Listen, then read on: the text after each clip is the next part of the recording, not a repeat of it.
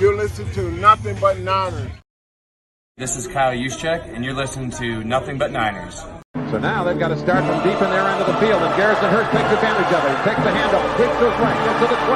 He's in the 30, needs to cut in. He comes back up the right sideline, breaks a third tackle, comes down to the 30. He's down to the 20. He's down to the 10.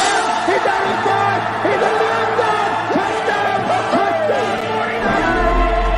96-yard run from scrimmage. Garrison Hurst breaking tackle after tackle, sweeps down the sideline.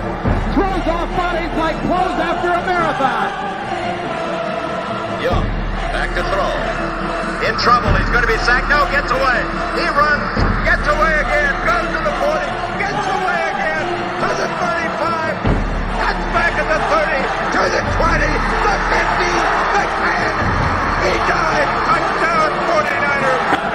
Third down, Alex takes the snap. Alex looking down in post, and it's Gilmore.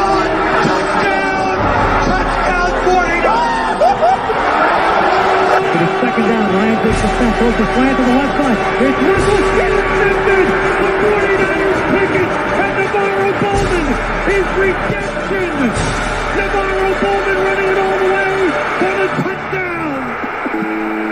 No greater redemption! The San Francisco 49ers, we can do whatever we want. Click, click, boom! What is going on, faithfuls? It's your boy Mike from the Nothing But Niners crew, and guys, we are here for the first ever. It's official, guys. It's happening right now. The Nothing But Niners 24-hour live stream is here. We are underway. My camera is not doing what I wanted to do. All right, there we go. Okay. All right, there we go. I got to change some angles up over here a little bit. There we go. Now we hitting. That's right. Y'all see it, huh? Old Carlos Hyde jersey in the building here. All right, let me run through some formalities really quick. We're going to pop my guest on. I'm going to finish setting everything up. I was like, you know what? Let me have the hookah ready. Let me have the drink ready. Let me get the food ready. And I was like, wait a minute. I'm literally going to be doing this all day long. There is no rush. Y'all can be along for the process for everything, but I am going to run through these formalities, man. I want to shout out to everybody that's already out there in the live stream. We got our first guest lined up already down there. I see you down there. Salute to him. All right. Listen, guys, I'm doing this time for a different reason, for a very, very different reason. I'm going to get into all of that. I promise you I'm going to get into all of that.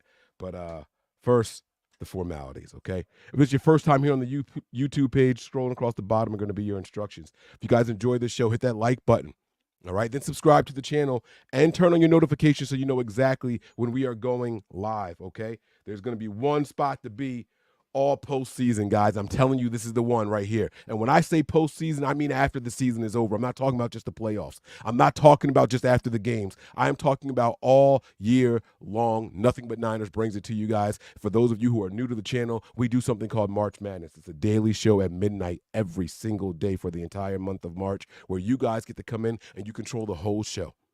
15 minutes of pure madness from you guys. You ask any question, and I will answer as honestly as possible. This year, I'm going to try to get some guests to come on the show.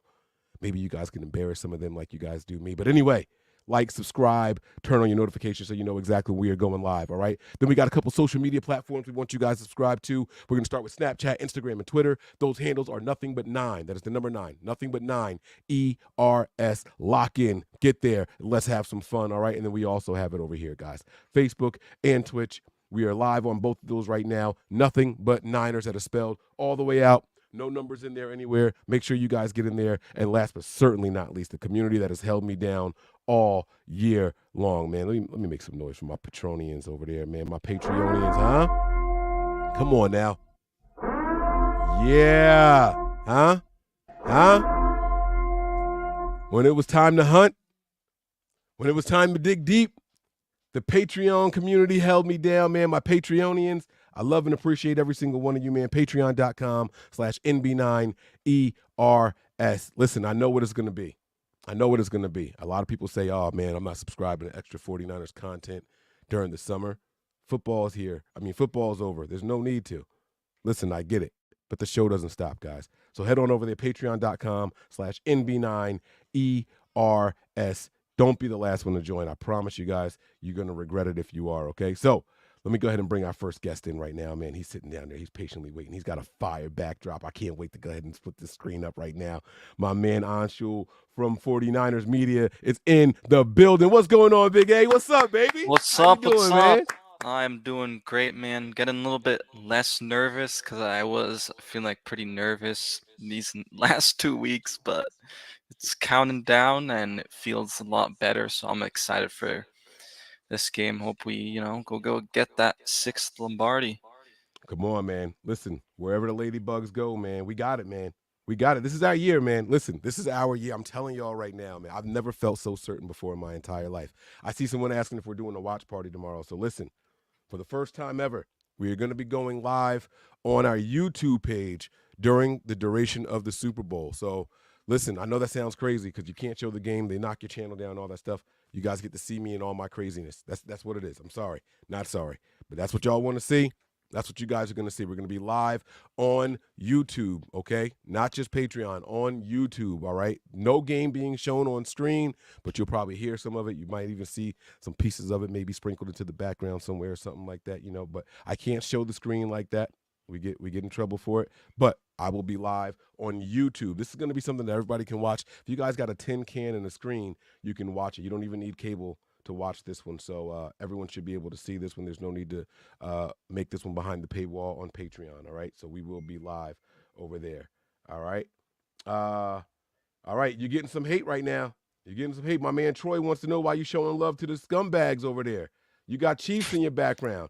I thought he was doing the nice thing, guys. Like, what's up? I won't even answer for you. What's up, man? Tell him why you got it both out there. I was just trying to find a good Super Bowl screen, and I just went on the Google, and I was like, you know what? I'm just gonna find some dope Super Bowl photo, and that's why I got it. I mean, maybe give me a few minutes and I'll go find the on 49ers one, but this was just the first one that came up.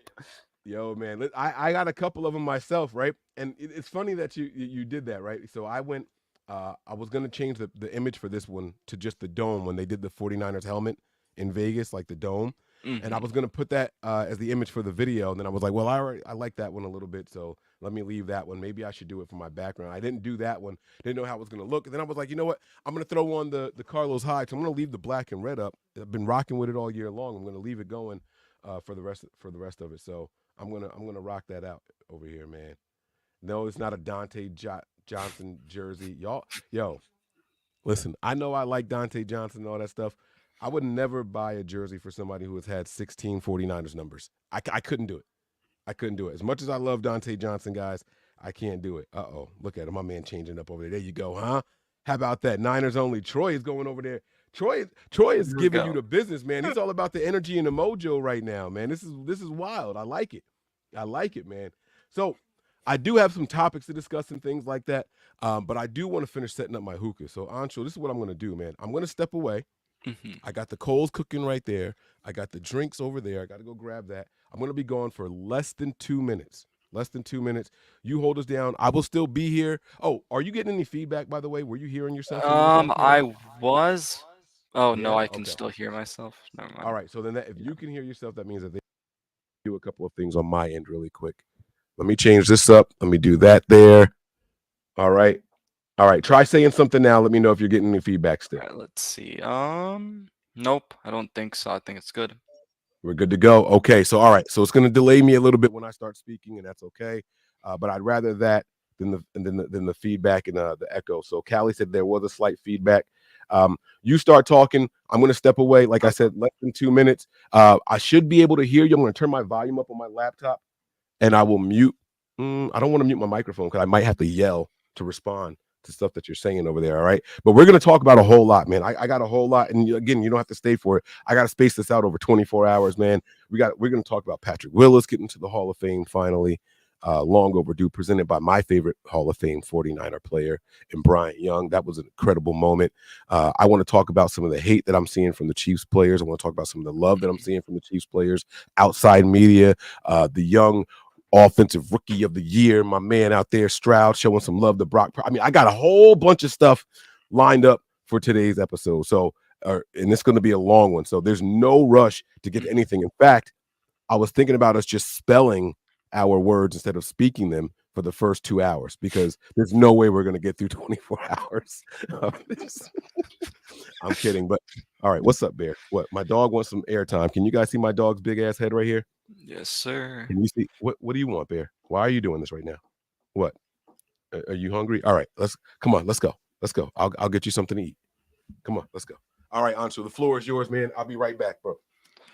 Alrighty, what's up, everybody? How about this? Let everybody drop what jersey you're gonna be wearing during the Super Bowl tomorrow. Drop your jersey and drop your favorite Super Bowl snack.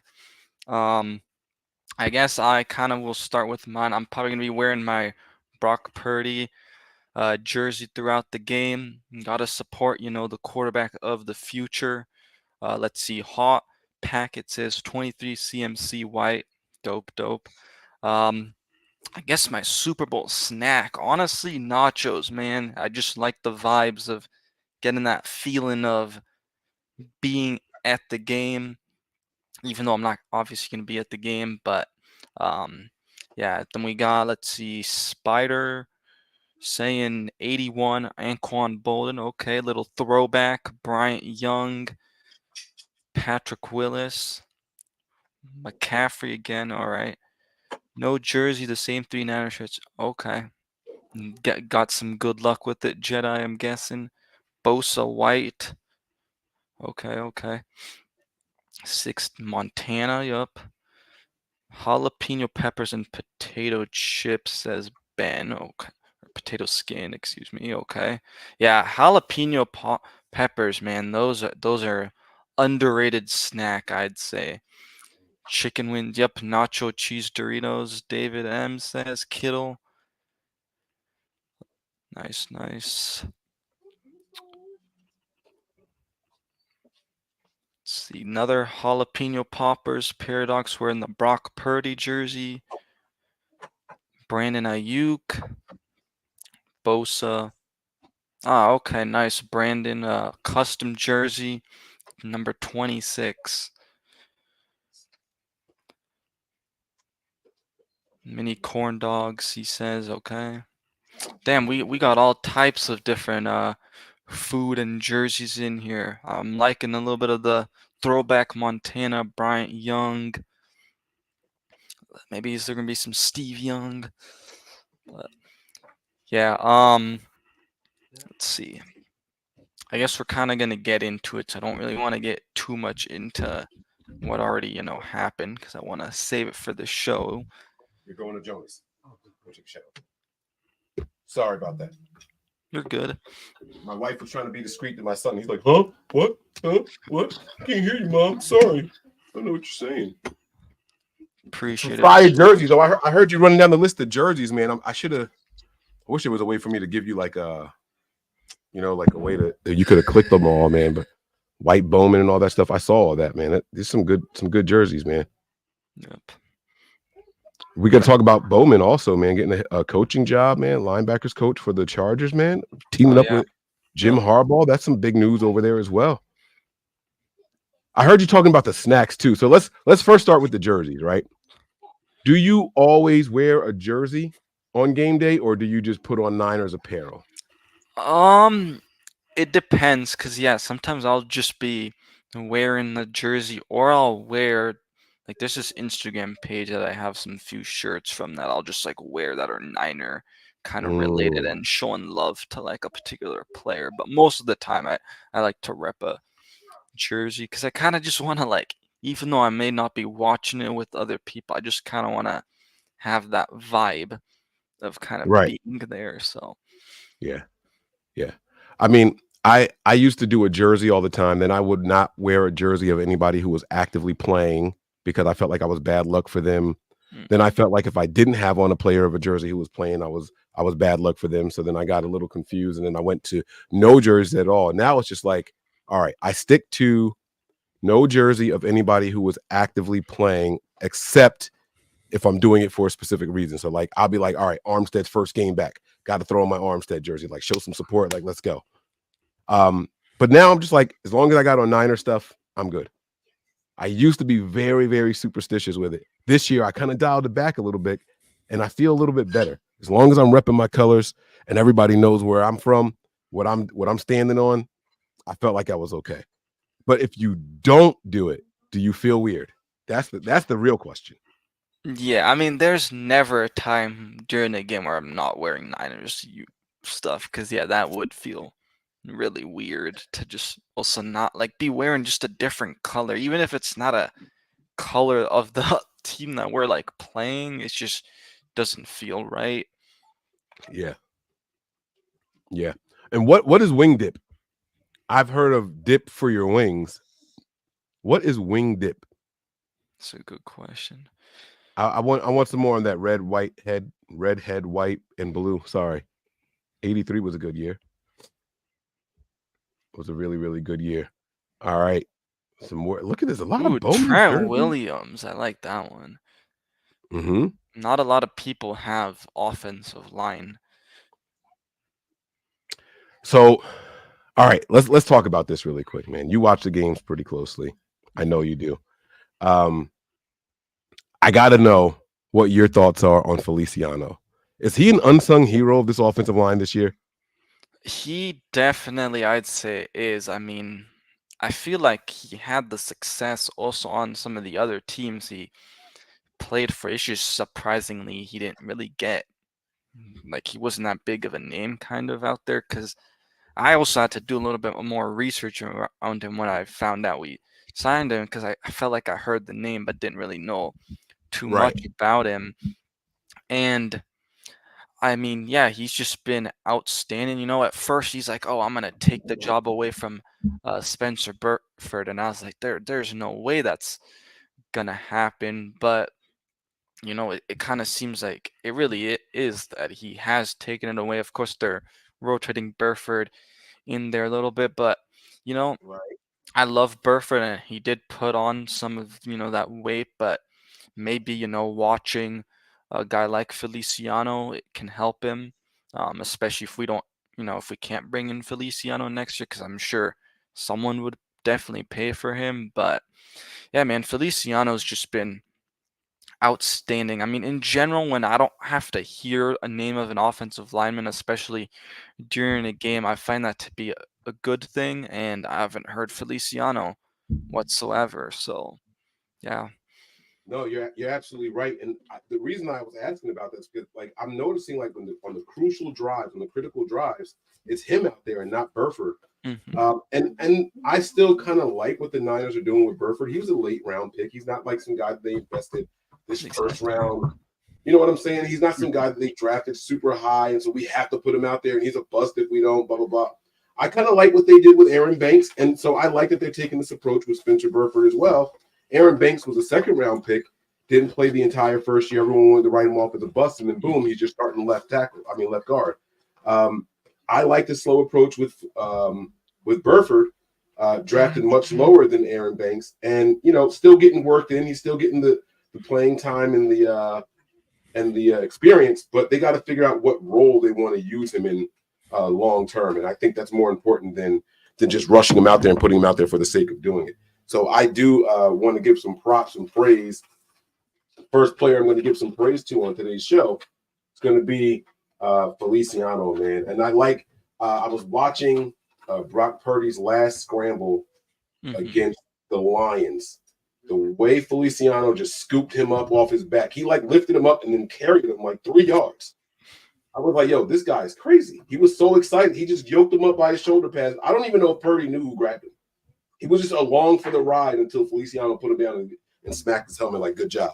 I don't know if you saw that play or not, if you recall that, but I remember seeing him getting like, kind of pushed up, but I don't entirely remember the play. And I see someone in the chat real quick asking about Banks' contract. No, he has one more year, so he'll be a free agent in 2025. yeah. Damon.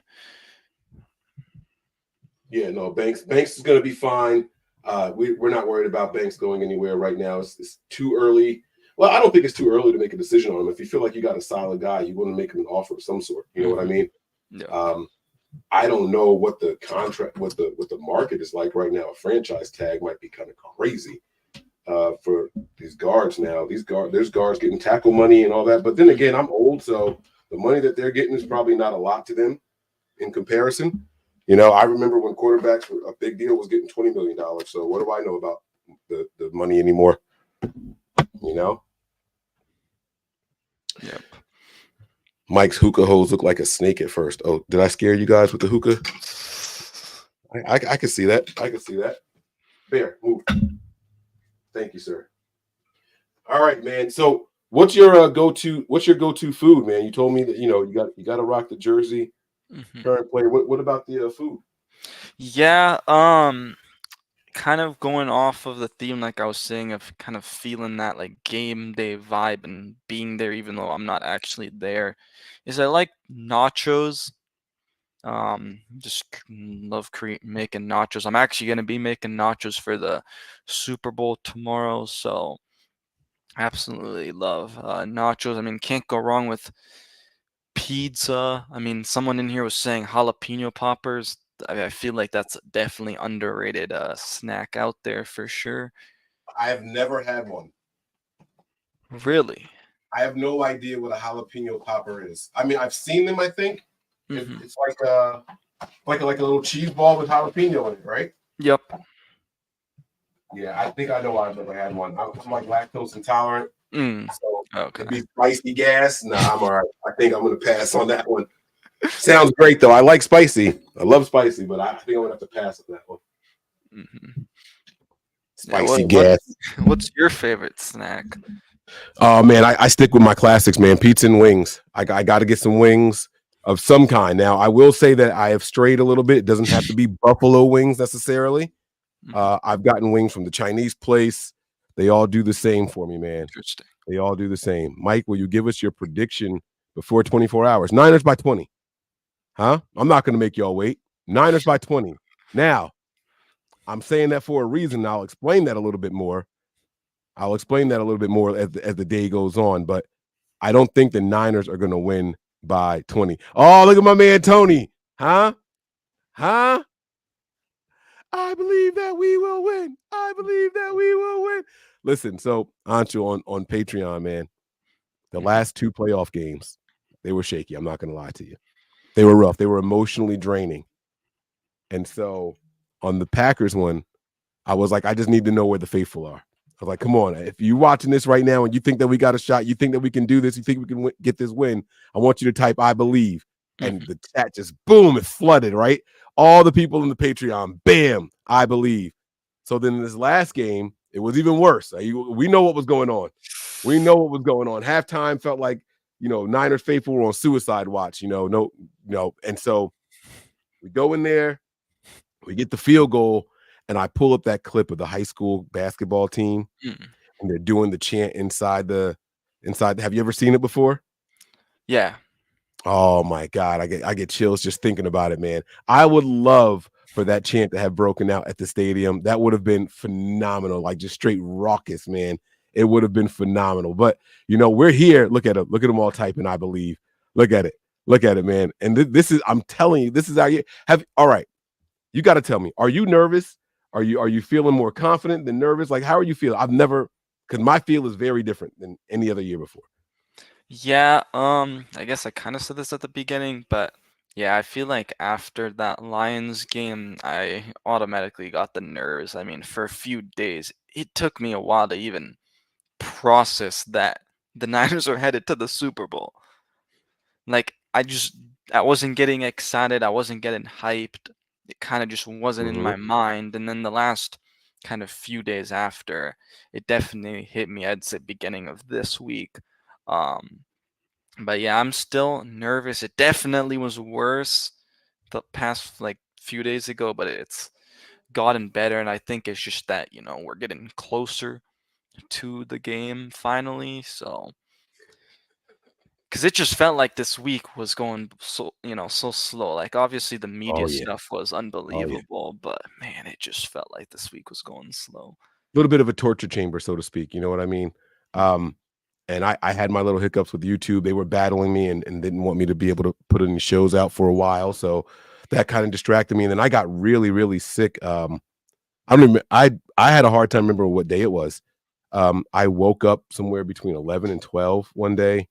I couldn't get out of bed. It was bad. So all of that stuff kind of, was a happy distraction, I'll call it, for a lack of better term. But, we made it through. We're here now. I'm feeling better. If I had to put a percentage on it, I'm probably about 85% right now. I haven't used a tissue in a while. My nose isn't really congested, so I'm all right. But I'm not 100%, that's for sure. So all of that to say this, I have never felt more confident about a 49ers win in the Super Bowl in my entire life. Now, let me just be clear. This is only my third one that I really cared about, because the other ones I was just a young fan and wasn't really into football. Cool, my team is going to win. And I was the kid that the next morning, hey, did we win? Like that was the extent of my fandom. You know what I'm saying? These three I care about. This is the one that I know that we're winning. And the reason is because when the season started, I felt like this was our year. Like I felt that way. They decided they were going to go with Brock Purdy. He was the guy. I took all the feelings I had towards an improved Jimmy Garoppolo, and I considered that. And I took all the feelings I had about the potential in a Trey Lance, and I considered that. And I took all of the issues that I had with Kyle and his quarterback evaluation and all that stuff, and I focused on how sure Kyle was about this guy over everybody else. I said, if Kyle doesn't get this right here, right now, he's never going to get it right. And if that's the case, Jed York has doubled and tripled down on this guy. Kyle's had 3 contracts since he's been with the 49ers. 3. He's had 3 contracts since he's been with the 49ers. If Jed York feels that way about Kyle, if I felt that way about an improved Jimmy Garoppolo, if I felt that way about the potential in Trey Lance, and Kyle feels this way about that guy, I got to get behind him 100%. And if he's as good as Kyle thinks he is, there's no way that we don't make it to the Super Bowl this year. So I did that. Boom, channel that energy, right? I got us going 14 wins, 13, 14 wins, no problem. We get 12. But we all know we threw that last game away. Now I felt like, cool, we're going to make it to the Super Bowl. And I wasn't worried about a single team in the postseason from the NFC. Bring on the Cowboys. Bring on the Lions. Now the Lions, I'm lying. Okay. I said it like week 15 or 16. Guys, I don't know if we want to play the Lions in the postseason. I went on record and said that. The other team that I was a little concerned about, believe it or not, was Tampa Bay. And only because I just felt like those two teams didn't know that they weren't like supposed to be on the stage with us. Mm-hmm. So those are the teams that, like, back against the wall, they're going to come out swinging the whole time. They're going to give us the biggest path of resistance. But happily, we had to go through the Lions. It's cool.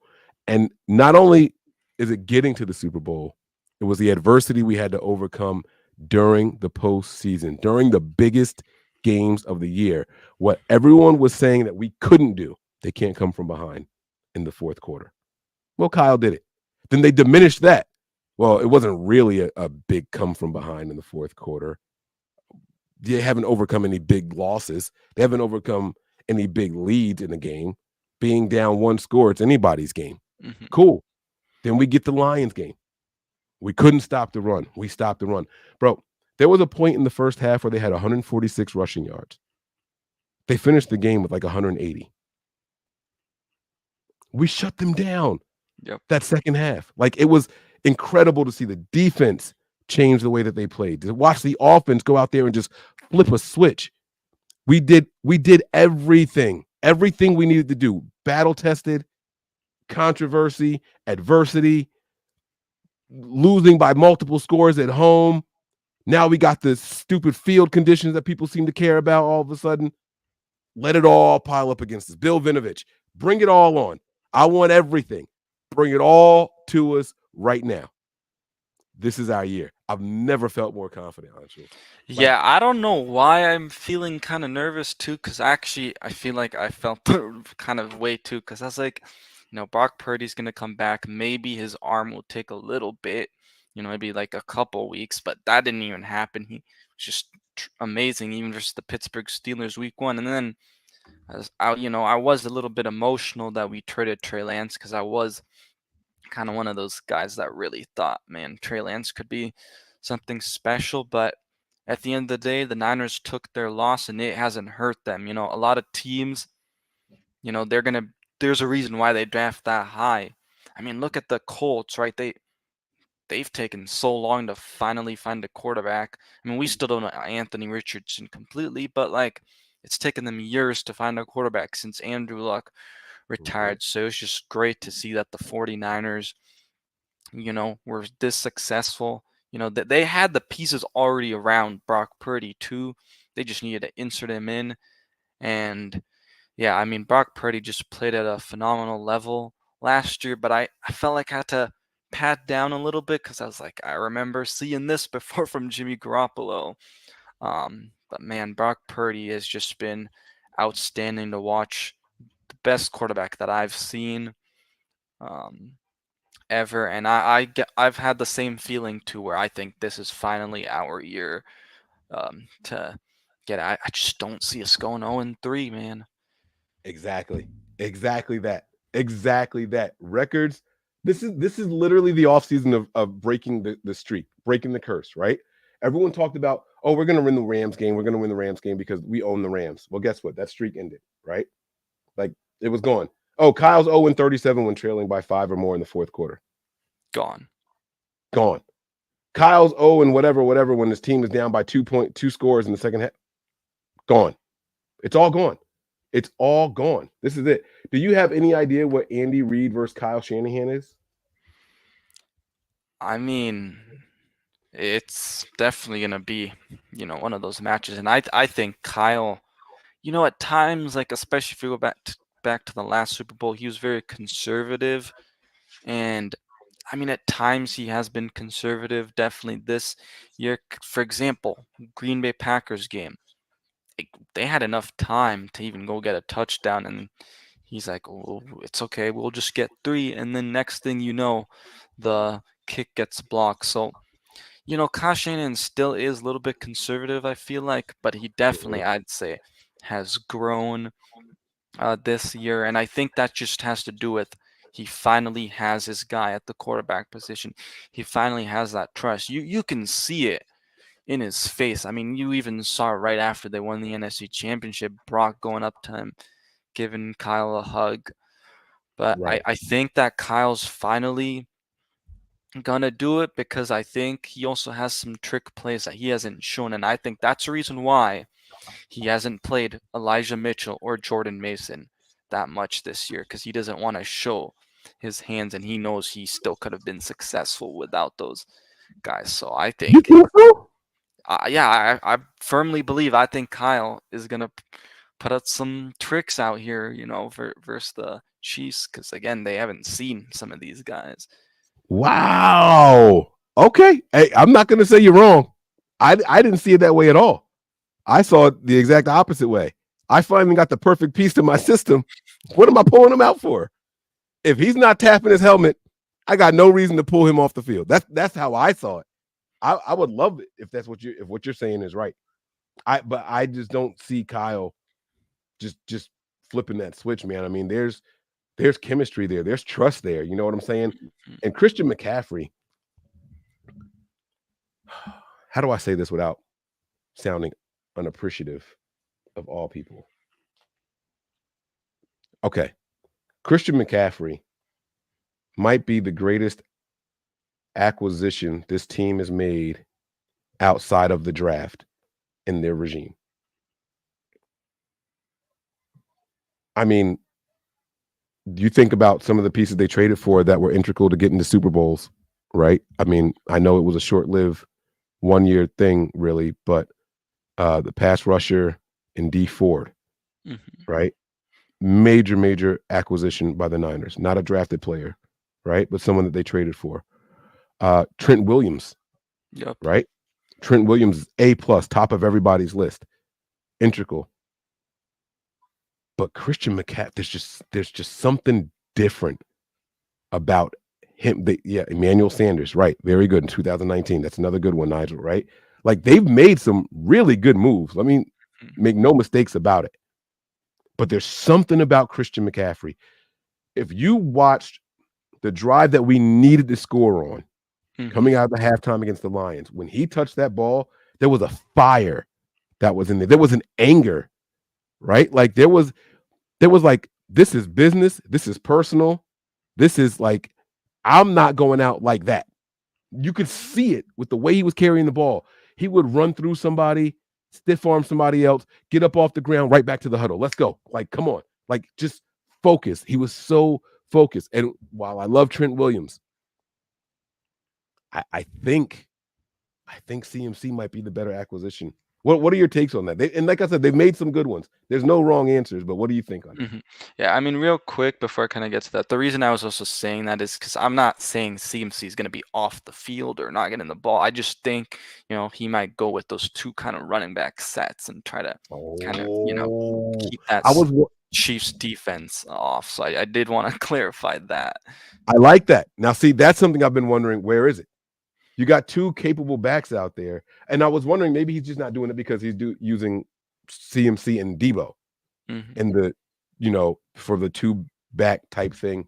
But imagine two running backs out there with Debo.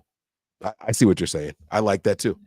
Yeah. So to answer your question, yeah, I mean, I think what the Niners kind of formula is, draft the players and then spend kind of big on one free agent, but I think that they kind of realize that too, going back to D Ford, like even Quan Alexander, right? That 2019 season, they brought in a few free agents, and I mean, now a lot of them aren't even here. So I think they finally kind of realized, okay, we're gonna just build through the draft, and then we'll go get this just one kind of guy that can really help us. And I think that's exactly what they did. I mean, Trent Williams was a home run pick. I mean, no team's ever gonna go from a guy like Joe Staley to Trent Williams. You're gonna probably end up drafting a guy, or go with the guy that you might have already had, and it's like that you're gonna miss a beat, because I mean, Joe Staley, Hall of Famer, right?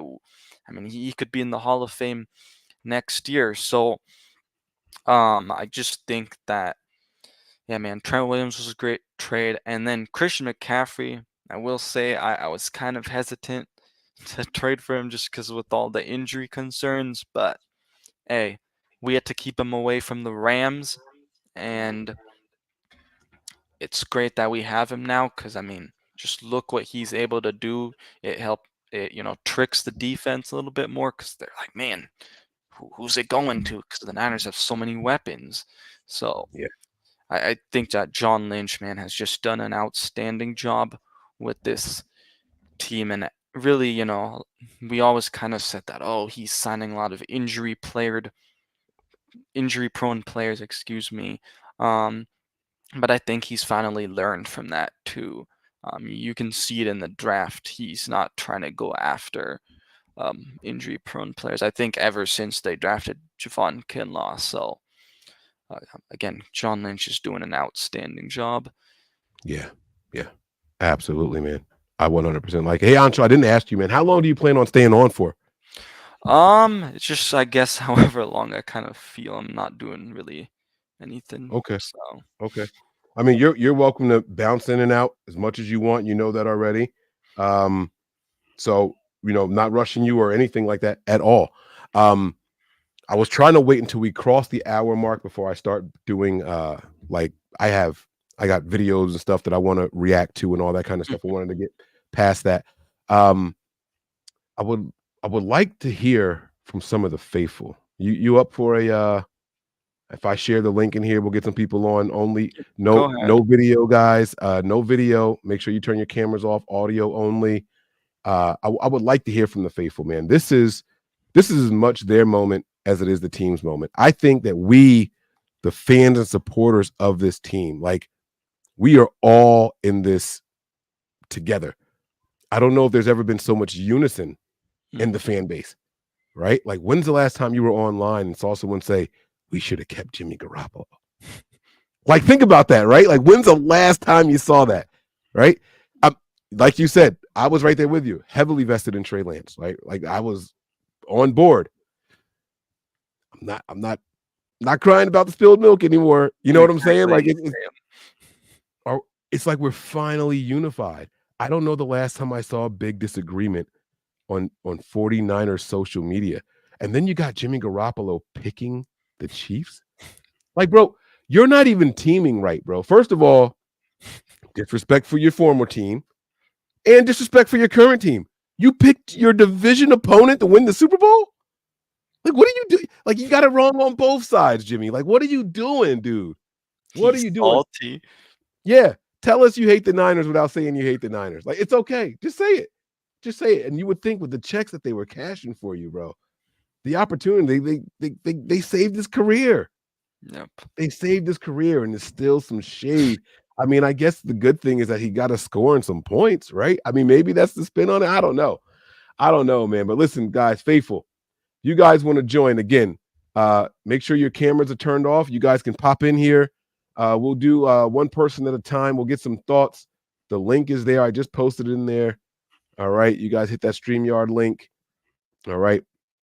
Pop in here. Share some of your thoughts. Even if you guys just want to say what's up really quick, be in and out. That's all up to you. All right. But the link is there. Join the show. The 24-hour emergency stream is here, man. This is what we're all about today, guys. Talking Niners all day. Doesn't have to be just Niners. Let me tell you, I was sitting around until trying to figure out what am I going to do when it's 3 or 4 in the morning and I'm talking to two people. You know what I'm saying? I'm trying to figure out how is that going to work? What is that going to look like? You know, like what am I going to be doing at that time? I'm like, do I make phone calls? Do I like to start bothering people? Like, what do I do? So I've got some things in the tuck. I've got some things planned. We'll see what happens, you know. And I'll sporadically put the link in there for people to join if they want to come in and say something. But I definitely want to give the content creators their flowers as well, man. I'm assuming and hoping that you plugged your channel already. Yep, I have. But make sure, you know what? I got to put the names in there. I'm sorry. I always turn that off when I'm on the show with Wayne. There it is there. So you guys can see the handle right there. You guys make sure you go over and show some support, subscribe, go over there to the Instagram. I mean, this is what we do, man. We have a lot of fun. We're talking Niners here. Your thoughts on the Jimmy Garoppolo experience, Anshul, before we get to our first participant on the show. And I'm talking about his career here and then afterwards and heading to Oakland.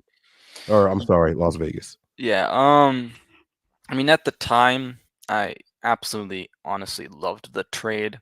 Like, I was like, okay, they gave up a second-round pick, whatever. And then, I mean, he was playing well, right? And then they give him that extension, and I was like, really? 5 games and you're giving him this crazy amount of money? But I was like, I have to trust it. He's changed the team, right? I mean, he's changed the franchise, changed the culture. And then he does okay, but then obviously he gets hurt with the ACL, and I think that's right where it went downhill from there. I just think he's never trusted his legs anymore. Like, you used to see where he'd go outside the pocket, scramble. Like, I'm not saying he's not a mobile quarterback, but like, he would roll out, and it's just that stopped. I feel like immediately after the ACL injury, I think it just in his mind just wasn't feeling right. Yeah. Yeah, and I just think from there on it was downhill. I mean, he was great right before, and he had all those after Trey Lance came in. He was looking pretty good, before he got hurt. But yeah, man, the biggest thing is he was just always hurt too. And it Mm-hmm. took him a while to even get back from those games, like get it rolling. Um, I mean, he never gave, like he never blamed himself for anything. He's always like which was just kind of like, come on, man, you gotta, blame yourself too. Like, at times. That's what I've loved. Yeah. Even though Trey Lance isn't here anymore, he gave accountability for himself, and Brock Purdy does the same thing. But yeah, man, I mean, Garoppolo, again, like I said, at least he changed, the culture, helped that out. But I mean, man, Brock Purdy, I'm so glad he's our quarterback.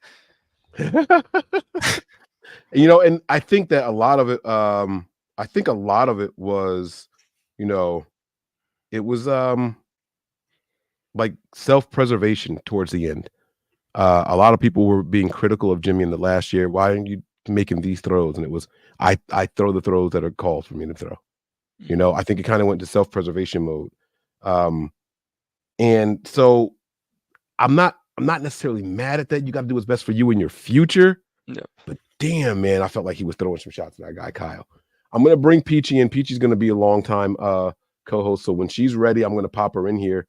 And then we do have another question before we get to the live callers. He says here, Jesus is Lord says, Mike, quick question. Bless you. Mike, quick question before the call.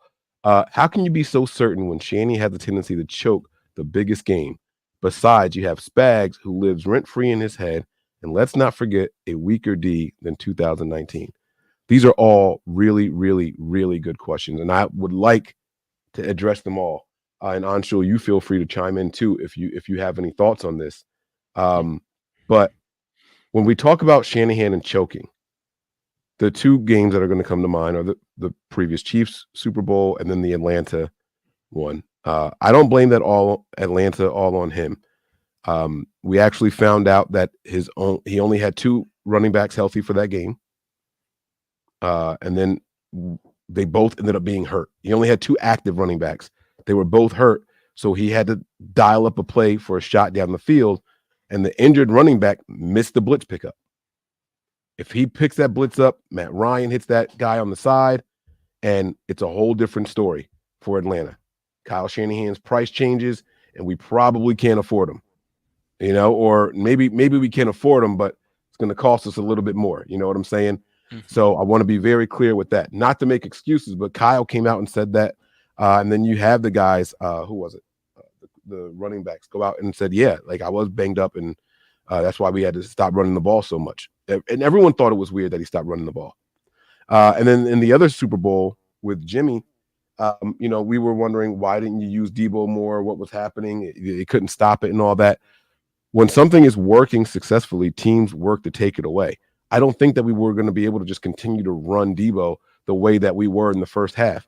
Don't take my word for it. Look at what we did to the Lions in the second half. Don't take my word for it. These guys aren't, if you're going to beat us and that's how you're going to do it, we have to focus on taking that away and make you beat us another way. Right? And the Lions didn't have a counterpunch. Mm-hmm. Kyle thought he had a counterpunch with his play design and play calls. Jimmy missed a big shot. We know what it is. He missed his big shot. Here's why I'm the most confident. Kyle Shanahan comes and goes with the success of his run game. Anshul mentioned something earlier today about involving the other backs. He's got 3 healthy and able backs for the first time heading into a Super Bowl, guys. I can't say that enough. He's got 3 healthy and able backs for the first time heading into a Super Bowl. He doesn't have to depend on gimmick plays to Debo Samuel. He can use Christian McCaffrey, Elijah Mitchell. You know what I'm saying?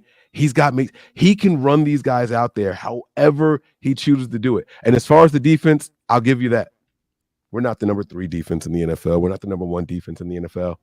But this Chiefs offense ain't the same either. We don't need to have the number 1 defense against this Chiefs team. They got 2 answers that we have to account for. Other guys are going to get sprinkled in, of course, right? No one goes into a game against the Niners and say, we got to stop Juwan Jennings. You got to know where he is, of course. You got a game plan for him a little bit, but he's not the focal point of that offense.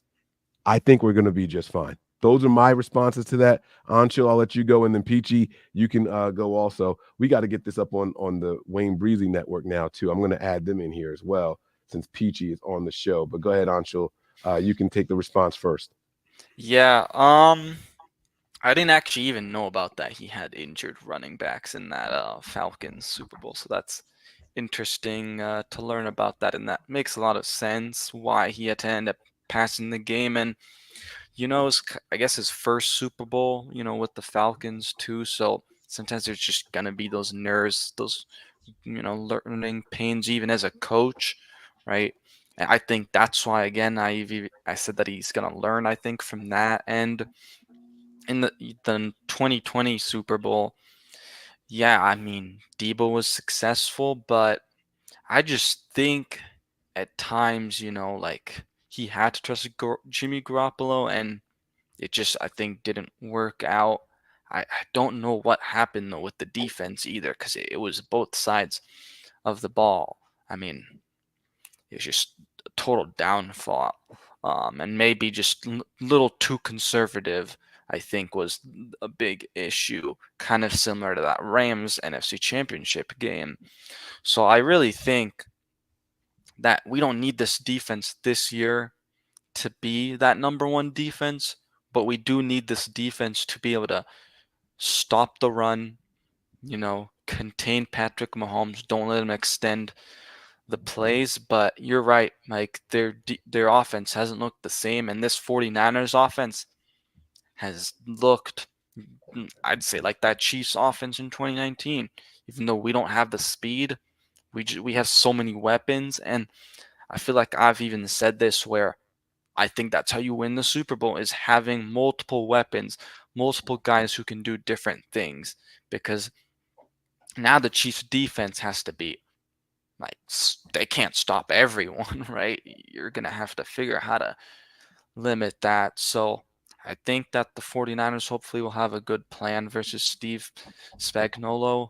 I'm going to take the benefit of the doubt and say, because Kyle Shanahan has been learning over the few years and improving, I think he improves versus Spagnuolo. And again, he has his quarterback now. There's that trust. There's no kind of lack of trust at all, I think, between Purdy and Shanahan. So this is the year to do it. Go get that 6. Yeah. Peachy, welcome to the show. Your thoughts on the comment on the screen. Oh, I have a lot to say about this. Let's go. Let's go. Hey, Peachy, we got 23 hours to talk about it. Let's go, baby. First of all, salute to everyone. Thank you, Mike, for doing this. This is fun. For all of our what is it that they used to call? Okay, so like when kids used to go on field trips and stuff, and then the ones that were holdovers, is that what they call them? Vegas holdovers that are not in Vegas or whatever it's called. Yeah. To be able to do this, and thanks for everyone in the chat. What's going on, nephew? How you doing? I'm doing well. I'm excited for this game. I'm so glad it's you. only like one more sleep. Man, I had to get up at 6:00 and hit the road and go take care of something for my son and nephew. So had to get myself together to come on here. Okay, so first of all, I was looking at this. Oh, shout out to Wayne Breezy holding it down in Vegas with the Rush crew representing the Wayne Breezy network, of course, and Nitty Gritty Niners. So I think Mose is there somewhere too. So shout out to Mose too.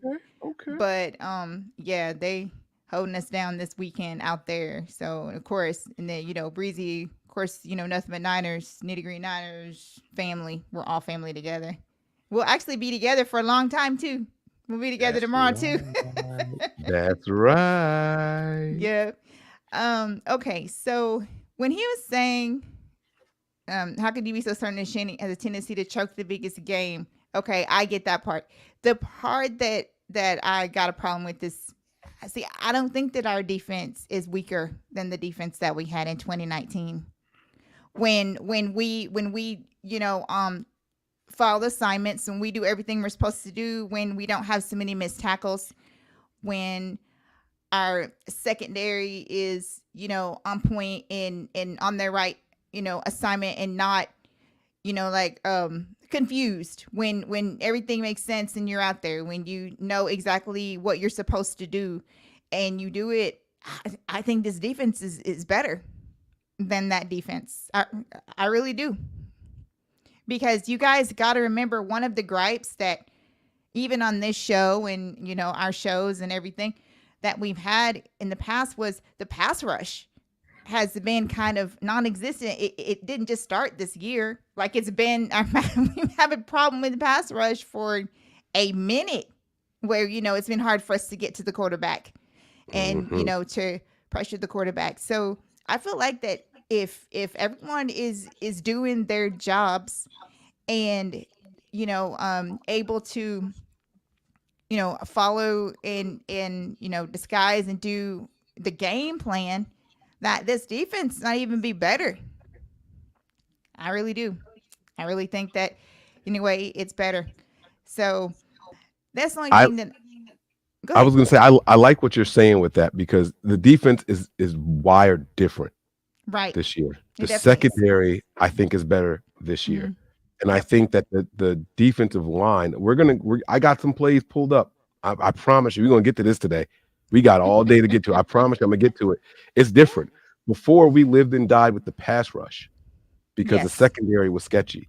Now, the pass rush, they're stunting, delayed stunts, all kinds of stuff because of how good the coverage is now. Yes. So it's different than what we're used to seeing.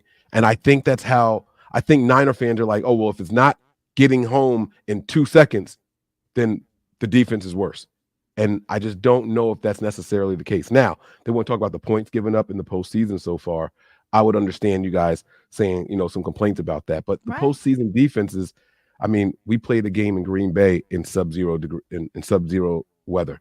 You know what I mean? Like, that's not likely to be a high-scoring game. You know what I'm saying? So that those are the things that we have to keep in mind as we're going through this all.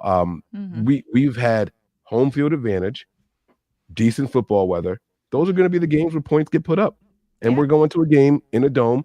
Points should ideally be put up in these games. It's about how you weather those storms out. That's what's going to make the difference in all of this. Yeah. This defense, in my opinion, is, I mean, all the players that we have some stars on that defensive line.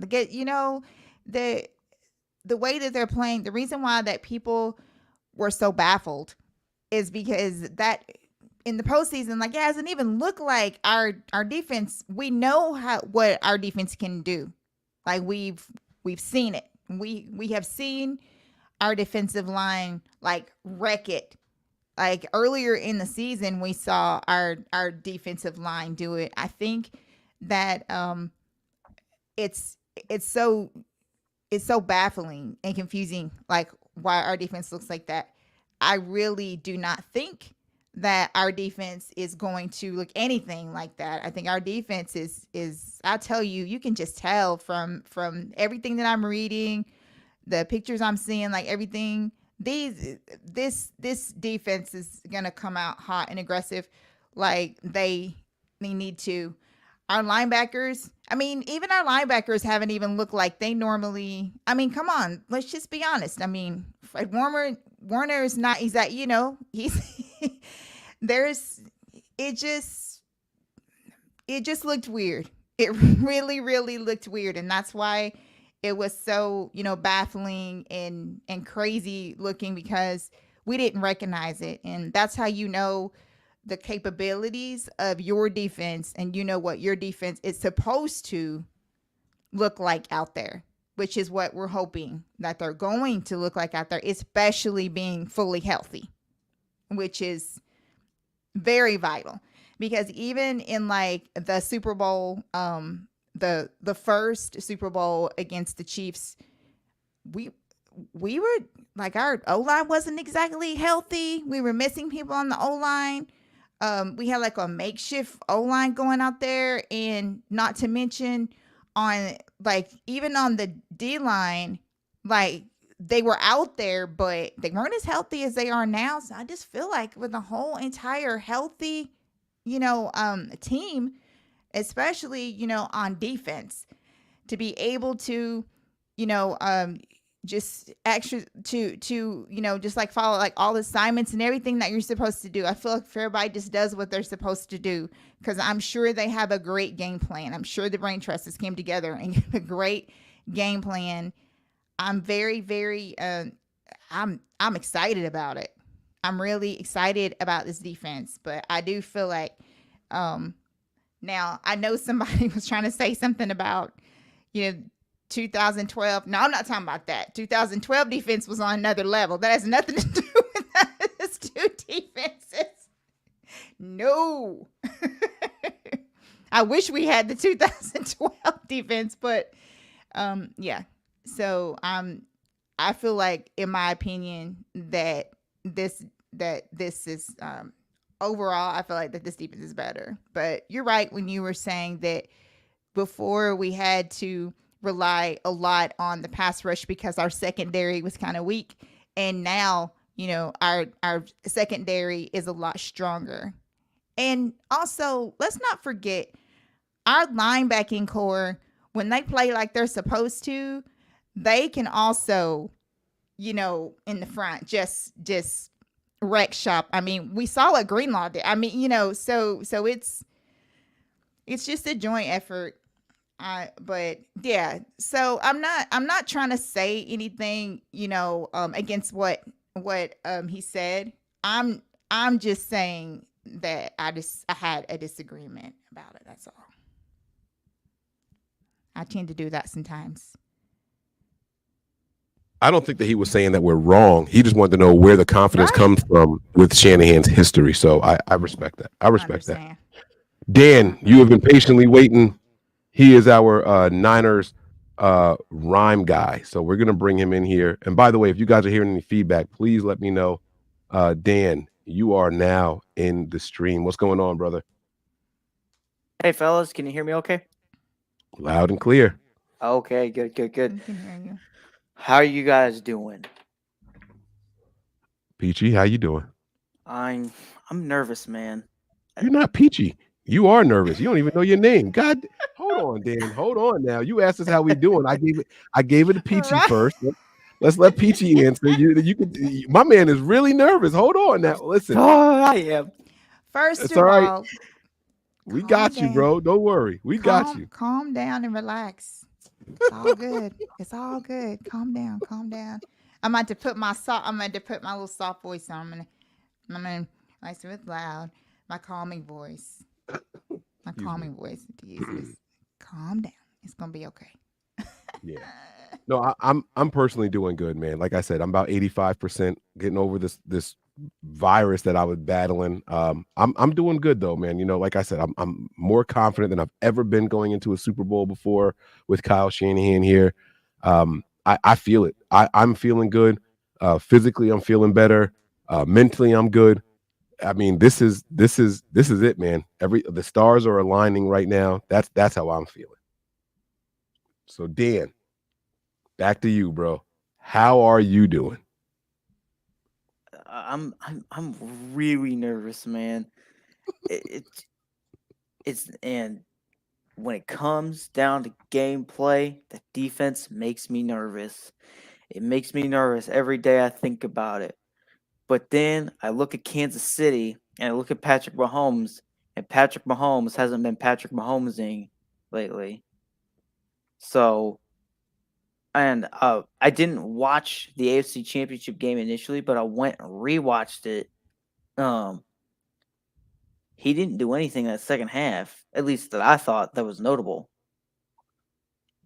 So, yeah, when I look at it, I think our defense didn't look good, but it got back up in that second half and it did its job. Can Patrick Mahomes do the same thing, especially when this is his fourth Super Bowl in the past 5 years?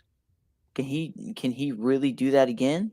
Especially with that offense that he has now, the wide receiver core that doesn't look that good, and the only man that I think that can play well on that offense is Travis Kelce. No. Wait, hold on now. Oh, I won't let you disrespect my jersey, brother. Isaiah Pacheco is a monster out there. Oh yeah. I'm not talking about the running backs. I'm talking about the wide receivers. Oh, okay. You talking about pass catchers? Okay, all right. Yeah, I digress. Talking about pass catching, not wide receiving. So now I'll talk about the running game. That's where I get nervous. I'm going to even go back to the Commanders game. Through those weeks, our run stoppage has been terrible. It's been awful. So if we're going to stop them, that's going to be the biggest thing. It's not going to be Patrick Mahomes. It's going to be the run game. We have to stop that run game if we are going to win this game. Okay, I agree. I completely agree. Now, are you concerned? You think that's going to be you think they're going to go into this game and not know that they have to stop the run? No, I think we do. It's just a matter of, can we? We need to stop.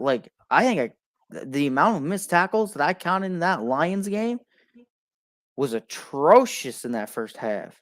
Mm-hmm. And I never want to see a half of football like that ever again. And especially in the biggest stage where we're sitting at.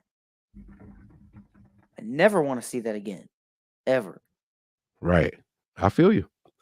Listen, I don't think it's going to happen again. I don't think it's going to happen again. I don't think the Lions stopped running the ball because they had to. I think they stopped running the ball because they couldn't. We put them in that situation where they were like, okay, guys, they're taking everything away. All of a sudden, we're getting hits in the backfield. And if we couldn't bring them down right away, they held on to them until someone else got there. You look at that second half versus that first half, it is a night and day difference in the run game, bro.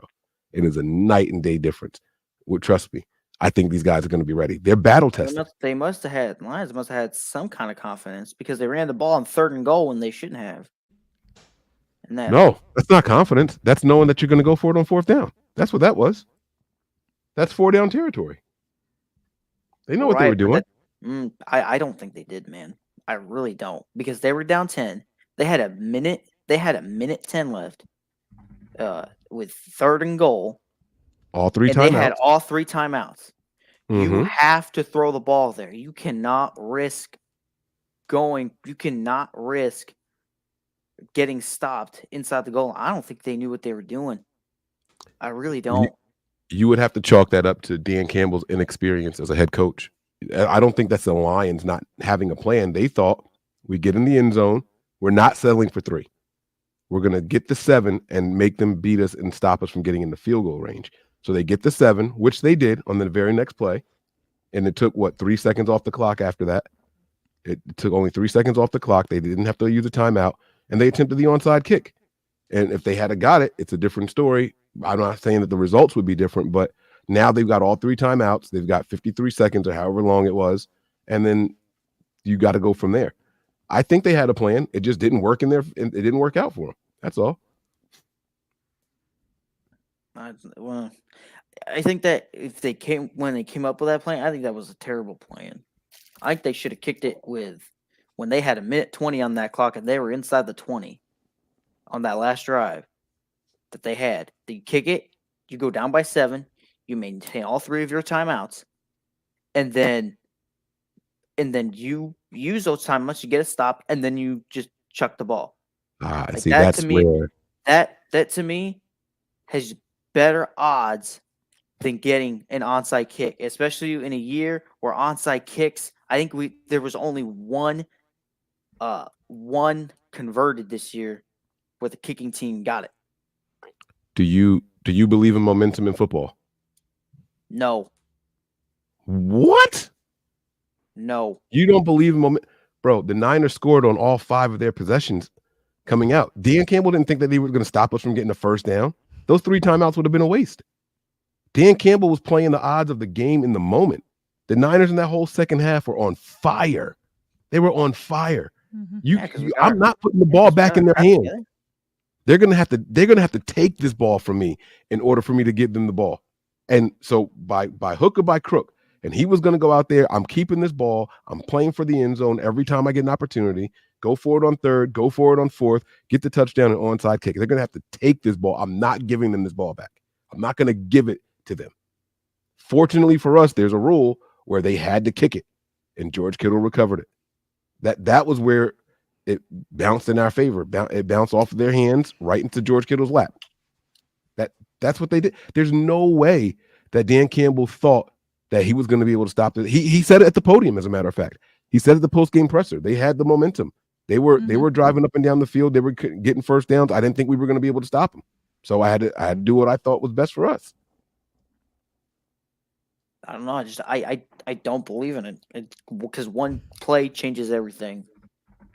One play changes everything, and that's where I think there's no such thing as momentum in football. You have to it's either you hold on to the ball or you don't. You're gonna make me find George Kittle just so I could. You know what? You keep talking. I'm gonna learn you something. I'm gonna learn you something. Watch this. Watch this. Let me see. I can't see. My eyes are a little blurry right now. Too much smoke in the air. Smoking on that Chiefs pack. I told y'all what was going on. Hold on. Let me find this. Please let this clip pop up. Where is it? Where is it? Oh my God. I hate that I can't find stuff like as fast as other people. Like just boom, it's right there. George Kittle straight up said, "How can you not believe in momentum?" Is this it? Oh, I found it. Oh, y'all in trouble. Oh shit, I found it. Let's go. Let's go. I found it. Oh, Ancho is back too. Hold on. All right, I didn't see him pop back in there. Hold on. We're gonna do it like this. Let me change my background. Let's keep the red going here. Hold on. Let's get the background. Bong, there it is. All right, so now we're gonna get rid of the border. Hold on. There it is. Boom, there it goes. Listen to this, Dan. All right, don't take my word for it. George Kittle's gonna break it down for you nicely here. All right, y'all let me know when y'all can see that. Yep, we can see it. All right, take a listen here. I have a question for you guys. Why does analytics people say that momentum isn't a real thing? Like what? I had a conversation with Pat McAfee. He was like, "Yeah, all these people are telling us that momentum's not real." That's just the biggest load of horse crap I've ever heard of in my entire life. But we can move on. I digress. When did you feel? When did you feel that the momentum really started to turn? I mean, I think our stadium did a fantastic job. Like when Nick said yes, like for some reason, playoffs and Levi's, it feels like there's crowd noise being pumped in. It's not. Our fan base is just phenomenal. Really, we had a good opening drive out of the second half, and that fourth down stop, you could just kind of feel an energy. We go down and score. All right, this is huge. Turnover. I was like, oh man, all bets are off now. Like, bang bang, bro. That's from the man's mouth himself. Okay. All right. Listen, he's a player. The people out there on the but I'm not a player. So, I don't believe in momentum. And as much as I say I have like superstitions and that it gives us momentum and such, I really don't believe in it. Do we have the ability to make big plays, and that's what gets us wins. Did the Lions team show that they were explosive in that game? Sure, in that first half. Did they show that they had the ability to put up points? Yeah. So what changed? It starts with an N. They stopped doing what they were doing. They didn't stop. We stopped them. The momentum changed, bro. It's okay. It's okay. You can say it. It's okay. Man, I have a hard time. I just have a hard time saying momentum exists because I've never really had that mentality that's a thing. And so you ever play any competitive sports? No, never.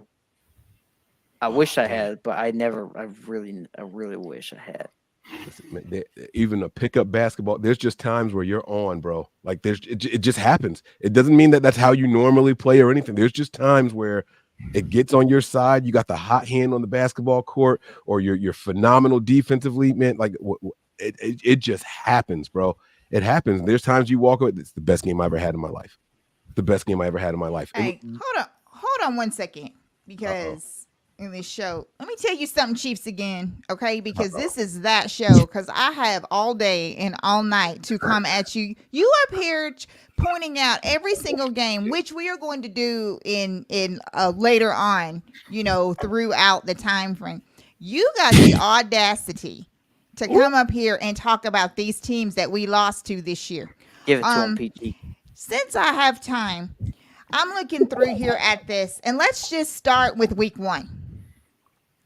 This same Detroit team that we played, regardless of how it looked, we beat them. You didn't. Let's go on down to even week 2. This Jacksonville team that you guys barely couldn't get 20 points on, we cremated them. They didn't even see the end zone. Right. Let's keep going. Let's go to that Jets game. Yeah. That they got bailed out by the refs. That was holding so call. ridiculous. Right. That's definitely one. This Vikings game that you're talking about was so bad because we lost to Kirk Cousins. You almost Bailed out again. You almost lost to Kirk Cousins. It was literally 27-20. So I don't know what you're talking about. Okay, the next thing is right here. On this see, I just had a really good one here that I wanted to point out. Oh, Philly. Okay, so you guys needed the refs' help on this game, and you still lost to Philly.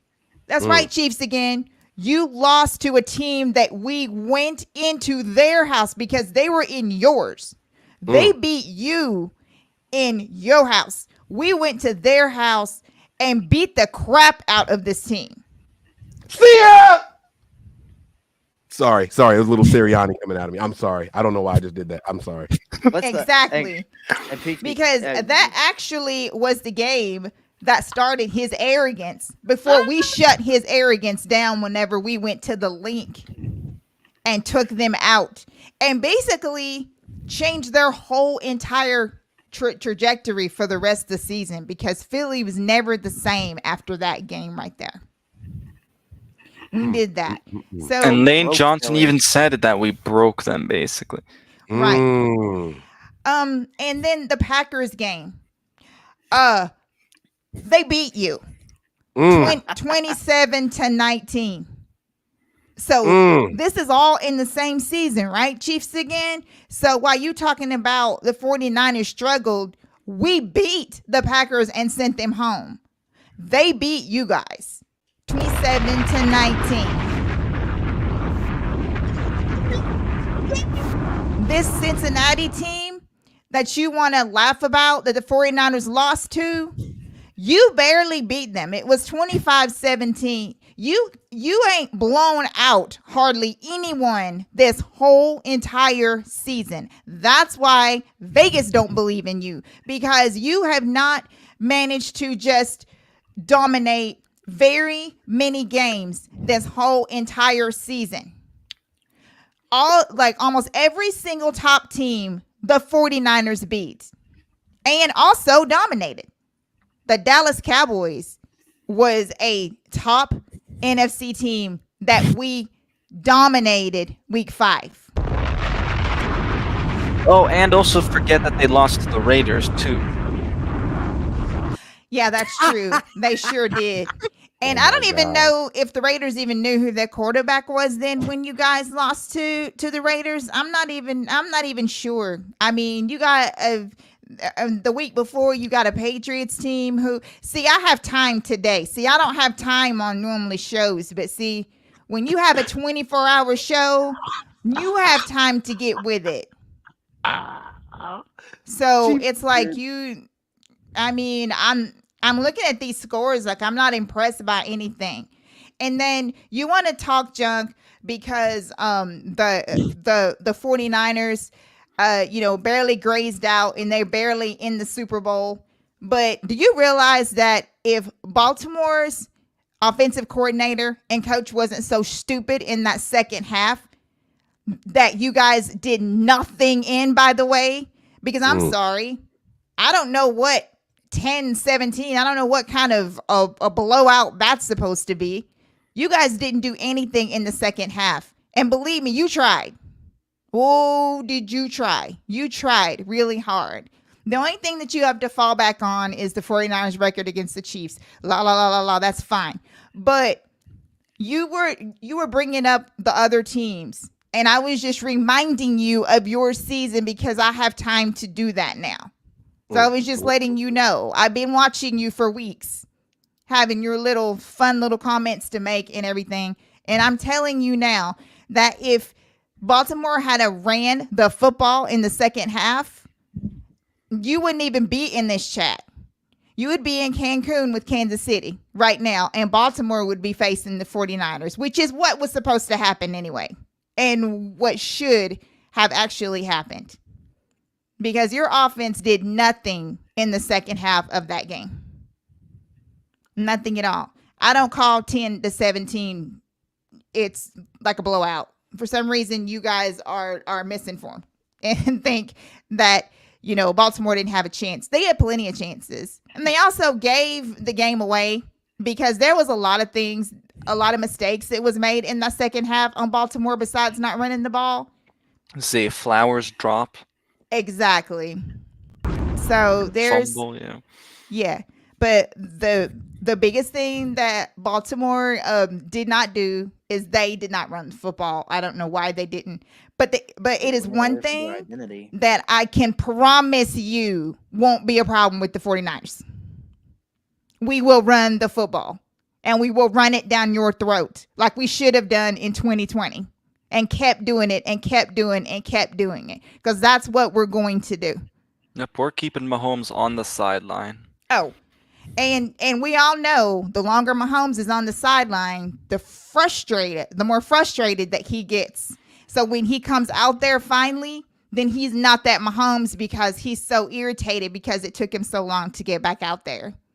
You guys are going to be begging in front of the TV screen, and those that are at the game are going to be begging for Mahomes to get back out there because it's not going to happen very often. I can promise you that. So I know that there was a caller on. I was just, because I was like, you know what? Let me go ahead and just do this right now. Hey, 24 hours? That's fine. Because because that's, he's up here talking about teams that he lost to. And I'm like, wait, what? Dang. Yeah, teams that he lost to that we beat. Right. And the only one that we didn't beat was Baltimore. Right. Which he keeps bringing that up, talking about, okay, so, every team everybody has brings that a bad game. They blame that on a lot of the why people feel the way they do about the 49ers. One game to where it was an AFC opponent, which doesn't hurt the 49ers at all. It didn't hurt our status. We still finished with the number 1 seed. I mean, you know what I'm saying? It was a bad Christmas Day game. It was an off Christmas Day game. There's a lot of things in that game that will never, ever, ever happen again. That happened. It was like it was a weird game that got out of control really fast. Another thing I want to bring up about that was the tipped interceptions, right? Like everybody said, or at least a lot of the media that I watched said, there's Brock Purdy's draft status. That's what we're going to see for the rest of the time he's in San Francisco, yada, yada, yada. Too, yep. Yeah. Well, if you look at last year, we're going to go to a different team now. I'm going to go to the Dallas Cowboys and Dak Prescott last year. Where did a lot of his interceptions come from? Tip balls. You know what they did? They made excuse after excuse after excuse why it shouldn't be his fault that it was a tip pass. But when the moment Brock Purdy does it, it's like, oh my gosh, we got to come out and kill this guy because he didn't have the perfect game and he was getting shit all over us. Hang on. We lost to Cleveland's backup quarterback. You lost to the Raiders' backup quarterback. No, I'm sorry. 3rd string quarterback. And you lost to the Broncos. Isn't Aiden O'Connell, wasn't he the 3rd string quarterback? I know that he wasn't the starting quarterback because that was Garoppolo. I thought he was the 2nd. Either way, he was the backup quarterback. So I'm trying to like your points that you're saying, like I said, I have time now. And I'm telling you that you need to stop. You really, really need to stop. Your Chiefs team is not the same. It's just not the same. They know that they're not the same. That's why they spent all week trying to come up with to wear pads and stuff so they can try to figure out how they could control this running game, because they do not understand how many different weapons that we have on this team. So the only thing that you can do is basically just bring up these games that the 49ers lost to, which is fine. That's fine. You go ahead and do that. You have fun with that. Chiefs Dan. again said, oh yeah, go ahead. Go ahead. What were you about to say? Go ahead. Chiefs again said that we thought we were going undefeated. We never said that. I don't know anybody who put money on I that. don't know anybody that said Yep. we could go undefeated. I had 13-4. There was a lot of games had that we could have, should have won. That We was the didn't same win. thing. Like but had us 13-4. I had us going 14-2. I'm not gonna lie. The only two losses I thought were that could have been 14-3. legitimate. The only legitimately that I thought that we could have had legitimately were the Ravens and the Eagles. Those were the only ones that I thought we would legitimately lose. Oh, so 15-2, 17 games now. Yeah. But the whole thing behind that is that no one thought we were going to go undefeated. There are some 49er fans, that probably do. I mean, we have some of those every year that think that we're going to go undefeated. But the content creators who really like eat, live and breathe this stuff, we knew. Yeah. Go back and check the film. It's the 49ers. It's all on record. Yeah. And it's also hard for an NFL team these days to go undefeated because just like the refs, injury, I mean the whole 9 yards, so you just never know. And knowing this sure. There's too many and not for nothing. There's too many games to go undefeated. The 07 Patriots are a great example of this. You can dominate for the entire season, but but if you do that, your odds are you're the team to beat and you might lose the Super Bowl. Well, not only that, if anybody was 16-0 heading into the final game of the season, the truth of the matter is they were probably resting their starters because they had the number one seed anyway. So the undefeated season thing is just out of the way unless the team is playing for the records. And I don't think any respectable head coach is going to risk his healthy players for that kind of record when the Super Bowl is the goal. So yeah, and you're gonna also just have those kind of bad games because like you're gonna have an off day where you just don't play. Right. It's just just gonna happen. Like I said, like between the reps, injuries, things like that. And like he just brought up a great point. If you go 16-0, then that last game, like you're probably gonna rest your players to, and it's just gonna happen. Or even, you can have some games where, a player might be like a little banged up and it's regular season. So you're like, well, if it was the playoffs, I'd play them. But, we all know how that goes. So most of Nitty Gritty Niners, if I'm not mistaken, we had us going 13-4. And that was about reasonable. I think I had our ceiling 14-3. I had reality 13-4. And then I had our floor, I think I had like 12-5 or something like that. So we had that right there, and we were very close to getting that right. So it wound up being, what it was. But my whole thing is that you're always gonna have fans that are always going to want, like, say, we're gonna go undefeated. They're looking at this schedule. I literally, and you can ask Breezy this, just didn't have a good feeling about the Baltimore game. And that was at the very beginning of the season. Like I had that as a loss. Like I literally had that as one of my losses because now how we lost, no, I didn't think it was gonna be like that. But I just thought, that late in the season, I was just like, Baltimore, was the way they were projected to be, which is what they turned out to be, exactly like I thought they were going to be. Very, very good. So that I literally had that as a loss. Yeah. But one that I didn't have as a loss was Dallas. So I'm glad that I was right about that. Come on now. I was more than right about that because I literally, yeah. I just knew that we were going to be. I'm gonna pop Mr. Laid Back in here. Dan, you can stay. You can go on mute really quick. I'm gonna get Mr. Laid Back to come on. He's been patiently waiting as well. Take yourself off of mute, Mr. Laid Back. You just took yourself off. There we go. We got you now. Hello. Hello, panel. I'd like to thank everyone for allowing me to join your show today. I greatly appreciate that. I love your guys' show. Keep on bringing that awesome content. Let's go, baby. Let's go. I just want to say that the curses are being broken right now as we speak. And I feel that the curse will be broken tomorrow. Come on. By the grace of God, that the Niners carry that Lombardi trophy tomorrow, because besides the faithful Niner fans, nobody's really picking us.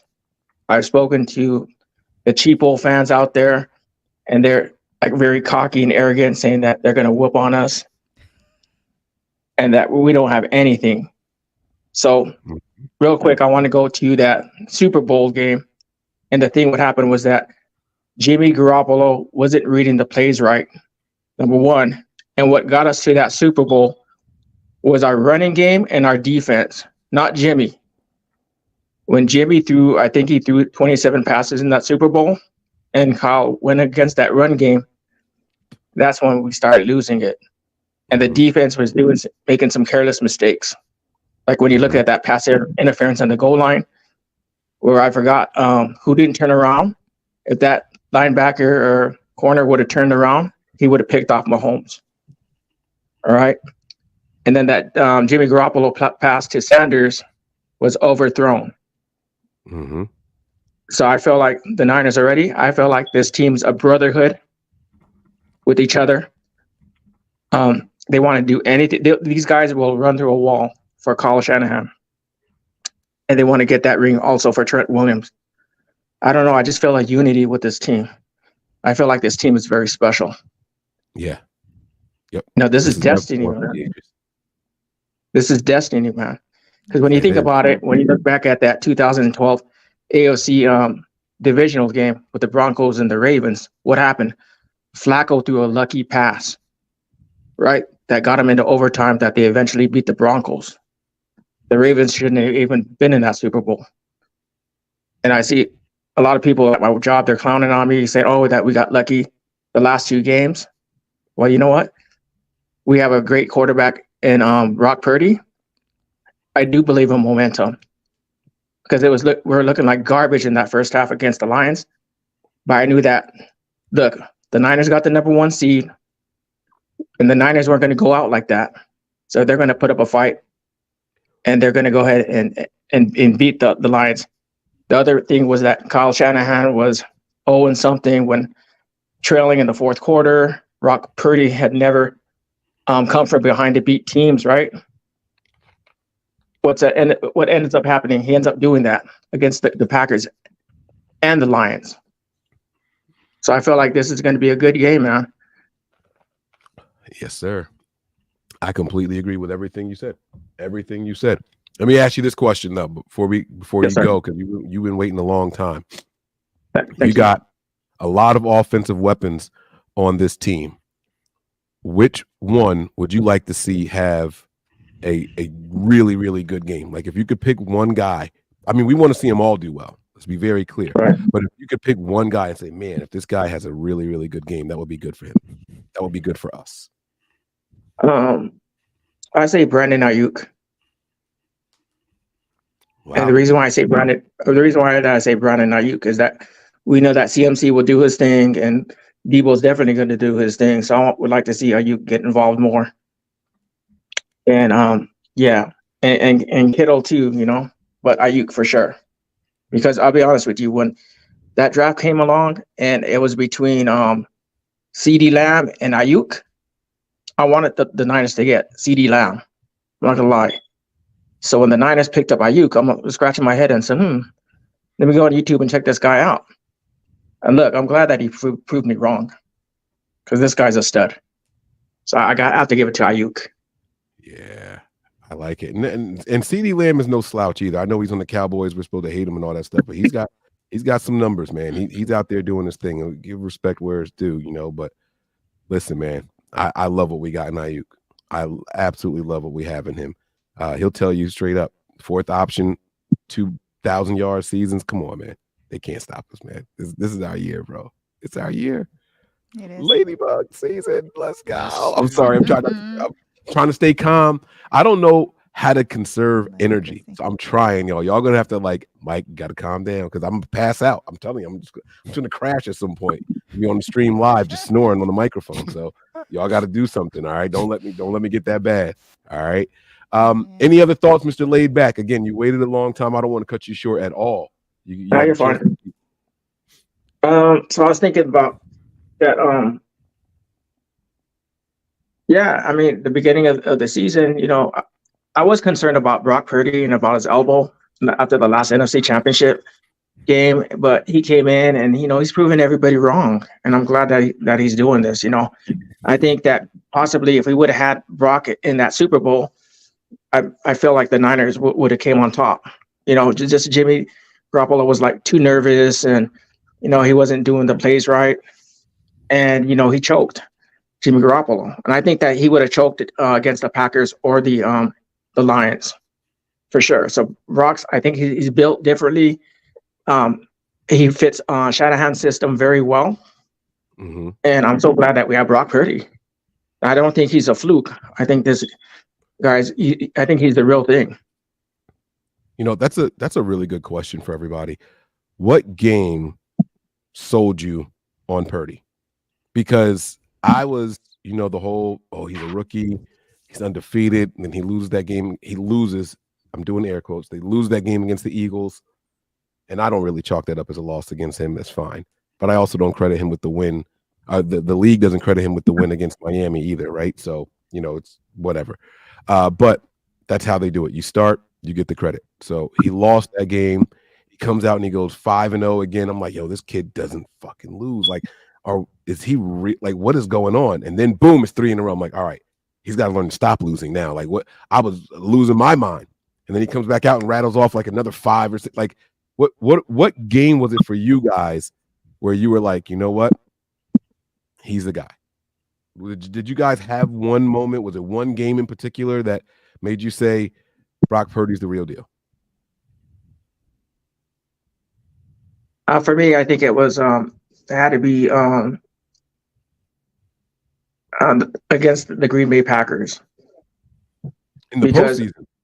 In the postseason, I'll tell you why I say this, because of the fact that everybody was saying that this guy does not know how to play from behind, and there's going to be some games in the playoffs that they're going to be behind, and we'll see how he's going to do. I mean, I just want to see. For me, the postseason matters the most. Like, the season is beautiful, it's good and everything. Like, Garoppolo had some good seasons with the Niners, but the guy just couldn't do it in the playoffs. This guy is doing it through the playoffs. And I feel like he's going to have a fantastic game tomorrow. There had to be that Green Bay divisional series. Okay. I like that. That game definitely put some more confidence in my bag for him, but that wasn't the one for me. I'll give it to the rest of the panel if you guys have one that got it for you. For me, it was Dallas. Because that was the one that I feel like, man, it was there was so many questions, about how, he would look against a top, like a top team like that. And, Dallas was supposed to be the boogeyman. Let's not get it twisted. They were supposed to be, what I'm saying? Wait, We made Peachy, them real look quick, like are you talking about the Dallas game in the playoffs last year or the regular season? No, game? the regular season one. Okay. Yeah.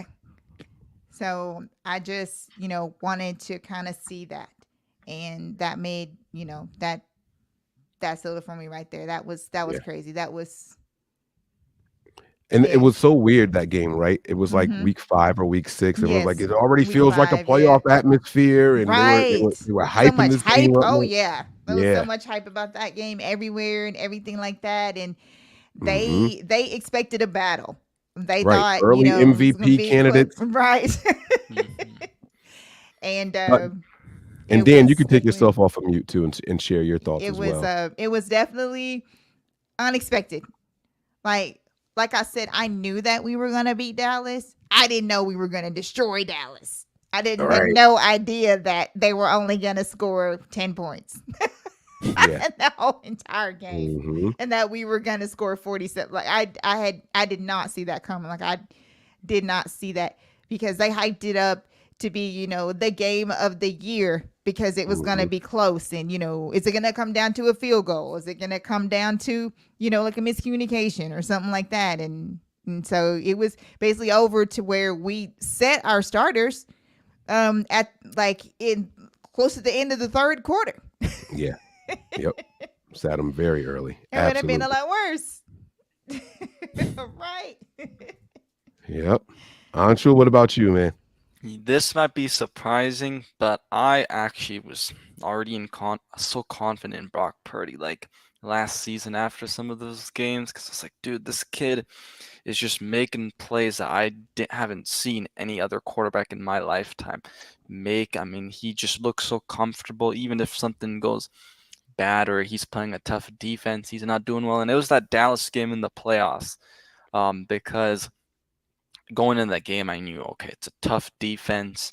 And I was like, man, he's kind of struggling in the first half. He wasn't terrible, but he was struggling. And man, that second half, he just came back and, was poised. That even though he had a bad first half, he didn't look nervous at all. I mean, that's just what's great about Brock Purdy is if he throws a rare interception or makes a bad mistake, you don't see him get all like static and statue about it, or you don't see him being mad about it on the sideline. So yeah, early on, I feel like in that Dallas game, man, just coming back in the second half after a rough first half really showed me who he really was. Okay. All right. And then, Dan, I know you were in here too. Go ahead. So I want you to share yours. What game was it for you that sold you on Purdy?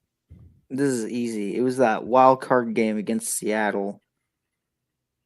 He threw 4 touchdowns in that game. In fact, he has one of my favorite plays I think I've ever seen him throw in that game is when he threw that pass to Brandon Ayuk and Brandon Ayuk dropped it in the end zone. It's like, man, if Brandon Ayuk catches that, that's Purdy's already a legend there. Mm-hmm. I know what you're talking about. That's the one where he scrambled to the left, then rolled back around to the opposite side, and then he dodged a linebacker and then threw the ball and then got hit. Mm-hmm. And that's I know my exactly favorite. what play you're talking about. Believe it or not, none of you guys named the game for me. The game for me was more of a mental thing for Brock Purdy. Like, I wanted him to get over something mentally, right? I had seen quarterbacks come in here and start hot. I wasn't impressed with the 5-0 to end the season and all that stuff. And I know what the Niners do in the postseason with or without a quarterback that's capable, right? We win some we win some postseason games, right? We did it with Jimmy throwing 7 or 8 passes, right? So that it wasn't any of that. He goes up against Philly in the NFC Championship game. Hassan Reddick comes around that right side and just annihilates his elbow. And then we return to the scene of the crime. We go right back there. And I don't know if you guys remember the first pass play of that game in Philly. Hassan Reddick comes off of the same side and bam, he blasts Brock Purdy. And he bounces up. And like Anshul said, he was not rattled. He was not rattled. We didn't do anything on that opening drive. Let me be very clear. I don't even think we scored the whole first quarter. I think the Eagles had a lead. I think they had 2 field goals, right? Eagles felt like they had some momentum. But Brock Purdy showed me something. I'm back where it all fell apart. I'm back here. They think that guy over there is the MVP. Yeah. I'm in the MVP candidate thing. It's the same thing that was going on with the Cowboys game in week 5, right? Here we are week 13 against the Eagles now. And this is the team that says, oh, we're going to take them out again. We're going to do this. We're going to do that. They were so ready. They were so hyped. They were healthy. They were active. They knew that this was going to be another dog walking of the 49ers. They were tired of the excuses of the Niner fans saying, if we had a quarterback, it's a whole different game plan. They played the replays of Debo. Trash. That second, trash, except for one guy. He gave some respect to one person, right? But everybody else, trash. He was like, did you see what Ayuk was about to do to him on that play that Brock? I mean, this team was fired up. This was a statement game. And we go out there, and it looked very similar to that Cowboys game. I ain't going to lie to y'all, man, but another 42 points, 4 touchdowns, go out there over 300 yards. That was when I knew there is no moment that is too big for Brock Purdy. There is no moment too big for him. And I sincerely felt that way. I sincerely felt that. Thank you, Mr. Laidback, for dropping in here. We appreciate you. Hopefully you continue to watch throughout the day.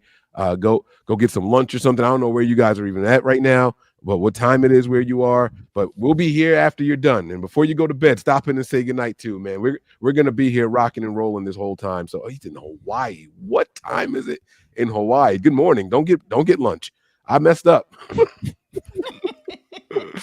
I messed up. It might be breakfast time over there. Good Lord. But yeah, so that was the game for me. Watching him in that Eagles game and just how confident he was. 946, 947 over in Hawaii right now. Oh my God. Whew. Yeah. Do you notice that our opponents always talk about how they're gonna take out a player, take out one of our players. Yes. Remember in the Dallas game last year when they Mhm. were talking about, and then look what happened. You know what I'm saying? Like Tony Pollard went they out. don't Yep. Can't hurry up. learn. And Chiefs again, we're gonna take out McCaffrey like we took out Derrick Henry. Okay. All right. I just noticed that, I don't see a lot of 49er fans that are doing that because they don't have to, because they know that we're the more talented team and we know that we're the better team. And so we don't have to worry about taking anybody out. We're just going to deal with who's out there, and we're just going to do what we have to. You know what I'm saying? Do what we have to do. But you Chiefs fans, you keep on doing that. You keep on wishing that our players, get hurt and things happen to them. You keep on doing that. We'll see how that ends. It didn't. Tell you It what, didn't man. end well. It didn't end well for Green Bay when they took out Debo and thought that Debo was the one person that they had to take out in order to win that game, and they still lost that game. So I'm just saying. Speaking of Kansas City last night, my dad was in Kansas City last night. My entire family was. My little sister had a gymnastics meet, but my dad was talking to me. He was like, "It's like these Chiefs fans are getting arrogant, man. They are getting arrogant as hell." I was like, "Yep, they are." I mean, and I'm not gonna come out here and say we're the greatest. We have a franchise like Chiefs again has been saying over and over again. Chiefs again. First of all, dynasties lose championships. Look at the Patriots.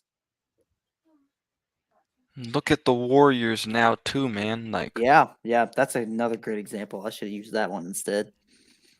Well, what I was going to say was the Chiefs fans deserve to be arrogant. I mean, come on, 4 Super Bowl appearances in 5 years, right? They are in the midst of their dynasty years. It's fine. It's cool. They should feel confident.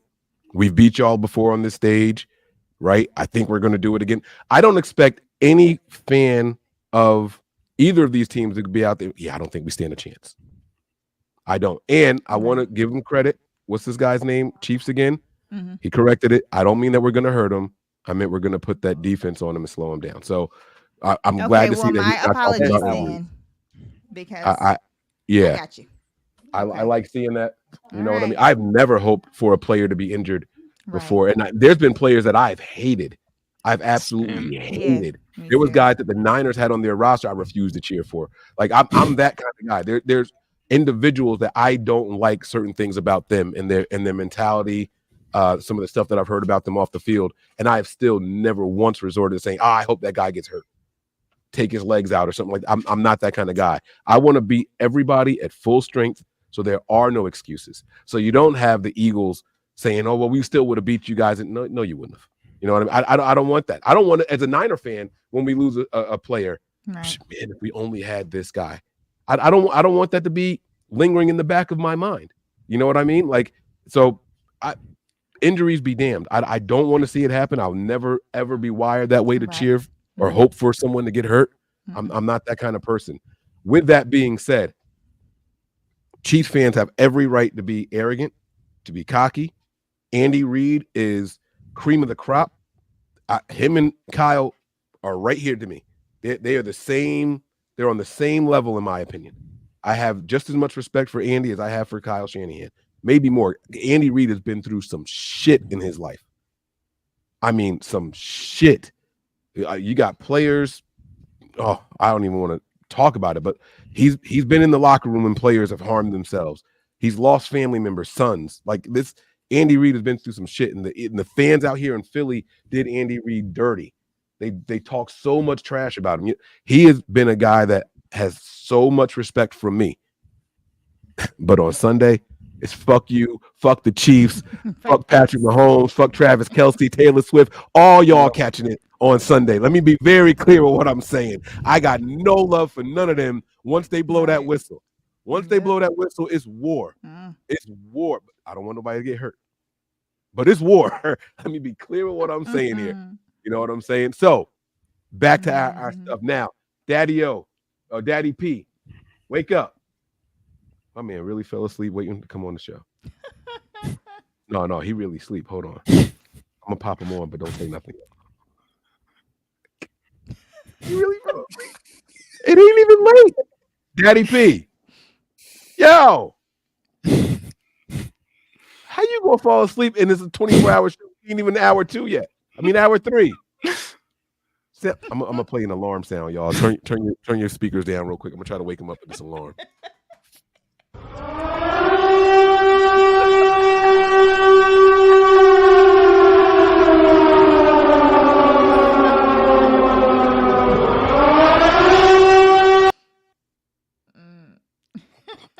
He ain't flinch. You know, maybe if we act like we won the Super Bowl already and he missed it, then he'd wake up. Yeah, but that's not gonna work because he obviously knows the Super Bowl stuff more. Oh my God! Not if he think he slept through that shit.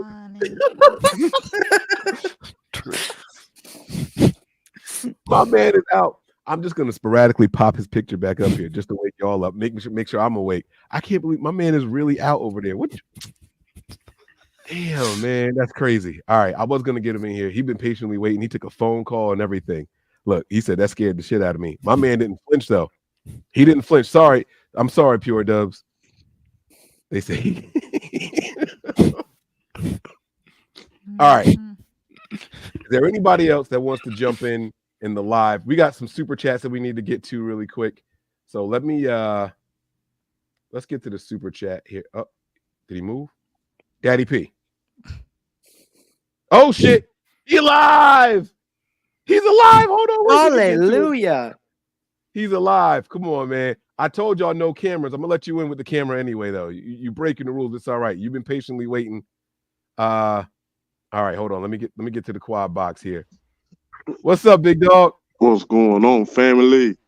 How you feeling over there? You all right? You good? I'm good. I'm good, man. You just getting off of work or something? Say it again. You just getting off of work? Nah, man. I'm down here in my facilities. Oh, okay. You on the clock? You say what? You on the clock? Where you at? You said you in your facility. I'm in my facility. I own this property. I own this building. Oh, he talking that boss stuff. My bad. Okay. Yeah. All right, that's what I'm talking about, man. Give me your thoughts, man. What's going on? How you feeling, bro? Man, look. I mean, I got a lot. I've been hearing a lot. I got a lot. But honestly, I'm gonna just break it down like this. You know, I would have been nervous last year, but I've seen something in a Brock Purdy, a Mr. Brock Purdy that has brought me to a calm state. His stillness in the storm throughout it all, and not just on the field, but just his stillness with. You saw the press conference and everything when they went in Vegas. The stupid questions and stuff they was asking him and do his SpongeBob impersonations and everything. He just stayed even killed. But something about his aura, his persona, that is just, it gives me the confidence that he was created for this moment. No matter, you can watch all the shows, and I mean, why is it that he is so talked about? What is it about him that everybody got to talk about Brock Purdy? Everybody trying to knock him, and everybody's either trying. It's hot or cold on Brock, right? It's hot or cold on him. It's either they hate him or they love him. I don't care if it's speak. I don't care if it's Good Morning Football. I don't care if it's the guy walking down the street. I don't care who it is or where it's coming from.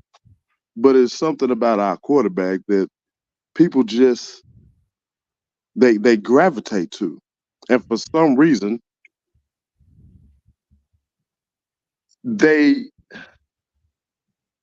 I don't know. I can't even fathom it. But what I do know is this. His numbers are the best quarterback in the league.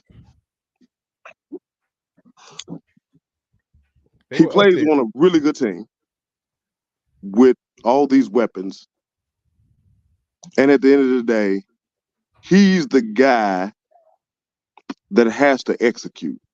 It wouldn't. Let me ask you this: if I gave you a Lamborghini, could any of y'all hop behind that Lamborghini and drive it to its peak performance? Oh no, not me. Nope. Not me. No. I ain't gonna sit there and tell that lie. I'm not. I wasn't made for that. I hadn't honed my ability to do that. But we forget that Brock has played football all his life. He played in high school, took his high school to heights that it had never seen. He played at Ohio, right? It was Ohio, right? Iowa. Iowa. No. I think you're right. Iowa State. Iowa State. Yeah, Iowa State. What is that team doing now that he's not there? No idea. No idea. But what did his team do when he was there?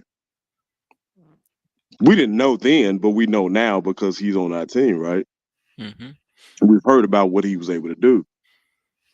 We saw when he came in, like you said, they don't give him credit for the Miami game, but we saw when he came in, what he did in the Miami game, and we've seen every game thus far what he's been able to do. I don't understand this bar that can elevate and it can raise for him, but it lowers for everybody else. Y'all was talking about the Chiefs earlier. Peachy, appreciate you, man, on Chiefs again. Get on. You had to set that man straight. He been talking so much smack in the chats. I just wonder, But I'm glad you got on it, Peachy. I really am. I appreciate it. She called the ISO. I had to give it to her. She got there. Hey, she said, "Hold on, wait, stop the presses. I got something to say." Peachy went in on my man. But look, I brought that up because what's the least amount of points Brock has scored in a losing game? 17? In a losing game? In a losing game. 17. Yes, sir. 17. With all these weapons, he scored 17 points. Even without Trent Williams and Debo, he still scored 17 points. Patrick Mahomes, basically, only player he's without is Tyreek Hill. And he played against the Broncos, a non-playoff team, and only scored 9 points. If you don't believe that every quarterback, remember when Aaron Rodgers was struggling over there in Green Bay and they kept saying, he needs weapons. He needs weapons. They need to put some more weapons around him. He needed a defense. He needed linemen. He needed wide receivers. He needed tight. Aaron Rodgers needed everything except to get better. I never heard nothing like that before in my whole life. So my thing is, what is this conversation that all of a sudden, because Brock has everything already in place that everybody else will need, Lamar, and I'm gonna jump and then I'm gonna come back. Lamar Jackson is not an elite quarterback. I'm gonna say it. Lamar Jackson is a good quarterback because and Cam Newton, you was a good quarterback. You was a dual threat quarterback, but your quarterback stats don't make you a great quarterback. You were a good dual threat quarterback and you ran, but you really accomplished nothing in your career. Nothing. All them accolades y'all want to give him, you accomplished nothing. Okay? Now, Lamar Jackson, good guy, good quarterback. But what has he actually accomplished to be categorized as elite? He got multiple MVPs. Because of what, Mike? What did he do to get multiple MVPs? He win games. Earn it. He win games regular season. Oh, Jimmy Garoppolo win games, right? I'm just telling you. Hey, you asked the question. I'm just trying to give you an answer. I don't. You know. Peachy, take yourself Go off ahead, mute. Peachy. Come on. You're on mute. Got you. Sorry about that. Yeah, I had to yell at my cat. Okay. All right. So because she was in here like getting on my nerve. So I will say this about LJ, this one right here, as far as the MVP, and I didn't even know this. I didn't know that he almost had 5,000 yards this year. He played well this year. Yeah, All-purpose yards. did play well this year. All-purpose yards, right? We're not talking passing yards. We're talking all-purpose yards. It don't matter. I mean, it does matter though, because not everybody. Not how many. First of all, what is the quarterback position really about? Is it about running? Don't do that. Don't do that, bro. I'm gonna do it because Tom Brady, we call him a GOAT. Tom Brady ain't got rushing yards. Joe Montana, he ain't got rushing yards. Steve Young had rushing yards. Steve Young had rushing yards. Steve Young was an anomaly in that era. The difference is now we've graduated to these more athletic guys, and so Brock Purdy is not. He's not the. Even Steve Young has referred to it. He's not the prototypical quarterback of this era. Go ahead, Mike. Anshul, do me a favor. You're good at pulling up stats and stuff. Can you give me a total number of yards of the 49ers, cumulative? Just total number of offensive all the players yards. this year? Okay. Ooh, Jesus, that's a lot. Passing yards and rushing yards equal what? That's what I want to know. All right, go ahead, Daddy. You can keep going. Damn, I got to call you. I'm not doing that again. Now, Cam Newton came out and talked. And I like what's his name from Speak? Or what's the young man's name? I can't think of his name. Shady. Shady got on a talk show just the other day, and he said he openly said, he said, Cam, I mean, you was okay.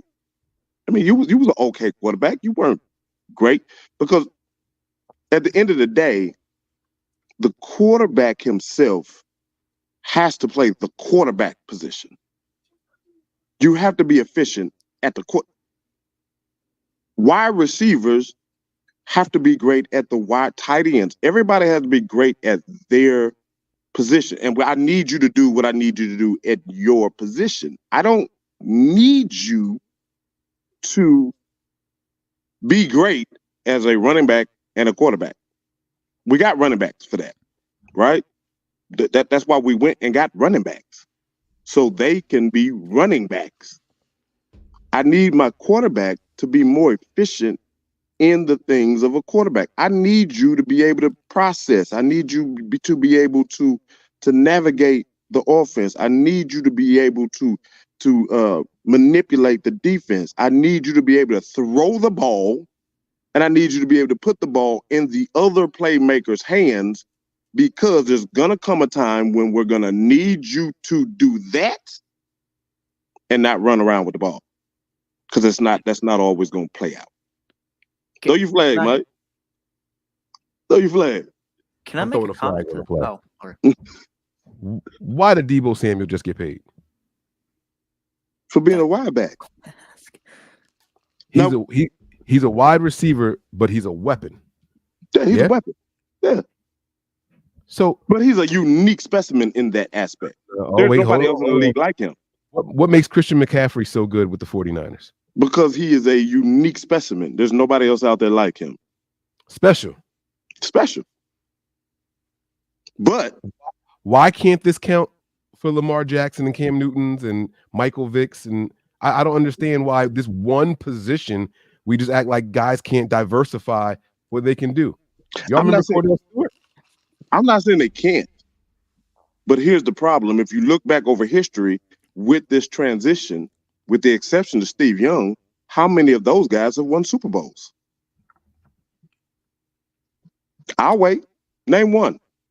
Okay. And my response to that is, how many of them had opportunities to go out there and do it? Steve, they did. They had all year. You had one in Washington that did it. Who was it? What was his name? First black quarterback. What? God, now I'm That's way back. Yeah. What, Mike? But You could probably speak to this better. What about Steve Young? I just said He was Steve. kind of Stone, he was kind of a running back. Steve Young was an anomaly in that time. That's why. Doug Williams. That's who I was. How many other of these dual threat quarterbacks have won Super Bowls? Because Patrick Mahomes is not a dual threat quarterback. Patrick Mahomes can run, but Patrick Mahomes, they don't design runs for him. Because his body can't take it. Right. He utilizes it when he needs to, but he's still the prototypical quarterback of the old. Sit back in the pocket, manipulate defenses, maneuver around, get the ball into your playmaker's hands. He don't run like that. This feels like hate. This feels like Lamar Jackson hate. I don't know if I'm signing up for that. It's February. It's not Lamar Jackson hate. This is just. It's February. You're not doing this, bro. It's not Lamar Jackson hate. It's the fact that. There you go. What I'm really getting at is how people want to put everybody on the same category. Oh, Brock ain't this because he can't do this. Well, Brock ain't supposed to do that. But at the end of the day, this is all I'm saying. What I want for my quarterback is to be proficient at the quarterback position. I need you to be able to throw the ball with anticipation. I need you to be able to throw the ball with accuracy. I need you to be able to just maneuver out of the pocket. Utilize your abilities, because what I have found, and as I've been watching football, I'm 48, so I've been watching football since I was 9 years old, right?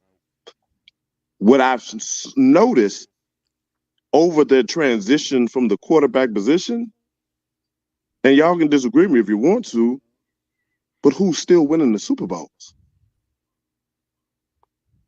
Patrick Mahomes, not a dual threat quarterback. The people that are still winning Super Bowls are pocket passing quarterbacks. Tom Brady. We just need you to be mobile enough to avoid these faster pass rushes and get out of trouble and utilize your legs. But when you become so dependent on your physical ability to throw the ball downfield, Josh Allen, who leads the leagues in some of the most picks because he's always throwing the ball down the field, right? We got Lamar Jackson, phenomenal player, phenomenal athlete. But I would tell you right now, me, myself, I would not take a Lamar Jackson over a Brock Purdy because he relies too much on his physical abilities and does not play the quarterback position to the proficiency that we need a quarterback to play it. And nobody wants to actually sit here and have these conversations to give Brock his praise because he's doing exactly that. And that's all I'm really getting at. He don't get his due diligence because he's actually playing the quarterback position with the athleticism, and he's, by the stats, the best quarterback in the league. Am I lying? The stats don't say he's the best quarterback in the league. Mike, he leads in all the quarterback stats. No, Number one. He didn't lead the league in passing yards. Brock Purdy literally leads the league in like most of the statistical completion rating, passing downfield. All the things that really matter. I don't care about the yards. I mean, long as he had 4,200 yards, he's still in the top 5 in yards. But that's not leading the league. Top okay. 5 is not lead. You can't tell me it's an argument about stats and then say, well, not those stats. I'm not saying that, but he don't lead all the stats, but in the ones that the one completion rate, what do you want your quarterback to do? Complete passes. Trying to set me up so people start hating on me. What do you want your quarterback to do? You want him to complete passes. What do you want your quarterback to do? You want him to have a high passer rating. You want him to have a high completion rating. You want him to have a proficiency rating. You want him, any work on the job, you want them to have the stats that reflect the job efficiency in those categories. I get what you're saying. I understand what you know what, and you're right. How's that? Brock Purdy's the man. Y'all not setting me up on this 24-hour stream to get hated on. Nope. I think you almost had me. Because I just like to argue. You almost had me. You not getting me. I know you do. I watch y'all a lot. I know you do. But you know, I'm gonna bring in Dre with audio, and I'm gonna add Dion down there also. I'm gonna bring him in. He's on video. He's gonna be popping in throughout the day. Dre, I'm gonna take yourself off mute. There he is. Y'all hold it down. Apparently, there's a bee in my daughter's room. I don't know. They don't know. Like, it's fucking February. The bee should be dead. But I gotta go take care of this bee real quick. I'll be back. But y'all hold it down. We got you, Mike. We got you. Daddy P, can I ask you a question before I leave? Yeah, go ahead, man. Anything. I'm here. Lamar Jackson thing. I 100%. I think what you're trying to say is that Lamar Jackson didn't deserve the MVP. Correct? I don't believe he deserved it outright. No, I don't. Okay. Facts. All right. And while I agree with you, what was the Ravens? What's the Ravens' identity? It's running the football. Just run the football. Right. So is it shocking that they wanted a quarterback that can run and he did it better out of everybody? Hold on. Season, though? I gotta interject though. What is the Niners' identity? Running the football. What is our identity? Yeah, so let's quit all of that. Like, bro, this was the most lackluster MVP in the history of the motherfucking league. Period. Point blank. There's no way in hell Lamar Jackson should have got that award. Period. Point blank. Before the game with the Niners, he wasn't even fucking mentioned.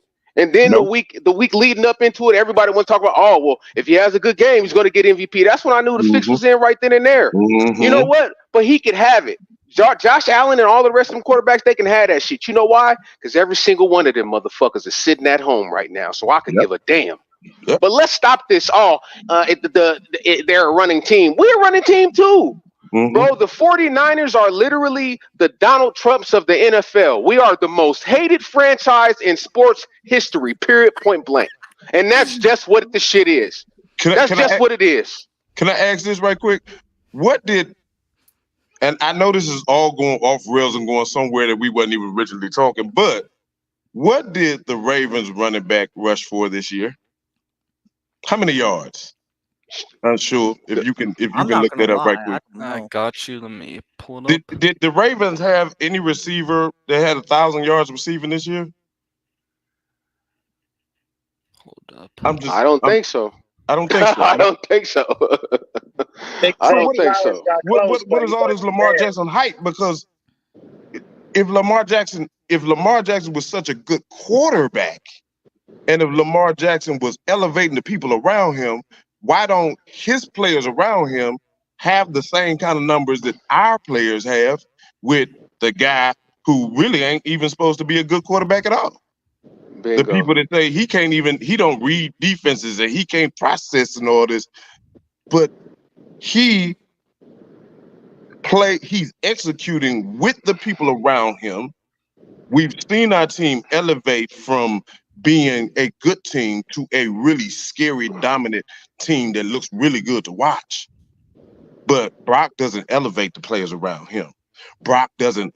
It's all about everything is discredited to him. But I started this off earlier about how when Aaron Rodgers was on his down decline, and all they kept saying was Aaron Rodgers needs help. Aaron Rodgers needs help. But when Brock has everything around him, then it's everything but Brock. I don't understand the narrative. That's never going to change because you got people that are out there that are going to hate on us continuously and they're going to hate on Brock. Now, I live in Arizona, and shout out to Arizona. You know why? I just drove past a billboard, baby, that said, "We love you, BP, do your thing." A fucking billboard up for my quarterback in Arizona. That's what I'm talking about. Did you also all see that they changed the road name? They changed the street. They changed the street name to him, bro. I live in Phoenix just like Dion, and they changed the street name to this man's name. Yes. It was fantastic, man. I love every second of it. To me, period, point blank, on the whole MVP topic, it's a quarterback award, period. It will never be anybody else's. I know that there have been other positions that have won the award, but at the end of the day, it's a quarterback award. It's stupid. I don't even pay attention to the MVP anymore because all they're going to do is dick ride a quarterback. That's all. They always do that. They never change. It never will be any different. It is what it is. But what I can tell you is, if you're going to ask me who should have won it, I there's a think it young should man be on a our quarterback team award, to by be the name honest of with you. Christian McCaffrey that should have won the damn MVP. That man had over Facts. 2,000 all-purpose yards. That man had 20 touchdowns. He was a Yeah. one-man It's wrecking crew. crazy. Right. Come on. What else He do you literally want put from the us guy? on his I back. believe- It's He crazy. put the team on his back every time. What do you want? Facts. Like, what else do you need to see that you have to realize that there are other positions in football outside of the quarterback position? That is the only thing that pisses me off about the MVP. They always give it to a quarterback, and they act like nobody else on the team does anything. And that, to me, is BS. Because Right. we know that there are other teams, there are other players that impact. If the quarterback ain't throwing the ball to the receiver, what, he throwing it to himself? Right. Hey, There are reasons Lamar. that other people should win it. I mean, I seriously think the only reason that Lamar did win the MVP is because he's the only one out of those people that beat Brock Purdy. But it And the shouldn't only be and I'll based tell on you, one I'll tell you, game, should it? That I don't might be even, true. I don't even. Based on one game, just because Brock Purdy threw what 4 interceptions That might be versus true. the Ravens, like you Look, get to Lamar at the Jackson, end of the it shouldn't be Yeah. like that. It should be Hey, every single game throughout the year. look, Then he right. followed it up But with but like a we six.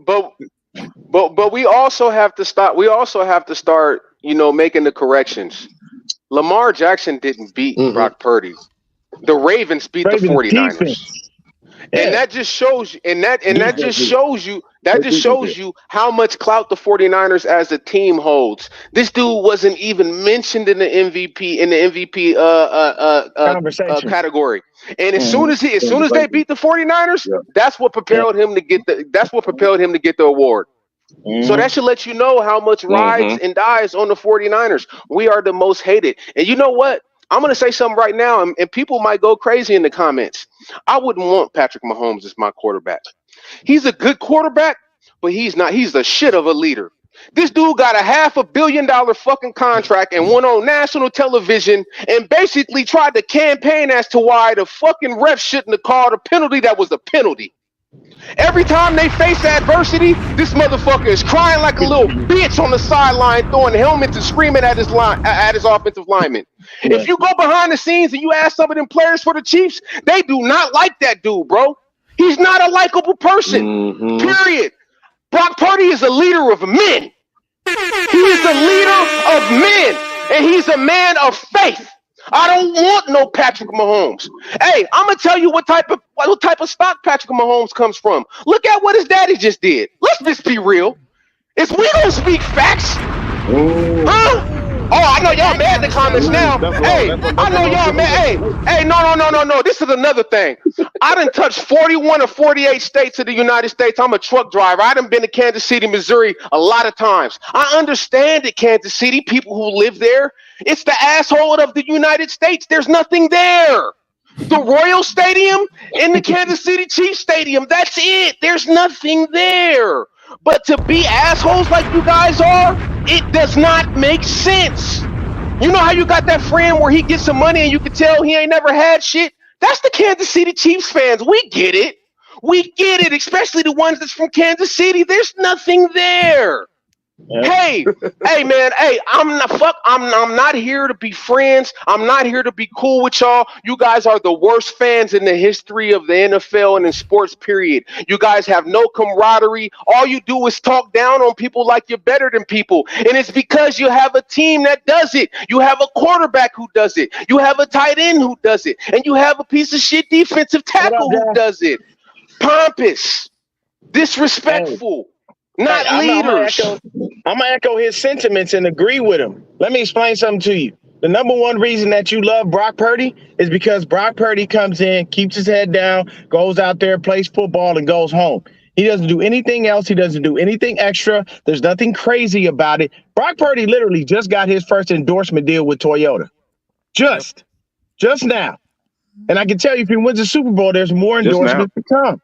But what I can tell you is Patrick Mahomes does exactly. Is that Dre? Facts. It's me, bro. Yeah, Dre's my dog. I love you, Dre. I love you too, bro. You already know, bro. So, real talk. You have to understand what he's saying. It's very simple. You got a dude who's been given so much and he's won so much that now he cries over realistic things. You can't do that.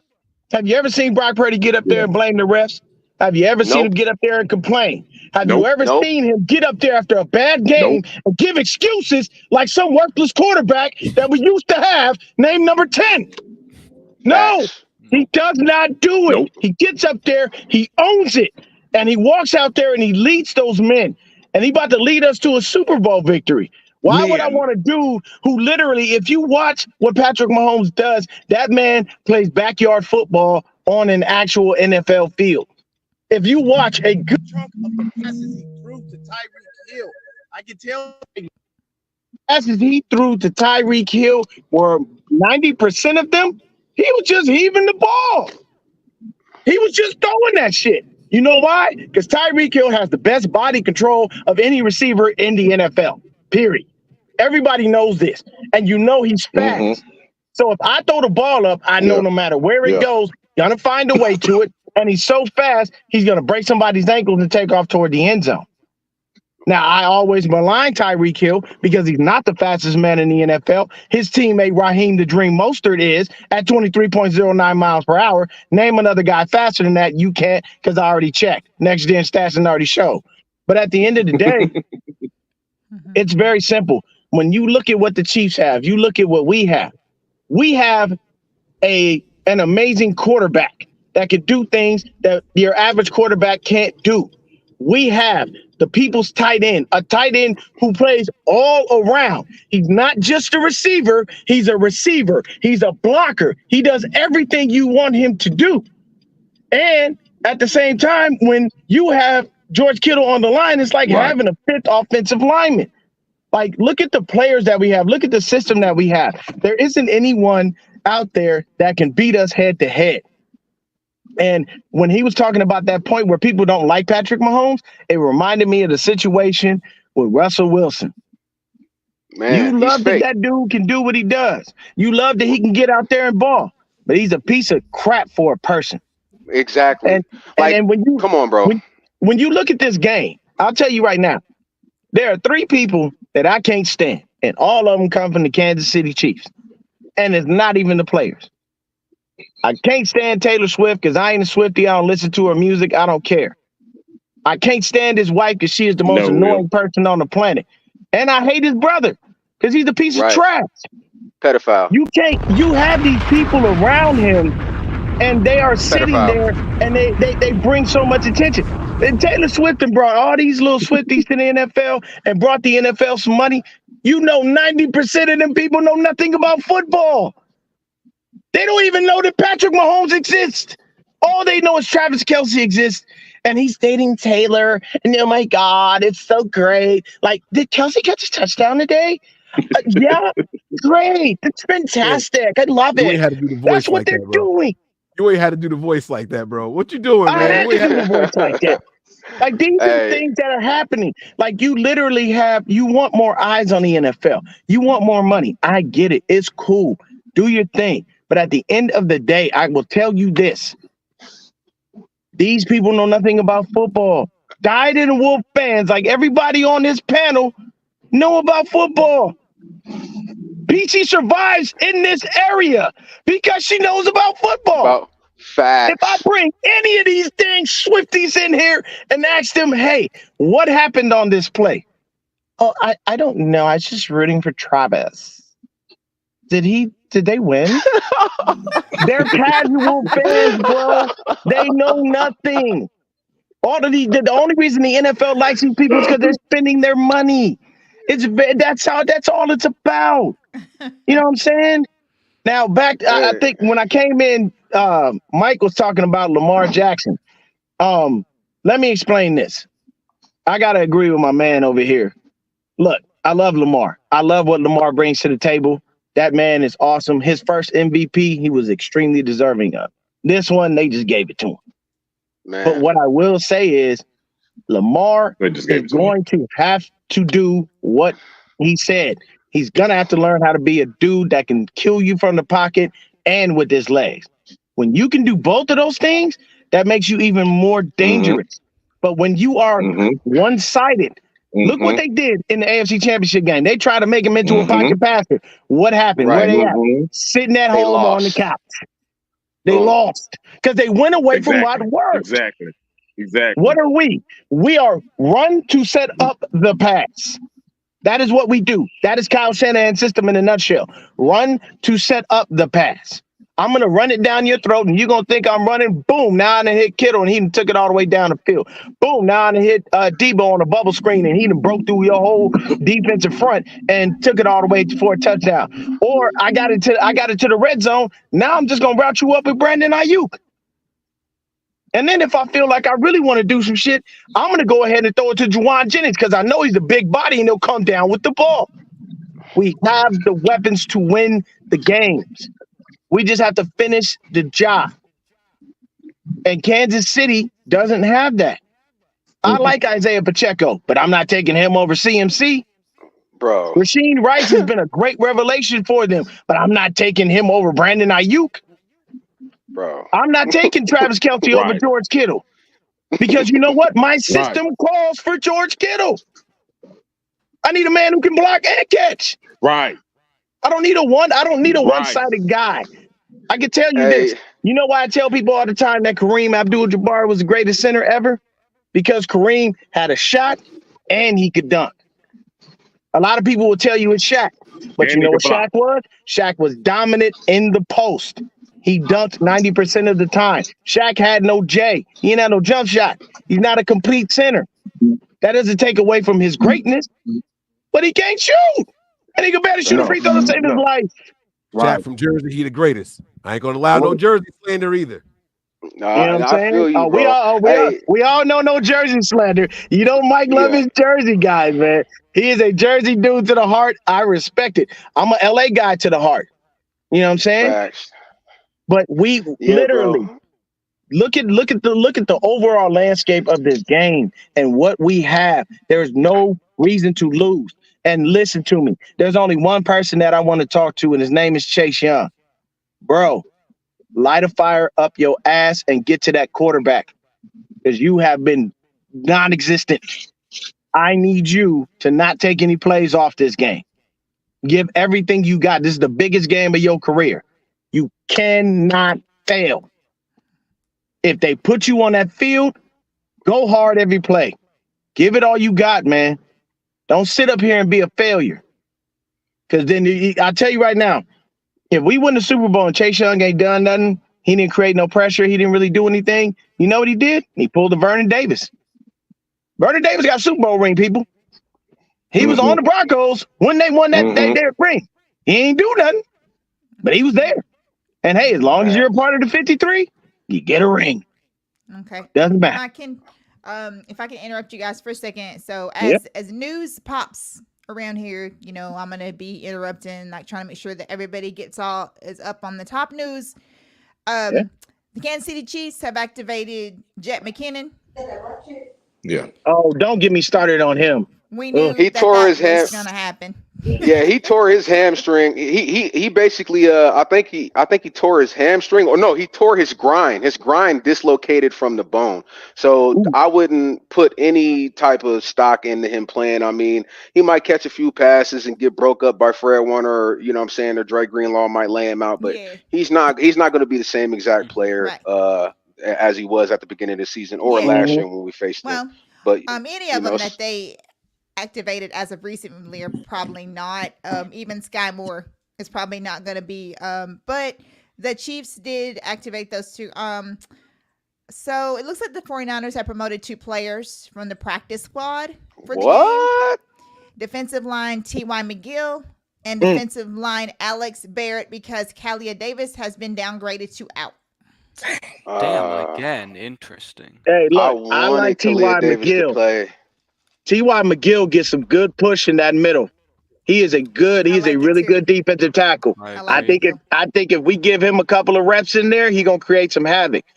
We just got it. Our line honestly has to be the one to finish things off. Like, our line has to start getting home, and we can't just keep letting Nick do everything. Because I'm gonna tell you right now, I am going to flat out lose it if we draft another damn defensive lineman in the first round.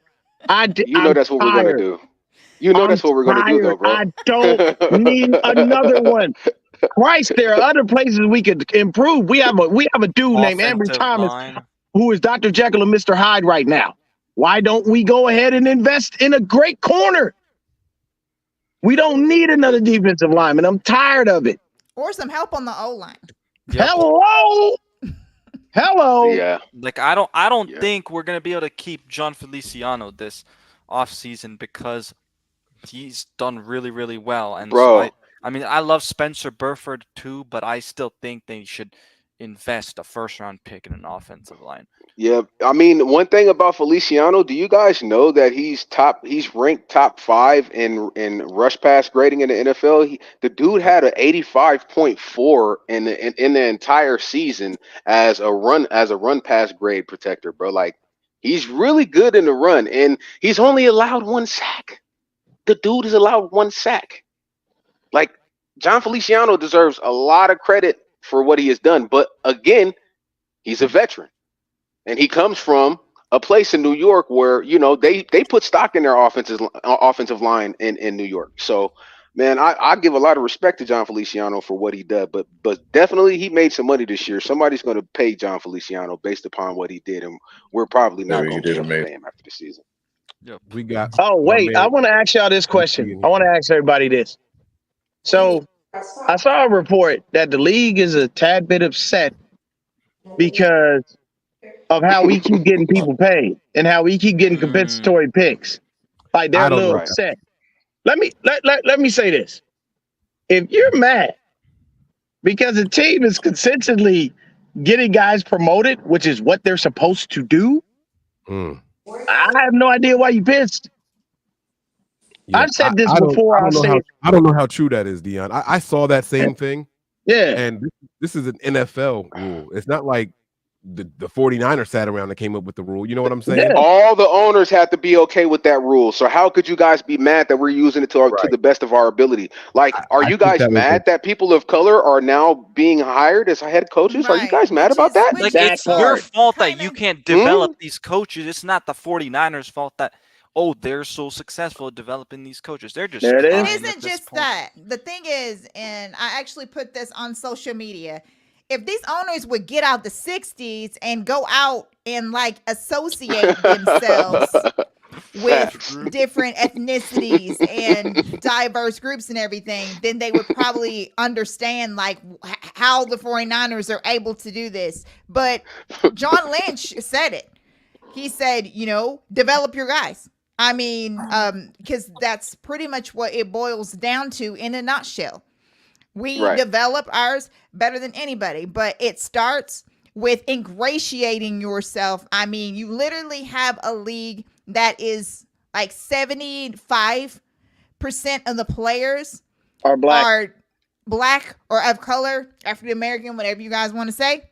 But my whole thing is, and these owners just do not associate themselves with anything but what looks like them. And so once you start doing that and you start ingratiating yourself and get out of the 60s and realize that this is 2024, maybe you will be able to you know, get people in that same position, and then that way your organization can try to get to the level that the 49ers are as far as getting intelligent people in there to be able to develop coaches and front office staff and promotions and how to select and all these boards and everything like that. It's just ridiculous. It's like, as long as these owners keep just amongst themselves, it's never going to happen. And you can hate all you want, but that's just where another reason why this first class organization sets themselves apart from everyone else. And you know, the crazy thing is, look who started getting interviews again. Steve Wilkes. And we all know Steve Wilkes got screwed in Arizona. We all know he got screwed over. They did that. They did that man greasy, gave him much of nothing and expected him to turn everything around. And at the end of the day, you have to think about it from this standpoint. When you go to a situation, you have to be able to know and tell these guys, I need time. If I'm starting from the ground up, don't expect me to be in the Super Bowl the first year. Right. If we do, that's pure luck. Right. You gotta give me some actual time. I have to develop. I've got to draft. I've got to be able to make this organization appealing for players who want to come and play here. Because 9 times out of the 10, when you're going and you're getting a new head coaching job, that team was trashed the prior year.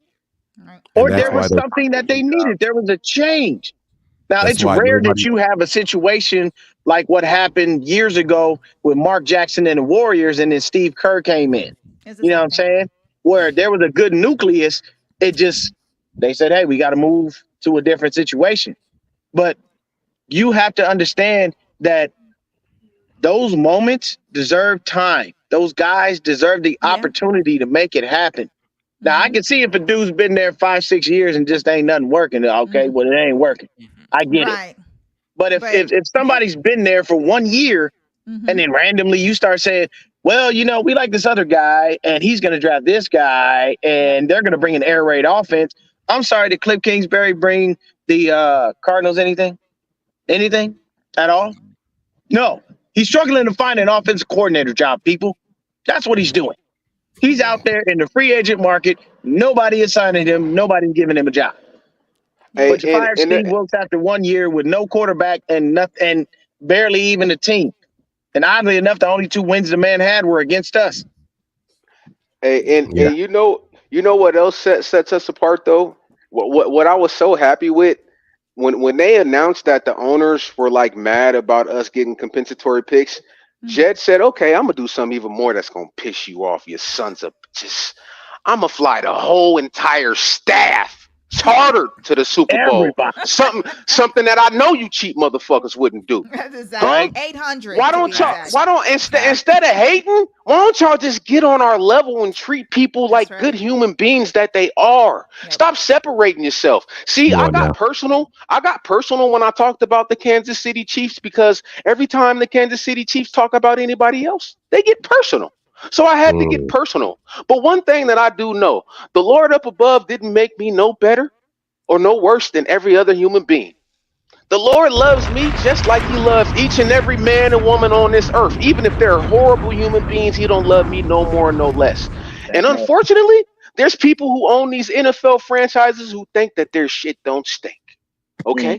We had a man in Robert Kraft who was literally in the Chinese HOE house.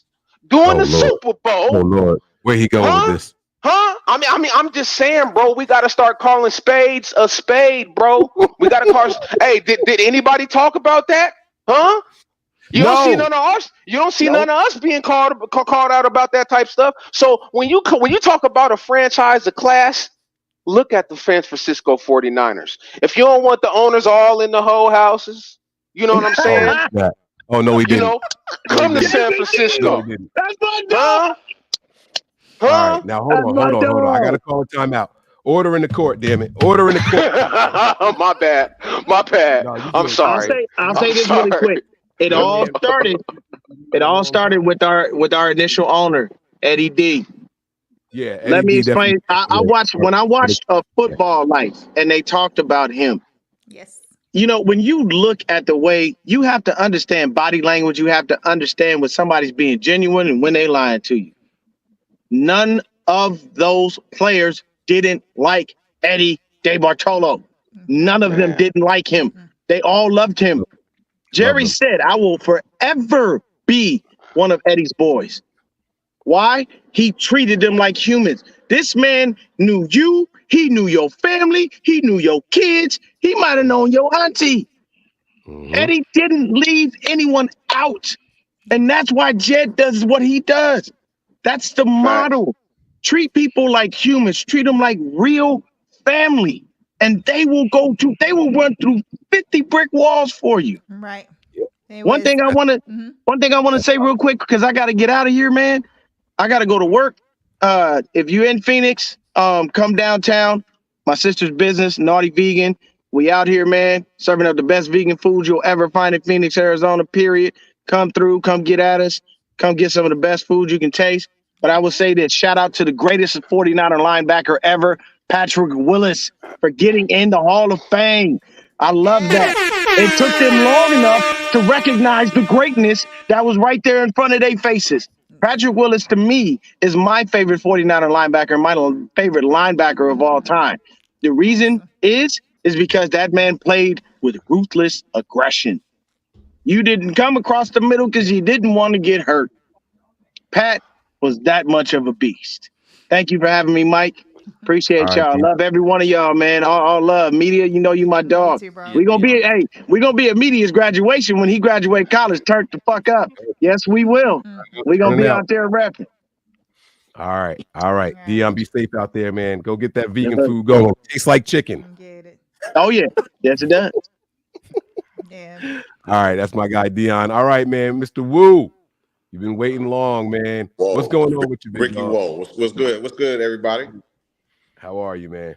Good. I'm just like everybody else, hype. I think it's weird. Like one thing, but you still want to see what other people will feel about you. And that's what I've been going through. Like, I'm confident that we're gonna win. But for some reason, I just want to see all these pundits. Who are you picking? Oh, the Chiefs. They got Mahomes. The Chiefs. They got Mahomes. The Chiefs. They got Mahomes. I'm like, okay, so who has a better team? I mean, I'll give you Mahomes. I'll give you Chris Jones, and I'll even give you Kelsey because of the fact how they use him. Even though I like Kittle more, but I don't think we utilize him the same way they use Kelsey. But other than that, we've been the team that's been scoring 30 plus points pretty much majority of the year. We played an okay game against Green Bay. We played a better game against Detroit, even though we scored 27 unanswered points. And I just feel like now that we're back into our rhythm, we're going to go back to scoring 30 plus points. And the Chiefs do not have the type of offense right now to go tit for tat with us. I don't know, call it whatever, but I feel honestly, this is going to be, I almost feel like this is going to be that Philly or Dallas game because I know, look, we know Kyle's heard it over and over again. I'm pretty sure with the vets from Willis to Gore, I'm pretty sure they're going to come in and tell them tonight, hey, you don't want to have that feeling. You know what I'm saying? You don't want to go to the Super Bowl and be on the other side of it. You don't want to come in because one of my brothers, he flew down with Frank Gore when he was flying down to Frisco. But he said that's the one thing that stuck with him. He said that's the one thing that Super Bowl loss stuck with him. Even Harbaugh said when he was interviewed by Matt Mayoko, he said, if I could do it all over again, I would have ran the ball more. So I just think it's just one of those things. I think we can't, no man, tomorrow's not promised. So we have to go out there. I think we're going to go out there aggressive, a lot more aggressive. I think Kyle's going to, because other than just recently, Kyle used to own Spags. But I just think this time around, our offense going to explode on them. I'm not worried about game manager, game changer, this, whatever, because at the end of the day, it's really nice. I'm only focused on the Niners, man. I already know the scenario. I already hear it already. Look, we didn't get the credit when we beat Green Bay. We didn't get the credit when we beat the Lions. We're not going to get the credit either because it's funny. They'll pick the Chiefs, but when we win, they'll say, "Well, Mahomes didn't have the receivers." Kind of like when he lost to when they Tooney lost didn't to play. Tooney wasn't out there. He's on man, their best. I'm telling you, everything it's because coming. the thing about it is with the Niners, we don't get that credit. Just like Tampa Bay didn't get the credit when Tom Brady beat them, even though people forget about when I remember when Tariq Hill's going with the peace sign and everything else. He did that and he was going crazy in that first half. But in the second half, they got shut down. But when they lost, man, they don't have no linemen. Okay, so I'm already we're gonna win. We're gonna hear, oh well, Mahomes didn't have this. Who cares? Even in the Lions game, they're like, well, they don't even, nobody gives us even credit. Not even just the media, but like even other fans, because they're just saying, oh, the Lions choked and Campbell went for it. They don't even give us credit. They give us no credit, and then they always say that same stupid thing about, oh, why didn't you just take the points? First of all, attempting the field goal is not guaranteed. This is not blitz or something like that, because in that game, we kicked a field goal that missed early in the game. You can talk about the Bills in 1990 where they missed wide right. So just attempting a field goal is not guaranteed that you're going to make 3 points. You can attempt it. You can say, well, I think he should have attempted it. But just to say, just to be dismissive and say, oh, yeah, he's going to make 3 points. No, it's not. Because if that's the case, there's been so many games over the years, whether college or or professional that's gone down to a kick, and guess what? Wide right, wide left. It doesn't matter because it's not a guaranteed thing. But like I said before, I think that our team is hungry. We understand that if we're gonna play with our hair on fire, and nobody, and I'm pretty sure Kyle himself was like, dude, do you want to be? Because I heard Travis Kelce, he said, and it's another good point. Do you want to be on the wrong side of history in the first ever Las Vegas Bowl? Do you want to be on the wrong side of history? So let's go on there, dominate like we should, and we will, and be the first team to win the first ever Super Bowl in Las Vegas. We're not gonna, Kyle, exercise the demons like Jim Carrey says, exercise the demons. This house is clear. We're going there, smash everybody. It's really Niners over everybody else, because trust me, all the pundits, they don't like us for whatever reasons. They're picking against us. So I like it because I like when we win, it's like, okay. Remember when you thought Mahomes, like, he couldn't lose? He lost before, and he's going to lose again. I agree. Right. Real quick, we just got some news that Joe Thuney has actually been placed on IR for the Chiefs. Whoa. So definitely not playing. I'm sorry. I think we knew that he wasn't going to play in this game before. Yeah, I mean, it was pretty finalizing it. Yeah. But it's just like official now. Kansas City did what a normal team would do. They tried to pull it as Wait long till as the they last could minute. to try to but I know he wasn't going to play. I think me and Mike had said that like days ago that he wasn't going to. One more thing, just before I get off. The thing, I went back and looked at the 2019 when we lost to the Chiefs the first time. And to me, the biggest thing overall is just the quarterback play, because on that last drive before when he missed on with Sanders, we started running the ball, first down, whatever, get good yards, whatever. And then we got him on the 40, 50-yard line. Then Kyle, for some reason, just went straight pass heavy. And the thing about it, to me, the thing that separates Jimmy from Brock first, number one, I think Brock is more accurate, but also I believe that Brock actually thinks. So Kyle has a quarterback now that just because I say, hey, run a 10-yard out, if the 10-yard out's not there, Brock doesn't just freeze him like, oh, shoot, well, you're supposed to be open. You said 10-yard out and it's supposed to be open. Brock will be like, okay, well, if it's not open, guess what? I'm going to scramble. I'm going to either use my legs or buy time in the pocket, whatever, and find somebody else. And I think that's the biggest difference between now and Wild. Like you said before, his demeanor is a lot calmer. I think he'll take the check down if needed. To me, he's going to do whatever is needed or necessary to win the game. Whereas it was like it's a certain script. It has to be 3 yards in a slant. If DB would push him, whatever, he'd be like, well, shoot, what do I do now? But with Brock, it's like, okay, well, shoot, that option's not there. Let me go to option B, C, D, E. Or if that's not there, let me just take off and run. So he knows how to utilize his legs and buy time. So, but hey, bang, bang, Niner gang. I'm not going to take up a lot of time. You already had that happen already. But hey, we will celebrate tomorrow after this game. You probably might see real tears coming on my eyes because I've seen the last Super Bowl in 1994 being here in Texas, in Dallas. I remember when it was Cowboys, and a quick story. Going to that game when we played them in the playoffs a few years ago, just to walk out of the stadium in Jerry World to just hear nothing but Niner fans going crazy, and the Cowboy fans were, church library quiet. Yeah. That was amazing. That was amazing. So look, we're gonna beat all the naysayers, the pundits. It's gonna be we're gonna have a great time. Y'all keep doing your thing. 24 hours. Woo! You got it. Get plenty of Monsters, 5-hour energy drinks, coffee, whatever it takes, but keep doing your thing. Yeah, I appreciate you, Ricky, man. Thanks so much for the patience, and hopefully you pop back in later on or something. All right. Yes, sir. Yes, sir. All right. You Bye, be y'all. safe out there. Yes, sir. Bye. All right. All right. I got my girl Melissa. She wants to chime in here. Let me see if she's there. She got to take herself off of mute. Dre, you still with us? Yeah, bro. I'm still with you, bro. Just go to Kid. If you still there, take yourself off of mute as well. All right, we're gonna pop Cisco in here too. There we go. We got the 4 cameras. We got the people in the background. What's going on? How's everybody doing? This is Good. I'm ready to get this Super Bowl dub right now.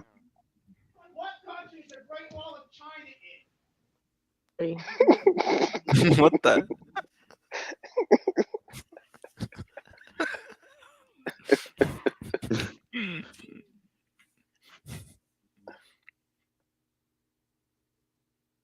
Hey, Melissa, how you doing? Melissa, take yourself off mute.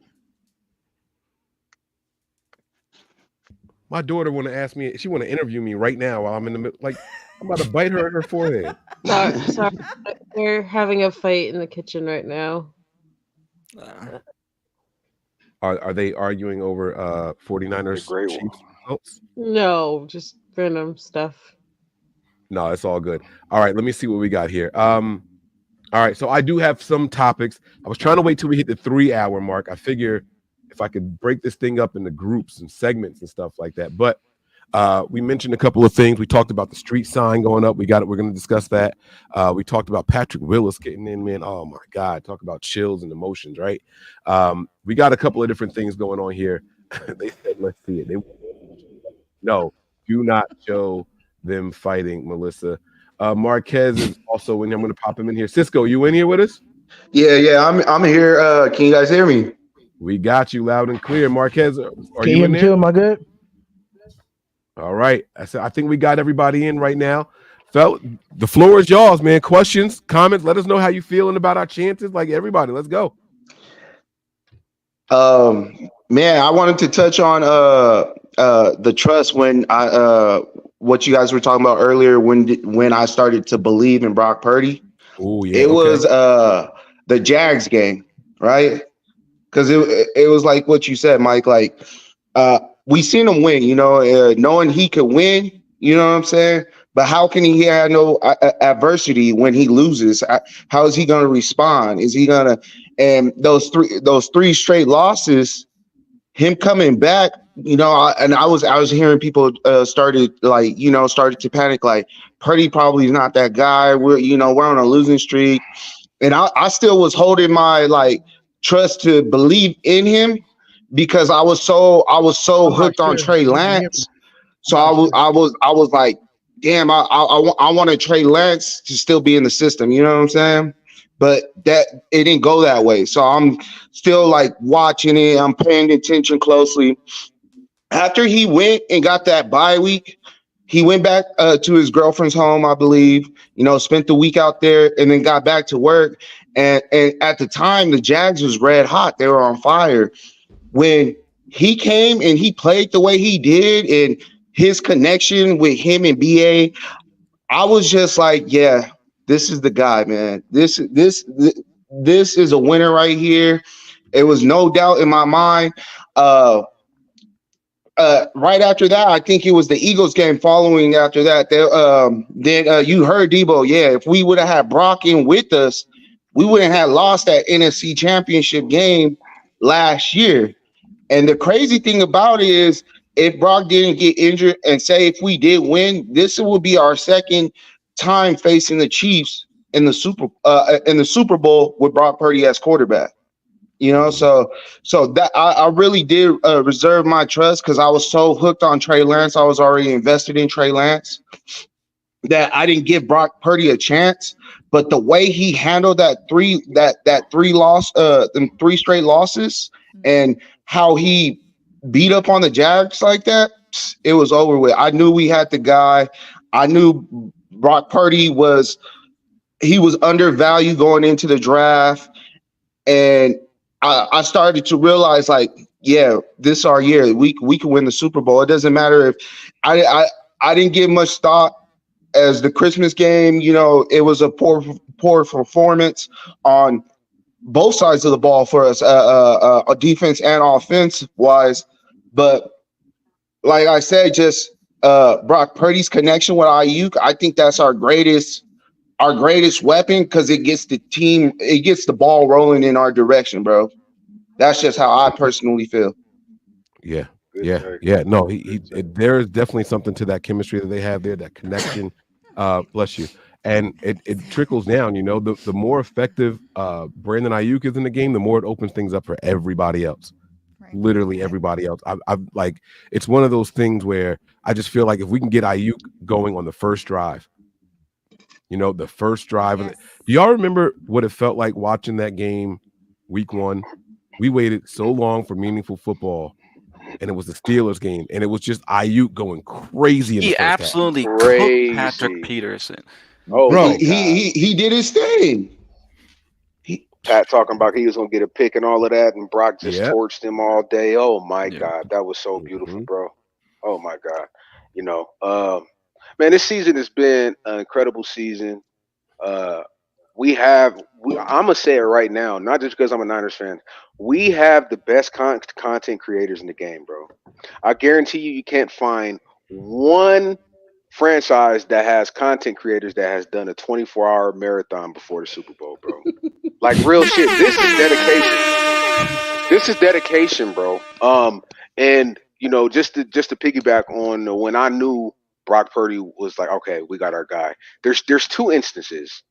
The first one is when we were playing the Seahawks, and there was two guys on the bottom of coverage, probably within arm's length of Brandon Ayuk, and there was two guys on the top of the coverage, literally sitting in the end zone on top of Brandon Ayuk.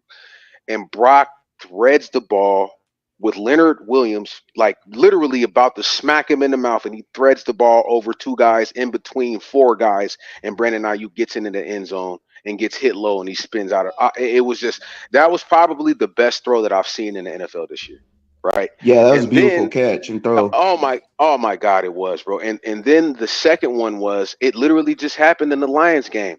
Man, when you talk about faithful, like Mike is probably the faith that he has in us winning the game, even when we're down. I've never seen faith like that, because I thought that we were cooked. But when Brock dropped back, bro, and we thought that he was sacked. I think it was by Hutchinson, and then he hooked him and ran to the left, and then he threw that pass to Juice, and he toe drag swagged it. I said, okay, yeah, this is our guy. Those are the two moments when I knew, like, okay, bro, he's different, bro. He's from a different ilk, bro. And everybody talks about, oh, he doesn't have the structure. You look at that young man's legs.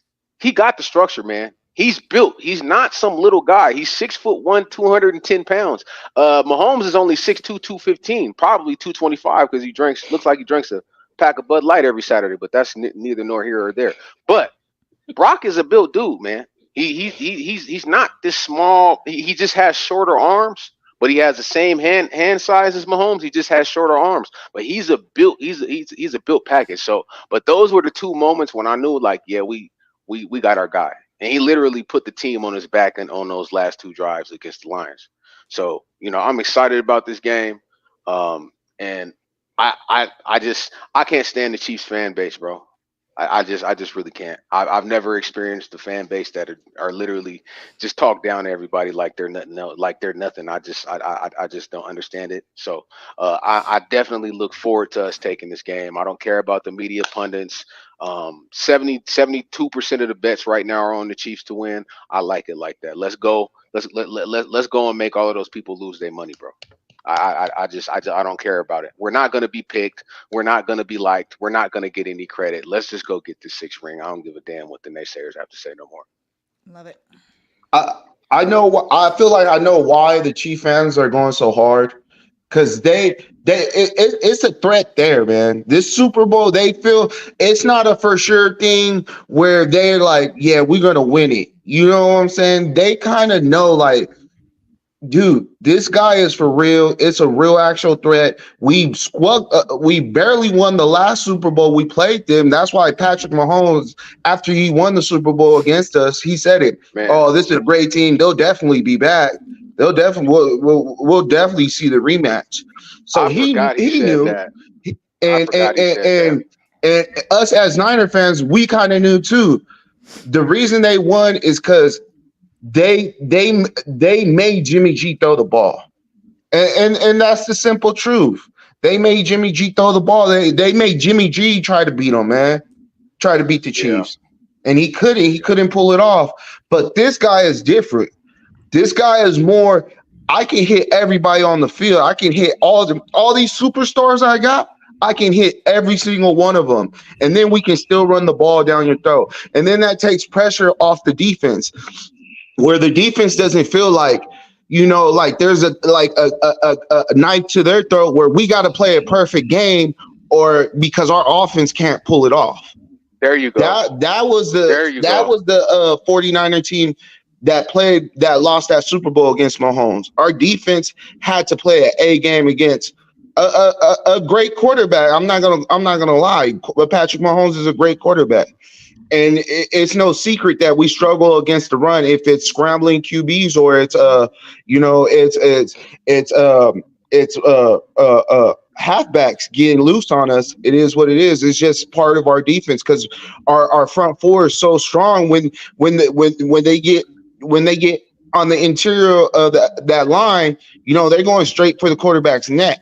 So we do struggle with that. So Patrick Mahomes, the Chief fans, they kind of know that. But this is different. This is a quarterback. This is an offensive 49er team that has the power, that has the weapons, and that has a quarterback that can win this game, bro. This is not just some team that's relying on their defense only anymore to win us the games. How we once were.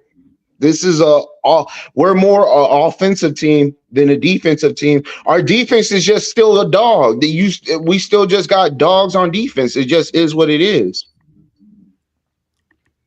I completely agree, man. The one thing I don't think this Chiefs team wants to do is dare us to pass this time around. That's not that part. That's not what you want to do right now. You got guys out there anxious, itching. We're throwing the ball in stride. Brock Purdy is releasing the ball before guys come out there breaks. That's not what you want to do with this guy right now. You know what I'm saying? And you don't want to put too many people back there because then we're going to run. How do you stop this team? Here's my only fear. I'll tell y'all my only fear for this whole thing is Kyle wanting to get everybody involved because it's the Super Bowl. Sometimes you just got to take what's there. You know what I mean? Like, I know Kyle's going to be like, Debo, I really wanted to get you in the end zone in the Super Bowl. CMC, I really wanted to get you involved. Kittle, I really wish I could have got you. Kyle, just don't try to force this stuff. I think, like someone said earlier, I think it was it Ricky? Maybe it was Daddy P. One of them said that, they don't just call plays and Brock just goes on autopilot. He's reading the field. He's making decisions and adjustments. So, Kyle, you can sit here and try to say this one's got to go to Kittle. But if it ain't there, Brock's not going to force that one in there. He's not. So that's the positive about that. But that is the one hiccup. I think all these guys want to walk away. They've been saying it all year. Hey, I don't care about my stats as long as I'm winning. We got one more game to keep that mentality. We have one more game to keep that mentality. And if we can, I think we get this one easily. I really do. Man. Hey, Mike, I got a question for you, bro. Yeah. What do you think is our best point of attack at basically conquering the monster who is Chris Jones? Like, what do you think is our best point of attack? Do we run at him and just get him tired from making tackles all day? Like, what do you think is our best point of attack to make him somewhat just he's going to have an impact because he's that good. But like, what do you think to where we can minimize it? Yeah, he's the best defensive tackle in the league when he's playing. When he's putting that effort out there, he is the best. So I won't take anything away from him. I think that you take advantage of his bull rush and call some little checkdowns over his head. Brock's just got to make sure he puts the arch on him because Chris Jones will get his hands up. So you're going to have to do one of two things. You got to make sure you get it up and over him, or you got to pump fake him and make him get his hands up and then throw it around him. You got to do one of those two things in the pass game. As far as the run game, I would try to do some tosses his direction and make him stretch.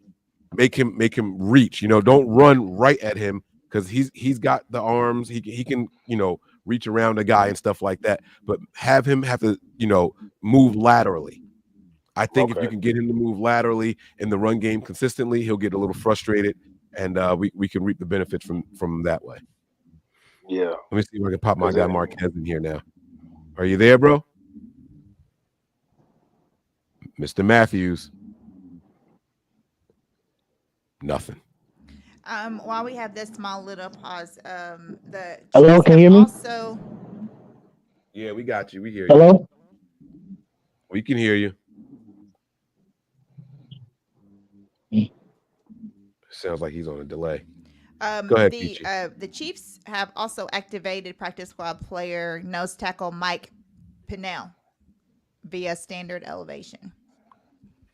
That's another one that they activated. They're trying to get some. Mm-hmm. I mean, look, man, go out there and get them. Y'all gonna need. It's gonna be saying. all hands on deck. It It's gonna be all hands on deck. That's you know what I'm saying? Mm-hmm. And they activated McKinnon's earlier this hour. Yep, they did. They sure did. So I think they're gonna go with a more running offense to try to take longer possessions when they get the ball. You know, try to drain the clock. That's how I'm looking at it with all these activations from the practice squad. Yes. Mm-hmm. This is gonna be a great game, man. I wanted to say It is. something It's gonna real be a really good quick game. because my also concern for this defensive line is they're gonna have to get going fast after Mahomes, like to get pressure. Because I think the issue that we're having and why this defense hasn't been able to bring constant pressure is just now these offenses are adjusting to what this defensive line is doing and getting the ball out quicker. So, what do you guys think the best way would be to be successful so that we can, slow down Mahomes?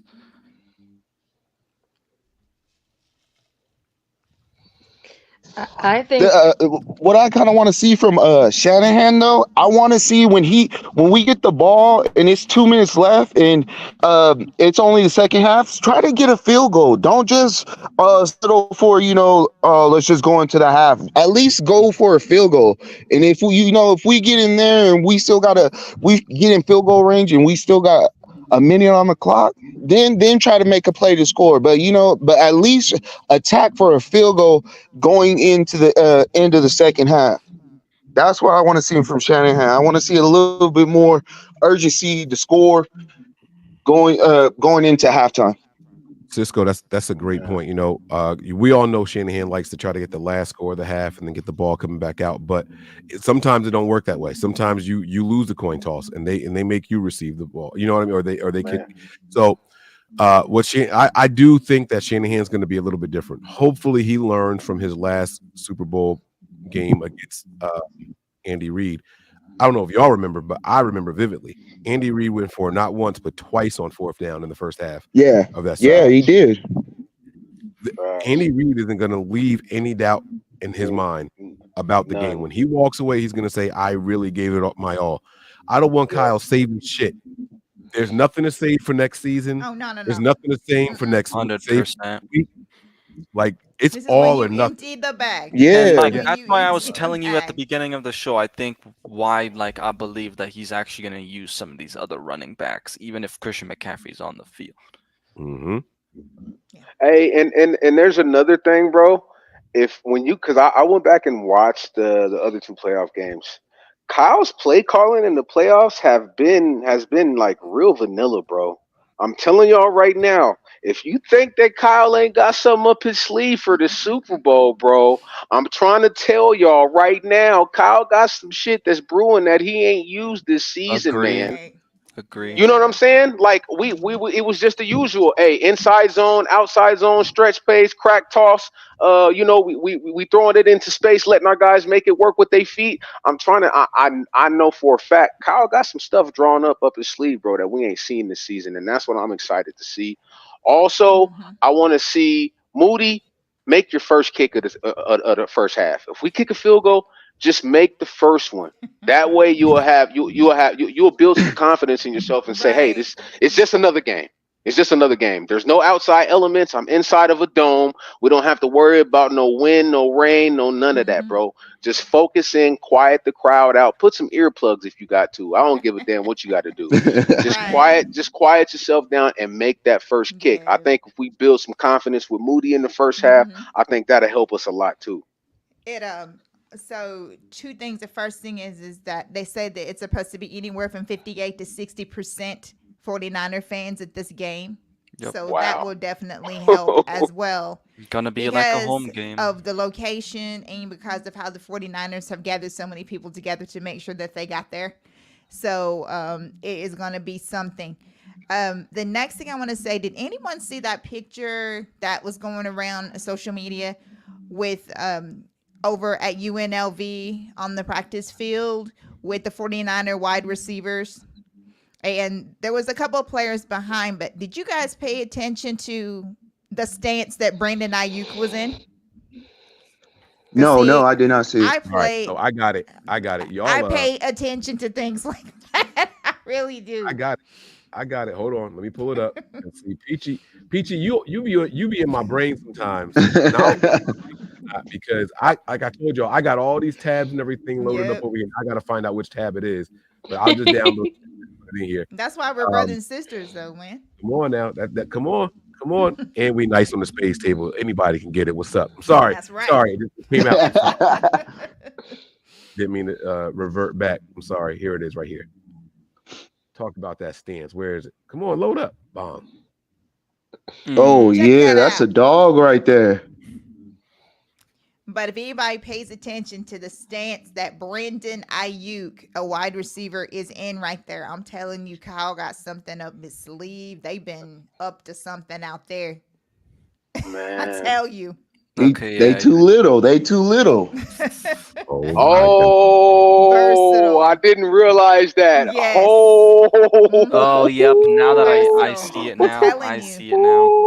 Kyle is going to empty that bag, and it's going to be amazing to watch. Yep, this People is gonna where see all some the stuff tricks that they I are not think are expecting. I'm telling coming. It's the last game of the season. Hey, you better roll them dice. Put everything on the table.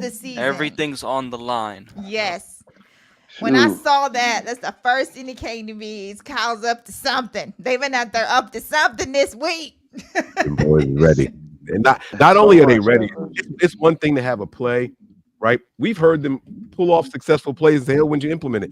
Well, we did it on Wednesday, but what was it? It was a touchdown pass that was it Emmanuel Sanders threw? But they were talking about it and it was like, we put it in, but I threw ducks all week long, and I was hoping just don't Oh, throw a yeah, duck. yes. Throw a duck. Was that Yeah. Emmanuel Sanders or was that somebody else that threw it? In the Saints game? I can't remember what game it was. I know it was a non-quarterback that made the throw because his comment was all week long I threw a duck. I can't remember who it was. Either way, though, it's one thing. It might have been Debo, and I think Debo. Sanders caught it. It's I think Debo that to that might have Jawan been Jennings what it in was. the Rams game. There's a Debo bunch to- of those different plays. Right. But my point is, though, that when they do them, the guys aren't always super confident in them. Like they know it'll be open, but they get a little nervous. That picture showed no signs of nervousness. Like everything is clicking. That picture showed nothing but confidence. I'm telling we are in for a treat on Sunday. I'm telling you. We are And in for a treat. We're almost and Trent 24 hours Williams- away too. You know how they will always be talking about, like when is Trent Williams gonna like because Mark can do whatever. Y'all, people think I'm crazy. I think Trent Williams is gonna get a touchdown in this game. Stop playing, PTP. He's needed a touchdown since that Jags game a few years ago. Right. See, people forget about all these little things, that happens. I'm telling you, it's going to be special. There's going to be a lot of special moments in this game. There's going to be a lot of things that no one is expecting because when you play a team like the Kansas City Chiefs, you have to have wrinkles in your offense. You have to have things that they've never seen before. Yeah. You have to. Even Kyle was or not Kyle, but I forgot who it was that was talking about that they were in the basement. They weren't just in the basement looking at NFL film. They were also looking at things in college that they've seen. So they were watching college film. They were talking to people. Whoa. I mean, when Kyle is the most intelligent play caller in the National Football League. And I'm telling you, this dude is looking at everything. He's looking at anything and everything. He's trying different things. He's doing all these different formation. Like I'm telling you, he's gonna be in his bag tomorrow. I'm so excited. I think he's just gonna bring it. He's gonna show out. He's gonna put on a clinic, and he is going to make people finally give us the recognition that we have been waiting for. I'm telling you, it's gonna be awesome. There's just gonna be all kinds of things because these are the games when all that comes out. These are when you dig deep and you make phone calls and you go through and you look at all these different games and everything like that. You know what I'm saying? Mm-hmm. So, oh yeah, yeah. This is gonna be it. Melissa, you've been too quiet over there. What's up? I'm just listening to Crystal. I don't want to interrupt her flow. She's too good. She's cooking over there. Are you nervous about tomorrow? No, actually, I was like really nervous this morning because like I woke up and my sinuses were like all infected, and I was like, I'm gonna let Mike down. I'm too sick. My nose is running. I had to like have vapor rub and like trying to like draw out having soup because I wanted to be at my best. But like, I'm not nervous, Mike.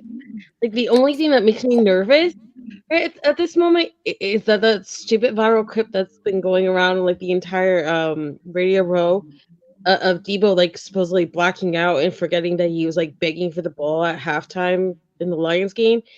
And that's like my one gripe about this game is that like Debo is gonna hit Debo and he's gonna like demand the ball to himself even though he's like being covered, and they're gonna go away from like the hot hand.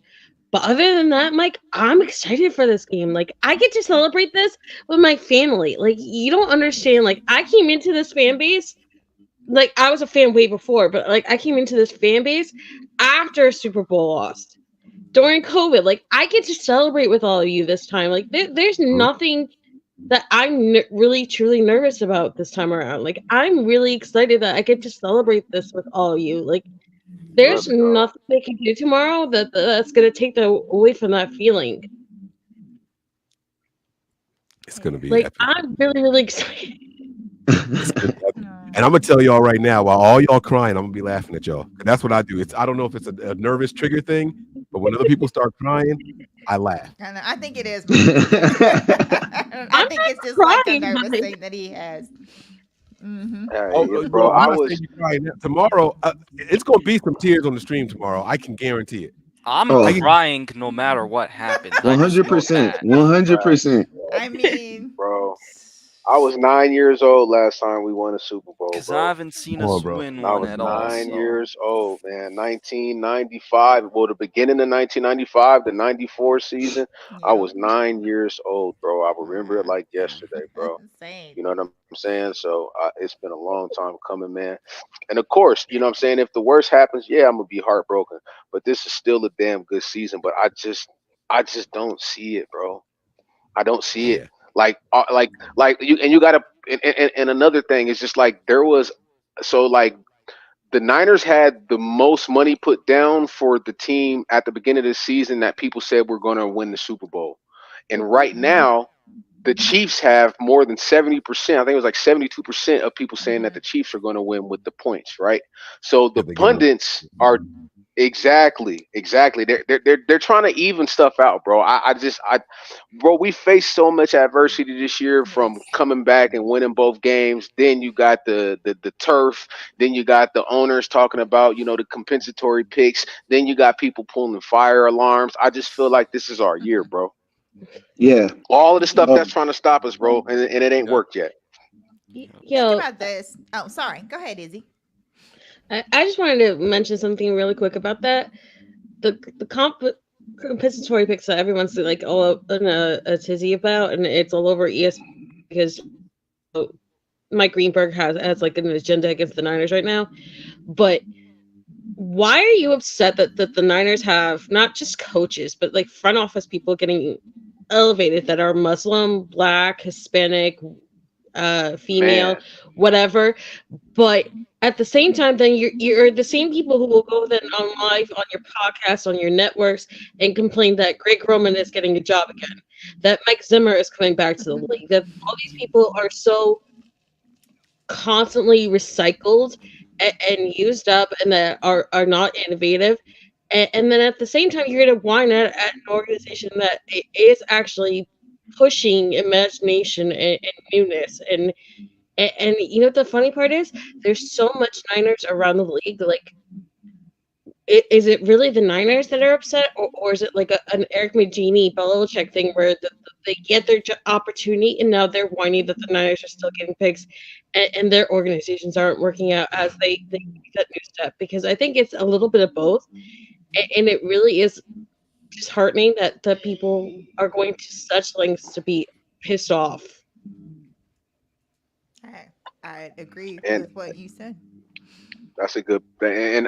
And what's so sad is the Niners have been so successful with using these compensatory picks. I bet you that there's going to be a meeting where they try to do away with this rule, right? But Yep. my whole thing is stop coming after our freaking coaching staff then. If you're so And mad front about us office getting too. compensatory, yeah, It's yeah, the front just office too, yeah, Dre. You're the yeah, one yeah. It's deciding like to go after a coaching staff. Yep.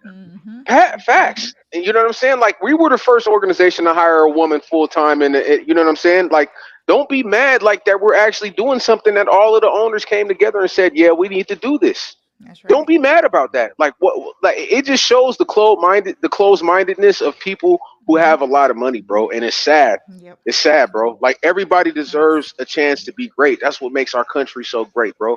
America's the greatest country on the earth, bro. It's because Dre, everybody has a chance. and you know what the really sad thing is, that they keep saying like this East Coast bias and this like the Rooney Rule and how it was bastardized and everything else, and like they had to put a new rule where you had to have not just like one candidate interviewed via Zoom or whatever it was, like you had to have multiple candidates. It's like, you remember when they were bringing the guy from the Bengals? I forget his name.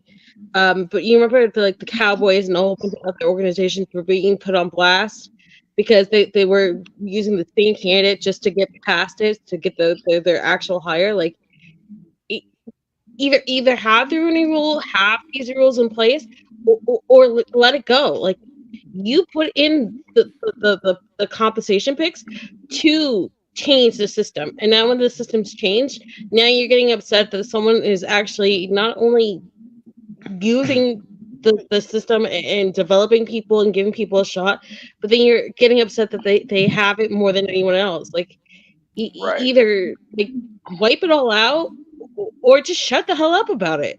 Right. Right. And I'm gonna bring something else up that I know nobody knows about, but I know I've known about this for a while, and I know this. You know, so when we talk about Eddie DeBartolo, right? Mm-hmm. He actually was pardoned for those charges that he got, which made him sell the NFL franchise, right? Well, basically give it to his nephew, right? Now he got pardoned in 2020 for those charges, right? Do you know who pardoned him? Was it Schwarzenegger? Was he the governor? No, bro. He got pardoned by Donald Trump, my guy. That was one of the last pardons. That was one of the last pardons that Donald Trump gave away before he left office, was to Eddie DeBartolo, and one of the other ones was to Kodak Black, the rapper, bro. That's real facts. Y'all can look it up. Y'all think I'm lying? Y'all can look it up right now. Donald J. Trump pardoned his good friend Eddie DeBartolo for those things that they basically made him sell the franchise for. Y'all can look it up right now. Anybody could Google it, you know. And I'm not trying to bring politics into it, but there's a lot that goes into why the 49ers are hated, bro. And I believe one of those are, they always wanted DeBartolo to be stained for the rest of his life, and now that stain is gone because he was departed in 2020. I mean, I believe it. They've, I've, like I said, if anybody doesn't know, I have been a 49er fan since the 80s. We don't have to go into which one in the 80s, but I have been a 49er fan since the 80s. And I know we've been hated for so long, for so many different reasons and everything, and it's never going to change. That's why we always have to do things everything always has to be hard. Like everything has to be, like the tough road for us, because our owners get stopped with certain things that they want to do, and then it just kind of goes from there. Two things though that came to me. if anybody listens to the call-in show that Wayne Breezy does on Wednesdays for the Wayne Breezy show, I was on there this time because I'm rarely on there for the call-in show, and we were I brought up something. So there's an element to this 49ers team that a lot of people don't pay attention to, don't really give it any thought. Okay, for instance, 2020, well, the 2019 season, 49ers went through the playoffs like a rocket. Like they literally took down everybody that they played. Like they just beat them up like they stole something. Like it wasn't, just glided through there. Mentally, I feel like that team was so confident because of them just running, just like running through anybody, that it's like, well, we just go out here, we can show up and we can. And I've heard some of the Niner players actually, not in those words, but kind of say that, ones that were in there, that they definitely were not prepared like they should have been for that situation. Just the attitude through the game, all the celebration, all these things that happened, I felt like, yeah, we're just going to run through the Chiefs, just like we ran through, the teams we played, like we ran through the Vikings, how we ran, or the Packers, how we ran through the Vikings, how we ran through, or the Vikings got first, and then, how we ran through the Packers and all these things. So the fact that this playoffs provided so much adversity and things that we've never been able to do in the Kyle Shanahan era before both games, to me, has made this team stronger. And for them to realize, hey, any given Sunday, like we can get beat. Like if we don't bring our A game, if we don't show up, if we don't, just put it all out there, if we don't leave it out there, like we can literally go home. Like losers, like we can literally lose if we don't. And that resilience that we showed, especially in that Detroit game, to come back like that, something that Kyle has not done. He's not done that.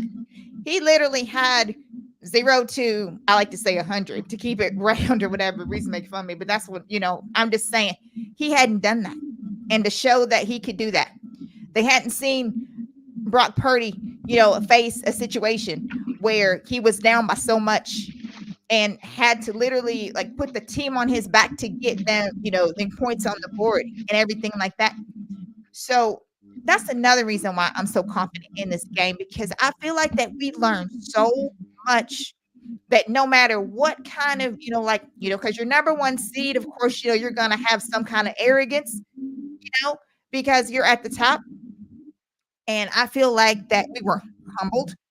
And I feel like that it's just made this team, it's given this team like a new recognition of who they can be, who they were, so that they can see like where they never want to go back to that again. And you can just tell by all the pressers and everything all week that this team is so locked in. They're so focused on the goal and what they have to do because of what they went through. Was just amazing. So I just wanted to bring that up because I feel like that I think it might have been a good thing, with us, just not gliding through the playoffs, like we had before, just knocking everybody down and not facing any kind of adversity, to facing a lot of adversity. That NFC Championship game was really special because they learned a lot that second half, coming out with the victory in that game. Yep.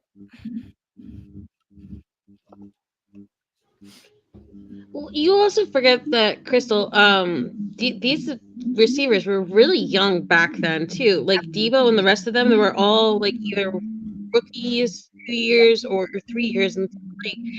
And I also think that they didn't take it seriously back then.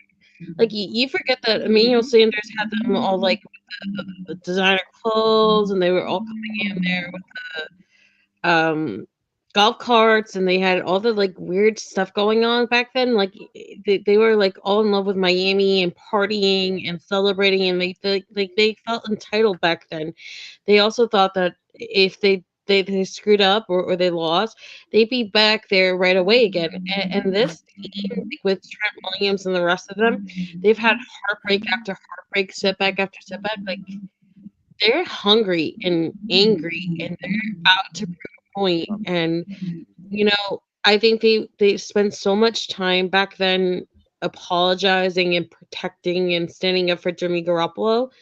They're not doing that right now. Like if they get Brock Purdy questions, they address it, they move on, and they don't exhaust themselves so much. And back then, it was so heavily on the run game and the defense. Like they were exhausted by at a certain point in that Super Bowl, and there's not that fatigue right now because right now they've been getting by with playing hard for a half and surviving another half. And I don't think that all those things that kept them from their ultimate goal back then are going to come back and haunt them this year. We got battle tested, guys. That's the bottom line. Sure did. We've been battle tested, and the second half of this season was the best part for us, in my opinion. The Brock Purdy multiple interceptions in the game, bounce back and answer. How are you going to respond? You know, the adversity in the postseason, like you said, it was we ran through people before. You know, you couldn't stop us. We were setting records, rushing records for teams, and you know what we were doing then. It hasn't been that cakewalk right now. You know, and now the records that we're setting are overcoming the biggest deficits in NFC Championship for the second time, right? Like it's the wrong side of the record books you want to be on. Like you were losing this bad that you had to do this, but it's battle tested nonetheless. And that's what's going to make this whole story phenomenal. That's what's going to make it all so grand. I really, really can't wait to see just the 30-30 that ESPN is going to do on this team and on Brock Purdy when they get their opportunity, man. We need a whole and half of it's going to be the. Brock Purdy, man. What'd you say? We need a whole Netflix like documentary on Brock Purdy at this end of this. Yeah, it's going to be crazy. And imagine what the should have, could have beens are going to be if he didn't get that injury for the Eagles. Like they're going to hype that all up. You know what I'm saying? Like it's going to be crazy. Listen, we got a lot of super chats that we need to get to in here. You guys can keep them coming all stream long. Niner Empire, babe, we paid cash. We should have done it through DoorDash. Niner Empire, Blue Rain says here, here's a DoorDash ration to keep the NB Niners gang going. Let's take 6 tomorrow. Click, click, boom. I love it. That was the first super chat of the episode today. I really, really appreciate it. Thank you very much. There you guys go. Something towards the DoorDash fees right there, huh? Yeah, no, okay, all right, whatever. Just RG Teamster says here, Niners literally ended the Eagles season week 13. Facts. We'll take our word for it. Listen to their players. 100%. They're going out. Was it Lee Johnson on the Rich Eisen show? Like kept backtracking and admitting that they like kind of like quit after that game, and they still don't understand what went wrong. And that's why the hate the Niners we receive is deserved. Because look what we did. Look how we did the Cowboys. You know, like the Packers. We're steady putting the Packers out of the playoffs. We're the one who limit Aaron Rodgers' greatness. You know what I'm saying? We didn't let him just do his thing and have his way with the NFC. We stopped that. We put an end to Aaron Rodgers, not career-wise, but we ended his greatness of just this dog who's going to win multiple Super Bowls in the NFC. Hey, dude went to the Jets. That part. We sent Aaron Rodgers to the Jets. He went to the Jets. He couldn't take the NFC no more. You know left the whole conference. Mike, I did not set this up. Aaron Rodgers was brought up on his own. But I got pushed back against you because you told me straight up a couple years ago, would you trade Aaron Rodgers for George Kittle? And why wouldn't you do that trade? I told you flat out I would not do that trade. You can't freeze when you frying me. Come back, Melissa. The internet said nope, not today. See, it's February. Internet got my back. I don't know. We're gonna have to keep it moving though until she comes back. I tell you what, we'll pop her down, and then when she comes back, we'll bring her but back. I do agree with that though. That's what we were talking about a couple of hours ago. It did. Like Philly was not the same after that. And I think because they had so much oh my God, their teammates talk so much crap about us. They gotta come into the link. They gotta come in and line up on the other side and do it again, and all this, and all these things that happen. And not to mention, let me just say this. I got to get this off my chest too. Uh-oh. I feel another ISO coming. Hold on. Let me just back out real quick. The first time that I went to Philly, it was just a regular season game. Jimmy Garoppolo was a quarterback, and it looked pretty ugly. We wound up winning, but it was barely. When we didn't blow them out or anything like that. We also lost some players during that game, so it was what it was. The fans were okay. They were just talking their normal 49er crap, hate crap and all that stuff or whatever. So people were like, hey, you better be careful going to Philly. This is people from other NFL teams that were telling me, like, you better be careful going to Philly. They're on one now. They're, you guys, they're really, really mad at you guys because all the stuff that you're talking. They can't wait to play you guys. Their fans are all hostile and everything like that. It's going to be different. It's not going to be the same. I'm like, oh, last time, they was just talking smack. I'm saying whatever. So our group, we're walking to the stadium. These mofos were buying full beer cans and throwing them at men, I seen that women, video. children, everything. Breezy and Mose and everybody was trying to protect me, and it was like Vicky and the Rush people that were there and everything. They were trying to protect us because they were literally trying to whack everybody in the head. They were spitting. They were throwing, we're not sure exactly. They were throwing food. They were throwing everything. It was so horrible. So when we finally, and even getting into the stadium, even the people that worked there were rude and were causing issues with just getting through the security, doing whatever. It was just that bad. So we get inside. Everything's good. It looked crazy for just a little while, but then typical Niner fashion, we turned it around and just put that ass whooping on them. Leaving the stadium, crickets. You can't even see a Philly fan coming out. They were all gone. There was nothing but 49er fans. There were a couple of Philly fans that were okay, they drove by in the car, you guys got that, but we're still the number one seed, blah, blah, blah, and all this stuff. At that time they were, and, proud of it and everything like that, and saying, our team was tired, blah, blah, blah, because they had all these excuses, talking about, we played all these games in so many days, and, not to mention the 49ers had done the same thing, but, So they were talking about as long as they were, and they said, well, you guys got us this time. You know what I'm saying? We're going to see you again in the playoffs. So, we're whatever. But all that hostility that we faced going down there, zero. Nothing. We got ready to leave because I was prepared. I had told Breezy and them, I said, look, I'm prepared this time. I'm finna throw hands if they try to, I'm saying? I tell Breezy that you ain't got to worry about it. Yeah, protect yourself. Because I was just like, man, let me tell you. That's the crazy part, is that they're hyped and turned up before the game, and if they win, they keep that same energy. They're lost, now they're embarrassed. Where I would think you would be more pissed that y'all just got blown out like that's that. What I right. So now Mike, I'm really ready Mike, there's a word for it. Mike, there's a word for it. It's called front runner. Oh, okay. The word I was gonna say started with a B and rhymed with it. Yeah, I was gonna say be made. And that's what I was gonna say. I was gonna say that word. That's what I was gonna say. Because you're all big and bad and you want to say all this stuff, but then because not only did the 49ers come out on fire and take care of them, but we slammed some of their players around like they were dolls. Mm-hmm. Yeah. Yeah, we took their spirit from them. You know, we took the dog out of the fight. They had nothing left. They just had nothing but tears left. It was over.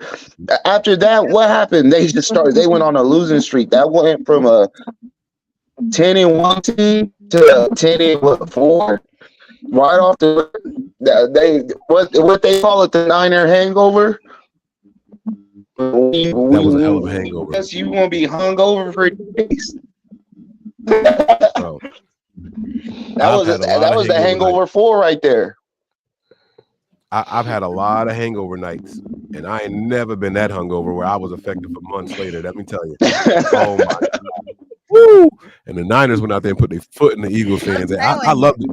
And I told my guy, there's a couple of guys I was texting. I really wish y'all were undefeated before this game. I would have loved to give y'all your first loss and then watch how the demise continued to happen. I wish that y'all didn't have that one blemish on your record, just so we could have gave you the first one, just to let you know we the real deal. But it is what it is. We still set the tone. We still went out there and did what we were supposed to do. And the league and the team credits us for their demise. So I'll take it. I'll take it all day. Speaking of Eagles, I am going to skip one here because it says something here. It says, oh no, I'm not skipping. It says 49ers throwback. Y'all agree with Debo on the Eagles rivalry. Now, before y'all answer, I haven't seen Debo's comments on the Eagles rivalry, but to me, it's not one. Every time we're healthy, we play them, we win. It's got to be it's got to be some back and forth, or at least a division opponent. I hate the Eagles. Don't get me wrong, but I hate them because of where I live. I don't think it's much of a rivalry. I'll get the Debo thing so we can do that later. Okay. I'll research that for you and get that. All right. Did y'all have any thoughts on it, Dre, Cisco, Melissa? I don't think. My bad. Go ahead, Dre. Go ahead. Or Melissa, my bad. No, go on, fellas. I feel like an asshole right now.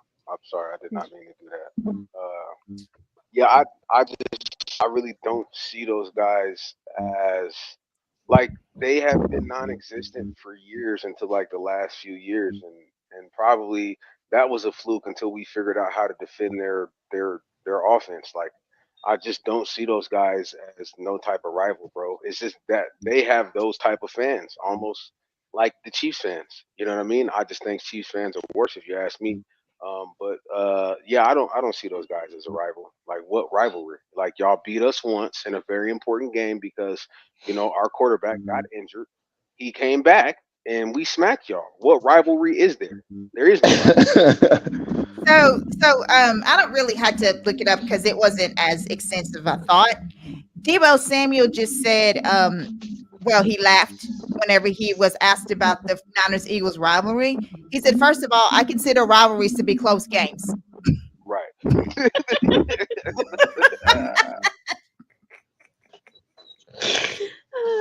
So he said that we ain't going to talk about it no more. That's over with. There's no reason to even discuss the Eagles anymore. Debo's on to bigger and better things. That's right. That's right. So that, hey. But I would like to credit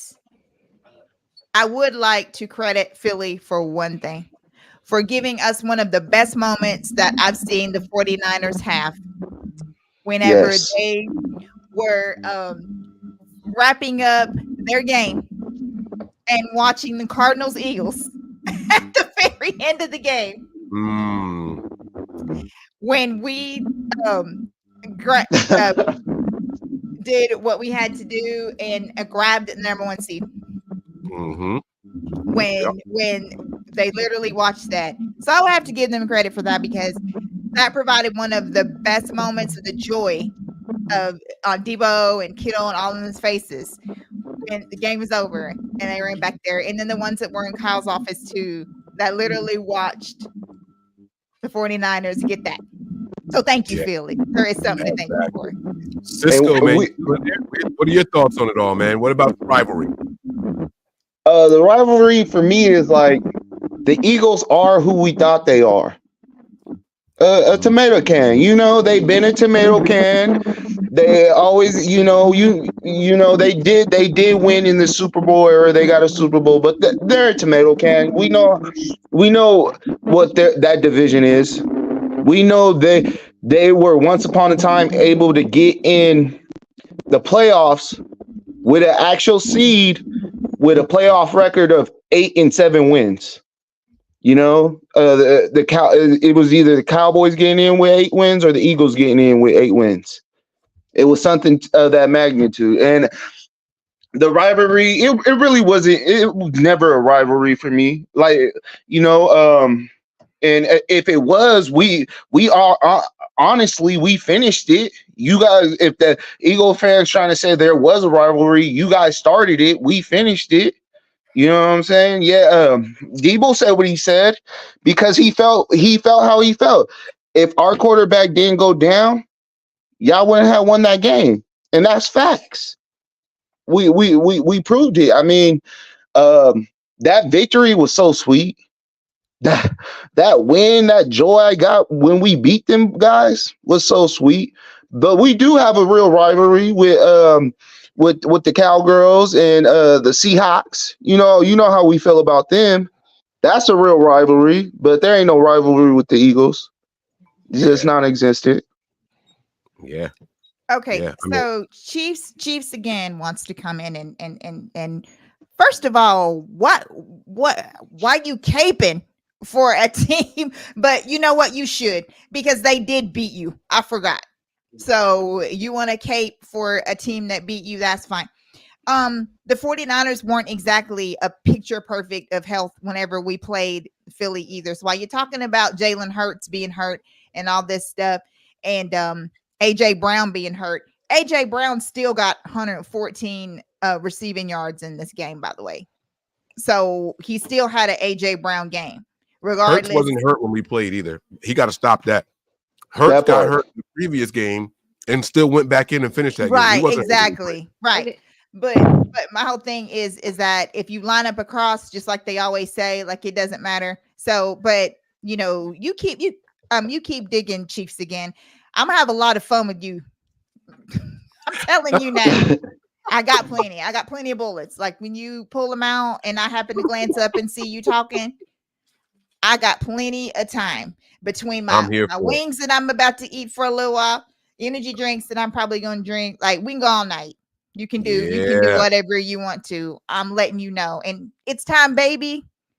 I like it. I fucking love it. All right, these people. I have so much to say about this. Please. Okay. I'm going to unleash some Jersey on you. The rivalry means you have to be relevant. And the Eagles are not relevant. Damn. Okay? That's first.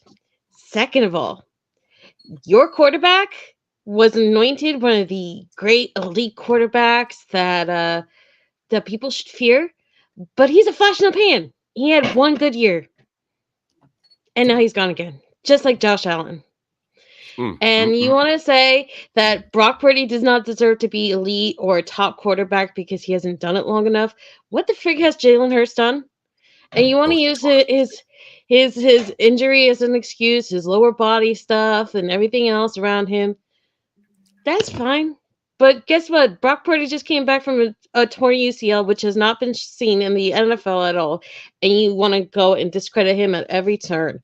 You keep saying that Lamar Jackson and Jalen Hurts are not really losers because their team failed them, or they have all these built-in excuses. A real rivalry is when there is hate on each side and each side has been dominant or has been good. So that is the Niners Packers. That's the Niners Giants. That is the Niners Cowboys. That is not the Niners Eagles. This is not a rivalry. This is just a freaking fan base that has Dan Orlovsky chipping for them all over ESPN, and they want to anoint the next big guy to be somebody because they don't want the NFC East to be the NFC least again. So to have a rivalry, you need talent across the damn board. And I'm sorry, I like DeAndre Swift. I think he's a good running back, but he's never, ever been anything remotely near Elijah Mitchell or Christian McCaffrey. So that's one thing.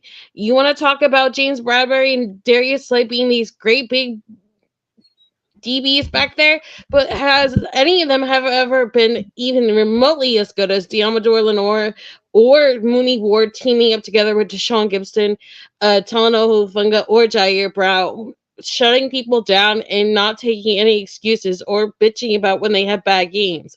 To have a real rivalry, you gotta have more than one freaking ass Super Bowl where you just freaking took advantage and had the mentality that 1 year where you guys were the dogs wearing your dog mask and taking it to Tom Brady and not letting him off the mat. You gotta be relevant to have a damn freaking rivalry. You gotta actually show up more than 1 year. You gotta freaking go and actually make an excuse. I'm sorry. When was the last time the freaking dumb ass anybody in the NFC East had back-to-back division freaking champions? Like, it's a running joke that none of you have done it since 22 and 2023 or some ass shit. Like, I'm sorry. You gotta actually show up. You gotta be dumb. A damn rival to anybody. You want to be a rival to the Giants because you pick on them? Fine. You want to be a rival to the Cowboys because it's Cowboys or Eagles? That's fine. But outside of that, you guys are nothing. We have to turn point and be quiet because you've been humbled. Damn, Eagles fans in here catching strays from Niners faithful like crazy. They ain't even in the stream today, and they catching. Hey, you know what? What do we think about the rivalry? I have a sound effect for it. I don't have Mike, a Melissa. Holding back. Mike, that's me holding back. God damn, y'all done. Jeez. What rivalry? So yes, throwback. We do agree with Debo. Yes, we agree. It's not a rivalry. Rivalries are close. This wasn't close. We do agree with you. Travel Bud has joined someone's channel. I'm not sure which one, but we're gonna play a little sound effect. Breezy's channel because that's what. I think that is Nothing But Niners. I think Travel Buds is already a member of. I think we appreciate the support on both sides. No matter Either way, thank you for following two of the best. And then he comes right back and says, "You got this, Mike. Stay strong. Quest for 6 ends tomorrow. We taking 6 tomorrow." Now, I was smart. I was tearing my wings up, and I put myself on the bottom. I made sure the banding was across my face because I didn't want people seeing how I was tearing that chicken up, right? Ancho was eating also. Do you want to come back while you eating, or you want me to? Oh, he does want. Okay, all right. I didn't know. I wasn't gonna do it to you, man. I was gonna let you chill, get your grub on, because I know what it's like. This 24-hour shit, y'all gonna see me doing some things. And look, y'all better hope my stomach don't turn. All right, y'all going to get some kind of crazy ass audio. I hope I'm on mute at the right time, and it's gonna be bad. See, Ancho, you can still grub, bro. They can't see our mouth. It's cool. Yes, sir. We just got to mute. Yeah. Well, I was trying not to, Can I talk about that comment real quick with the Eagles rivalry? Oh, damn. He want to shoot the Eagles fans. Hold on. Y'all, God. All right. I'm sorry. You asked us to comment about it, Mike. Be honest. All right. I know y'all was going to unload the whole clip, though. Like, y'all know we play the Chiefs tomorrow, right? Oh, Lord. Get him, Ancho. Let's go. Okay, man. so first of all, who have you all played the last 2 seasons? God damn. Nobody. You haven't played nobody, okay? You all just get bailed by the refs, because I've watched some Eagles games this year, and the refs clearly bail them. I mean, I'm sure a lot of people watched the primetime game against the Dolphins, where there was Cedric Wilson, and then they didn't even call a flag, right? That could have affected the game. And when you all go to the playoffs, you also get bailed. But this time you couldn't even get bailed because you're just trash. You're just garbage because the 49ers broke you, since you played them. And it's just garbage. Like, I don't get it. I don't think it's a rivalry. I think it was more about the 49ers unfortunately had an injury to their third string quarterback last year in the NFC Championship game, and the Niners just needed that payback because they know if they had Brock Purdy, they probably win that game. They felt that confident. So again, I don't really see it being a rivalry. I just think it was something where we needed to get our payback because we didn't get a chance, to win that NFC Championship game. Oh man, yeah. Listen, I'm trying hard. I'm not gonna say nothing. I'm gonna let it go, but I better not see nothing else about these damn Eagles in these super chats. I better not see nothing else about it. Mike, there's not even a Kelsey rivalry because Jason Kelsey never even beat the Chiefs until this year, where they just barely scraped by and got lucky as all hell that did not happen at the end of that game. There's not even a rivalry. Yeah. Well, Philly had their shit coming from when I went there and personally experienced what people had been telling me about that could actually happen, because like I said, the first time it wasn't like that. The second time, man, yeah. So I don't really care. I agree with everything Izzy said, and my nephew over there. And I'm serious. I have nothing. Like, my son knows. He's probably watching. He was mad because he was like, "Oh, I'm so glad that nothing hit my mama, because if someone hit my mama," he said, "I would have turned the whole city of Philadelphia out." Yeah, now I'm coming over fences. Y'all have the what, I don't know what you want to call it, patience, kindness. I'm wired so different. I'm so glad I wasn't there for that. Mike, I would beg you to come to Jersey, come pick me up, bring me to Philadelphia, and for Crystal to point out whoever the hell messed with her, because I would get in trouble. It would be such a problem. It would be such a problem. It's funny. You know what the funny part is? You know what a rivalry needs? Some kind of fan to actually be more than a TikTok member. Because you know what the funniest part was? I remember a couple of years ago where they were like panning throughout the stands of all the tailgates and everything else.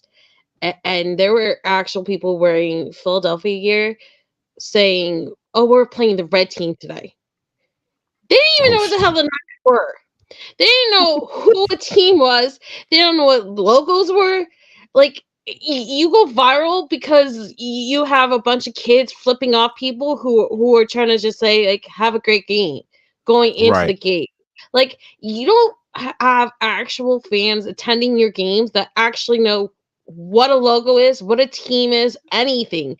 It's sad. Like, there are actual towns that take this seriously. They bring honor, that they study up on the league, that they actually watch, that this actually means something to them. In Philadelphia, you're just going there to freaking party with people. It's sad. It's pathetic, and I'm not saying that this is the entire fan base, but they're loud enough, they're obnoxious enough where they've taken the entire fan base down with them. All right, I'm gonna try to throw my. Is he in the trash? My dog is trying to. Bear, you better cut it out. Don't start. Sorry. He's trying to get some chicken. You know what you gotta do with that? You gotta take like paper towels or those like throw out paper plates. You gotta wrap up all the stuff around it, and then you gotta turn the trash around, because otherwise they'll dig into the trash. No, I'm gonna say stop. He's gonna stop. My dog. Listen, he's too big to not listen. I can't fight him. He's 140 plus pounds, and it's not gonna be a fair one. So Niner Vegas says, look, here we go talking about Philly being trash. Hargrave is garbage. He won't take advantage of them losing their starting lineman. So he's talking about Thuney not being in there. Guys, let's talk about it, man. This has been quite the elephant in the room. Has Hargrave been a disappointment this season so far, from whatever standards you had set for him? However you felt about the acquisition, don't do it based off of his production or sacks last year. What you thought he was going to bring to the team when you heard about the acquisition. Has he let you down, or has he been what you thought he was? Actually, let's, before you guys on the panel go, let's get Dre back in here. I know he's been waiting on mute. Let's get Dre's opinion first. There he is, because he's got the weird audio in the background. That's why I want to get Dre in first. Yo, so all right, so what was the question, bro? My bad. No, Dre, you're your good. So thoughts on Hargrave? yeah, has he been a disappointment based off of what you thought he was gonna do when he got here? Not so much what he did last year with the Eagles.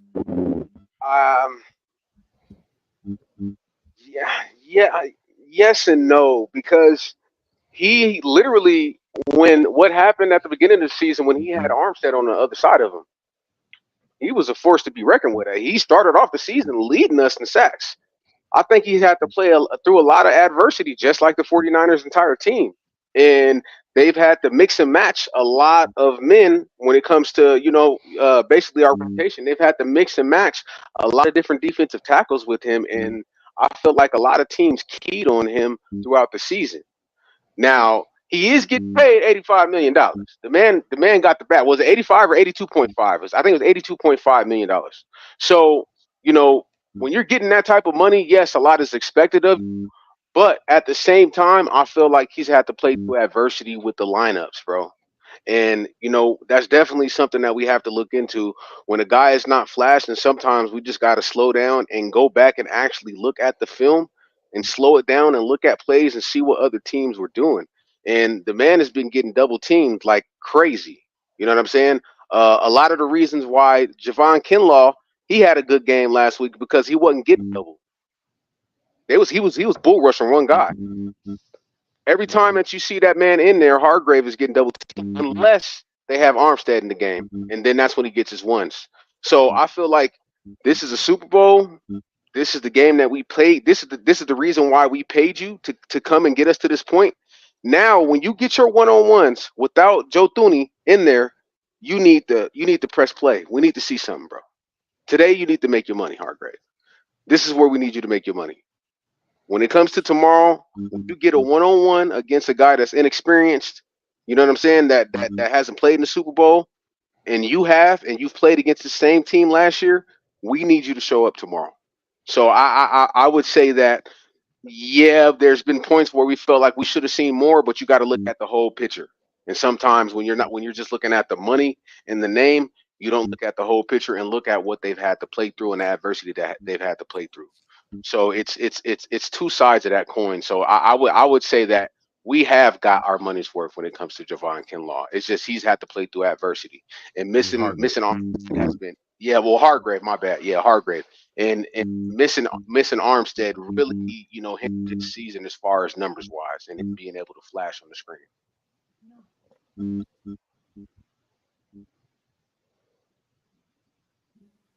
All right, you guys, Anshu, if you want to jump in now, Sure. then we'll go to Melissa and then PG. Your thoughts on Hargrave? Yeah, I mean, Hargrave definitely. I loved the move at the time. I actually didn't even think we were going to get him because I was like, there's nowhere we're spending more money on the defensive line. But heck, I was wrong. And I feel like he did pretty well. He is also getting up there in age. So I'm going to say, like, if I just looked at sacks right away, like, I wouldn't be that mad about it. But that's not everything. So, my thing is, I think that maybe the hamstring injury has kind of really affected him, and I think that's why, like, he, especially the last maybe few weeks, he hasn't looked as good. But I expect him tomorrow to give everything he's got because he played this team last year in the Super Bowl. He's probably heartbroken, just like the 49ers are heartbroken from 2020. So I do think he's gonna be a big part of this defensive line tomorrow, and like we said, he's going to be playing a backup guard who's inexperienced. And I think, if you want to stop the run with Isaiah Pacheco, it's going to start from him. Especially if the Chiefs continue to run the ball up the middle. Yeah. So I feel like that in this particular, I don't know, for some reason, like I think Hargrave's going to show up tomorrow. Hargrave was just in the Super Bowl. And I think that he's going to he's going to show up. I know that he's been a disappointment. I know that we expected more out of him, and I have been one of the ones that have also came down pretty hard on him, considering, because you look at, the money he was paid and, what he was supposed to do when he got here. I understand that. But, I mean, I feel like in this particular game, I do believe that we're going to see a different, we're going to see the Hargrave that we signed and why we signed him. Because the thing is, and I think that people are forgetting this, that Hargrave is actually one of the ones that, like, he just played the Chiefs last year. And so, I'm sure that he's giving them, some really, really good knowledge, about that, because like media likes to brag all the time, Kansas City basically is the same team. They haven't really changed anything. It's pretty much the same, maybe gained some players, but didn't really lose too much, and all these things. So I think that Hargrave is going to have a really good Super Bowl. And I think that he's going to be like a huge benefit in this particular game against the Chiefs. All right, Melissa, do you have any thoughts on it before we keep it moving?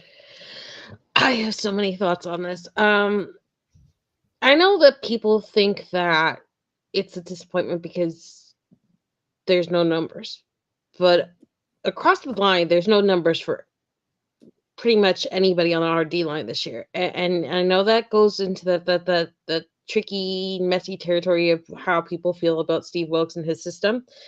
But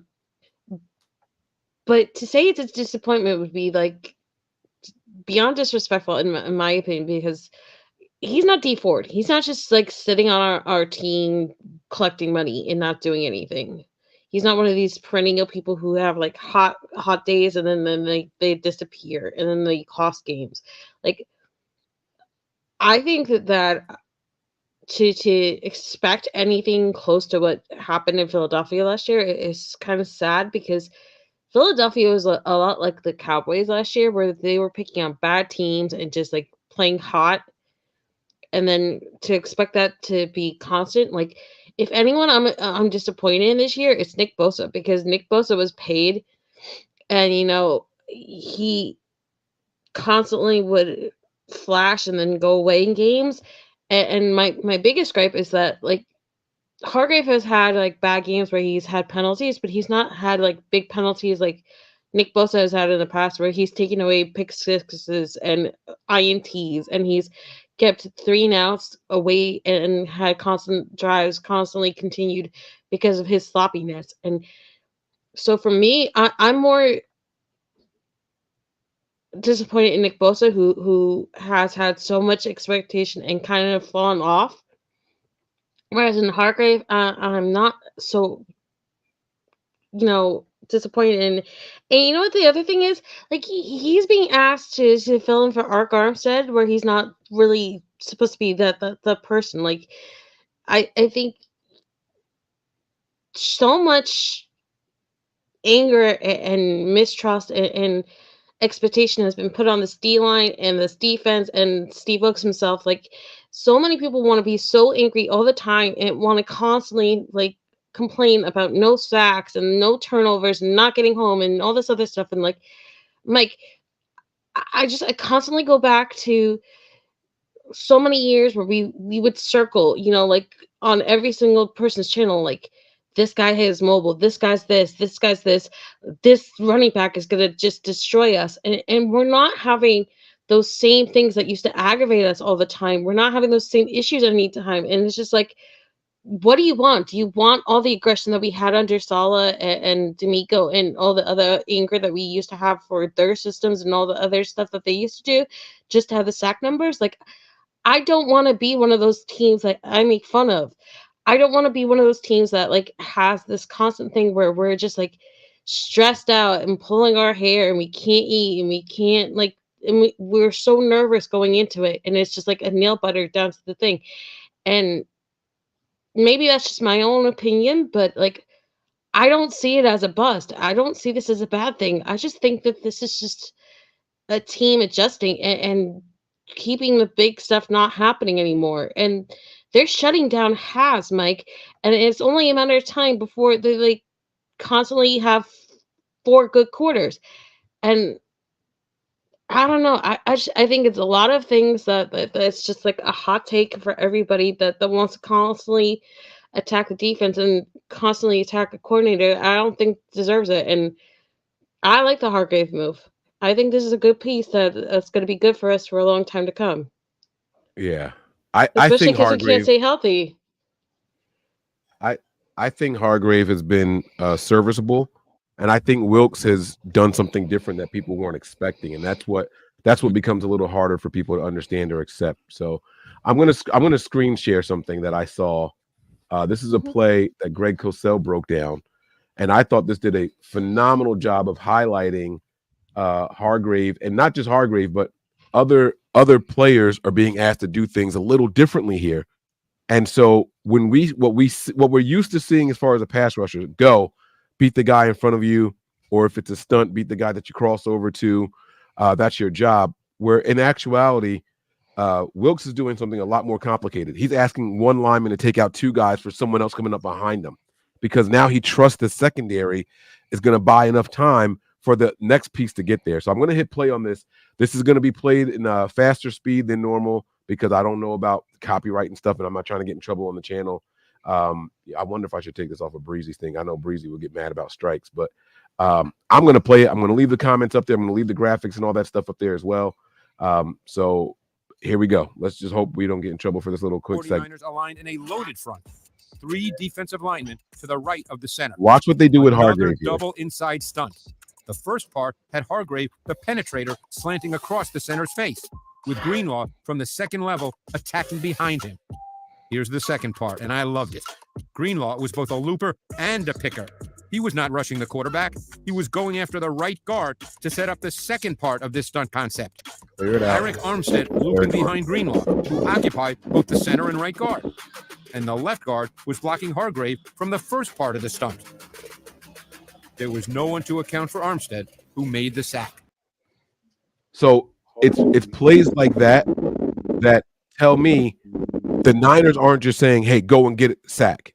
Like, they're setting things up. This is a calculated play that we're running here. Offenses run complicated plays and pick routes and all that stuff for their receivers and tight ends to get open. The Niners are doing very similar things on defense, and I just think that we're not used to seeing it. So these guys aren't always asked to just beat the man in front of them and go, and we say, boom, production's down. These guys are asked to roll sometimes. They're asked to do other things. He even said about Greenlaw. We all would have said, oh, Greenlaw blitzed and ran right into the guy. He wasted time. No, he was picking that guy so Armstead could then do another stunt and come up the middle untouched. But you got to have faith in the secondary. And what was Steve Wilkes' primary job throughout his NFL career? He's been a secondary coach. He's got those guys coached up, and he believes in them so much that we have time to even attempt to do plays like this. And that's what people just got to start to see a little bit different when you're looking at Hargrave and when you're looking at Eric Armstead and things like that. It's a role that they're asking these guys to play, but because of their names, because of their reputations, they're going to garner that kind of respect, and it makes plays like that work. So, not saying that Hargrave has lived up to the dollar amount, but I'm definitely not disappointed in what we've got from him so far. And also, Mike, I'm gonna piggyback on that. We have been so used to leading the league in sacks, but I tell you what, I would much rather lead the league in interceptions like we did this year than lead in sacks any day. Because we know when we get that ball, we know we just erased 17 points in 8 minutes. I mean, I would much rather have the ball back. And our secondary used to get cooked with D'Amico and Robert Saleh. We were great. Our front seven was great, but when it comes to stopping big pass plays, bro, we were cooked. That's why we lost the Super Bowl. We were cooked. That does not happen often with Wilkes. It just doesn't. Yep. You can count busted plays on one hand from each game. Like, it just doesn't happen like that. I agree. Anshul, did you look like you wanted to jump in? Did you want to say something? No, I didn't have anything else to say. All right. I just We'll had keep one last thing to say about this. You know, it's easy to be upset that the aggression and the sacks are gone, but you know what? Steve Wilkes is doing something that this defense has needed since way before Fangio. They need consistency, and they need longevity, and they need health, and they need to be building a system and to trust one another. And all three levels are playing together. And so I think Hargrave and Wilkes are bringing that to this defense. There's a continuity and a trust that was never there before.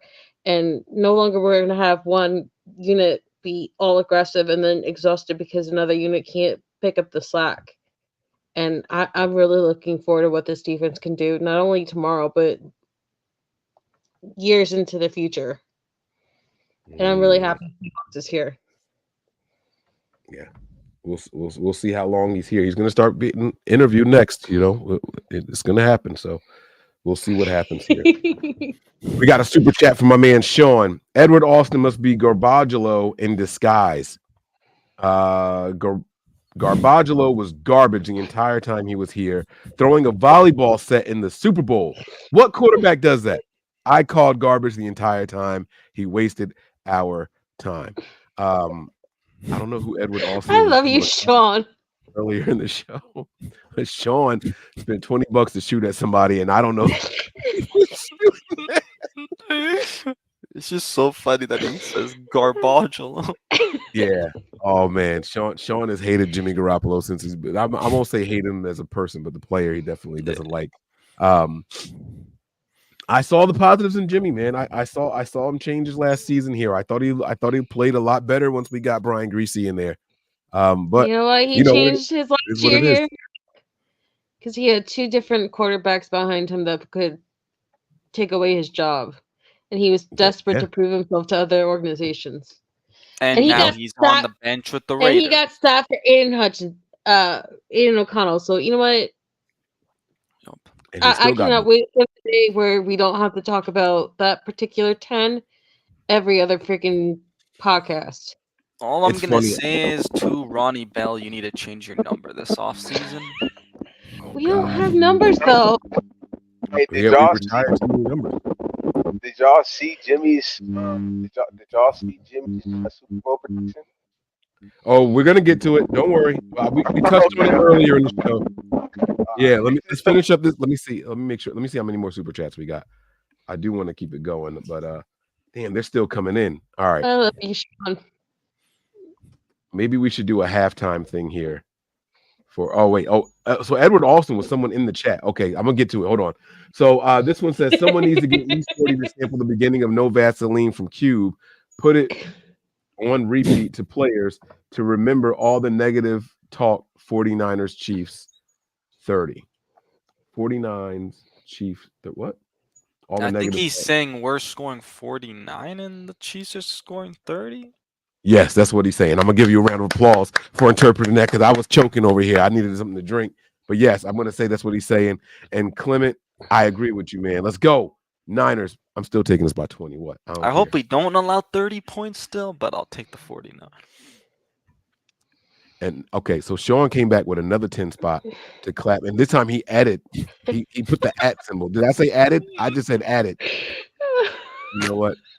Let me blow this up. I'm gonna make it. Sean really wants. Hey, Edward Austin. I don't know what you did and said to my man Sean in the chat earlier. I'm sorry I missed this.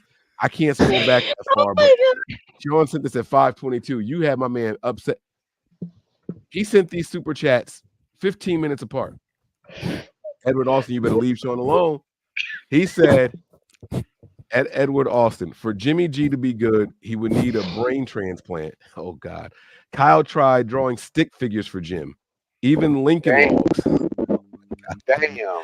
Jimmy's development stopped when he said height.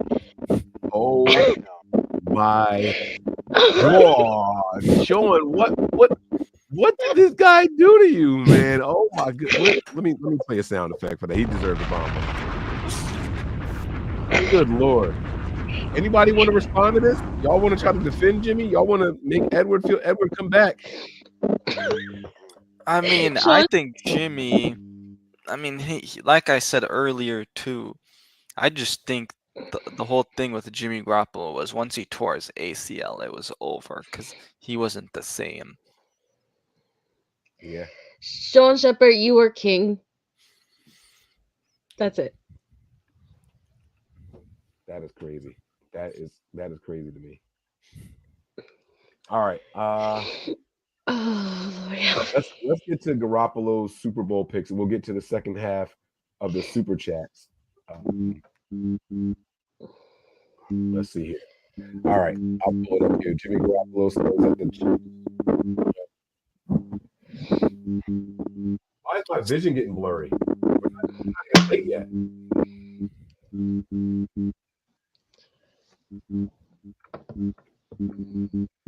What's that in the background that I'm hearing? That's Dre's microphone. That humming sound. It's something with Dre's mic. All right, so KP tweeted it out. Let me go ahead and just. I'm gonna drop out and come back in, bro, so I can try to fix that. I know that's annoying shit.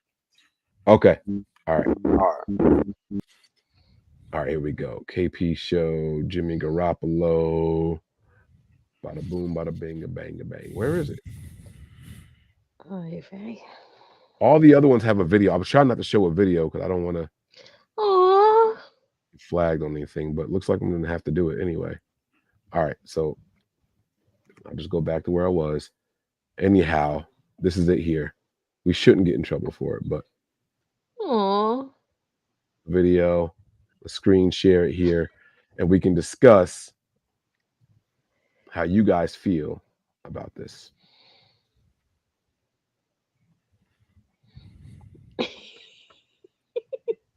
Oh, I got to take the thing off. My bad. Hold on. We ain't going nowhere. We ain't going nowhere. Oh, wait. I'm not supposed to be singing Puff songs anymore either. God, y'all got to stop canceling people, man. Shit. All right. Let's take this super chat off. And let me take that message off. And we will be back with the super chats later. So we could put that one at the bottom. Okay. Jimmy Garoppolo's score prediction for the Super Bowl. 35-31 for the Chiefs. And for those of you who want to see this video, it's just him.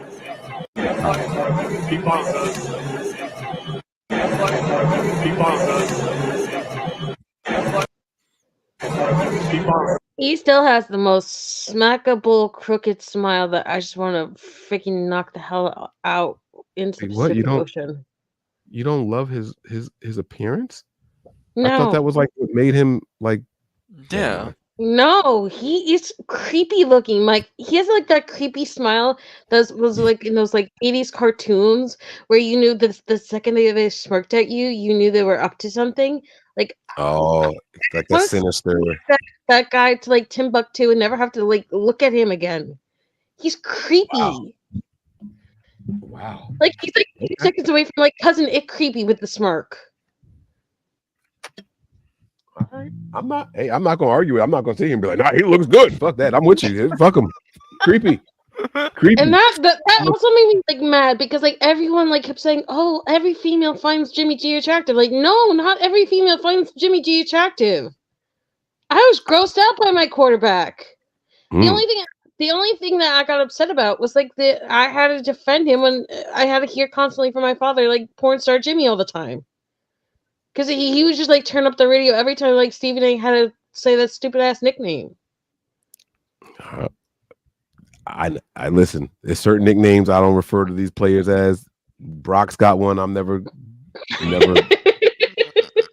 called Jimmy anything to do with the industry. I would only call Brock the short form of it. At least there's the short form. I ain't even saying the letters. I get what you're saying. They try to do that shit with Nick Mullins. They try to do it with Nick Mullins. I don't know what's wrong with you. I'm not doing it.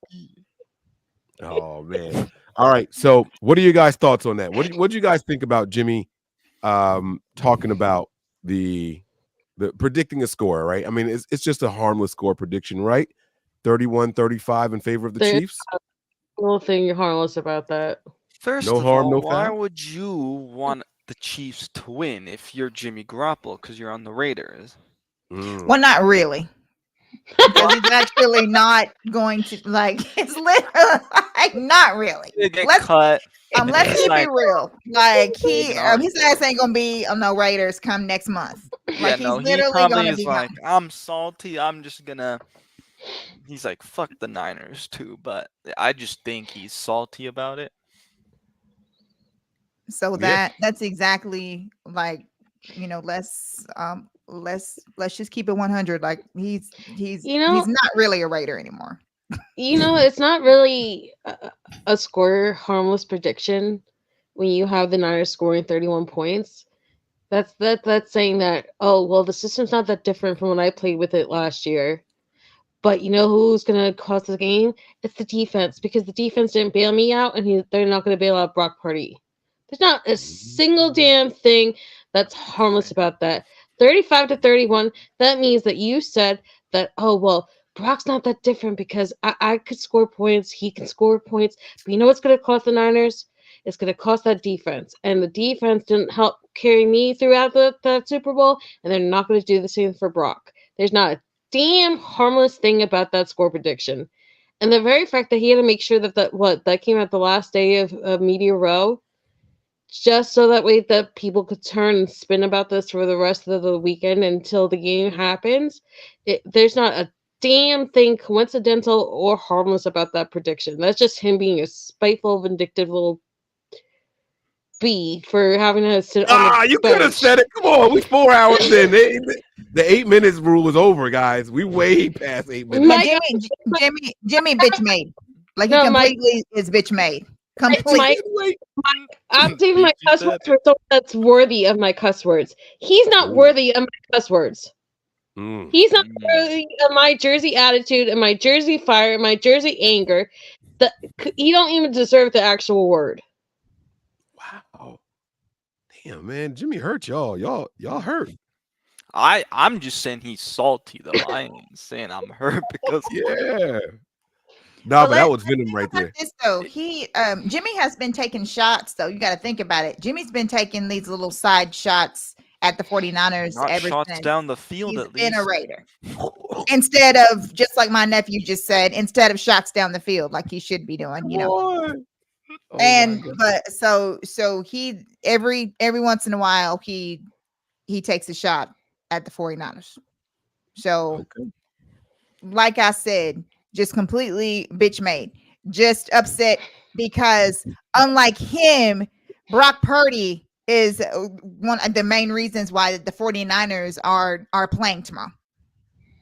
And he was just like literally like a passenger on that football team, to where he got the ball taken away from him in the Vikings game because he was trying to date the linebacker so much that Kyle finally like just took the ball out of his hands and didn't give it back to him, by the way, in the next game with the Packers either.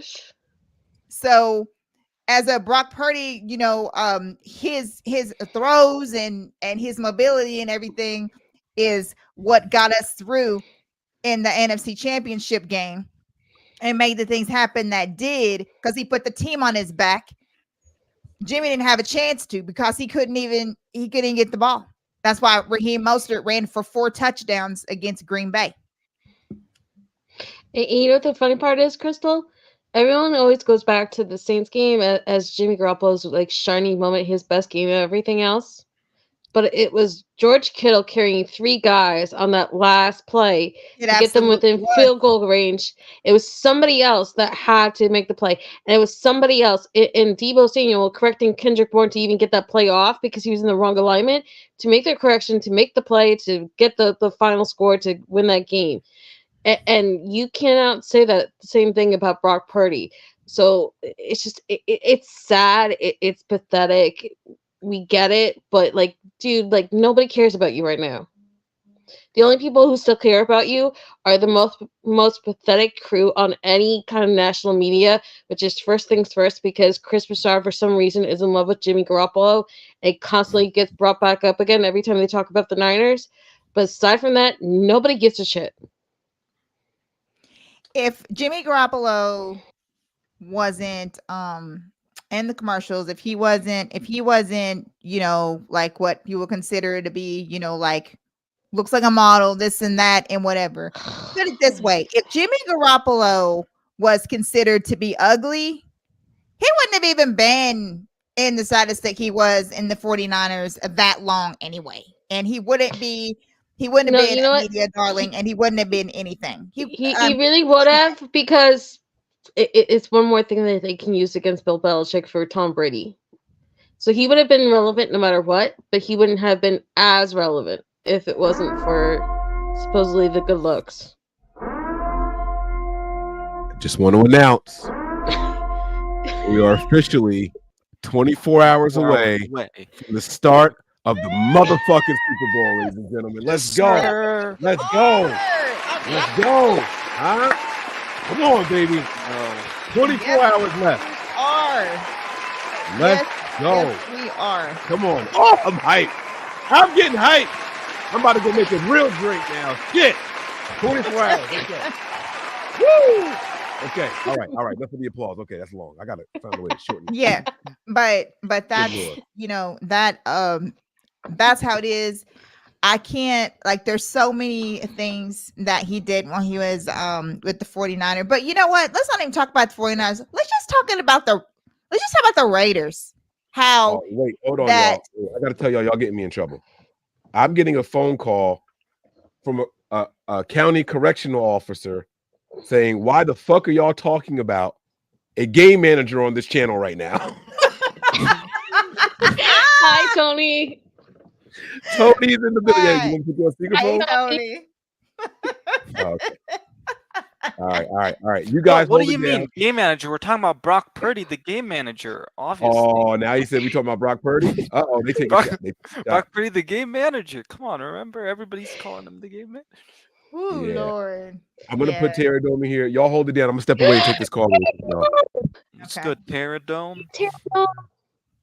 But what's up, it's my like peoples?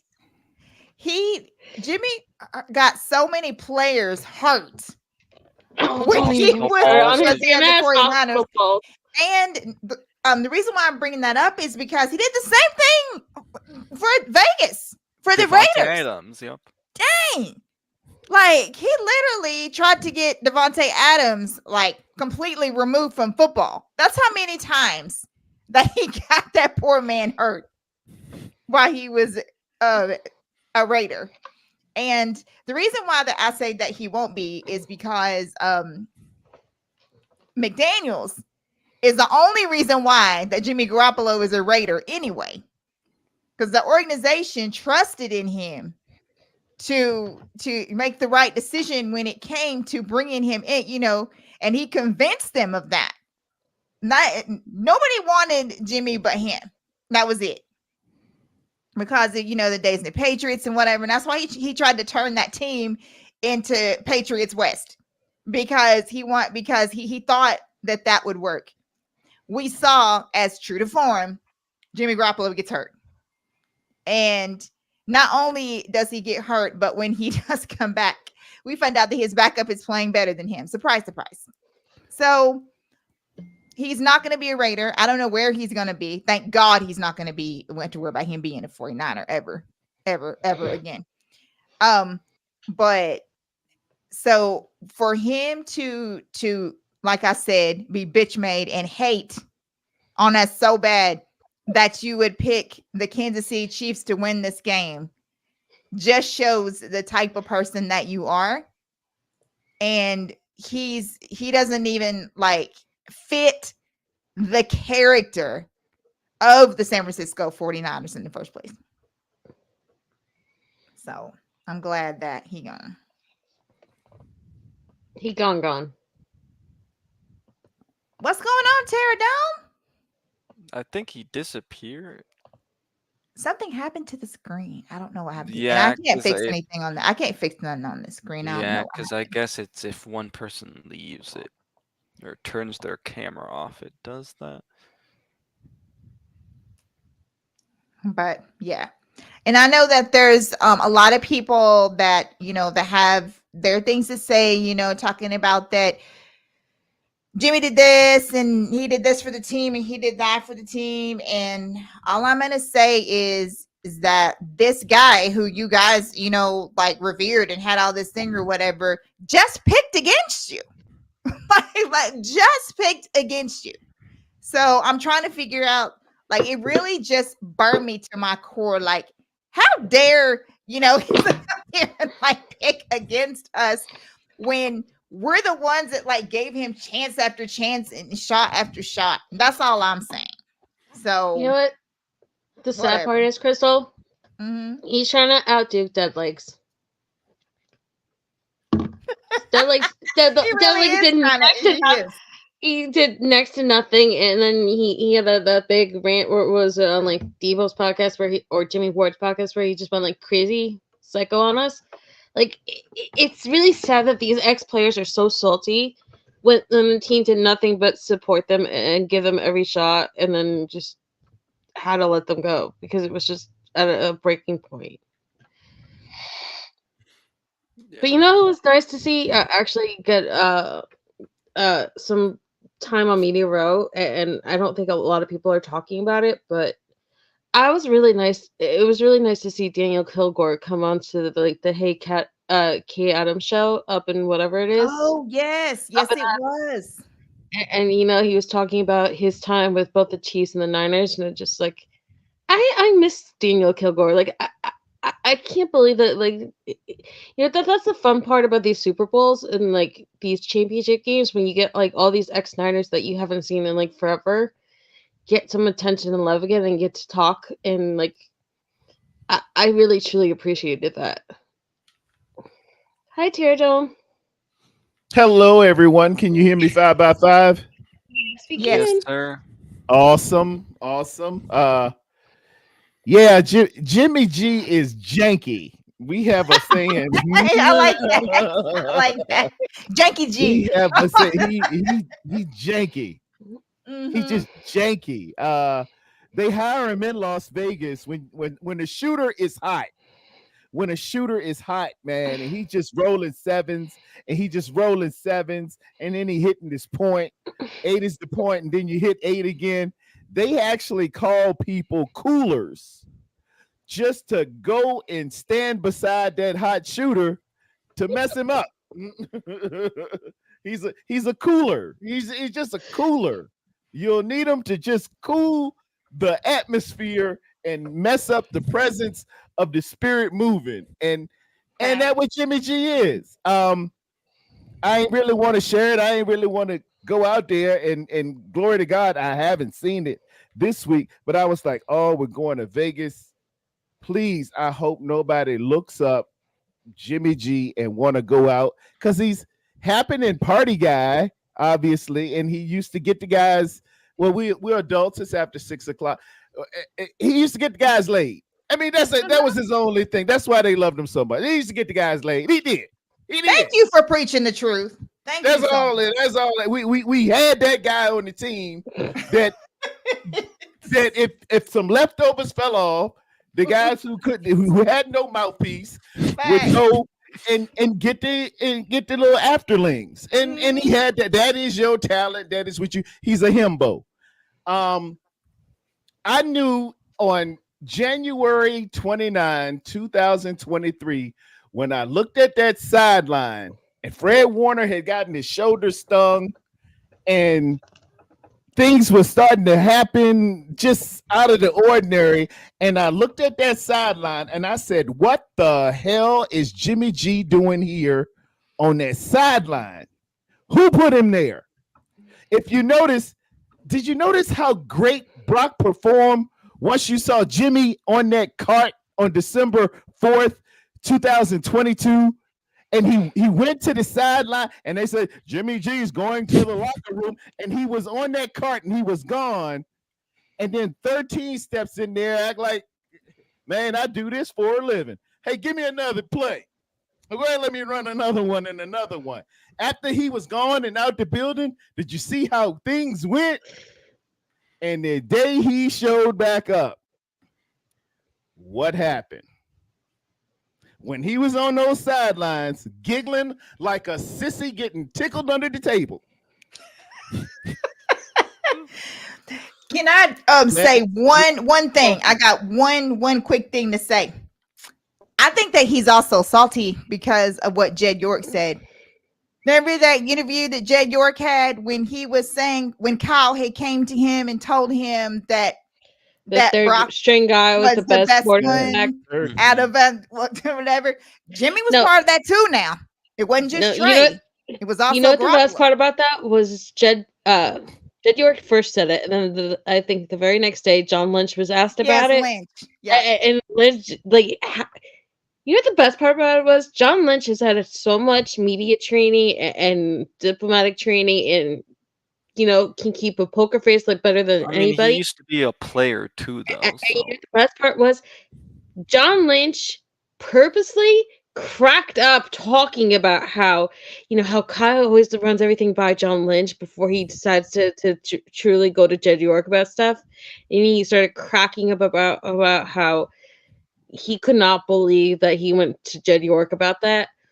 And it's just it was like, you know what, I constantly keep saying it, like there's nothing harmless about when and how that prediction came out. And I love how this team has finally had like rejuvenation and spirit and like fight and grit brought back to it. And back to what Terradome was saying, like Terradome, you remember how we all started freaking out the second that game started, because you remember it started off with the touchdown right down the field. The defense just got completely whipped around. And like the second Brock Purdy came in, there was fight, there was hunger, there was batted balls, there was punch outs, there was Drake Greenlaw having the touchdown. Like there's so much life brought back into it. And it's just like back to that Philly game, like the sad part was like, it sucked that Josh Johnson couldn't handle the pressure. It sucked that he got the concussion, and it sucked that Brock Purdy got hurt right away. But back to what you were saying, like that's who Jimmy has always been. Like, he's always been this little stickler that wants to be right in front of the cameras, laughing, goofing it up. Yeah. Doesn't take things seriously. And it's just like, I cannot stress this enough. I cannot wait for the day when we do not have to talk about this man anymore all the time. Like it's sad that we're in the Super Bowl again. We have hope again, and we're all like excited to be here. And you got all these new guys like Brandon Ayuk, Trent Williams, Christian McCaffrey, all playing in their very first Super Bowl, and we're still talking about this Scrabino that constantly cannot go away. He's gone. He's gone. It's just looking back at you tend to get reflective as the season ends, and you think about where you were, and it's made to be that way so that the hunger means more to you as you're going into the field of battle. It's a normal process, very, very normal. We're 24 hours away. They will be kicking off in I got the timer down to the minute and second, Lord Jesus. We're looking at exactly 24 hours, 43 seconds. Right now, we will be kicking the ball off to or somebody's going to kick it off. It'll be the national anthem, long stuff. You can take your side bets on how much, how long it's going to take. If it's an artist darkly complected, there might be a little bit of more Ray or whatever you want to do. But you got to walk that aisle. We're going to put 11 out on the field, and they're going to put their 11 out. We're going to see what's what. That's it, the end of it. That's the be all and end all. We're not the same teams. Everybody's changed around a little bit. We got a couple of people, maybe 3, 4, 5 that was on the 2019, 2020. And now we got whole new regimes.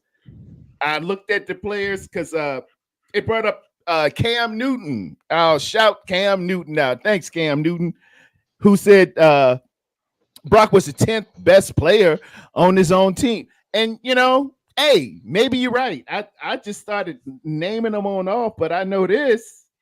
looking at the best players all on the team, I objectively looked at it. Me and my cousin, we went at it. He checked me on a couple. I checked him back. And to a man, I'm looking at 13-7 San Francisco 49ers if you go top 1 through 20.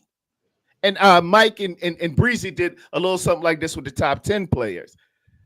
5-5 maybe at the beginning. Trent, Mahomes, Kittle, this and that. Just looking at the best at their positions all through the NFL, But that 11 through 20, boy, that 11 through 20 is where it's at.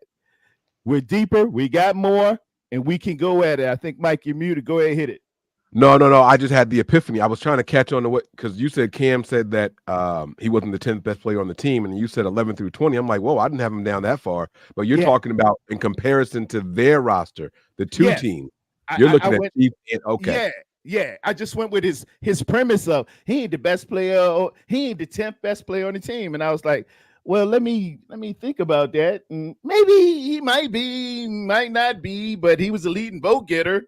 In the NFC, he was first in passer rating, and the stats ad nauseum. Y'all can all look him up. My boy been airtight. My boy been bad. He's simply it ain't more than you can do. We just be a great quarterback, and those who don't have it, the Bible says they gave him over to a reprobate mind. If you haven't seen it yet, or you haven't witnessed and you can't get it, then some people just can't get it. Not all the kernels pop in a bag of popcorn. The revelation don't come to everybody, and that's fine. I'll be mad about them 4 kernels every time too, bro. The funny part though is, who cares what he thinks? This guy is the same guy that went to Santa Clara, fumbled the ball, would not fight for the ball, and was shown at least 5 times, mind you, because I counted. 5 times where they would pan to the end zone or they pan to the sideline, where he literally was down on his belly, pounding his fist and kicking his feet like a toddler in a toy store, whining about it, everything, and throwing tantrums. And then he ate up primetime, exalting him as the great next Michael Vick and Randall Cunningham and all these other things. And then as second is he was questioned about the fumble, his lack of drive, his lack of fight, the lack of laying it all on the line. He walked out of pressers and he complained. And he wants to talk about how Brock Purdy is not asked to do the same as a Josh Allen or Patrick Mahomes or all these elite quarterbacks that he complimented. But guess what? Brock Purdy works on his mechanics. He works on his integrity. He works on his tangibles. He works on his leadership. He gives it his all. He plays through injury. And these are none of these things that you've ever done or actually gave a crap about. I don't care, Cam Newton, if you have your own podcast or you're going on First Take the day before the weekend where it's celebrating actual quarterbacks who take this seriously. But, please shut the hell up, because you want to use this guy to make yourself look better. And you never gave a damn about football. I don't care that you were this super athlete. None of it matters if you don't give a shit and you actually lay it all on the line for yourself and your team. So guess what? You think he's the 10th best quarterback or 10th best player? Well, guess what? I'd rather take my entire roster and my practice squad over you at your day any day. Because guess what? Superman never showed up when Superman needed to show up. Woo! Woo! That's when you just have to say, woo! When they get off that soliloquy, uninterrupted, uninhibited, and just, she done chewed all the daggone meat off the bone. The line got to go somewhere else. I guess this meeting at the Serengeti is over. Thank you, Cam Newton.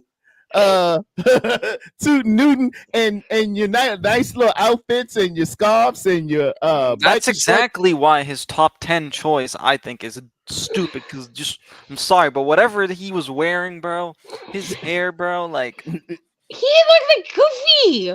Exactly. He literally looked like Goofy with the hat and the scarves and the it's so bad. It was just Yeah. as bad as his take. I mean, Yeah, he just, he wanted to get like them clicks even up. he wasn't like going into his second year into the league comparing to Brock Purdy. You know what the funny part is? You weren't He's anywhere like close out to Amy what Brock Trask Purdy being was. Trask. You remember when Amy Trask went viral with that stupid that there's 7 other terrific quarterbacks and Brock Purdy? And Yeah. then He he was trying wanted to track back. he's like, oh, that went viral. You know what I should do? I should take that and I should run with it and I should take it to the next level so that way I get talked about and I get invited onto ESPN and I get invited by Disney to come talk about how things are harder for me and they're not listening to my full segment because they're taking the small little thing that I'm saying and they're taking my truth and they're mixing it up and they're not actually listening to everything I'm saying. Like, dude, that's exactly why you said what you said. It's on wax. Watch what you say. It's on wax. It's on wax. And sometimes you have to backtrack. I thought I don't have to backtrack. I said everything I said. Nah, keep on saying it. It is what it is. Sometimes you know what you're saying. Right. I think about what I say. I consider it. I get my people around, good people. I try. Shout out to Callie Young. That's one of my folks. And I said, hey, man, I think I'm going with this. Do you see it a different way? What am I missing? And you're like, no, I think you got him. All right. Boom. I'm going with that. That's my hot take. I just got years of experience and all those Super Bowls I've watched. Y'all can go now and see. I think they're running to 24 hours. And congratulations on Mike Andrews out here, Niners, just doing this thing 24 hours. Though I ain't seen something so good like this until TBS shows 24 hours of a Christmas Carol the day before Christmas. This is beautiful, my man. Miss Peachy, this is wonderful. Y'all got lights and cameras and everything around here. 24 hours, y'all throwing down. It's like a Jerry Lewis telethon of Super Bowl. Right. You know what? Mike started with Mike started with that March Madness thing where he would do a 15-minute show every single day of March, and he had to up his game. And you know what? I love that Mike not just came up with the idea of it, but that he reached out to so many different people. He gives his platform to so many people to do the overreactions, the live reactions to the games, and it's a credit to this community. We all came together not just to support Mike and be in the chat, but to help push his dream to the fruition that it is. So you gotta love Mike Andrews, man. That guy is necessary. Shout out to Mike Andrews. Thank y'all very much. I appreciate it. Yes, thank you so much for having us on here. No, not a problem. Trust me, man. This wouldn't be going as well as it is for you guys. But hopefully, this is like a Christmas Carol, Christmas story, whatever. What is the 24-hour when they do on TBS? Is it a 24 hours story? of a Christmas story with Ralphie? Y'all like Ralphie? Yes, I hate that movie. I hate that movie so much. You're gonna shoot your eye out with the BB gun. That's that one, right? The red rifle BB gun. Yeah. Okay. And them dogs ate the turkey, and they had to go rah rah rah rah rah rah rah. Man, it ain't nothing like this having feels like Christmas Day to me, man. This feels like Christmas Eve because I promise y'all we got a gift coming tomorrow. I promise y'all we have a gift coming. Listen, I'm gonna bring Dan when you're done getting in costume down there. You let me know. You give me a thumbs up. We're gonna try to pop my man Dan in here.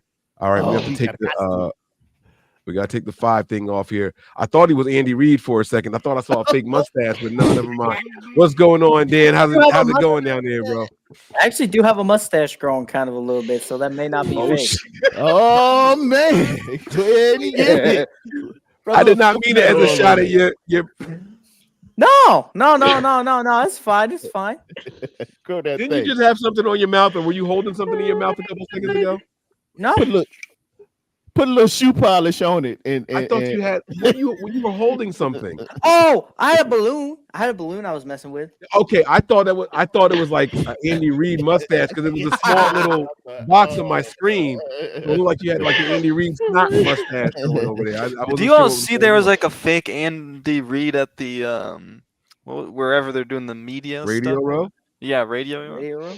Oh, that guy's Really? out there. Yeah. He's at the Kansas City Chiefs games all the They, time. they pay those guys. It's like the Aaron Rodgers guy from the UK.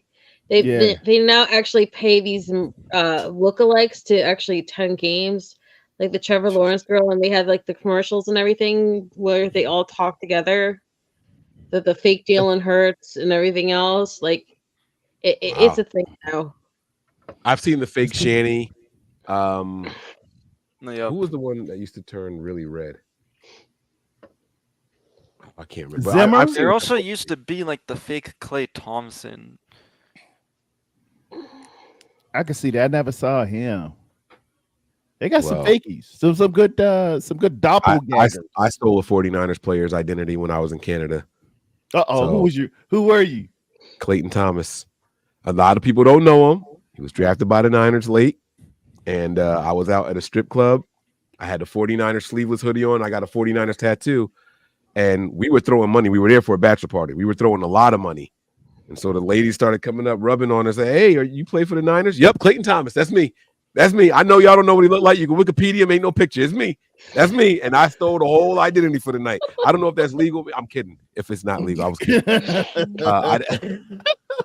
I didn't bill anything to his name, but we had a good time. We had a really, really good time. We got a couple complimentary drinks and stuff like that. So it was well worth the investment. How did you pull Clayton Thomas, man? What made you go after him? It was so my buddy was asking me if you had to be a Niners player, like because I wear Niner stuff everywhere all the time. It's not just for the show. Like I don't wear the jerseys, but my t-shirts, my hoodies, and all that hats. Like I said, I got the tattoos and everything. So they were like, you got to be prepared. Like they're gonna ask you if you play for the team. Just one night, I want you to say yes. So I've looked through guys who were drafted and didn't have a career. Yeah, see, I look nothing like him. I look absolutely nothing like him. But it was a name that I knew that they could Google to see if I was lying or not. And once they saw that he wasn't there, like, okay, maybe this could be him. So we were born around the same time. I would have been in college around the same time and all that. So I was like, all right, Clayton Thomas. I just didn't play because I messed up my knee. And that's what I rocked with. You put some time into that. You're a criminal conspiracy, Right. You thought that through. You're like Griselda, Marco, and I don't want to mess up this program, but that new Griselda with Sofia, I was gonna say Viagra, Vergara. Man, on Netflix, that thing's right. That thing's the Black Widow boy. That's some good episode. Yeah, it was real good. It's real good. You got to read though subtitles, so prepare yourself. Some of my homies back in the day, man, said, "Man, I don't want to look at that, man. I don't feel like reading." They'll wait until the filtered American version comes, but it puts you in the mind of Narcos. If you're a Narcos fan, it's pretty good, pretty well done. I will post Thomas Clayton's Wikipedia page in the chat if anybody wants to check it out. Okay, you guys can feel free to take a look at that there. Thomas Clayton Thomas, whatever. I was him for that night. Breezy got the Wikipedia page. I was there for that night. Okay, two years spent with the 49ers. All right, so that's what I blamed it on. My man had NFL career, 15 rushing attempts and 29 yards. So yeah, you can roll with that. Nobody's gonna picture that. Yeah, that was my guy for the night up in Canada there. So I do have some things that we need to share. We need to go over. We can break these things down one by one. Let's have some fun. Let's talk about them. And again, we also have a lot more super chats to get to. So we're gonna try to space this thing out. I appreciate you all for being along for the ride so far. My computer was doing some weird stuff. It said that other apps were using my camera. So it made me freeze on here, and I had to like back out and leave. And then when I went to leave, it told me that it said that the page was going to shut down. So I had to log in on my phone before I did that. And I don't know, it was just a lot of weird stuff happening. But we are back. We got everything up and running right now. So what we're going to do first is, let's take that off. There we go. What we're going to do first is Brock Purdy's getting streets named after him, guys. I mean, come on now. This is absolutely incredible. So per Zach Alvira, it says Perry Puma Drive now becomes Brock Purdy Way. In a special unveiling ahead of Super Bowl 58, Perry High School and the town of Gilbert have renamed the street outside of Perry High School in honor of 49ers quarterback Brock Purdy. Students also receive special shirts that will be worn on Friday. So they just have a couple of videos here.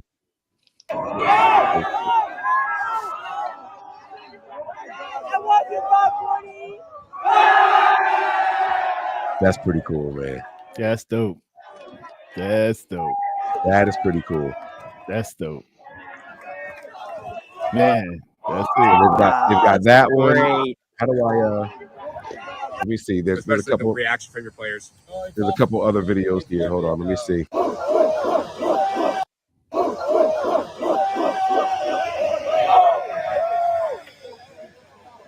This is pretty cool, man.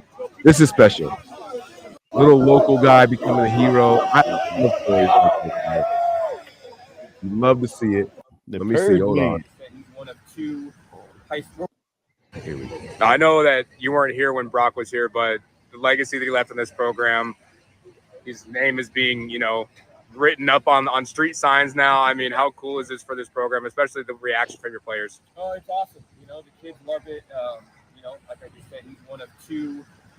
We're one of two high schools that have a starting quarterback in the Super Bowl, so known as Perry. It's awesome. It's awesome for Arizona, but our kids are juiced. They all wore their Brock Purdy shirt today. They'll wear them tomorrow. It's a sense of pride throughout Perry, not just Perry football, but the Perry community. To see, guys like Preston Jones who are still here at the school, I mean, what kind of conversations, I guess, have you had with him in the recent weeks now that Brock has been on this run? He tells me, he fills me in, gives me stories. I'm actually having Preston talk to my quarterbacks about how Brock was and how, that's how I want my quarterbacks to be. And they're going to, Preston's been awesome. Actually, Ryan Fitzpatrick hooked him up with tickets and Super Bowl tickets and hotel stay. So that's where Coach Jones is at right now. Or to look up there and see Brock Purdy Way, what's going through your mind? I want to add some more names to it. I think that's it's awesome to be the head coach of this school. It's truly an honor, and our goal is to take more kids to that level. But just knowing that he's up there, it's awesome, man. Like I'm very humbled to be the head coach of this school. That's awesome. Amazing stuff right there, man. Shout out to the people of what is it, Perry Puma High? Yeah. Yeah, that's pretty cool stuff right there, man. Really cool though is, Mike, about that Ryan Fitzpatrick not only helps the head coach that Brock Purdy had to the Super Bowl and is helping the school and kind of like helping push the Purdy legacy to a new level in Arizona and pushing the community in that high school. But it was really cool that he was the one person that made Brock Purdy and his father's dream come true by introducing him to Dan Marino, who was his father's hero when he was growing up. And why he wears 13. Why Brock Purdy wears 13? Yeah. That, and it's stuff like that. The NFL, they talk about it being a massive fraternity. That's really cool. We have the disdain and the hate for other teams and all that stuff, but it's about the rivalry and when the whistle blows. It's not about off the field stuff. Those guys tend to stick together a lot, so it's really, really cool to see. So I wanted to ask you guys some questions. Do you guys have any local legends? Anybody from your neck of the woods that have made it to any professional arena? Anybody in your family or anything like that? Go ahead, Peachy. So as far as local legends, sports legends, And of any kind. Well, I mean, I went to high school. Not trying to brag, but Samuel L. Jackson is from here, and our halftime performer Usher Raymond is actually from here. Usher. All Yeah. right. Well, look at You're that. telling me Samuel motherfucking Jackson? No, I'm kidding. Yes. That man. Let's go. That's what I'm talking about. Sam L, boy. Sam L, real with it. Mm-hmm. Yeah. And I can't forget. We do have several sports legends that are, from here as well. The late Green Bay Packer legend is from here. So that right there, just by itself, is yeah. So anyway, No, listen, man. monster. He was a monster, and I miss him like a lot. But I think that. What'd you say? The Minister of Defense. Yes, himself. Reggie White. Yeah. The greatest. The one Lawrence Taylor says, yeah, it won't nobody like him. Yeah. Reggie White was from this area of Cleveland, Tennessee. Is actually smaller than Chattanooga, where I'm at. And I dated like his first cousin for years, then whatever. But yeah, I mean, so that to me is probably the biggest one. That's really awesome. But we have a couple of people that are from here. T.O. went to college at UTC, which is the University of Tennessee of Chattanooga. So that was cool. There's other football players that are in the NFL that are from here as well. I'm trying to remember like exactly who it is, but there's different ones that are here. But my little neck of the woods has got quite a few people that are from. Yeah. I'm gonna rep for Trenton, New Jersey right now. We already know about Tig, right? We got our guy Jair Brown playing in the Super Bowl as well. I'm gonna give y'all another one because I like to be a little spicy. Somebody that y'all may not have known from Trenton, New Jersey, not just New Jersey. Even though New Jersey is only this big on the map, I feel like everybody from Jersey should be included here. But I'm just gonna do Trenton. My man Dennis Rodman. Dennis Rodman is also from Trenton, Hell New Jersey. yeah. I know y'all know who he is, crazy ass Dennis. Yeah, but yeah. that's my guy right there, Dennis Rodman. So I'm gonna give him a shout out as well. So I'll stop there. I'll see if anybody else has anyone that y'all want to share. I got plenty. There's so many people from Jersey that I can say, but I'll just go with the personal connections because that seems more appropriate. So personal connections. My cousin Keith went to Ramapo High School. And his teammate, and they were close friends until they went their separate ways after college. But my cousin Keith was really close friends with Chris Sims.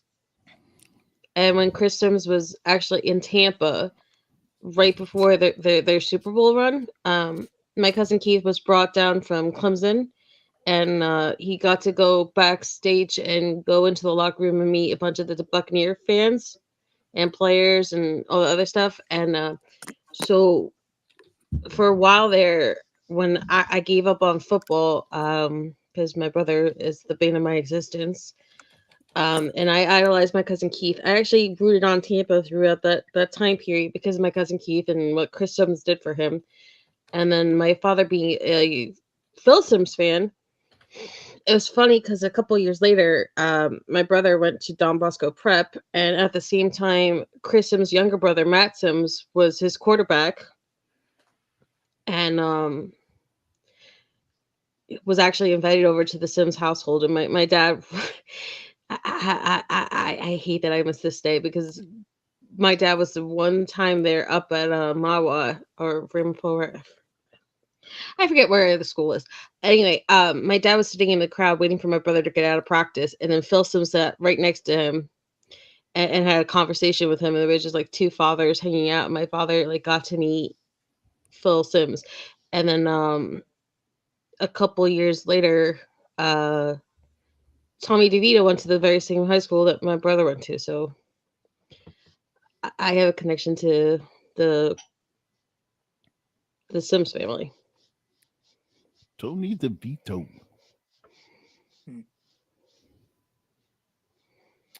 I got 3 names that I could think of. Gerald Ford, I know he's from Nebraska. His birthplace is like an hour away from where I sit in Iowa. When it comes to sports players, I don't know if he's from here, but I know Roger Craig played in Nebraska. And when it comes to another big name, Tom Osborne, and that's really all I can think of. Tom Osborne. Mm-hmm. Make a coach. Yep. 3 natties in 4 years. My cousin played with the Seattle Seahawks, Marcus Burley. We got in R&B, D'Angelo is from the South Side of Richmond, Virginia. Mhm. And I shouting this one out to Austin. Where's my man at?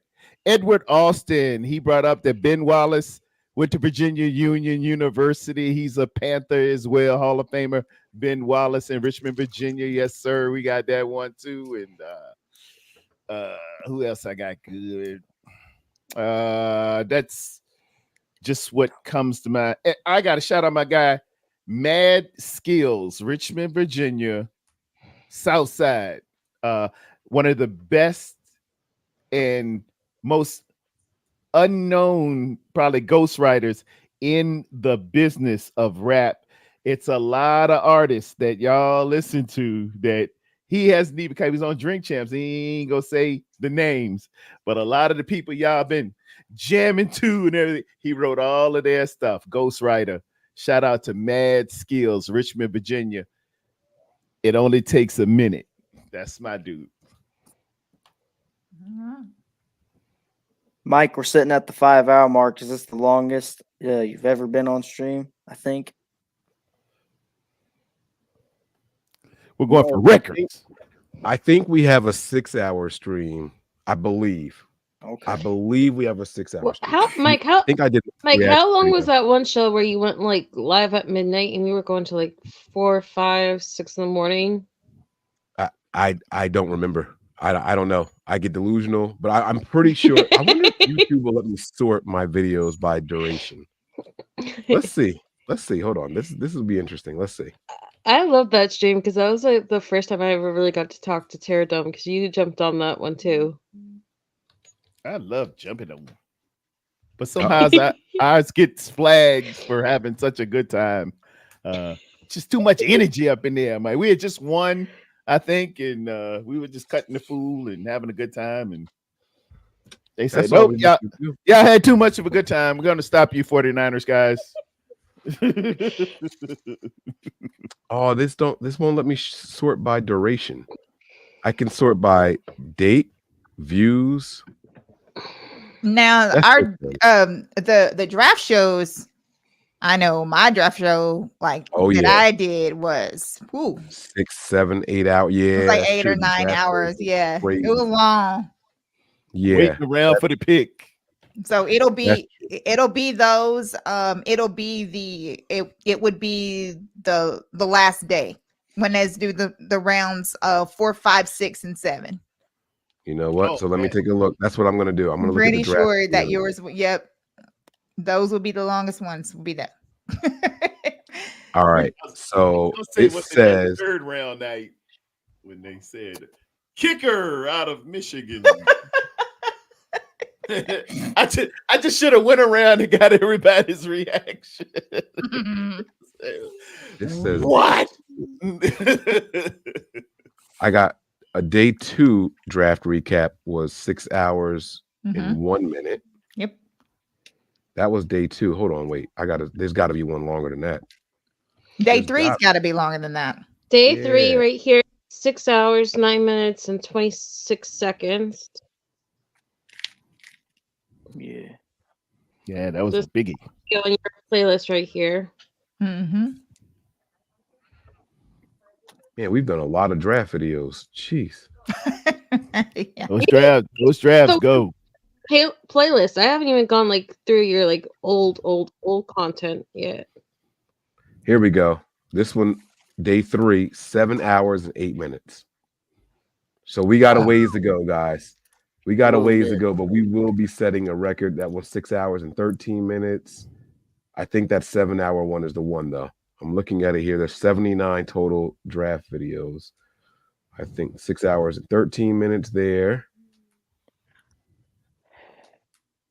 Yeah. I think that's 7 hours for one. Hey, Alabama Fire Soul and certified. Just remind me real quick, Dan. Russell Wilson, Richmond, Virginia, collegiate high school. Grandfather was president Norfolk State University, HBCU. Go ahead, Dan. You said his grandfather? That's great. So there's a comment in your chat, Mike, that's from Timothy Smith. It says Dak over Purdy. I'm so glad that Timothy has decided to make an appearance in here because I was getting bored with Chiefs again. So going to the new Super target. Bowl and Dak lost in the wild card round.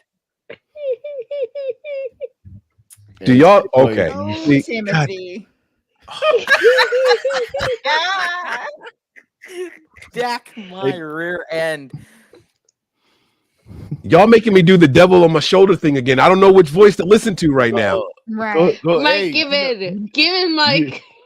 Do y'all think no? Because it's gonna sound like I'm hating on Brock, and I'm not. But I gotta ask this. Stay safe. Okay. All right. Ask the question, and we won't judge you. No bullshit. Y'all gonna judge me. That's why I don't want to ask the question. If I knew y'all weren't gonna judge me, I wouldn't have a problem spitting it out. But it's okay. Mike. So those that know you love you despite whatever we might not agree with. People who love me and you. too. Okay, but I'm just saying, like, we're gonna love you whatever it is. It's like, cool, Mike. It's show, man. Yeah, Run Nick, that thing. Mike, But Mike, but you're first not Nick Wright. You're not Nick Wright. Yeah, We won't you're hate you not- for something that you're say not Gallagher. He looked like Gallagher. Yeah. You want me smash some fruit? Hey, Callie Young said funniest NBN episode is when Mike fell asleep live on the air during the overreaction show of Cardinals on Halloween 2019. the best Nothing But Niners episode ever. Week 5, 2019 overreaction show where everybody and their mama from the Nothing But Niners legacy of greats came on and just like gave Mike the ever loving hell over saying before the game that the Browns D line was better than the Niners D line, and you had Silverado Kev, you had Nick, you had Perry, you had NY to the Bay, you had Breezy, you just had like everyone just like going at Mike, and I swear to you that show will always live in my memory because it was the show that told me that this podcast, these people, they were family. There was something special and genuine about it because I had like been bouncing around that entire summer looking for someone like I could actually watch, and that was that overreaction show was the reason why I thought I could call it when they did their 50-man 3 roster thing where you had people call on to do different position groups, and that led me to everybody going back on Twitter, meeting everyone, becoming a family. So like that show for me will always be the funniest and the most special for me personally. I remember. I got some folks in the chat saying you fell asleep, Mike. What happened? Not enough coffee or a little too much indulgence? Them overreaction shows. I don't know if you know. We take shots, bro. Yeah, we take shots. And you start them at like 11:45 at night, like in your East Coasters, and you have to be up at like 5 in the morning. Come on, bro. Like that's how it works. Plus, you forget that Mike also like does pre-show, he does halftime show, he does the entire live action now, and then he does the overreaction show. Like this man is like giving it his all. I'll be sleeping. Listen, ain't no shame in my game. As long as I fall asleep and I ain't driving, I'm okay with it. The worst one is when Breezy fell asleep during that live show. What was it, like the Cardinals game in 2020 when they beat them at Arizona, and you guys were just constantly trying to like wake him up. Hey Good times, man. You drop him out. You brought him back out of sleeping and snoring, and then you drop him out again. You gotta do what you gotta do. Breezy But, all right, I'm gonna tell y'all. I'm gonna ask y'all what my question was. It wasn't a tell of anything. My question is simple, and I figured out. I'm glad. See, y'all bought me some time. I love y'all. This is all right. Y'all bought me some time, and I figured out the perfect way to word it. Here's my question. Y'all can just say yes or no. Do the best quarterbacks make the Super Bowl every year? No. Okay. See, because you said Dak went home in the wild card and Purdy's going to the Super Bowl. What now, Tim Smith? And I'm Dak like, is 2-6 in playoff games. Purdy has more wins than he does in the playoffs, in rest seasons. But Mike, how's that like a hot button issue? Because like it's all subjective to how you define what is a good quarterback. well, I didn't want to sound like I was defending or taking Dak over Purdy. And weren't there games like Joe Montana was like the best quarterback of the 80s according to a lot of people, and he would get upset by people in the wild card or like divisional round. Like it's really all subjective. It's usually who worked hardest, who wanted it more that gets there, and like out of all the things that I could think of that I thought you were thinking of, like that's like the most vanilla question that you could ever put out there. Like I told you, y'all bought me time. I said it. I said y'all bought me time and let me ask the question in a nice little PC way. Because this is really awesome. This is Steve Kerr in the Warrior presser. Hold on. Let me see, Peachy. Hold Oh, on. he's got the SF on. That is dope. Let's go. Shout Let's out. go. All right, Big Kerr. Steve. That's the man. Stand up for the squad, baby. I like that. They've been showing support, man. Listen, I know how Philly was when the Eagles were in the Super Bowl. I remember how everything was all lit up and illuminated, and I can only imagine what it's like out in Cali right now. You know what I mean? Right. Mike, I have a spicy question that's gonna be a little. Well, wait, I don't want to straight. Hold on, don't forget your question. Peachy and Dan had some smoke for Tim. I just wanted to clear the air first, but I want them to go ahead and let off because they were ready to go. Timothy be talking trash when he loses in the playoffs again to the 49ers and then loses again to the 49ers and then loses to Brock Purdy after he throws four touchdown passes. I lost count. It was too many touchdown passes. While Dak only throws one and let me count. 1, 2, 3 interceptions. Oh my God. Oh, tell him. Talk your shit, Dan. Tim, what now? Huh? We can't hear you. Say something. Type something. Clickety click. When he beats us with a good roster with Dak Prescott, then he can talk his shit, but he hasn't. He hasn't. Yeah, man. Prostitution rest, Your Honor. I mean prosecution. Yeah, and the America's team is been gone a long time ago. We'll cut that. Is that mantra? Like, is it gone? I hate that name. I'll be honest with you. I realized that I wouldn't hate the Cowboys if it weren't for that moniker. Mm-hmm. I sincerely don't think I would hate the Cowboys if it weren't for that. Like who donned y'all the team of like that? That's crazy. Great marketing. It was a 77 marketing 76 or 77 marketing film. They just call themselves America's team. Tex Stram came up with it. They said it one time and it just stuck. Hey, okay. Because at the time, Roger Staubach was the quarterback, and he was a Vietnam vet, decorated. He was, I think he rose to captain, maybe lieutenant. And he did his time in Vietnam, came in, and he was leading the team. They just won the Super Bowl or going to win that year. And then they pick up Tony Dorsett on a flim flam coming out of the University of Pitt. Tony Dorsett had the most successful year for a player probably ever. He wins the Heisman, the national championship at Pitt, and then that in that same building comes and wins a Super Bowl, and they never really give him the love that he deserves. Tony Dorsett was the man back then. One more thing, Timothy saying Cowboys got the biggest fan base. No. Hey man, it's like we got a bigger fan base. Sometimes it's like having you watch the games that biggest... we played in this year. There was red all over those road games. No matter what, I think we got a bigger fan base. You got the biggest zit. It don't mean you good. You just got a great big zit on your side of your. You're a pustule. Terry Dome, you know what? You know why they're the most profitable franchise? Why is that?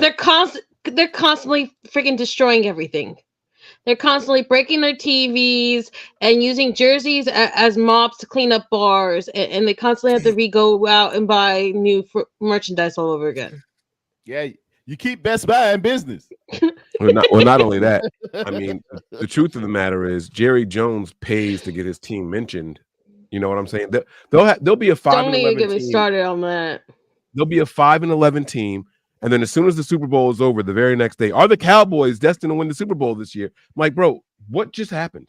The season just ended, and you guys are already on. Like, he's in good with the people at Disney. He knows what he's doing. Jerry Jones is doing it the right way, and so it's just kind of like death by 1,000 cuts. Like you talk about it so much, kind of programming people to be Cowboys fans. And based off of what my mom said back in the day, my family didn't come from money. So it was only a couple of games a year that you could watch on TV anyway. And the Cowboys paid for those spots. This is before we had, cable like how it is now. Blackout rules. Right. You had to have your stadium full to be on national television. Yeah. They just watched the Cowboys. So that's how they all became Cowboys fans. So Mike, you know how Jerry Jones is the most slick owner ever? He bought off his biggest critic in Stephen A. Smith by having him on the helicopter and come fly out to all the different events and going on First Take and all this other stuff, and then setting up Stephen A. Smith to go on the Micah Parsons podcast this past week on Media Row. Like, he went after his one critic, which is why a lot of people watch First Take, because they want to hear the Cowboys being made fun of. Yeah. Mm-hmm. That's all right. So the Cowboys, might have the biggest fan base, but not whenever the 49ers come to AT&T, they don't. Right.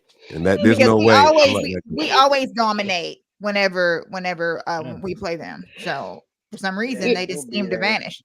They, people who don't know football. You remember the whiteout where they try to drown out all the Niner fans in the stands by making everybody wear white before the wild card game? Right. Terrible. So I mean, you might have the biggest fan base, but you don't have the biggest fan base when it counts. Yeah. So when the season ends and they start the Cowboy talk again, who's going to be the first one to do it? Is it going to be Stephen A. Smith? Or sorry, is it? Let me say that again. Is it going to be Skip Bayless, or is it going to be Dan Orlovsky and the entire First Take crew? No, it's going to be I think Dan and his crew comes on before Skip, right? Which one starts first? One's on Fox and one's on ESPN. Skip comes on first because he starts at 9:30, so he starts at 9, right? Between Get Up and First Take, so he can get those first people to watch his show before Stephen A. Smith can go on to his show. So they changed up the times, because when Skip went on the same time that Stephen A. would go on, nobody would watch Undisputed unless they wanted to watch Shannon Sharp go at him. So now this new year, they changed the timetable. So Carton stops at like 9:28-ish. They have like 2 minutes full of commercials, and then they go right into Undisputed. Well, then it's going to be Skip. It's a matter of who's on air live first. That's all it is. Skip can't wait to swallow Cowboys. I have cable, so I don't watch everything. I don't watch everything in a straight row. I just watch the clips on YouTube when they come out. But you know what's funny? Stephen A. got him it so badly this year. So you know how they compete to get their overreaction videos on like TikTok and Instagram out first? to see whether it's Stephen A. with his laughing in his Laughing speech, at him, or yeah. if it's Skip with his stupid thing of how I hit the trash can 17 times to go throw out 2 jerseys, and the sullen face thing where he just like he tilts his head with the little like sullen pout. And you, the funny part was that they were beating them so bad. What was it, 27-0 at half? That Stephen A. Smith had like the thing where all he like filmed himself with the finger over his mouth, and he was like, ooh, and then he just like made the little halftime reactions video. So he's like, I'm gonna beat you even in this. Yeah, I enjoy seeing him laugh at the Cowboys' losses. I'm telling you guys, That's the best thing ever.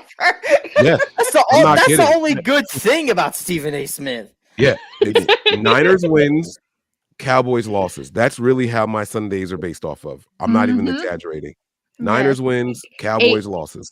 You know what the funniest part was? This year he actually wore an 88 jersey on the day after we beat them. Oh no, that- Timothy! that's such a Actually, huge thing with the 88 club. There's a lot of 49er chapters, and they don't keep to themselves. They're actually out there. There's a lot of 49er fans in Texas. Oh yeah, they are. Oh, we're deep, bro. You just gotta look around for real. In Dallas, I happen to know one, Becky Vasquez, and I forgot her new married name. So I apologize, Becky, if you listening. But she's a real sweetheart, and they have a huge chapter. Yeah. There. Huge. Yeah. Mm-hmm. Yeah, they're all over the place, Trent. I They're all mean, over not Trent, Tim. You're just not looking for him, and it's fine. You shouldn't be. I mean, you're a Cowboys fan. I couldn't tell you about Cowboys chapters out here where I live either. Oh so, no, I don't even know, think we have a Cowboys chapter here. see what I'm saying? 'Cause we don't care. Yes. You're totally insignificant this year. So go ahead and sit on the couch with that what if sandwich and if I coulda appetizer and enjoy the ride. Speaking of the Cowboys, who didn't win Defensive Player of the Year this year? Ron Bland and Micah Parsons. Both of them got shanked off. Wow. Both overrated players. And Micah Parsons didn't even get that many votes either. So I'm just saying that's Cowboys. Wow. Who won? Who won? Cowboys. Miles Garrett Garrett won. Oh yeah. What'd you say, Dan? What'd you say, Dan? Say the Twitter fan base, the Cowboys Twitter fan base was blowing up that Micah Parsons or DeRon Bland didn't win that. Like DeRon Bland didn't win. He had like 6 pick sixes or something like that this season. It's like they were against crappy teams. Come on. Hey, you know what? They were against garbage. People do watch the games. That's why people don't understand. Like they don't just look at stats and then judge off stats. Like they literally watch the football game, watch who you play, watch when it happens, like watch everything. Like it goes deeper than just, this 6 that's up there that's all pretty. Like they also watch, like, when did you get this? Yeah, but who did you get again? Here's the sad thing about Cowboy fans, and this is what always sticks with me. They always talk about how they can only play who's in front of them. And yet you crow when you guys put up 82-19 against the Giants.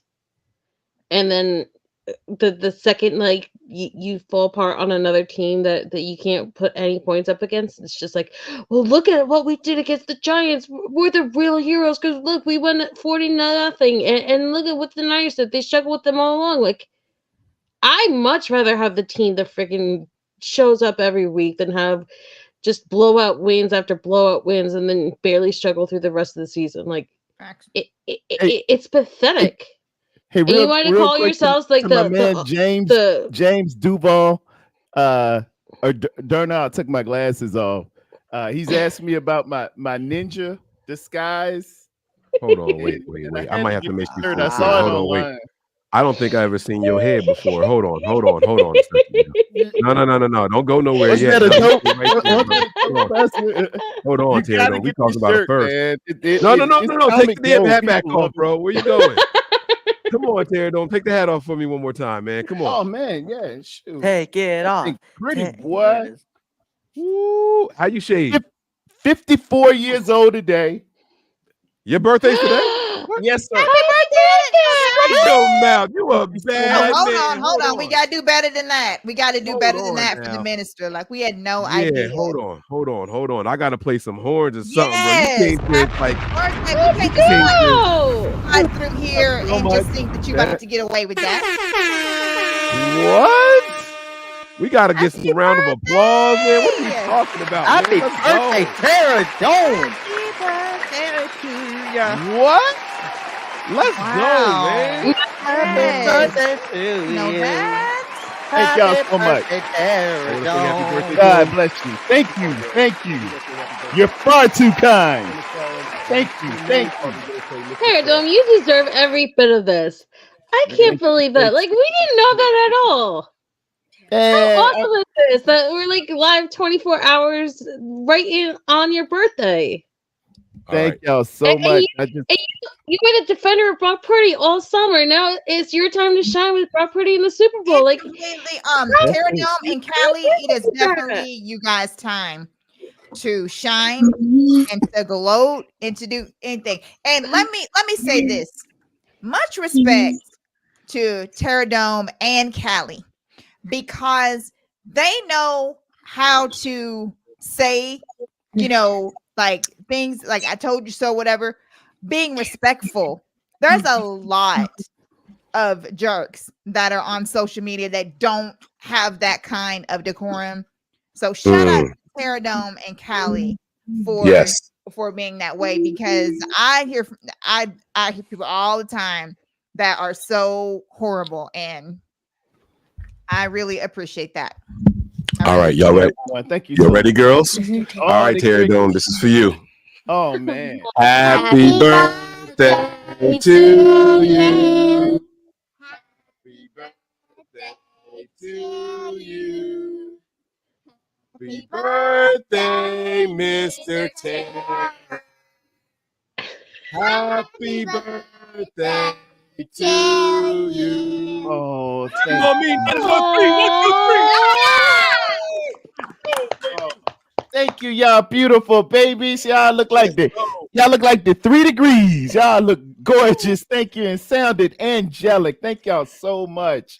That was beautiful. That was great. As they say at my church, that were beautiful. That were beautiful. Shout out. That was wonderful. Shout out Mary Smith. Mary Smith, the usher president. That's how she said. You and your wife are so beautiful. Y'all are beautiful together. I said, thank you, Miss Mary. You gotta have Miss Mary in there at church. If you don't have a Miss Mary, you gotta go get one. Oh, she the girl. But she is not wrong with the lovely Miss D. High. That's my. Oh, I tell you, what a goddess. I love her so much. Every time that she sees me, she comes up to me and says, "I admire you so much. You're so great," and it makes me feel so good. It really makes me feel good. Yeah. She has a beautiful spirit and a beautiful mind. She's just fantastic. Not to mention she's gorgeous. And I'm telling you, I love that woman. Oh, so much. I Really definitely do. out kick my coverage, fellas. We got. I gotta get on down there and cover it. Thank you so much. I'll relay. She's watching Griselda on there. She's binging. I told her it was good. And did y'all see the episode of Kanan last night? The season finale, Kanan? No, I gotta catch up. I ain't gonna spoil it for you. Just I'm behind. I was getting my hair done. I was getting my hair done last night. And Yeah, we will have no spoilers on here. Well, I don't know if it was the last episode or not because she just hit play. I don't watch the show, so it was. I've only ever seen one episode of it, and in this episode, can I ask this question? Was anybody kidnapped? Yes. Okay, I won't say nothing. Okay, so okay. I saw the season finale. Then okay, never mind. Okay, Mike, I found the video. Of what? This better not be me sleeping. Melissa, no. Oh, okay. you asked what was the longest video. I think I found it. It's 7 hours, 8 minutes, and 2 seconds. Draft day 3, right? Yeah. Yeah. Yep, that's it. I knew it was. 83. 7 hours, 8 minutes. And 2 seconds. Yep. So I've been Right. scrolling through all your oldest videos, and I finally found the 7-hour one. So Once we get to 709, we have made nothing but Niners history, man. This has been a long time coming. Just like Tara Doman, you're gonna have the greatest birthday gift tomorrow, man. You've been talking. That's what I want. Yes. Oh my That's goodness. it. Yes, you are. That boy, I got some things. Just make sure I'm on, and Absolutely. yeah, we getting it in there. There go my CFO of Rockefeller Records, Collie Young. He said, "You got." Oh, he. It is. Oh my God. But hey, that LL Cool J guy. Hey, shout out to LL. I found the video. It's some good stuff that he made happen for me over the years. Go ahead. You better stop now. You better stop. Yeah, I want to know how you shave your head. Look, big take it. disposable. I found Or the video where we talked for like 4 hours with Mike at that midnight show. Oh, that was a good one. I'm He ain't outside. sleep, is he? No, I that was outside. yeah, you could smoke your cigars and stuff. I need a. How do you smoke inside? Do you have like a? I do not smoke cigars inside. Okay, Only the yeah. hookah. That's Yeah. it. The cigar smoke is just too heavy and thick. and you Yeah, can't do I can't get it done either. Even if I crack a window, that thing, it'll change the whole. Yeah, and then the last one cigar inside, the smell is in there for weeks. It's tough, Oh man. yes, yeah. My Yeah. pop. So I'll be watching the Super Bowl tomorrow. I'm going back to my pops where I watched the NFC Championship game. So if it's not broke, don't fix it. Word up. Yes, sir. So we are 2 for 2 this postseason at my dad's house. We did the Lions game and the Packers game. Oh, wait a minute. Where did I watch the game last week? 2 weeks ago. The Lions. I know we watched the Packers over there. Crap. I don't know, but go where we had the easier win because we had to bring them back 2 weeks ago with those Lions. We had to have a heart-to-heart halftime talk. And you and I got simpatico. You had to preach these folks up. I did. Okay. So then which one was easier in your opinion? Which one do y'all think was easier? I like the easy one. Lions. That Lions. You think the Lions game was the easier one? Yes. Man, I almost died 6 times in the Okay, okay. It's tough. Can I explain myself, please, before y'all jump on me? You on this ledge by yourself. Hey, this one, yeah. Land this. The Lions one was easier because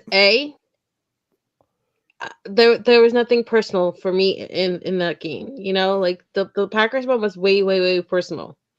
Second of all, for me personally, I was at a bar and I have major issues going out in crowds.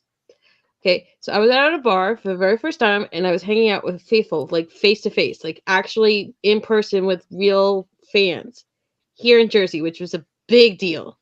I got to meet Nick. I got to hang out with him. And like when everyone else is like freaking out about the first half, I was like cool as a cucumber, eating steak dinner, waiting it out. And I was like, you know what? Dan Campbell is like Riverboat Ron now. He's gonna Dan Campbell. Just wait. Jared Goff, it's good. Jared Goof, you got this. Like you gotta. And this is what this team has been. No joke. Ever since Robert Saleh left, this team has been a half team. They play really hard for one half, and then the other one, it's like hold your horses, hold on for your girth, like get through it, survive it. Whether it's the first half and they no show, and then they finish up, or they get the hot lead, and then they have to hold on to dear life and hope that they hold on to the lead. Like, so I was cool as a cucumber during this game. I will always remember this game because I got to celebrate with like Niner fans in person, but like. There was nothing really to worry about. Like we already saw the week previous that we could survive. That we didn't need things to be pretty. Like that was what that's what we all freaked out about. Think about it. During the 3-game losing streak, what made you worried? It was the injuries. It was Jake Moody's kicking. Like you saw all these things like you worried if Brock Purdy could do a winning drive. You worried if Kyle Shanahan could get out of his own way and do what needed to be done, and you worried about if he could get over the fourth quarter slump that he never win if he was losing in the fourth quarter or whatever. You could never do a double-digit deficit. Like all these things that made you worry for years were all tackled in this game, and I never worried. The only thing that made me pause was like wondering if the team itself would get out of its own way. But Right, I but felt like if they got on their own horses, like they could absolutely win that game. But based off of what you're saying, the three things that worried people the most were overcoming the double-digit deficit, Mm-hmm. The kicker, Mm-hmm. and injuries. Mm-hmm. Well, we hit two of those three on the bingo card right there in that same first half. Listen, I did my halftime show and I said I'm still picking the Niners to win this, but I'd be lying to you if I said that was easier than being down one score versus the Packers going back and forth. That was not easier for me. I'm not. Mike, not for everybody else, but you asked me what was easier for me. For me, it was much easier for the Lions than it was. I know what it is. You don't drink, do you? No. And you don't smoke. No. See, those sober thoughts saved you. Because let me tell you, as a person who was consuming during that game, bro, I was almost off my rocker. During that Lions game. I won't even consume it, but I was like, what in the come on. I got that Vince Lombardi drop when they went four plays. I really thought you were going. What the hell's going on out here? I really thought you were to go with the brother thing, and I appreciate you not going there. But no, it's just like for me personally, I believed in them after that last drive in the Packers game. Like, how could you not believe that they were going to pull this off? Like, no, I thought we had a shot at doing it. I realized that 17 points wasn't that bad as long as we go out there and score on the opening possession. That was what my biggest concern was. Yeah. And we did do that. Let me be clear. We did go out and score on the opening possession, albeit not a touchdown. It was a field goal. But here's what made me feel good about that field goal. He missed from that right hash. He went back to that right hash and drilled that bitch right down the middle. And I thought that was a sign of things to come. And at that point, we only down 10. So we are only down 10. Yep. Like, then, I'm sorry. We were down. I'm sorry. 14. We were down 14. And Mike, you forgot the thing on my own personal. Half, we can get that. Right. Mike, you forgot the one thing on my personal bingo card. What? Your brother? No, Kyle Juszczyk came up clutch in that Lions game. Oh, didn't he? I always call out when that son of a bitch is overused and he does not come up clutch, and he came up clutch in the Lions game, and that was the true turning point of that game when he was there and he did that tiptoe catch on the sideline after the scramble. There was nothing stopping that team. Kylie Young said he was drunk like a skunk on both of them. That game was stressful, bro. That game was stressful, man. Going back to that Lions game, though, is it crazy that we were down 17 and we still almost covered the spread in that game? Right. If it weren't for that garbage ass touchdown that was nuts. Yeah, they got that garbage. Yeah, that was nuts. And then, but that was a smart touchdown. Like, think about it. They blew all their timeouts. They drew out the clock. That was no for the Niners allowing the touchdown. I meant, but not stopping them scoring. The Lions still had their timeouts.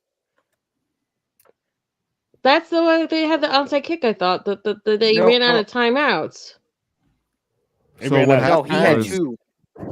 They had timeouts and they reserved them. They did not. That's why they threw the ball on that third. I'm sorry. That they had their timeout still because they figured we'll do the onside kick, and then we have timeout to try to drive to get the field goal to tie it up. So they saved their timeout. You know, Mike, the best part about that play though was like when the mic went hot on the Fox feed, and you heard George Kittle say that this is my revenge for screwing up the last onside kick. Yeah. And like everyone just starts storming the field and be like, "You called it! You called it! You're going back with a vengeance!" And it's just like it went like crazy. Like I can't tell you how much I enjoyed that. Did you guys hear him say, "I peed a little bit"? No. It was just Nobody else heard? crazy that he said like, "You had us in the first half." Yeah. He kept saying it throughout the got whole us in game, the second though. half. Like I he said remember that he even walked- during the NFC walked- Championship like trophy thing. He walked I up love to when he- Purdy before the third quarter began and said, "I can't wait to say they had us in the first half at the end of that game." Yep. The best part was like he was like, what was it with Kyle Juszczyk and his wife on the field right before they went up on the stage, and he goes, "I can't wait to go up there to the hot mic and tell them they had us in the first half." Mm-hmm. He was saying it to everybody. It was wild, man. I love it. Absolutely loved it. One of my favorite games to go back and watch, and looking at how like just a man possessed Christian McCaffrey. Christian McCaffrey is why we're going to win the Super Bowl. I'm telling you all right now. Oh yeah, he runs the way that he ran. 30 touches. 30 touches. Filter off. Give him the rock. We've been trying to preserve him all year long. We got other running backs, Kyle. Hey, what about Mason, Kyle? Hey, what about Mitchell, Kyle? No, it's over now. Run them, Joe, till your fingers get so. How we used to say. Top is off. For all the heat he got, Elijah Mitchell has kept his streak alive. This is the third straight year where he's had a touchdown in the playoffs. Yeah, that is wonderful. But I do think we're gonna use. I think we're gonna use going. our running backs, Teardome, because I was saying this like at the beginning too. Like I really think Shanahan's saving stuff that he didn't want to use in the regular season or the playoffs because he doesn't want anybody to better see do it. it. And so I think he wants to better kind of see trick it. I want to Spagnuolo in see that defense. I want to see everything. I want to see the inside zone. I want to see outside zone. I want to see counter gap, split gap. Give me the full array. I want to see crack toss. Give it all. Give it to him. 30 touches somehow for Christian McCaffrey, either via screen, Texas route, or just the full money, buddy. Everything. Go, Christian, go. When they line Chris Jones up outside on a tackle, I want to see a draw play. Crack Run down right on up him. Do something. Come on. Do everything. Okay. Take the fight to him. Yes. Take the fight to him. Don't try to outrun him on the other side. That's his strength. Go right at him. How they do Micah Parsons. How we used to put Aaron Donald on a milk box. He was on a milk box with an APB and a bolo out for. Who's seen Aaron Donald? Where's this guy at? Let's do the same thing with Chris Jones. That's their power. Go to him. He wears 13 though. Don't worry about that. That's all for us. Gosh. February, y'all look at that. Super Bowl 58, February 11th. 49ers, the number 1 seed versus the number 3 seed. Brock Purdy's number. Come on, man. It's all 13, man. It's all 13.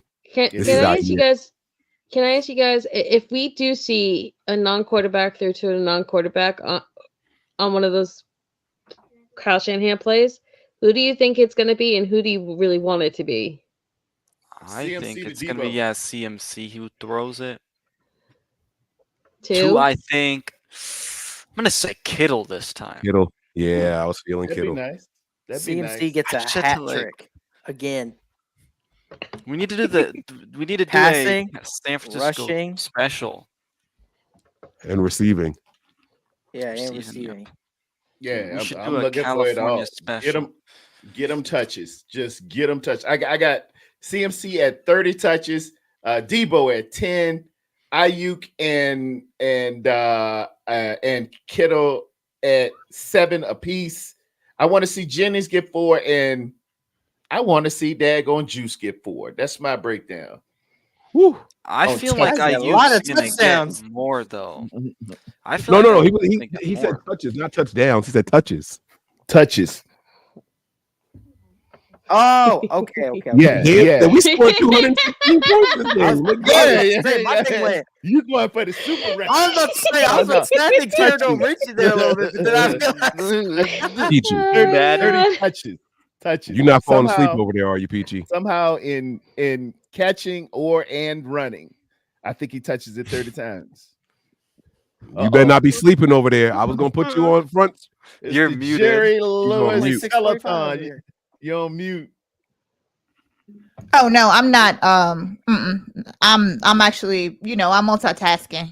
I'm multitasking. I do that. I'm not even drinking nothing until tomorrow. I haven't even had nothing to drink. This is just Not water. My man Daddy P is in the stream audio only now. Daddy Hopefully he's awake. No, I'm not asleep. I'm just trying to make sure that Breezy's good on everything, because I got to send send stuff. And still got to work. Still got to work. We hear you, bro. Daddy Okay. P. I got, speaking of Breezy, let me go ahead and share this, man. This is one of my favorite moments of the weekend. We can all discuss this one right here. One of my favorite moments here. He titled this one "Get the Tissues." Oh, get the tissue box. If y'all know where I'm going with this already, y'all know what this one gonna mean to me. I know what this is, but all right. So here it is right here, y'all. Oh my God. Oh my God. Look at it. You love to see it. Oh man. You love to see it. Amazing. Breezy writes the text. Oh my Get the brother. tissue box. These are 49er legends. Bryant Young, my favorite 49er. Patrick Willis, my favorite 49ers linebacker. I nearly melted when the announcement was made. Congrats to Patrick Willis. Welcome Congrats to to the Hall of Patrick. Fame. We're gonna play Mike, the little video Mike, here. Hall of Fame. Leave my man. Did you see Check it out Did you together. see the other clip of it? Oh. Oh yeah. Let's go, baby. Mike, did you see the other clip? Welcome. Oh, beautiful. To the Pro Football Hall of Fame class of 2024. Let's go. Man, I screamed. Even though, they all signs were pointing to him getting in because they were talking about it, and saying, looks like P. Willie gonna get in. When I saw that Gates wasn't getting in, that's when I was like, yeah, my dude's getting in. Like, he got to get in. He passed it up and see it for another guy to get in. Huh? Yeah. What'd you say? He passed it up last year. There's an announcement that Patrick Willis said to let I forget the other guy's name. Said let him Young. in. Brian Young, yeah, to let Brian Young in before him. Can he do that? I Yeah. don't think he has, because they're not the same category. So Brian Young would have been like a legacy vote. It's a completely different, like they do different categories. You would have thought that. I will look it up, but I believe I saw that. Well, I know I heard it that he passed it up. So what Patrick when did they came out. Oh, go ahead.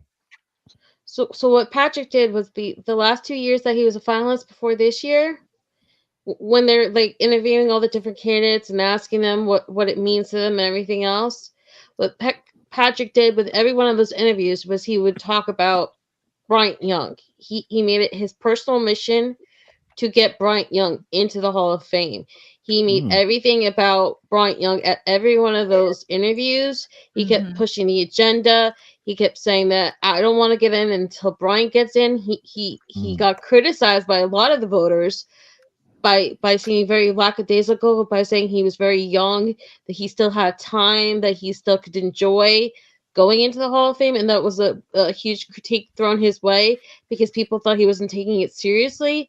But all he was really doing was trying to help his teammate get in, and he knew how much it meant to Bryant Young. And then I loved when Patrick was asked about that by Jennifer Lee Chan and Matt Mayoko, was that he said, I really didn't truly appreciate this until I saw Bryant get his gold jacket.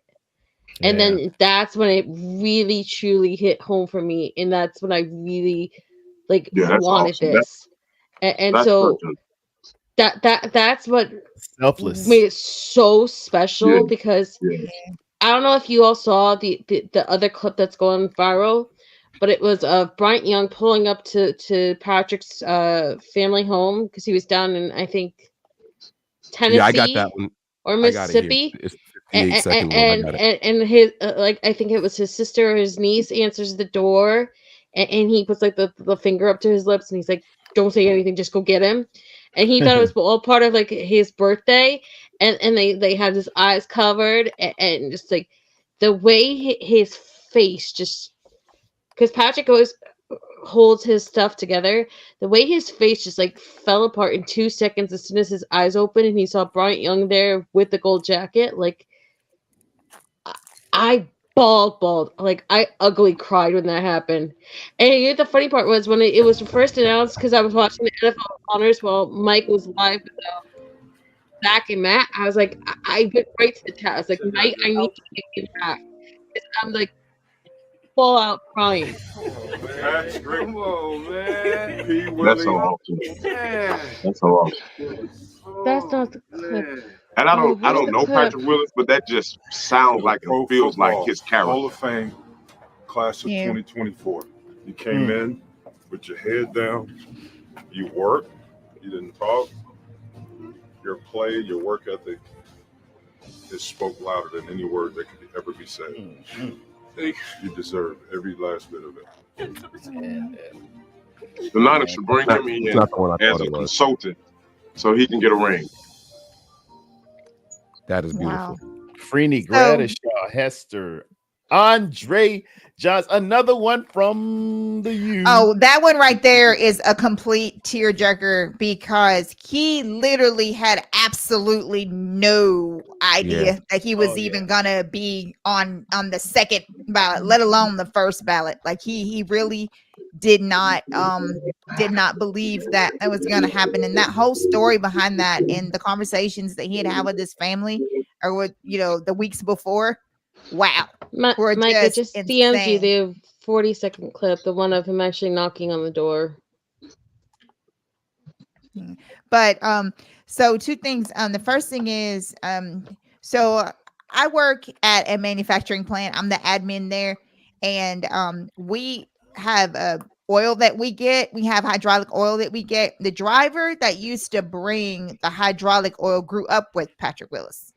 He talked about how he, like the school, it was like an all-white school, basically. There was only a couple, and all this stuff. So his family, he said, is so genuine. And he said that Patrick, like, he's always been that way. He's always been courteous. Like he's just a really good Southern guy. And so that right there was really cool. And then also, okay, so when they did the Hall of Fame and like they had spread the thing and they had brought him up, like I had told my uncle, because when I saw that red, and I didn't even know who it was because it was like way back. So when I saw that red, I knew exactly who it was. He said, "How can you tell?" It was. I said, "That's him. That's him. I promise you that is." And I literally started shaking. And when it came up more, and then I could see it, a little better, even before he was announced. Yeah, man, I lost it. I was screaming. I was so, like, I just was so happy for him. Is it just me, it's amazing. Is it just me, or does it always feel like the Niners always get that one thing of respect around the Super Bowl? Like, you remember in 2019, I think that was the year John Lynch went in. To the Hall of Fame, and then back when we were hosting the Super Bowl when it was the Carolina Panthers and Denver Broncos, you remember nobody thought he was ever getting in the Hall of Fame, but that was the weekend they decided to put Eddie DeBartolo in the Hall of Fame. It just it feels like whenever the Niners are like connected to the Super Bowl lately, someone gets into the Hall. Well, I hope they're not doing that to try to say sorry, take this loss, because it ain't gonna work this year. It ain't gonna work this year. We getting in, and we coming for revenge and right. vengeance. Do you know Can we talk that people are out there saying that if we win the Super Bowl, they already claim it's rigged?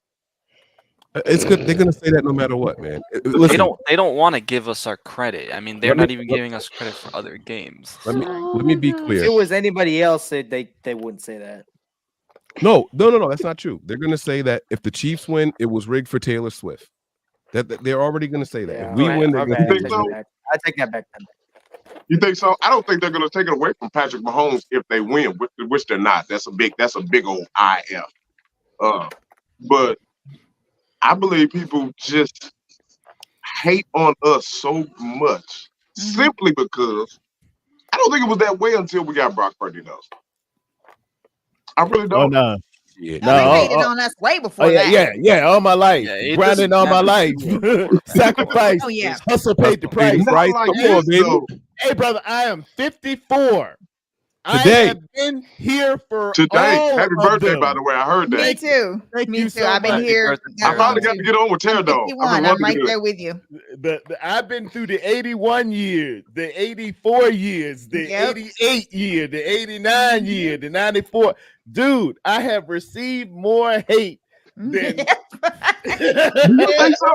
I've never Me seen this too. much hate. I Never. love it. Oh, it I was awful. love It it. used to I be love horrible.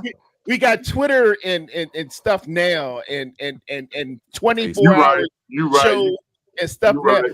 But bro, when I wore that red and that gold, when I stepped into cafeterias and dorms and locker rooms and stuff, hey, they can hate all they want. Hey, baby, you know what Where it you is. at, Tear Dog? I'm in North Carolina right now, but I'm originally Okay. from Richmond, Okay. Virginia. I done Yeah. been hated on at army bases in Korea. Me too. Japan. I've been hated at I've army been bases too. hated on Yep. worldwide. Hey, Yes. you ain't doing nothing unless they hating on you. You're not significant. I'm telling The you. only You time I don't really ever matter. saw it. The only time I really ever saw it is when I lived in Denver. And I was a 49er fan there. And who was the quarterback there, the notorious quarterback for them? Who, John back then? Elway? John Elway. Oh, Oh my God. He was good, but I hated the Broncos then. As God is my witness, I hated because they talk. It wasn't even so much the Broncos I hated. I hated John Elway. They would say if John Elway was out there, he would have caught that pass.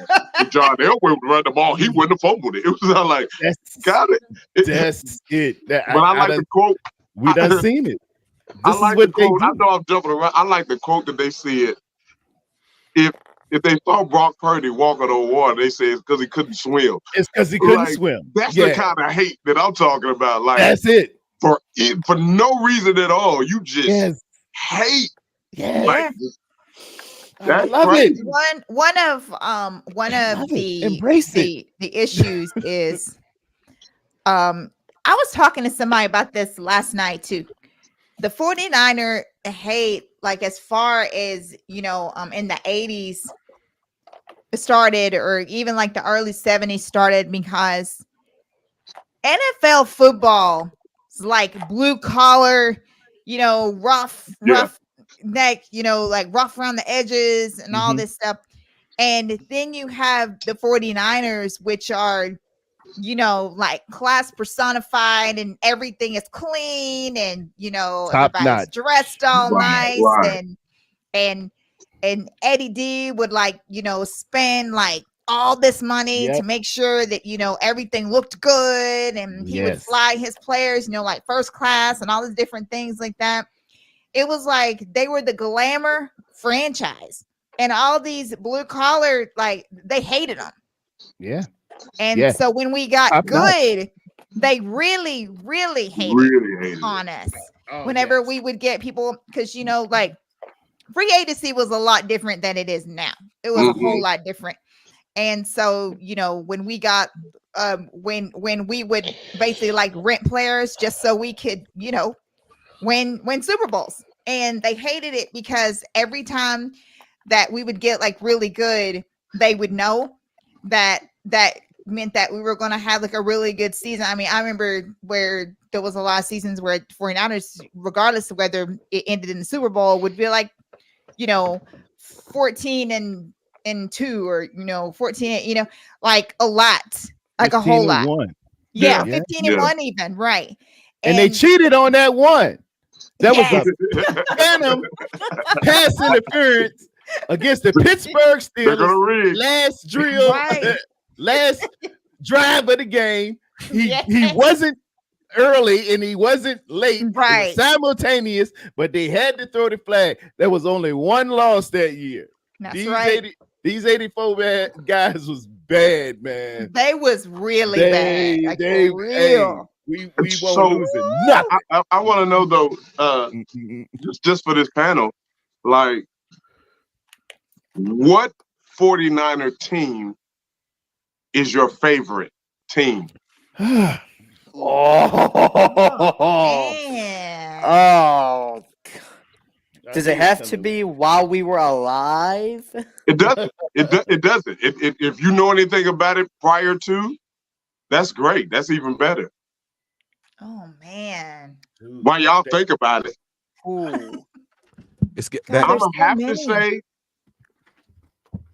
gonna have to say this team is my favorite team.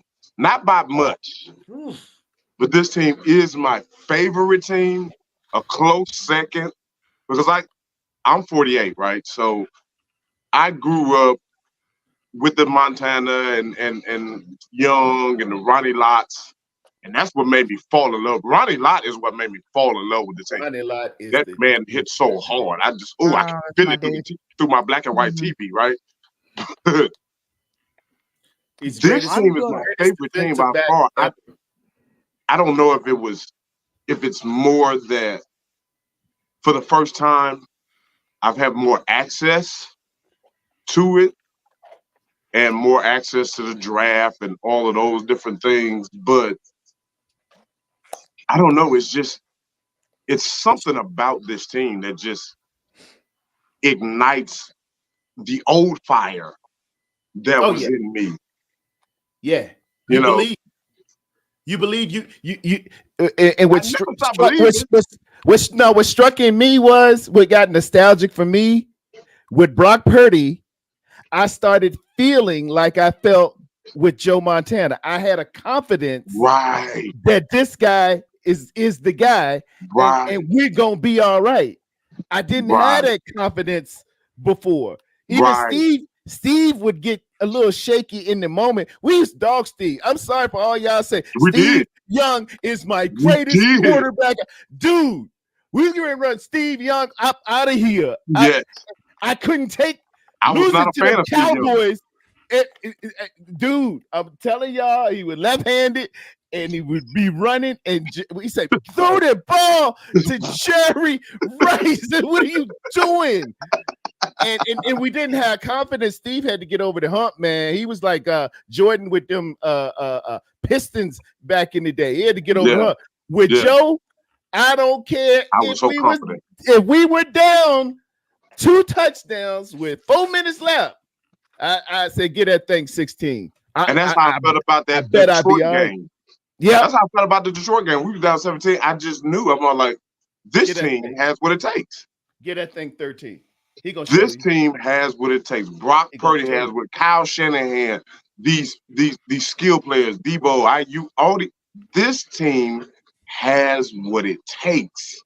Yeah. And the best part about it is they're still going to be there next year. I believe we will do, if not a three-peat, because I think most of the guys we got are still on for like another 3 years, 2-3 years, right?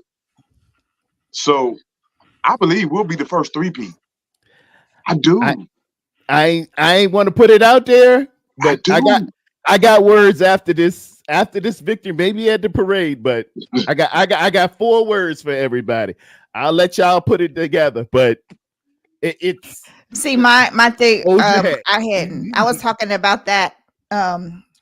Did I say that on the phone call? I can't remember. But I think if I'm not mistaken, I said it on the phone call where I feel like that if we pull this one out, that we fixing to be that team that is going to go back to back. I really think so. Like LeBron said, not 1, not 2, not 3, not 4, not 5. I'm not gonna. I don't go that far ahead. I'll talk shit after the game about what I think is going to happen at a time. And you're right. We got one game at a time. That's just me personally. However, you're right. Let's just. I do want to answer the original question. I think that '89 team was the best one ever. They had to be right. 14-2. They were great. That defense was awesome. That's what I was going to say. The defense and offense were going back and forth as to who was better. I believe the offense finished number 1. The defense finished like 3 or 4. That was a great team. Because I know the '94 team had a number 1 offense also, but I don't think that they were top 5 defensively. I think that '89 defense was the one That was the year that we smoked the Broncos 55-10. 55-10. Yes. And I gave sweet. We called him Sweet D, because he looked like the guy on Do the Right Thing. I'm not going to say for the younger members and audience and mess my man up, but I gave him 35 points. His cousin played for the Broncos. Chowan University at the Braves snack hall. I gave him 35 points. I said, I am that confident in what I will roll out on you come Super Bowl Sunday. I am that confident. He said, I'm taking that bet. I'm taking that bet. I said, I see you Sunday night. To piggyback off of Mike on the 89, which is also my favorite too, and this is why. This is our first season under George Seifert. And not only that, but and so people were wondering, how that was gonna be, like coming out of the Walsh era, was things gonna be different and everything. Not only did we go 14-2 in the playoffs, we outscored opponents 126-26. Come on now. That's crazy stat. We dominated. Man, you had to see it to believe it. Mike, it won't nothing pretty, boy. Rathman 126-26. We were killing them. Rathman, Craig, Rice, Taylor, Brent Jones, Guy McIntyre, Jesse Sapolo, Harris Barton was up. Man, we won't worry that I'm putting up points. Yeah, we had the freaking Monstars. That's what we had. It was crazy. This We is had also more on the that team than season. this one. So this is also the season where the Niners added the black trim on the SF logo. Yeah. On the helmets that lasted until 1995, until after we won the Super Bowl, and that's when they stopped. And Look this at one Crystal. also, huh? I said, look at Crystal. And in 2007, ESPN page 2 ranked this Niners the greatest team in Super Bowl history. Come on now. Come on now.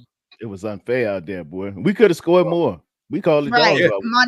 Montana had arguably the greatest postseason performance by any quarterback in NFL history. He posted a 78.3% completion percentage, 800 yards. 800 yards.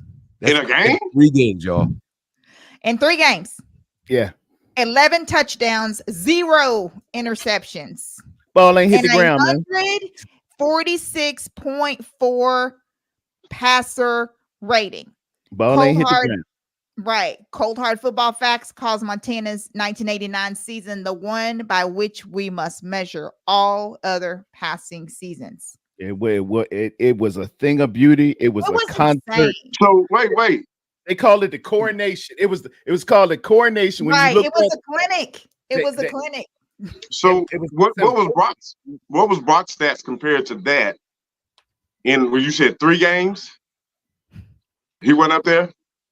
Yeah, we had first place. We had no bye. We had a bye and a divisional championship, and then the Super Bowl where we put up 55 on them Broncos. Carl Mecklenburg in them. Right. We had got Jim Burt in. That was the one man we were worried about because Jim Burt had knocked Joe Silly in '86.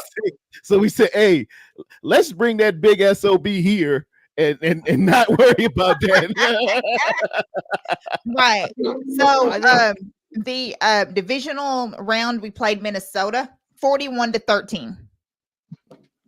The NFC Championship game, the Rams 30-3. Ball ain't hit the ground. And then we know the Broncos. So we mowed through these teams like they were nothing. Yeah, it was a thing of beauty. It was crazy. It was crazy, man. Chrissy has a super chat here. She says, in '80, our first Super Bowl, I wrote a cheer to try to win a trip to the Super Bowl. I still remember it. I'll call in for y'all if you want. She's got to call in and do the cheer, right? Yes. Yes. Like, oh, He's got me. to call it Get a in cheer. here. Yes, you have Do to. your Definitely. cheer. All right. That's the Come on. entertainment on this marathon. Every Jerry Lewis telethon has some entertainment. So Come on now. We got to. Speaking of entertainment, my man from Canada is in the building. How we crossing borders? Ali is in the building. Hey, What's up, what's Playboy? Yo, what is going on, man? Are we hype? We are We a one quarter of the way day. through. What's up, baby? You know how it is, man. Come on. Yo, you we know, are one day from the biggest game in this franchise's history, man. I tell you, bro. Let me correct you. Let me correct you. We're not one day. We're less than that now. We are Let's go. 22 hours away ish. Pterodon got the countdown over there. He'll tell you. Let He me got it tell you down. exactly. I got the countdown for the kickoff, and we're looking at right now 22 hours, 24 minutes, and 36 seconds. Now, let me just say a couple things here. First of all, let me give my flowers to my brother, Mike. Nobody, and I mean nobody, is doing this. 24-hour live stream. Can I swear? Speak on 6 hours in. You better let the fucking bells ring, bro. Go. Let Yo. him go, man.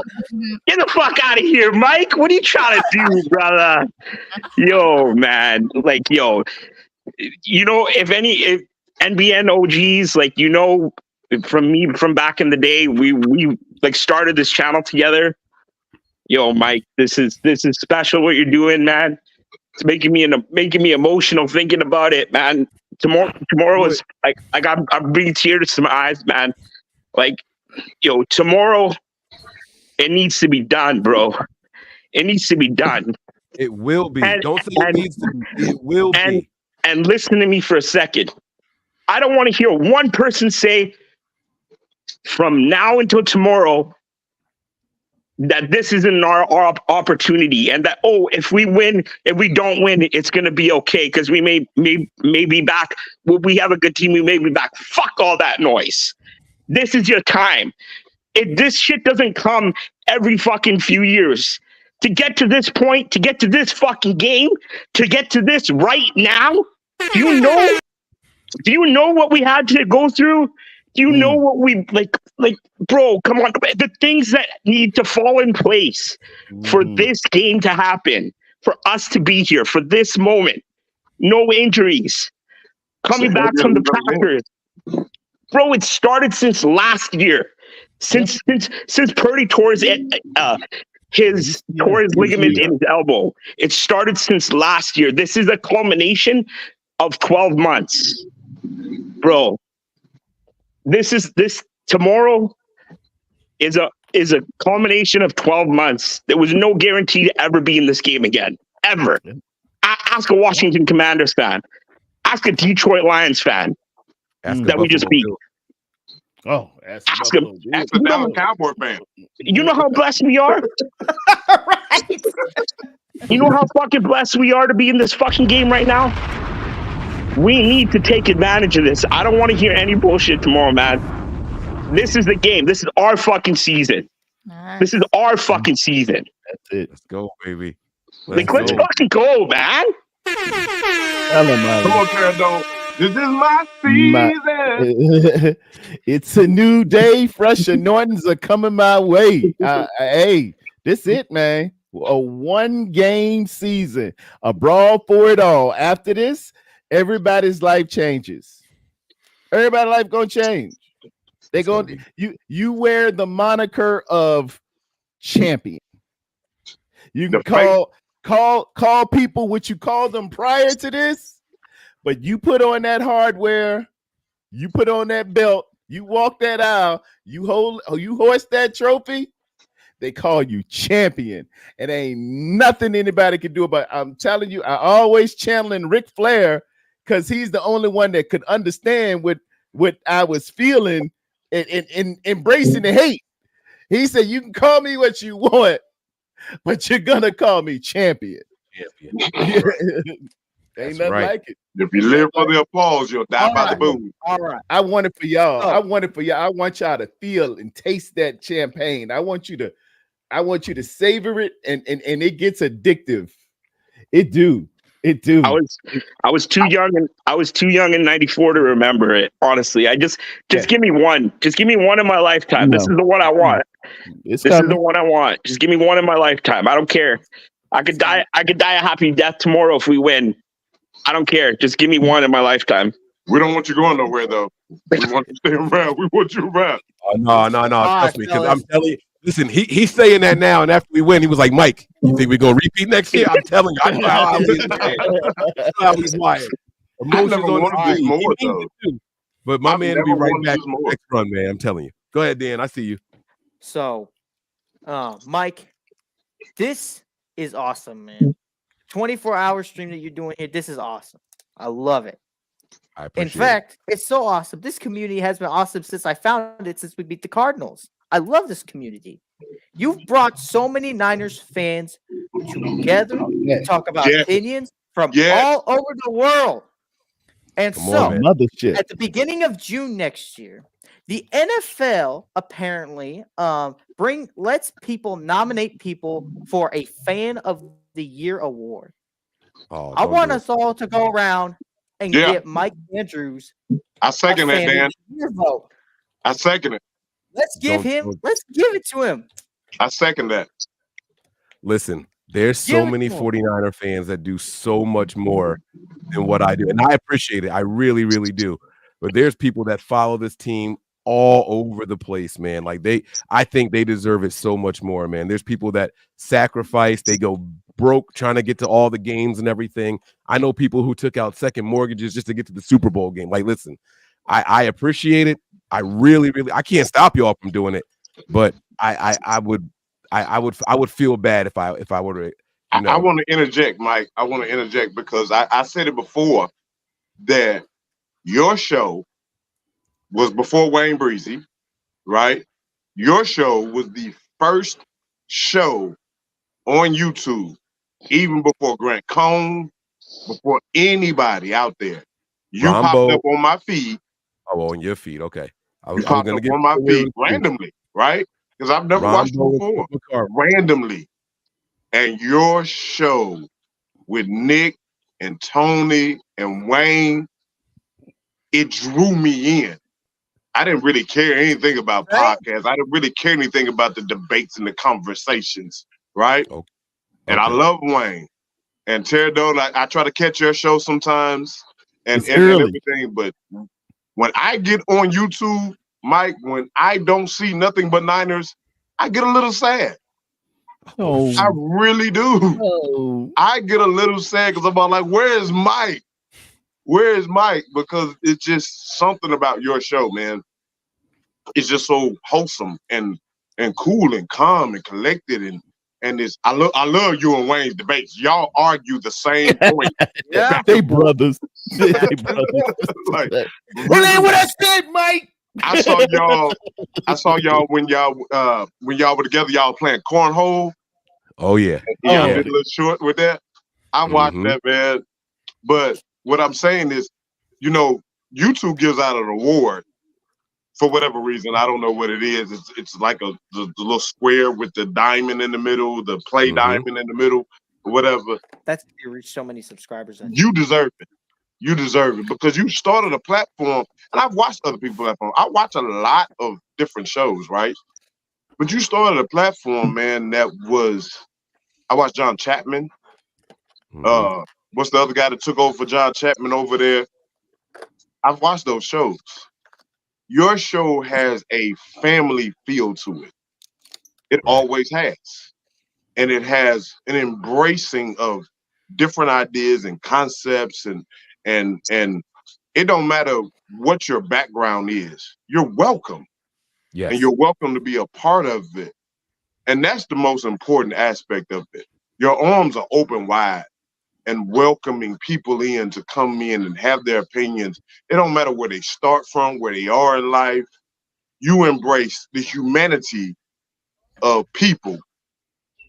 And that's why I love you, and that's why I love your show, because you really give us, the normal fans, a platform where we can come and we can feel like a part of it. We're not just participating, we're a part of that, which is why I joined. I joined because you made me feel a part of it. I didn't join because, I'm going to subscribe. I'm not that just hit subscribe, because everybody tell you, hit the like button, hit the subscribe, share. I don't really share because I'm not on social media. But I'll be honest with you, I probably shared your videos more than anybody else's. I appreciate it, man. I sincerely do. So I want you to keep doing what you're doing. I'm learning a lot from you, just about how to be a man. Oh, shit. Even. You know what I'm saying? I really am, because you personify a husband. Uh-oh. You personify a father. Wow. Then you personify a faithful 49er. But all of those things come secondary to your character. And the thing that I like about you is what I like about this team. The character. The character. That's beautiful. I don't want to put sound effects because it's for me, but that sounded like a bomb should have dropped right there. Just whoa. Drop it. Hit the bomb. Drop it. Hit the bomb. Drop it. It's the character, man. We don't have enough of that in society today, and I'm not going to segue off into all of that. But Mike, I want you to know, personally, for me, I really appreciate everything that you embody, especially as a Black man in today's world. And it's February. Goddamn. Yes, say it. No, I'm kidding. No, he got laughing, so he won't you team up with some guys, man, and people with this energy gravitate to you. Wayne Breezy gravitated towards you, and you brought him on, and he done branched off. And what you've done for me is help me try to start doing that. It helped me start. I'm older than you, but I'm looking at a man that is younger than me be a man. Yes, masculine, not afraid to be masculine, not afraid to be straightforward, not afraid to have an opinion, not afraid to speak his voice and speak his not his truth, but his word. Because I don't believe in my truth, your truth. I don't believe only in the truth.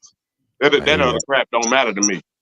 But I really appreciate you, man, and I really think you are so deserving of all the blessings that God has for you. And your channel, even though other people have gone and have raised up, you're the foundation, and nothing stands without a foundation. Amen to that. Amen. I gotta find this Amen to that. Oh, man, yeah. You down, man. You got to keep that. You got to keep Mike. That's an opening. That's a closing. That's a middle. Right. You better keep them words, but recorded. It's on wax. Yes. Yeah. Hey, bro. That was beautiful. I ain't gonna hate or be mad if you sound nothing like but the truth. Nothing but the truth. Yeah, like it's bro, all true. I know you, Mike. How long have I known you for? Since maybe it's like 6-7 years now. Yeah, man. We going. Yeah.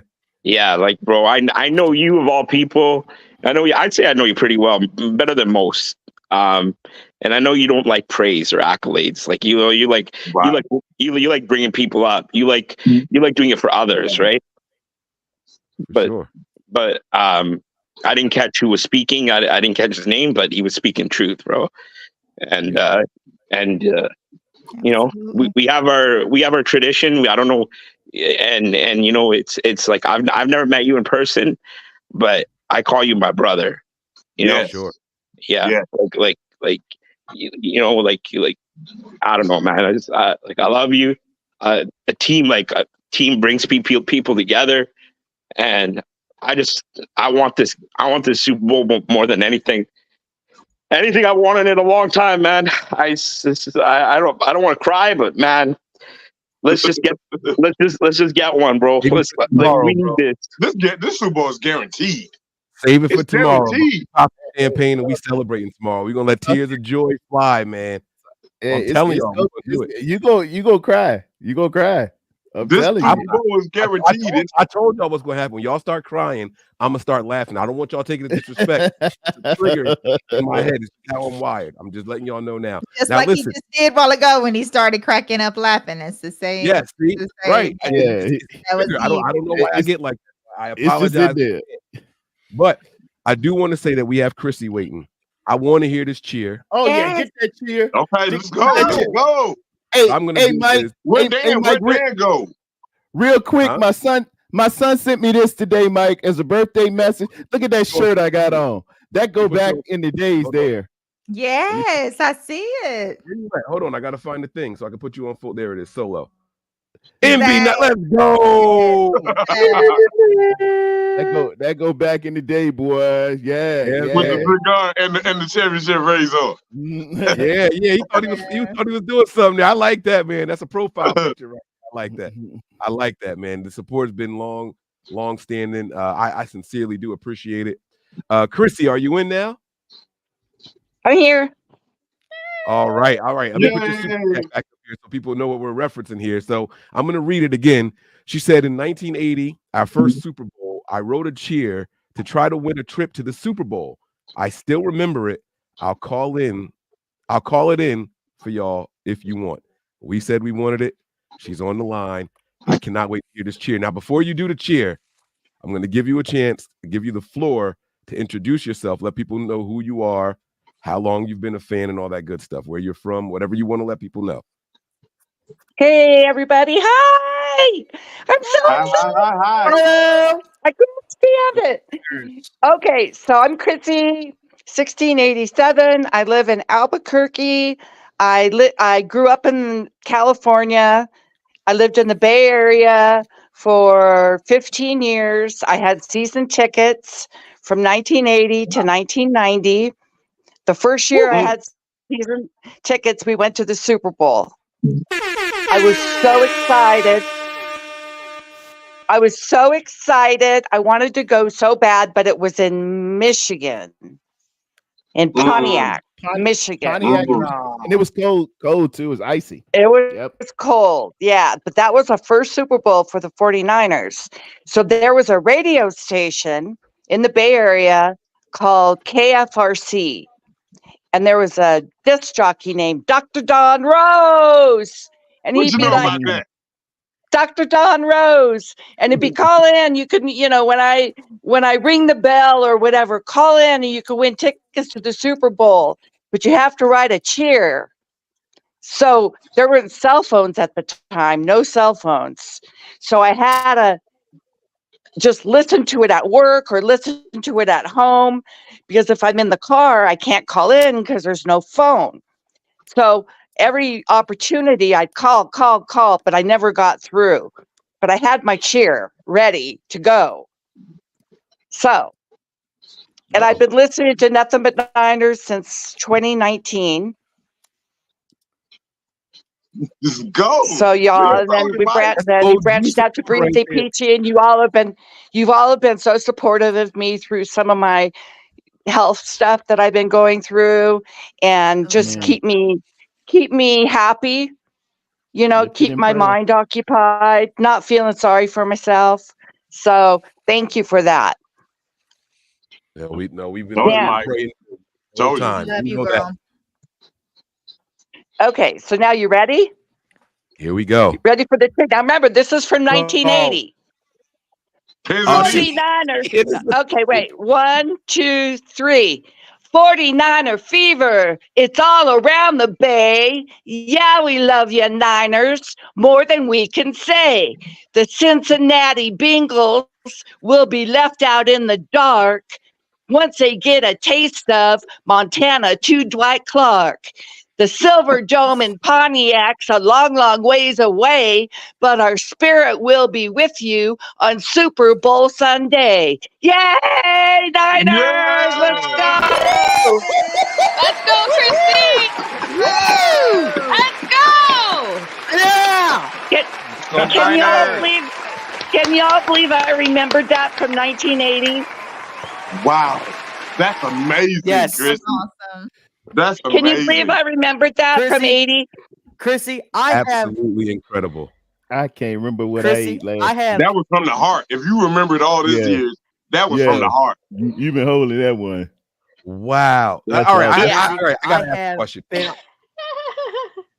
How many times have you like said that since you wrote it? Like honestly, like how many times have you said that? A million. A million? A million. Go ahead, Dan. I know Okay, Dan, I'm you said gonna- you had a question. Chrissy, I have been on this show multiple times throughout this year, and I've written poems, but that is the best poem I've heard this season. Let's go!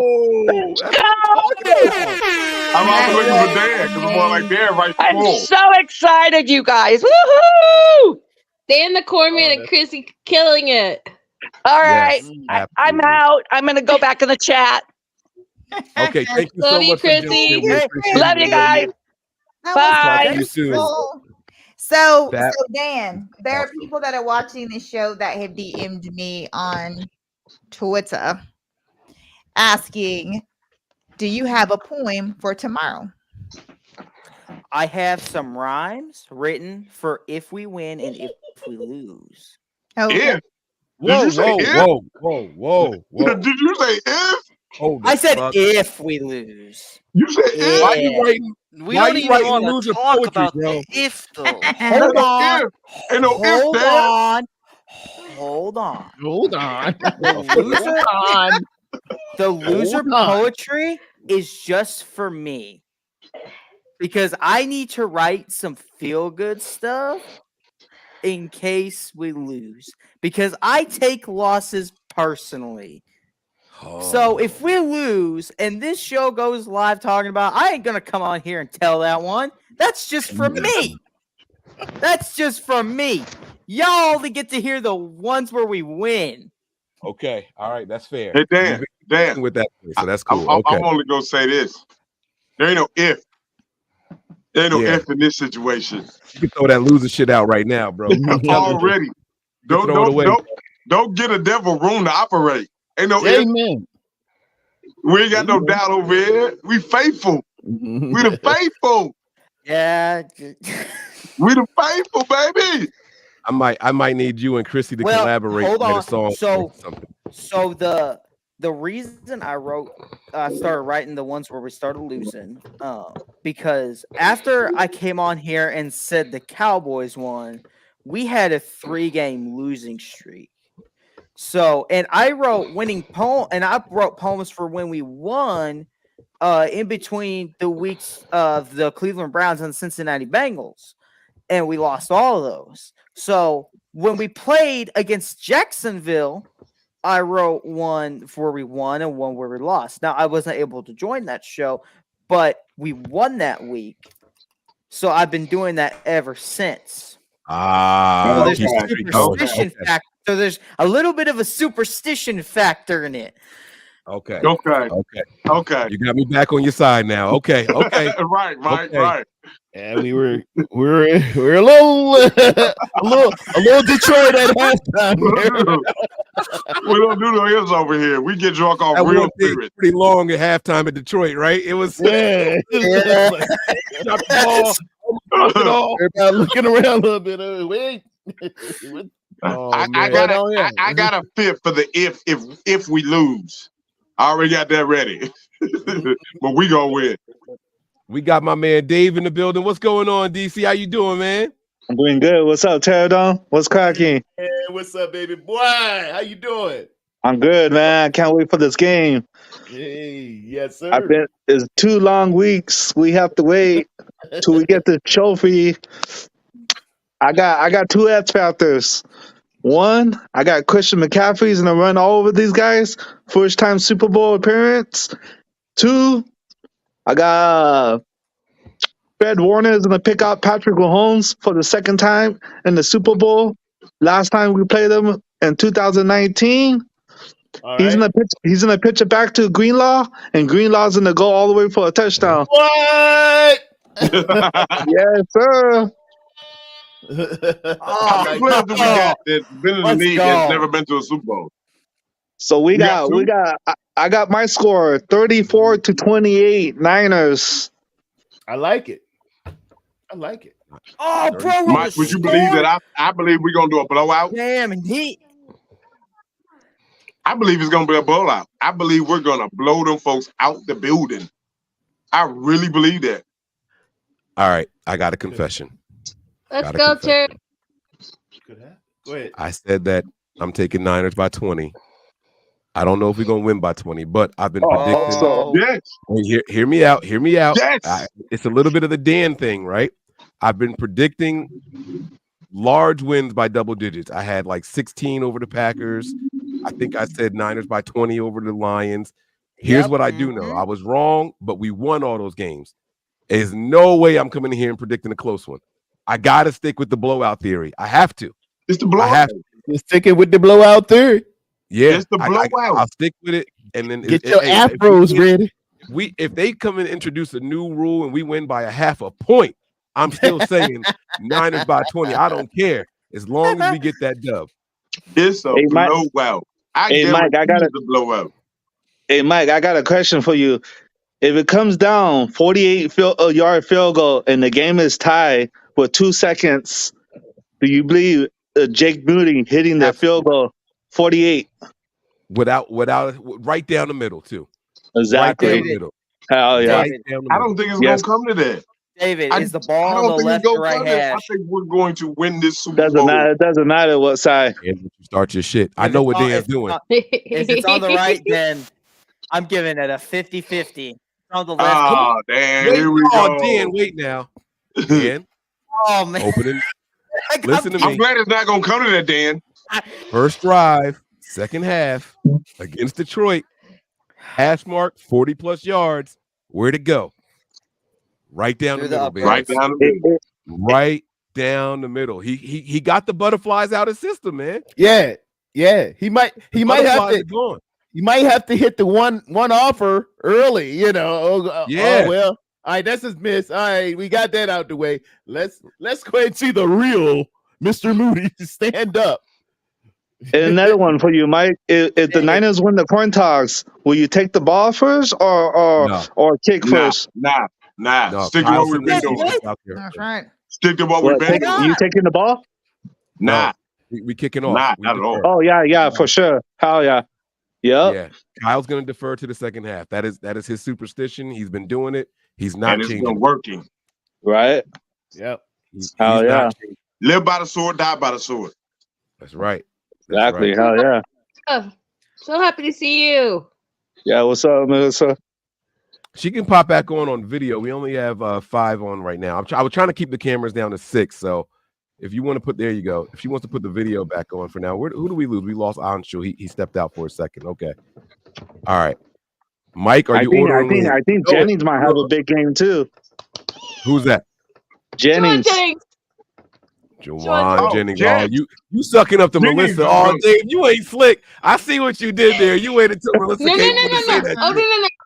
I had to defend Corona because Corona and I have been doing the Corey Davis Lockdown Picks show every week this year. And we've been honoring Corey's memory. I swear to you, David Corona has been like the biggest cheerleader every week, right there, rooting on Juwan Jennings. And yes, he knows that I have an affinity for Juwan Jennings, but this is not like just saying this because I'm live and he can see me and everything else. He's been saying this stuff for weeks. So okay. Since day one. Corona's back because, you know, he's been keeping it real, and I still stand by my words, David Corona. I swear to you, if I ever see you in person, I'm giving you a T-bill card. And if not, I promise you the next time I win one on Mariah's show, it's being sent to you instead. Cool. I appreciate that. It's on. I love Juwan Jennings. I think he can be a number 1, number 2 wide receiver on any team. No. What? See, y'all turn me into a hater every damn time.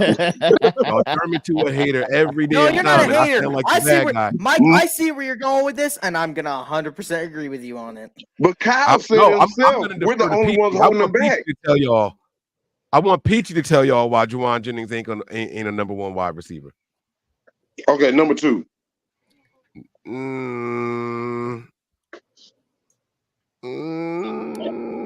Could it's You know, Mike, that hesitation just makes me love him more. I gotta be honest with you. Exactly. Sorry. Juwan Peachy, showed help up, me here. Come man. on. Sorry. Wait, hold Sorry. on. Did you see? You making that? Did you see when he babied noise that dude makes on me the love Eagles and him. shoved him to the sideline and ran in for the touchdown, Mike? That don't have nothing to do with being the number 1 wide receiver. Great, he's a blocker. Make him an honorary lineman or tight end. No, you did not. You did not just pull a Pennsylvania Philly bullshit move that he should move to tight end and he be a bitch ass tight end. You did not just go there. Hey, what's wrong with being tight end of the 49ers? Like, look at George Kittle. Oh That guy my gets so much God. respect. Come on now. Come on, Peachy. man. I'm just What saying. Peachy, you've been quiet for too long. Peachy, I'm looking at you. Come on, Peachy. Say Oh. what this. You did good, Mike. I usually mess that thing up every time. You'd have been looking at me. I got 7 years of practice, bro. You had to practice that. I got 7 years of practice. Peachy, speak up. What's up? What's up, Mike? So as much as I love him, and I think that he may be that it's possible that he could be the breakout player of this game, which I said on the Wayne Breezy Collins show. I think that he cannot be a number 1 or even a number 2. I love you to death, Izzy. I'm just saying that that's not why I think that he's awesome. I think he's awesome because when he's out there, the blocking out, like the dog that he brings to that offense is unparalleled for anybody else that's on there. That dude right there means business when he's out there. Like he stands on complete business when he's out there all the time. Now, there's a lot of elements to being a wide receiver 1 and 2, and he doesn't have those. But as far as do I think that he's gonna have like a breakout that he does in this game? Oh, absolutely. Like I literally have him as my breakout player. Like I think that he's going to help this offense in such a way that it's gonna stand out. Not to mention, you have the 3rd and 1 and whatever, which is awesome, but that doesn't make him a wide receiver or 1 or 2. Unfortunately, it doesn't do that, but he's amazing and he's like one of my favorites, actually. But Izzy, because I love you and since you want to be straight up about something, you check your favorites. Oh shit! The one I hate most. Yes. Okay. Right. Everybody got the popcorn. But the thing is, see, I love Izzy, but let me break something down to you right now. And she knows where I'm going with this. People on the screen. I don't know how to do it. On blast. I'm fixing to put my favorite girl on blast real quick because you want to get irritated because people don't agree with what how you feel about Jennings as far as being a 1 or a 2, but Juszczyk, you want Juszczyk burned at the stake. Like that's how I would not go that far. But I hate might have him. heard you. I might have heard you use those exact words before. I don't know. No. I want that motherfucker gone. I have never shied away from Melissa's not a fan. I never ever wished injury. You want Juice gone? No, No, I can't stand him. She hates him. She hates him. Literally has no problem saying it. I have never wished injury or death on anyone. That's a big part. I got you. No, we were just playing with that part. We were exaggerating. No, but when I was talking you don't about want him here. burned at the stake, I'm not literally talking about burned at the stake. I didn't say that you two are like saying that. I'm saying that someone's gonna listen to that. And they're gonna start freaking blowing up my DMs again, and I'm gonna get and people are gonna take that seriously. So that's why I addressed it, because she knows I got her back and she's got my back. This, Yeah. this between me and her is solid. This between me Right. and Mike, we had our issues. We worked our issues out. We solid. But there are psychopaths that will go to my DMs and start fucking going at me hard. Yeah. And That's true. that is why I had to address that, because this isn't me being like all sensitive. Oh, she's coming at me. No, this is me trying to like keep my sanity, because these people drove me batshit crazy. Yeah. Oh, Got you. and I had to take a huge sabbatical this summer because it was beyond bullying what I had to put up with. Yeah, it Hey, was. All right. you guys think we could sign Jennings and Ayuk? At least Jennings maybe 2, and Ayuk maybe 5 or 6. Jennings is a restricted free agent, I'm pretty sure, because I checked that pretty recently. Yeah, no, that's why I'm asking. You think we could sign both of them at the same time, or say like Why? Jennings like a Okay. 2 years, and Ayuk maybe like 6? So No, I think they'll be able to sign both. Because Kurt brought this up, can I just please? And I know nobody wants to go there because the game hasn't even been played yet. Can we please stop pretending like it would be the fucking end of the fucking world if we picked Juwan Jennings and Brandon Ayuk? Okay, Yes, this exactly. guy has never had his draft deal. Period. Okay, he was cut. He was put on the practice squad. Then he was cut and cut and cut again, and then he was put on IR in his first year in 2020. Okay, he never had that drafted deal that everyone keeps saying that he was a 7th round draft pick. Okay, so he's been like Kerry Hyder and freaking Jordan Willis and all these other guys living barely from paycheck to paycheck, being cut all the time to make room for other roster moves because of injury or whatever else nonsense. And they're barely making $1 million a year, if that. Okay? They have like the smallest of all vet contracts as rookies. Okay? So to say that this guy is going to demand the moon, the earth, the sun, the stars, and all this other bullshit because KB wanted to get paid when it was his time to get paid. Don't put that freaking nasty that you all have for KB on Juwan Jennings. They're not the same player. They don't have the same mentality. They don't play the game the same way. I promise you, Juwan Jennings, if you ever freaking gave a one shit about him for real and listened to him, especially at Media Row, the way he talked about his brotherhood with Brandon and Debo specifically, this guy is not going to ask for the mountain and the Kittle and everything. And get this, you'll defend Kyle Juszczyk, but this asshole is getting $8 million a year, if more, with all his damn fucking bonuses. That's more than Juwan Jennings. That's more than Brock Purdy, fucking 8 times over than all that. So you know what? I don't want to hear this shit that you can't pay both receivers, because both receivers are fucking critical. They're fucking needed. They're electric. They're energizer bunnies. They're workaholics. They'll come up with the one-handed catches. They'll come up with the tough contested catches, and they will block their fucking asses off for anybody on this goddamn team, and they play harder than your goddamn offensive lineman all the time. So I don't want to hear nothing about these guys having to go somewhere else and get their fucking money.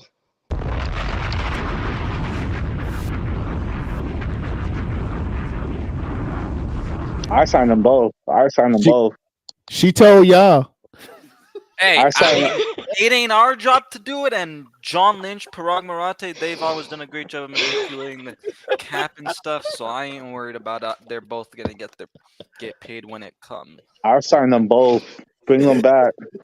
Jennings maybe like a 2-year deal, and maybe Ayuk maybe like a 5 or maybe 6. I mean, I think Ayuk will probably be a 5-year deal, because if you kind of look at all their other contracts with, George Kittle, Fred Warner, Nick Bosa, they're all either like 5 or 6-year deals, and they're the main part of the team. So I do think Ayuk probably. Yeah, that's why I said Ayuk 6 and Jennings 2. So I think Ayuk will get 5 or 6. Yep.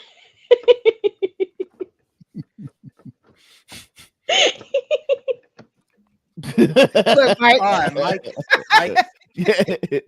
We need memes like that. Mike, us are holding up memes to the show. Oh wait, I gotta see. He told me bringing the jersey. He got mad at me before when I went cuss words for Jimmy Garoppolo. He told me to bring it, and I brought a little bit of it, okay? Like, if you think that I've gone off on Kyle Juszczyk before, none of you have really seen me go Jersey ever. Like Mike is y'all probably didn't know. the one who knows what real Jersey's like, and I swear to you, you've not seen nothing. Well, Callie said just because Hoka got cut.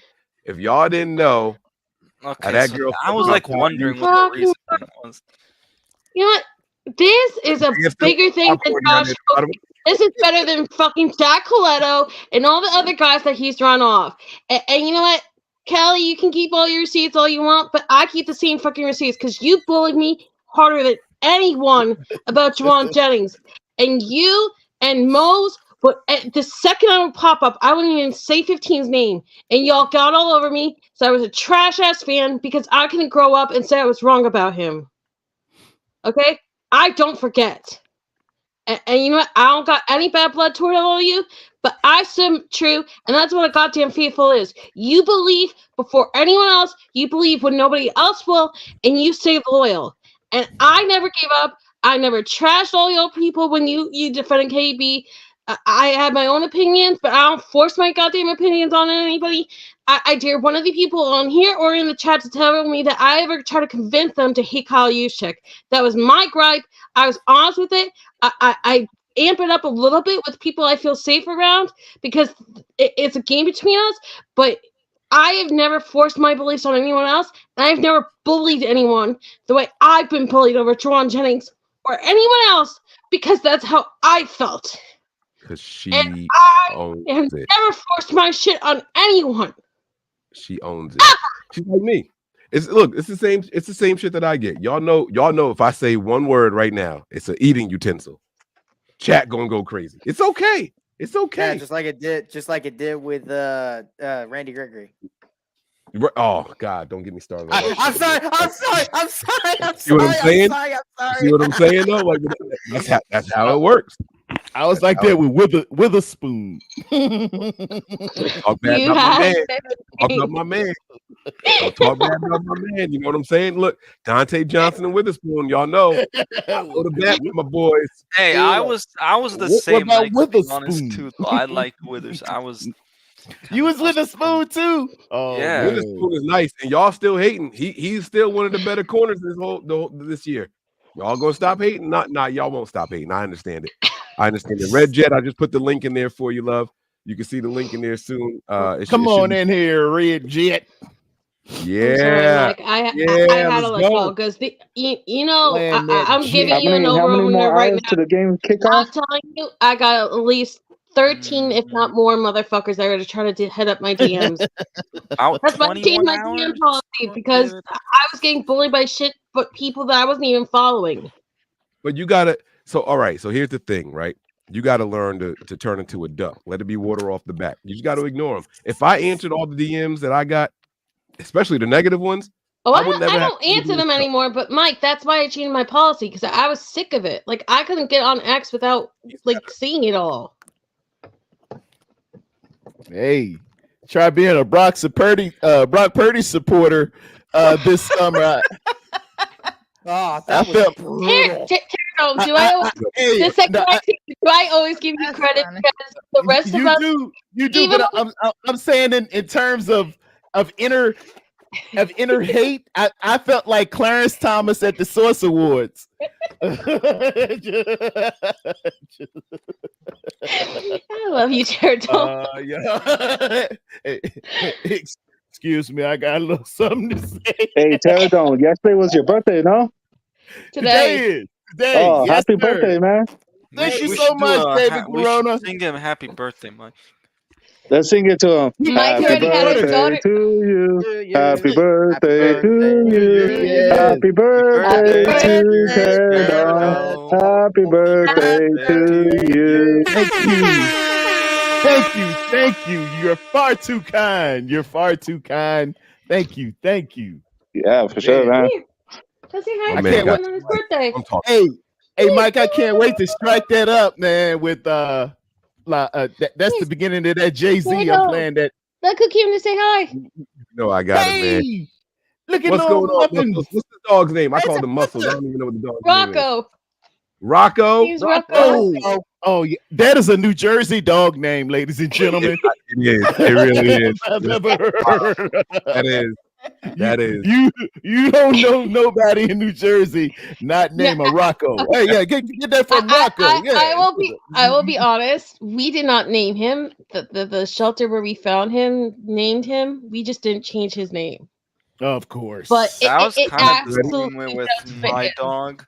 Like when I had my dog, his name was Cyrus, and like we just ended up keeping it because we're like, you know what, he's gonna have to learn more, like a new name, and we're like, let's just not do it.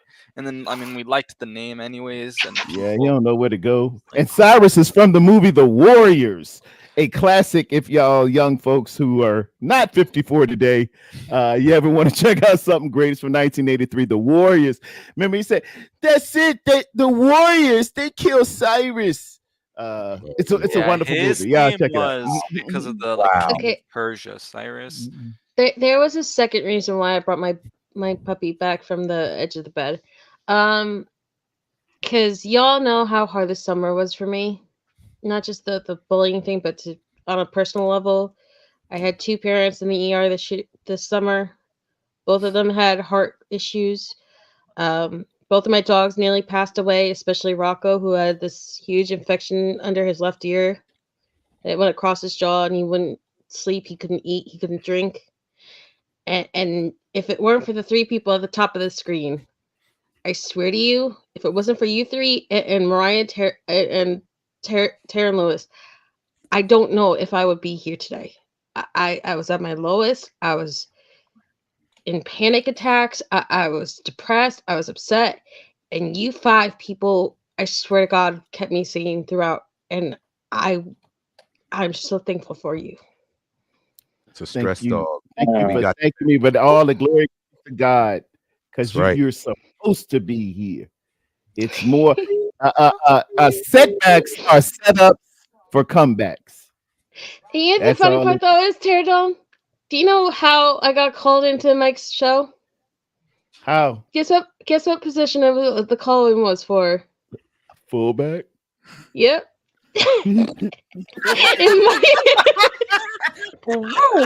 Wow. It really was. And Mike made a joke with Breezy about, do we really have to do this freaking position? We know it's just going to be use check. And they were like, yeah, the caller said they'll do that and offensive line.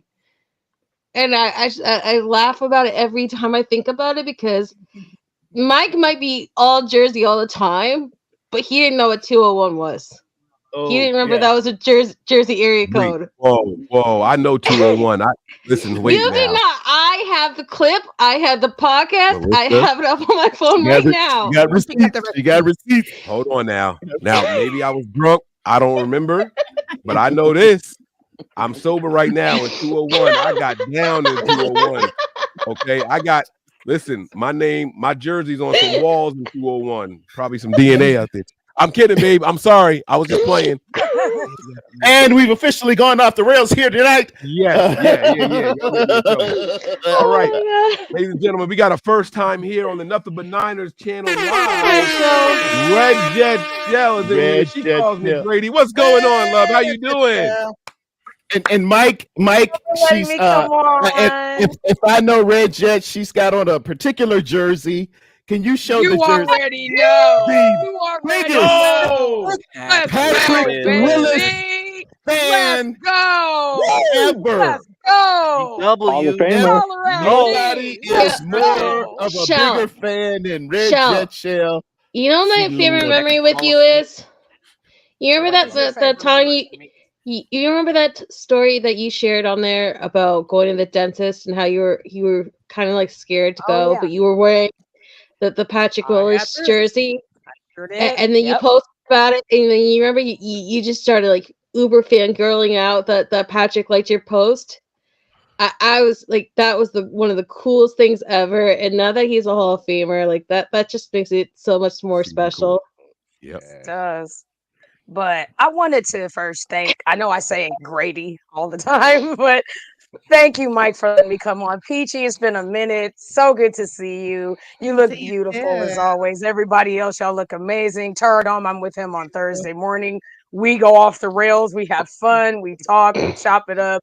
But most importantly, we are a family. So the reason I wanted to come in is to talk about that. And I'm going to call this young lady out she is to my left. So, girl, Melissa, you are the truth. You are the business. You speak your mind. You don't give a damn about nobody says, so let me call you out, little sis. Nobody matters. When they get in your DM, you block them, you delete them, you do what you got to do. If you have to get off that damn social media, then you do it. But you take care of you. Your opinion is yours. You understand me, sis? You are too beautiful to be depressed, to be sad about nothing. You got a whole panel right here that's got your back. We might not have met nobody in person yet, but we here for you, baby girl. Don't you ever feel no kind of way. I'm on Instagram. You follow me. You holler at me. I don't care if it's 2:00 in the fucking morning. I said what I said. You message me, girl. I'll get out of my damn self. I don't give a damn. I come up out my accounts. I'm right here. Terradome will tell you.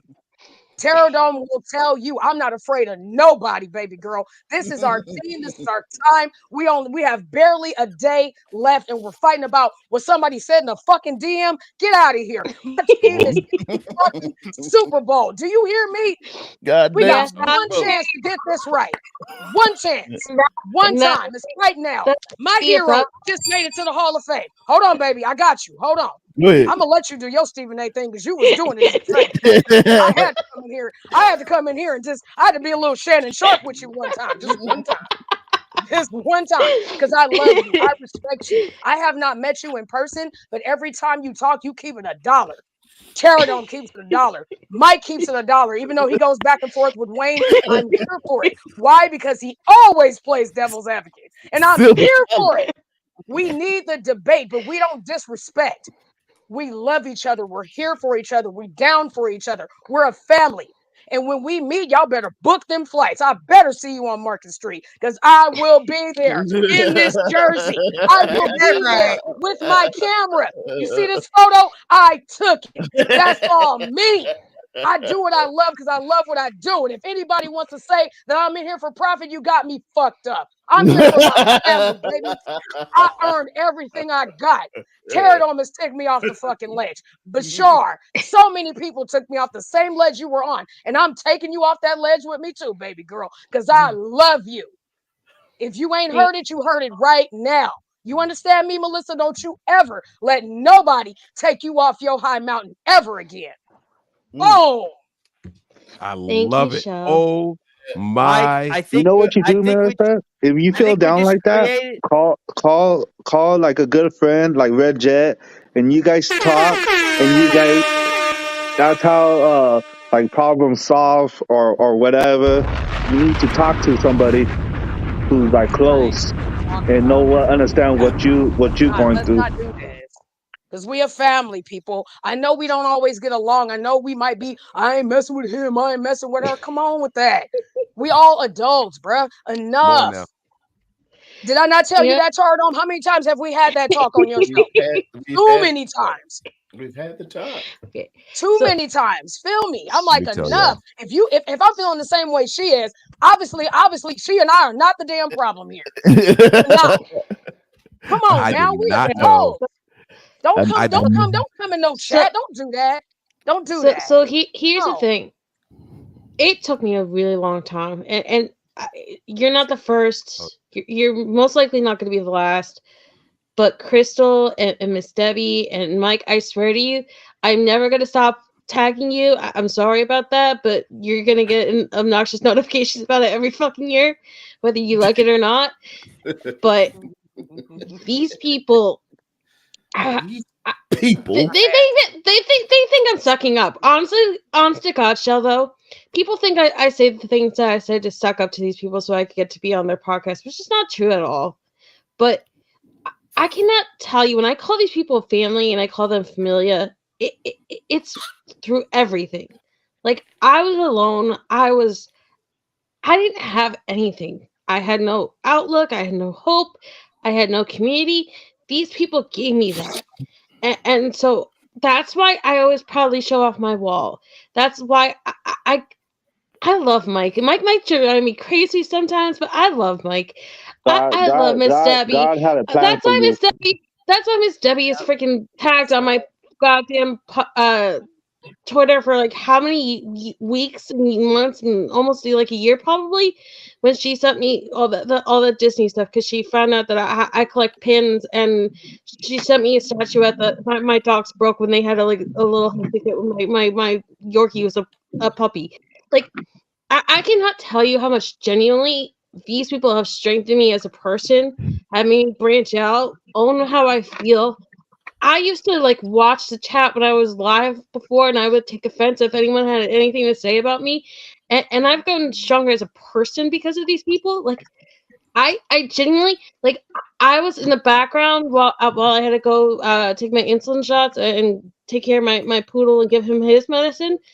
And I was listening to Mike and everything, and like people think that it's shocking that you would feel that way about Mike Andrews, but that's exactly what he's been. And I've been telling him this, God knows how many years since I've met him.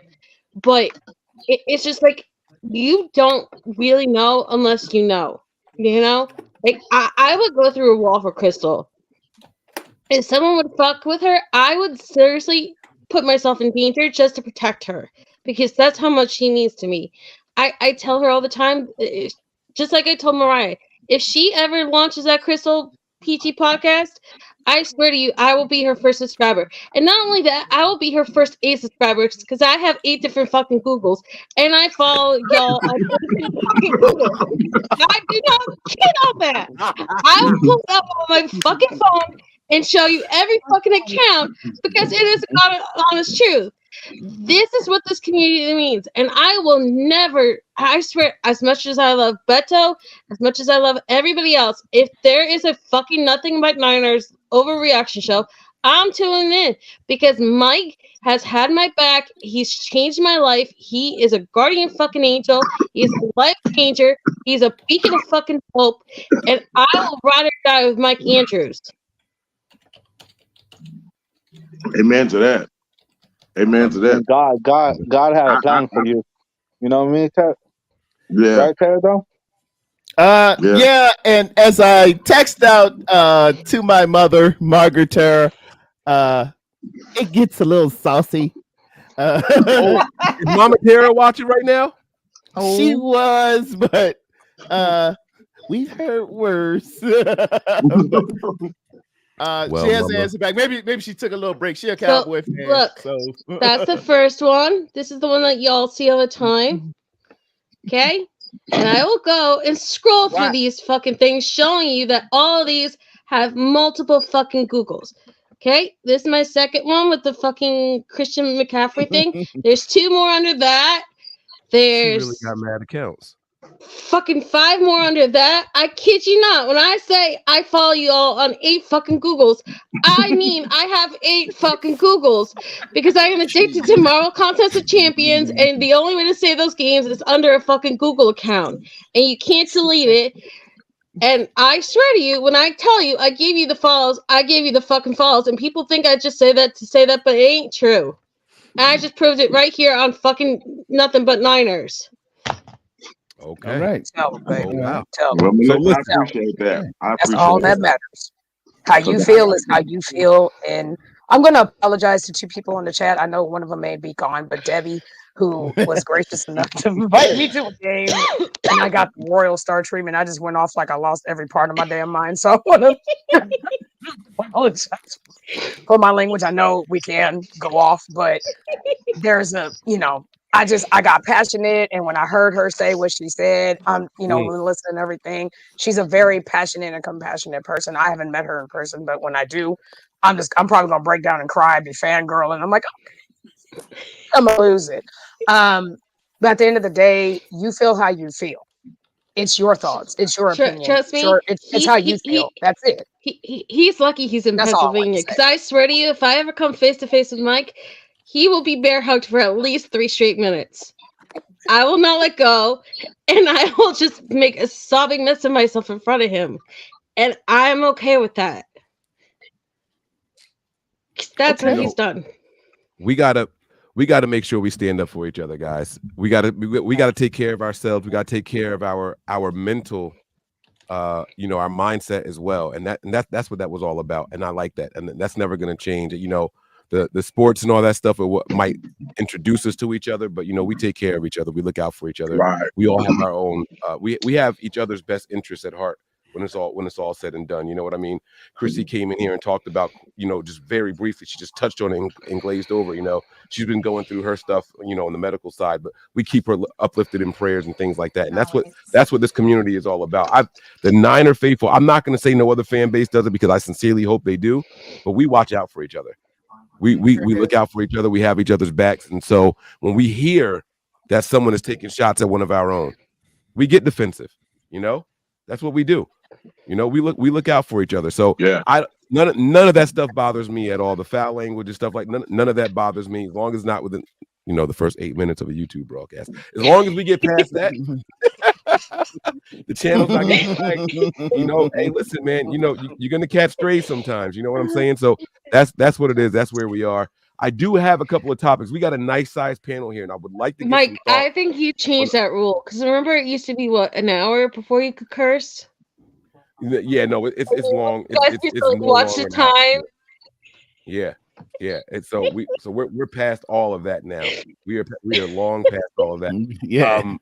So I want to pop Dawn in. I know we're gonna do. I think we said audio only for Dawn, right? Affirmative. Dawn Johnson's coming on. Let's go. I can't turn her. She has to. Dawn, you have to turn your camera off. Then I can bring you back on. There you go. We should still be able to hear you. Are you there? Yeah. Let's go. Introduce yourself. Let people know who you are. Hi. Hello. Hi, Dawn. Hi, Dawn. How you guys doing? There she goes. Man, Dawn, we're good. Emotions are high. Energy is up. Hopefully this energy will last for another, what? How many more hours I got on here? I can't even. Mike, you currently have around 17 hours. It is. Yep, 17. Right. 21-23 to kick off. Oh, wait. Hold on. We're at 17-19. We are officially on the longest show Nothing ever. United history. Let's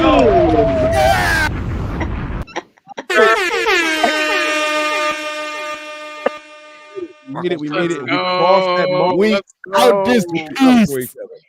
I love it. Dawn, I love it. how All right, Dawn. are Jayla and Ariel? They're doing good. There we go. Jayla and Ariel. They're doing good. Driving me nuts like always, but they're doing good. Tell us a little bit about yourself. Doing their Dawn. job. Who are you? Where are you from? What's going on? Tell us the good news. So I'm from Paradise, California. Paradise. Paradise. Okay. She's not far. Yeah. Wait, Paradise, is that Southern California or are you like Central? Northern California, up by Sacramento. Yeah. Okay. Yeah. Is it really called Paradise? You know what it was until the campfire in 2018 when we lost the whole town. I was gonna ask, that fire. They did a couple of specials about that. That football team came back, that high school team, and yes, we did a lot of stuff. But glory to God, you're here, amen. Was it the blue fire? No, the campfire. Oh, the campfire. Okay. Yeah. So they renamed the town and everything? No, it's still Paradise. Oh, okay. All right. Well, you know, from the ashes rises the phoenix, right? That's what they say. So that's my tattoo, is the female phoenix rising out of her ashes. There it is, Mike. There it is. Look at that. I never talked to this woman before. Never mind. Let me shut up. The floor is yours. I'm shut up. It's all good. That boy got an anointing on him. That boy got an anointing on him. Go ahead, Don. I'm acting a fool. No, it's fine. So yeah, we've been back here for about 3 years now. And I like it way better than where we were. I mean, the kids are going to school here and everything, so that's good. Cool. That's where we're going to stay. We're rebuilding. It's taking some time, but we're doing it. I know it is. Slowly but surely, you know what I mean. We got to be patient with it all. And you know, now Dawn, I don't know if you had a question or a specific comment for the panel. If you do, I'll give you the floor. If not, I do have topics I would love to get everybody's opinions on. So whatever you want to do, if you just want to be a part of the show and we keep it rolling, you let me know what your feeling is right now. Oh yeah, you guys can all talk. I'll listen. All right. Now I want your input too. You're not just going to listen. I want some feedback. Okay. Of course. Mike, All this right. is one girl. This is one girl you don't gotta ask to have input. She's gonna bring it. She's gonna bring. All right. I'm looking forward to it. Now here we go. Navarro Bowman, guys. This is not breaking news. It happened already, but the reunion. The Chargers are targeting 49ers linebacker Navarro Bowman for their new linebackers coach position. All right, bringing them together with Jim Harbaugh. He is reuniting with Big Jim Harbaugh. Man, the two sides. Oh Lord. We'll have to come to an agreement, but the belief is it gets done. Bowman helped San Francisco 49ers defense dominate under Harbaugh, spent his last season as a defensive analyst at Maryland. Yeah. Your guys' thoughts on this now. Let me show this glorious picture of Navarro Bowman. It's done basically already, because I guess at the Rush, he's at the 49er Rush deal or whatever. And like the 49er fans, that they have video of calling him Coach Bowman. Oh, okay. Wow. It's So- that's right, because he was there at the Rush today, right? That's Yeah. right. He's Get at ready. the show now. And so I thought that was cool. What I had to say about it is I don't think he's going to be the last one. I think you're gonna see a couple names. right. Yep. You'll see a Yeah. couple of familiar names. Mm-hmm. Harbaugh's trying to get the band back together Oh, he again, and getting you the might band see back one that together. might be very surprising. Boy. You mean how he's bringing great coach back into the league? Gonna be hard living in that AFC West for a little while. I tell you that. So let's have some fun with this one. Let's have some fun with this one. So first of all, congratulations, Navarro Bowman. Yes. Little round of applause. Yep. Let me play the sound effect for him real quick. All right, let's flip to him. Flip to him. I like that. I like that. I like seeing that. I like hearing that. Okay. So my question is going to be this: Harbaugh had a phenomenal defensive line. Mm-hmm. He had a phenomenal linebacking core. The secondary was a little right? He had some hard hitting safeties. Oh yeah. The corners left a little bit to be desired. I mean, we went through the Culliver years, and who was opposite of Culliver? Terrell Brown, and then we had Rodgers. Carlos Rodgers was out there. Own hands, Trying to think who was cool. who else was there? Terrell Cox. Yep. TC was out there. What other players do you guys think Harbaugh? Now, obviously, he couldn't get Fangio. Fangio's already booked. But if you wanted to instill that Fangio type Whitner. Dante Whitner. Dante Whitner. I don't know if y'all follow his show or whatever. He does an amazing job. He's awesome. That guy got a lot of sense. Is he an Ohio State guy? Oh, come on now. Don't play with me. Don't play with me. You know it. He is.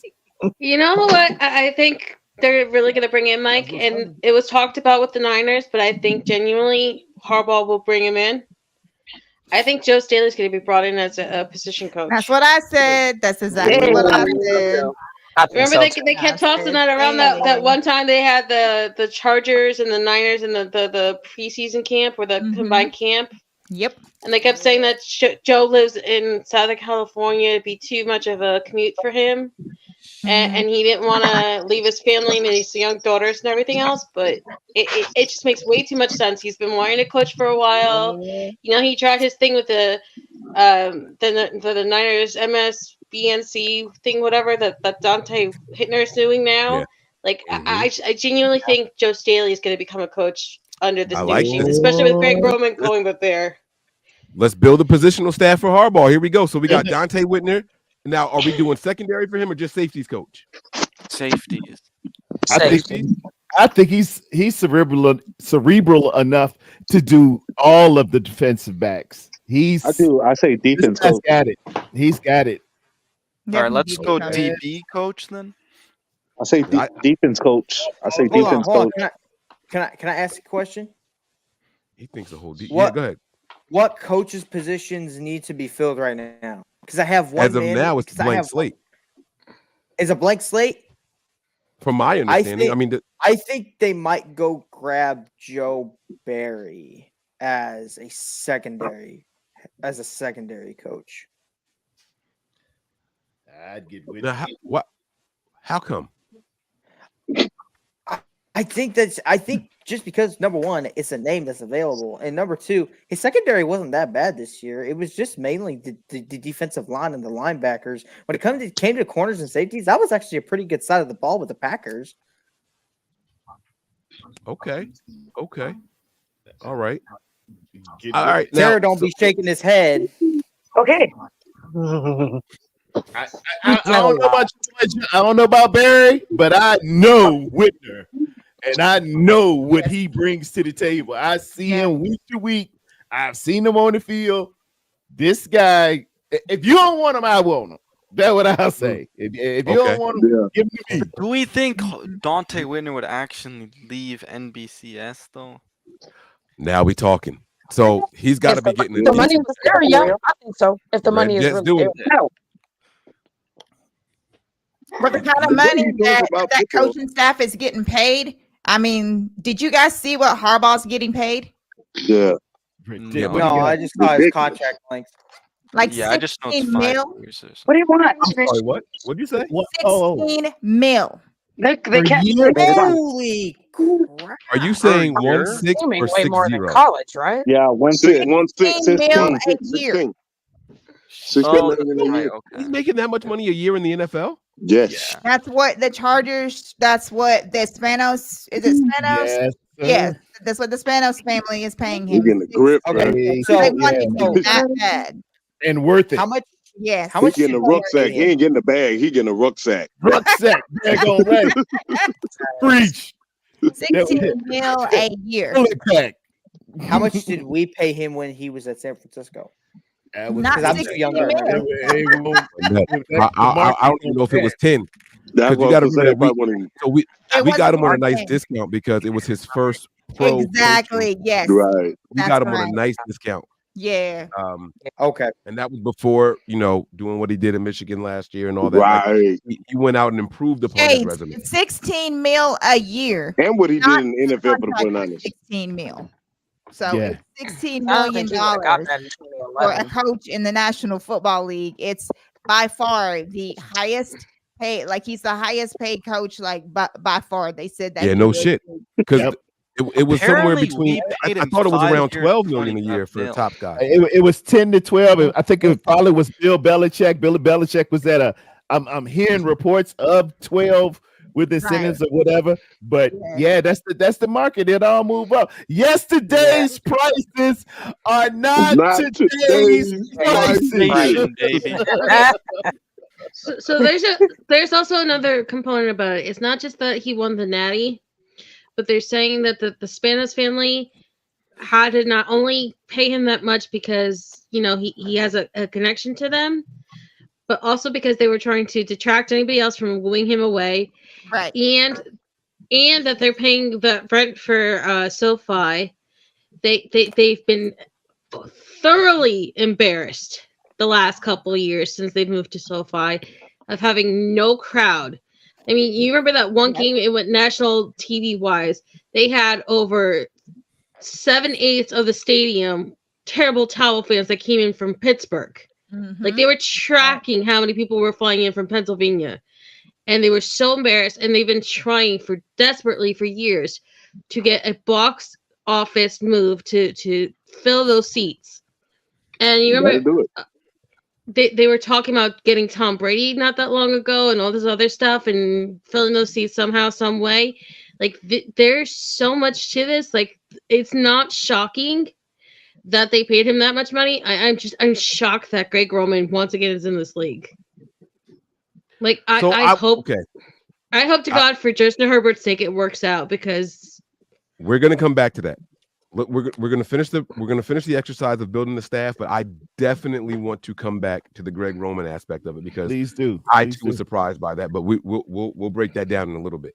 We'll break that down. So that's a very good point. We're gonna put a little pin in it, right? We're gonna come back to that. I want to talk about Greg Roman. Yeah. So, do y'all think that Dante Whitner? How do I say this the right way?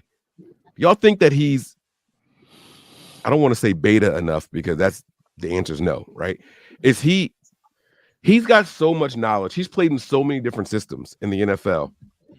Do you think that he has the discipline to not be a coordinator? Like, can he just be a position coach and not a coordinator? I think like so. Yeah, I think he can be a coordinator. Yeah. I mean, because I think so. he plays his role on the broadcast appropriately. He doesn't try to take over the show. He understands that he is not the host. So I really feel like he will understand because he loves football. And I think that's the most important part. He loves football. But a produced show is very I got different than pushed calling about shots in the coaching room. Go ahead. Who said I that? I have got- a question. Who said? I did. I said I got pushback on this. I don't think that Dante Hittner, from what I've seen, what I've heard, right? I don't think he has the wherewithal to deal with an entire defense. And it's not saying that he can't, but from what I've seen so far, he gets very like adamant in everything else when things don't go perfectly, and to handle 11 guys that are starting, all the backups and everything else, like that's a lot of like mental fortitude that you gotta have. I didn't mean DC. I didn't mean defensive coordinator. I meant like passing game coordinator type of thing. Like They have a can he defensive just take? coordinator. Yeah, right. Peachy's right. Okay. I meant like, can he take just a DB's coach position versus pass game coordinator position? Because if he's just a specific group's coach, someone's telling him what they want him to implement. And I don't know if he has that part in him. However, if he's the passing game coordinator, then he can implement his thoughts throughout the secondary. You get what I'm saying? Yeah. So I'm just wondering if he has that in him, or if y'all think he has that in him. Has he been? Are we asking him to take a lesser role than he was previously employed or ever has been? In other words, we used to say you can't get on the bus driving. You do understand that, right? He's coming into the NFL. This is your entry level as a defensive backs coach, not as the takeover guy. We're not hiring you to be the great Jose. The defensive coordinator, right? You're not a DC. I'm not asking you to come back because it's like asking Fangio to just coach DBs. This would be his introduction to the National Football League as coaching, not as a player, but as coaching. You know, except what I'm giving you right there. And you've got room to grow, bro. If I can see you coming up and taking over the linebackers and doing the back seven for the defensive back, and then possibly a year after that, we're looking at DC because once Jim gets you to the NFL threshold of a Super Bowl, they're gonna come looking for these coaches and take that defensive coordinator. You'll be ready to go. That's true. So what have we seen in him that would make us say he could? He could what? Just come in and play his role and maintain that particular department. Just focus on that group setting that he would come in for, instead of kind of a guy that is so, I want to say, self-absorbed that I can't accept the fact that you want me to be in this position. I want to be. I see what you're saying. Overall. Yeah, and I don't say this negatively. I don't say this negatively, and I haven't seen or heard any like, oh, Dante's impossible to work with or anything. So let me not paint that picture at all. But when he has an opinion on something, it's definitive with him. Like that. That's it. There's no change in his mind. I've watched enough of the shows when he thinks, oh no, that guy's got to be better. Like that's it. If you're coming into the room and say, I want you guys to do this, I can see him snapping back and saying, well, tell your guys up front to do this. And that could create a little bit of friction, is all I'm saying. Now, like Terradome said, you have no coaching experience at all. You should be starting as a quality control coach and working your way up to get to the position group. So I completely understand what Terradome is saying in that aspect as well. And if he wants to dip his toes into the coaching arena, he's got to start somewhere. So Right. I thought that was a good point, but I have not heard or seen anything that makes me say he couldn't do it. But he is a very opinionated guy, very opinionated. I imagine 90% of your coaches are. And I don't want shriveling. I know if I'm in charge, I don't want shriveling violets. I need your input. I need to understand where you're saying and why you're saying that. And if it makes sense to me, hey, if it makes sense, let's put you on in there. Let's try to implement your plan. But if it's messed up, you're accountable, right? Okay. That's just being a good leader. And I say that because he is on the broadcast, and he understands that he is not the host of the broadcast. Yeah. And I haven't really seen him try to come in and take over. He get his segments, he say his piece, he has his opinions, and like all of us do. But I've seen him at least be humble enough that I've never saw him be arrogant enough to be like, I got a cousin who he's never met Kyle Shanahan, but he'll sit up there and say, well, I know what Kyle Shanahan thinks. I know Kyle Shanahan didn't bring the offense over from the other team, the Redskins, because this, that, and the other. Like, he has the arrogance and the gall to actually think he knows how another man thinks, and he knows how another man will react and what Kyle Shanahan wanted to do and why he didn't do. And I'm all like, you've never met this man a day in your life. You don't know anything about this man. So you can't sit here and I'm not just talking about saying it in the tone that I'm saying it. He's loud and rambunctious and those kind of people that there's no point in having a conversation with them, because no matter what you say, because all they're gonna do is talk louder and talk longer, so they're right. So I can understand if a person, my cousin is the kind of person that has that persona. He has that personality that he has a God complex about himself that he can arrogantly say, I know how another man thinks. And you've never met this man a day in your life, right? So the arrogance. He's got the unmitigated gall. Right. Yeah. Like who are you? You don't even have a superiority complex. You have a God complex that you're just like, what I say goes, and I speak the law, and I speak the truth, and it's all like that. So I've known people like that, and usually when they're like that, Nick Wright.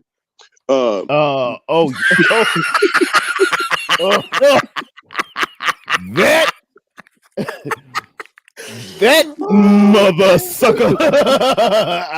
If I don't want to win for one reason, if I get my hands on Gallagher, boy, come Monday morning. Oh my Lord. Oh yeah, you perfect analogy. Thank you very much. I got exactly. Yes, you summed it up. Can I throw another name out there for this? Please, go ahead. So as much as I think that he wouldn't take this job and he would rather go coach college football, what about Mike Vrabel as a linebackers coach? See, now that would be a step back for Mike Vrabel, real big. That's a two-step back. That's what I'm saying. I'm not saying that the Chargers shouldn't pursue it. I think that he would be a good fit there, but I don't think he would take it because he would rather go coach college football or the US or the UFL or whatever it's called now, rather than take two steps down from where he's at. Yeah, you can't ever go two steps back. Hey Mike, let's pretend that the scenario of college football didn't exist. Is this a good fit, in your opinion, for Mike Vrabel as a linebackers coach for the Chargers? Anytime you get Mike Vrabel, it'd be wonderful, but it's just he's overqualified for that. Right. That the same question we posed he wouldn't do it. Yeah, I mean it's Mike Vrabel, dude. If you get Mike Singletary, that's another one too. But right, I don't think they're seemingly overqualified for it. I don't think they'll take that 2-step back as well. They should. A Mike Vrabel type, a coming of age. You know, I like Mike Vrabel. I love Mike Vrabel. He devised that plan to handle Lamar back in 2020. They took Lamar Candy up in Baltimore, Tennessee Titans. You know, that's a heck of a defensive job there. But again, it's like you the CEO, will you drop back and be senior VP of operations for a little while? You got to be forced to that. Are you talking about the butt fumble game where No. Jonathan the touchdown on his butt cheek to break the No. Ravens season? No, I was talking about Mike Vrabel. But isn't Navarro Bowman also already going to be the linebackers coach for the Well, that's what I was Chargers? gonna say. So if What we're position talking they- about specifically the Chargers, why would Well, they you said bring the slate was open, so I didn't know what was there and what wasn't. So I was just spitballing. So we assumed that Bowman was hired as a It linebacker. was official today, I think, by Adam Oh, Schefter. okay. So what are the positions are we saying open or possibly open? I don't know of any other Charger position coaches being hired. I know that they have Greg Roman as the offensive coordinator. Do they have an official defensive coordinator yet? Barry Chichi informed us. Right? Is it Barry or Michigan coach. Yeah. Okay. Okay.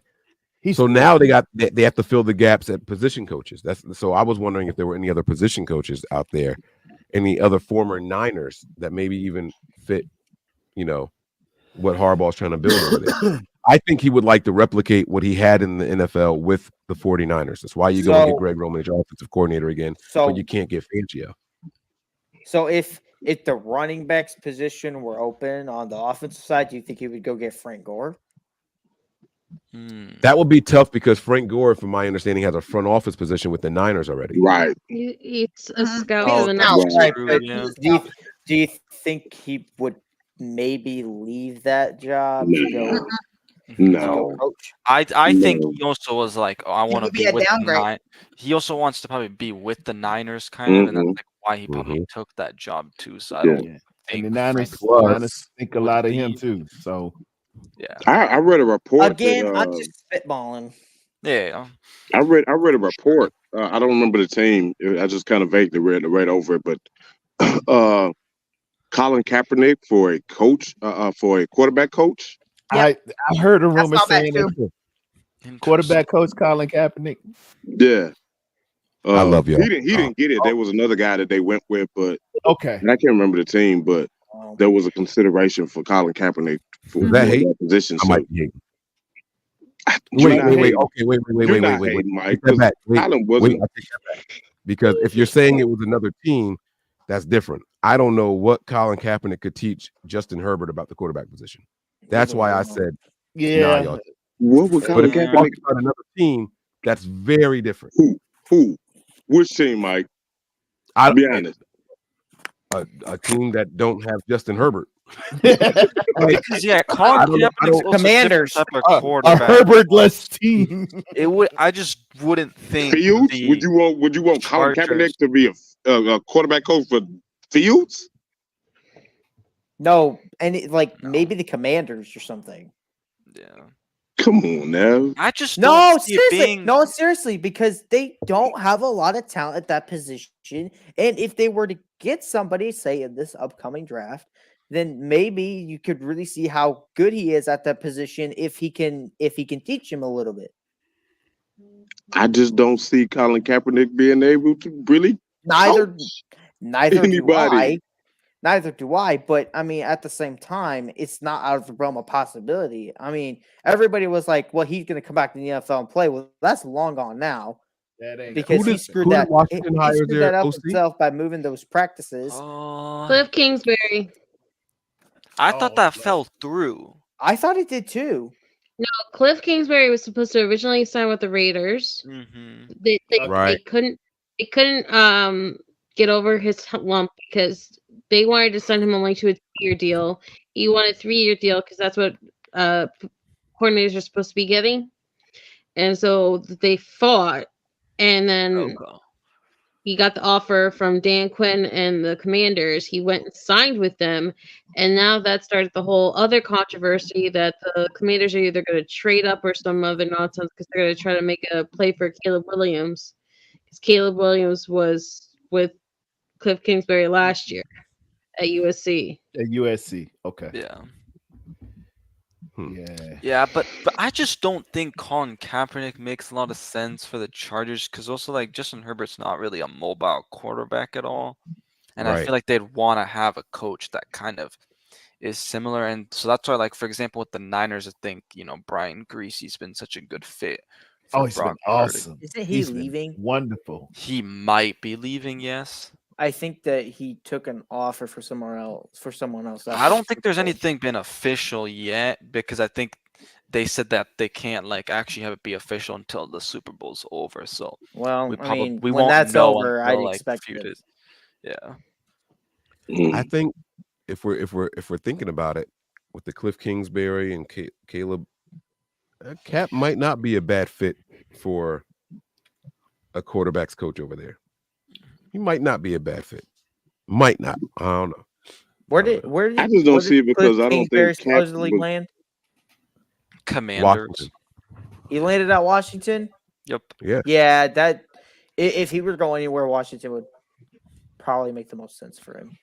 Which means Eric Bieniemy's out there now. Ooh, that's true.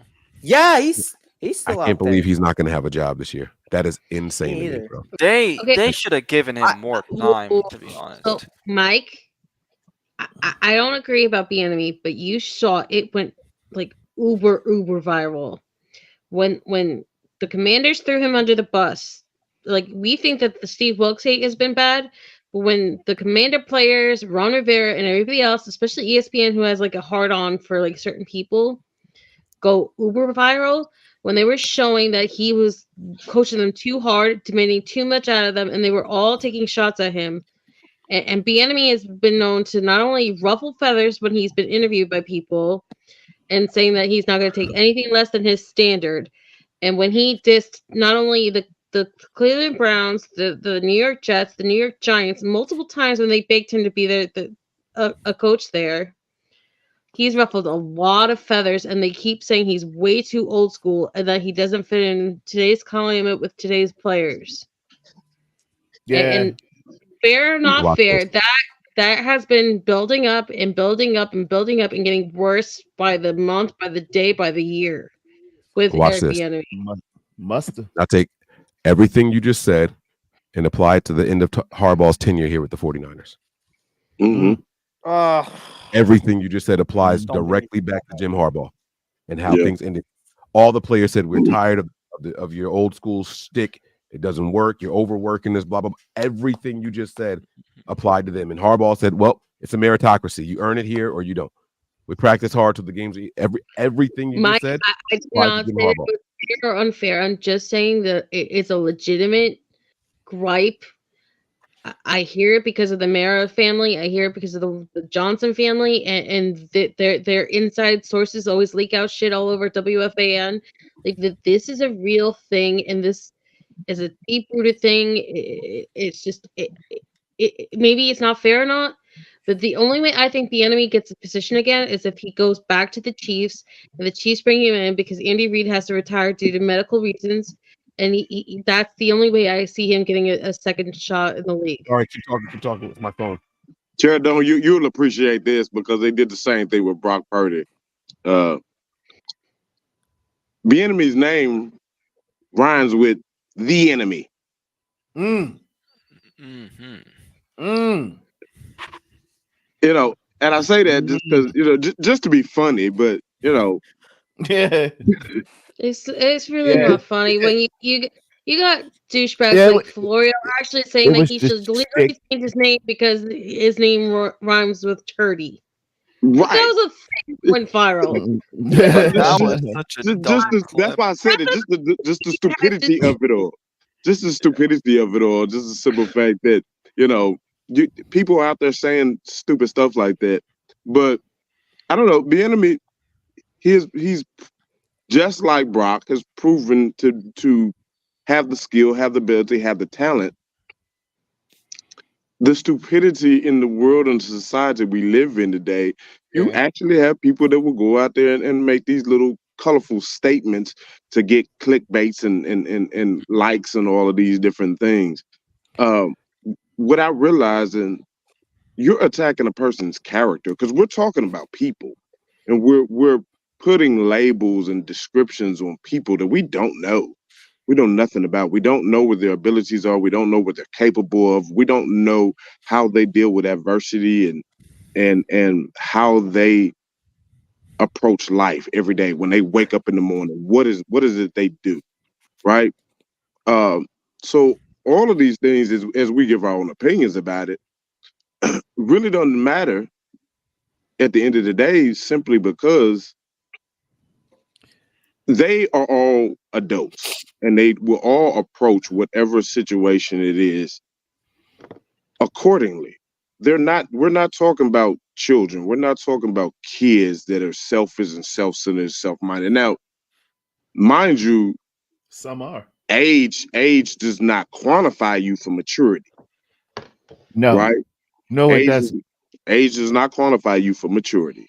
Age also does not quantify you for how you approach responsibility. Yeah. And so, but character does. So what the only question we should be asking is, what do we know about the character of the people that we're wondering about? You know, how have they presented themselves? Because we won't find out. We didn't really know about the emails and all the different things for the Raiders. The Raiders head coach, was it, that had all the racist comments and different things? We didn't know anything about that. Gruden. Right. We didn't know anything about that. Man had no idea. You know, we his spirit might have projected to some of us in some kind of ways. And Oh yeah, he looked this way, but it's right. I take into, and not to cut you off, I just take into account the consideration from what I have seen of Eric Bieniemy. Right. And let's look at him as a profile. Eric Bieniemy, I remember very well. I was in college the same time he was in college, and we came up old school, man. I think I told my audience about, and I hope my mom, she hasn't asked me about it yet, but I told him when I was a young kid in playing for the Bethlehem Steelers, I jumped offside once, and Coach Ledbetter asked who jumped off sides. Everybody pushed me up and said it was him, and it was. And that coach kicked me in my behind. Mm-hmm. This was 1978. Things were a lot different. Mm-hmm. And I came up under a harder form regime, of football. We had bull in the ring. If you got a concussion, you smell salt. You said, hit the one in the middle, and you got back out there. And it's a harder regime we came up under. But now you're dealing with kids, man. And I call them kids because relative to my age, you're still a kid. You're 25, you're 26 years old. You're a millionaire, true. You're a professional. They simply are about a generation or two beyond that. And dude, they can't handle a dude coming down with the thunder I'm about to come down with. They can't handle a man talking to them like this. One of the great, look at the list of the players that Eric Bieniemy has been a coordinator and or coach under. Let's throw Hall of Famer Adrian Peterson. He took no excrement off of Adrian Peterson. He told him to tuck the effing ball, and this is what the F you gonna do. And then he went on to Kansas City, coaching Patrick Mahomes. Hey, Pat, you gonna shut the F up, do what I say do, or we're gonna have some damn problems. And they got into it live on, going back to the locker room. He done did that with that and Kelsey. They walking around with rings, going to the Hall of Fame, and then we go to the daggone Washington Commanders, who ain't won nothing since the Commodores were on the charts. And you're gonna tell me what the hell you gonna do? Right. So maybe we just got a little bit of, ain't nobody won nothing. But when it's time to break out Super Bowl rings, I got my 2. But y'all gonna tell me the Commanders, the Commodes, the Commodores, without Lionel Richie, y'all gonna tell me how to coach? Right. Thank you. F you very much. I'm out of here, you bunch of losers. Right. And that's how I feel about that. I see that. I can understand that. And if I'm Eric Bieniemy, you know what? I'm going back to my alma mater, and I'm talking to my man Deion Sanders. I said, Deion, how you want to run this? Mm-hmm. Hey, I'm coming to these 2 Super Bowl rings. We can run this the way you want to run it, and we get these young boys in ready to go. What, Mike? And if they mess up, get them in the transfer portal, get them out of here. Right. Mike, there's a comment that's asking me, is that a Jimmy G jersey? Could you put that up for a second? Oh, Jimmy G. So, Shades, this is a Jimmy G jersey. First of all, I got this jersey. What? Hold on. I got this jersey a week after we played the Saints. The same game that I wore it, Jimmy G got injured, and Brock Purdy came in. That's why I'm wearing this jersey. This jersey brought us Brock Purdy, and I've been wearing it ever since. I'm gonna be honest with y'all. Uh-oh. Hold on a second. Hold on. I'm gonna be honest with y'all. Dan writing poems about when we lose. This mother sucker is wearing Jimmy G jerseys. Man, if anything, you should be wearing a CJ Beathard jersey because he was the reason why we were able to get Brock Purdy in the first. Hold on. Nick Mullins. I don't have any other Niners jersey either. So, Okay. See, you always got a nice response. I can't hate on you. What size jersey do you wear, man? I wear like an extra large. I get them a little bigger so that way I grow into them. I have a couple of 2X would be too big for you, huh? Yeah, a little bit. Damn, just a little bit. I'll send you some of mine, man. I can't have you rocking that in, but listen, if it's all you got, well, Mike, I ain't got but what I got a Navarre Bowman and I got a Patrick Willis jersey. The hat is new. I will say the hat is brand new. There you go. Okay. All right. So we got some new apparel over there. Okay. Yeah. What's up, baby? Oh, you're going upstairs. Good night, princess. Love you. Go. Tell your sisters to come give me kisses. Good night too. They didn't give me kisses. Brats. Maybe sorry about how that. You feeling though? You 8 hours in exactly. Oh, here we go. Let's go. Sound the alarm, baby. We 8 hours into this motherfucker. Just getting started, faithful. Let's go, baby. Huh? Come on now. I'm proud of myself. Through 8 hours, I have not finished my first alcoholic beverage. I did. Eaten 4 chicken wings and 1 shrimp roll. That's it. Wow. That's it. And in fact, it turns out that streams on Facebook get removed after 8 hours. I just got the notification that both Facebook streams have been removed from it. So Facebook ain't built to handle what we are providing right now. So this really might be Facebook a YouTube just exclusive. hating, Mike.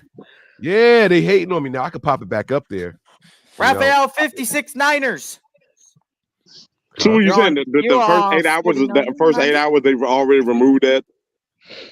No, so the first 8 hours are what's left on Facebook, and now it just ended the stream. So once we crossed the 8 hour mark, it just stopped it. So now I'll have to pop it back up there again. Oh wow. Good night, princess. Love you. We're still streaming for 8 hours. Let them know your team. I know you want to say something on camera. You love being seen. Get your ass over here. Come on. Get over here. You know you want to be seen. You wanted to join from your tablet. Your tablet's hating on us. Let them know what the team is. What's the team? 49ers. If you don't say that shit with some, say it with some conviction. Let them know what your squad is. Come on, girls. Scream it. All right. I hope she woke all up out there. Let's go. Let's Broke go. the microphone. Bang, bang, Niner gang. Did she break the? Everybody okay out there? Yeah. Okay. All right. It filtered her out. Oh wait, are you talking to them? Well, you got to hurry up. Go ahead. Come on. We took a class vote today, and only 4 people chose the 49ers to win the Super Bowl. And only me and one of my friends chose the 49ers will get 47 and the Chiefs will get 23. 47-23. Let's go. Oh, let's go, baby. All right, kick final? your ass. I told y'all a blowout. The baby has spoken. score? I like that. The baby has spoken. I told y'all it was gonna be a blowout. It is gonna be a blowout, like she said. Okay.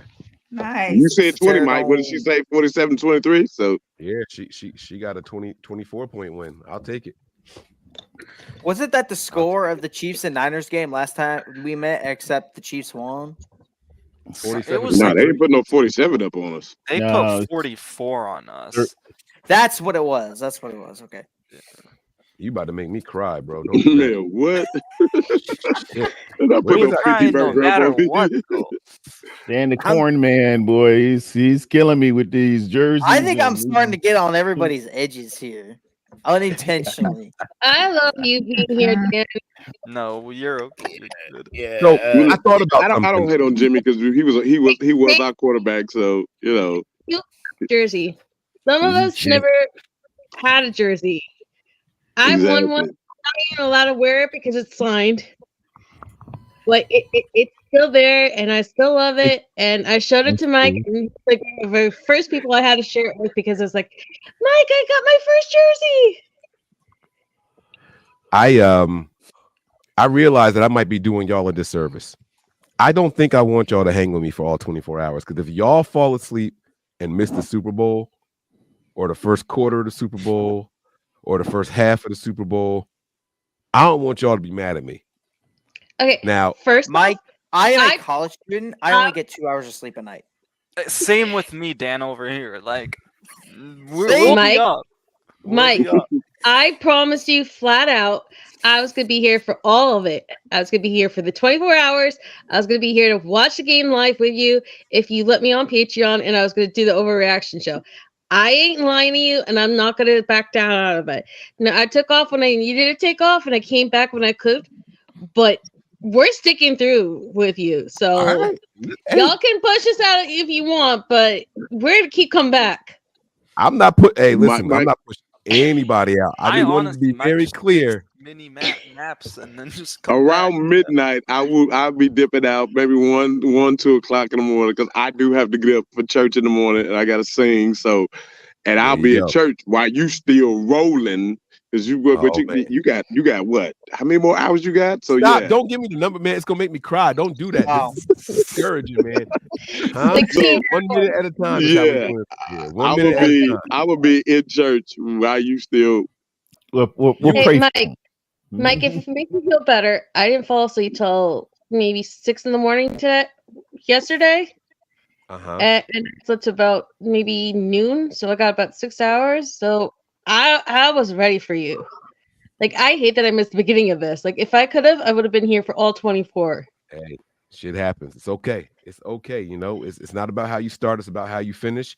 And let me tell y'all have been making this ride a very, very good one. I am appreciative of everybody out here watching. We have maintained over 150 live viewers the entire time. I cannot say that. Yeah. Listen, it's not close to the highest amount of live viewers we've had before, but to have it this consistently for 8 hours, woo, knock on wood, y'all are bringing some good juju to the 49ers. I'm telling y'all right now. Mike, you brought us fans on the back. Mike, you were the very first person Alex that said- brought us from Guam. He said Melissa's 8 of them.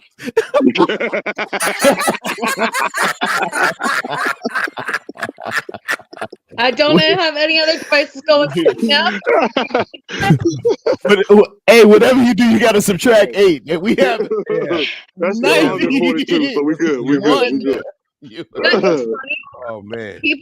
I hope my emails don't get blasted up because I was really trying to avoid showing the actual email names. That's why I didn't put you on full screen. Oh, Dawn is back. Dawn, are you there? Yeah, I'm here. I am so sorry. I Hey, didn't see you down there. Dawn No, is you're good. I was eating dinner and had to do dishes and stuff. All right, so I'm going to share something. I'm going to share something with you right now, Dawn, and then I want you to be the first person to respond to it. Okay? Oh gosh. All right, here we Melissa's been trying to get me to show this for about 2.5 hours. Okay? No, she's right. not. All right, here we go. This is the one. Okay, I did send you that. I take that back. No way.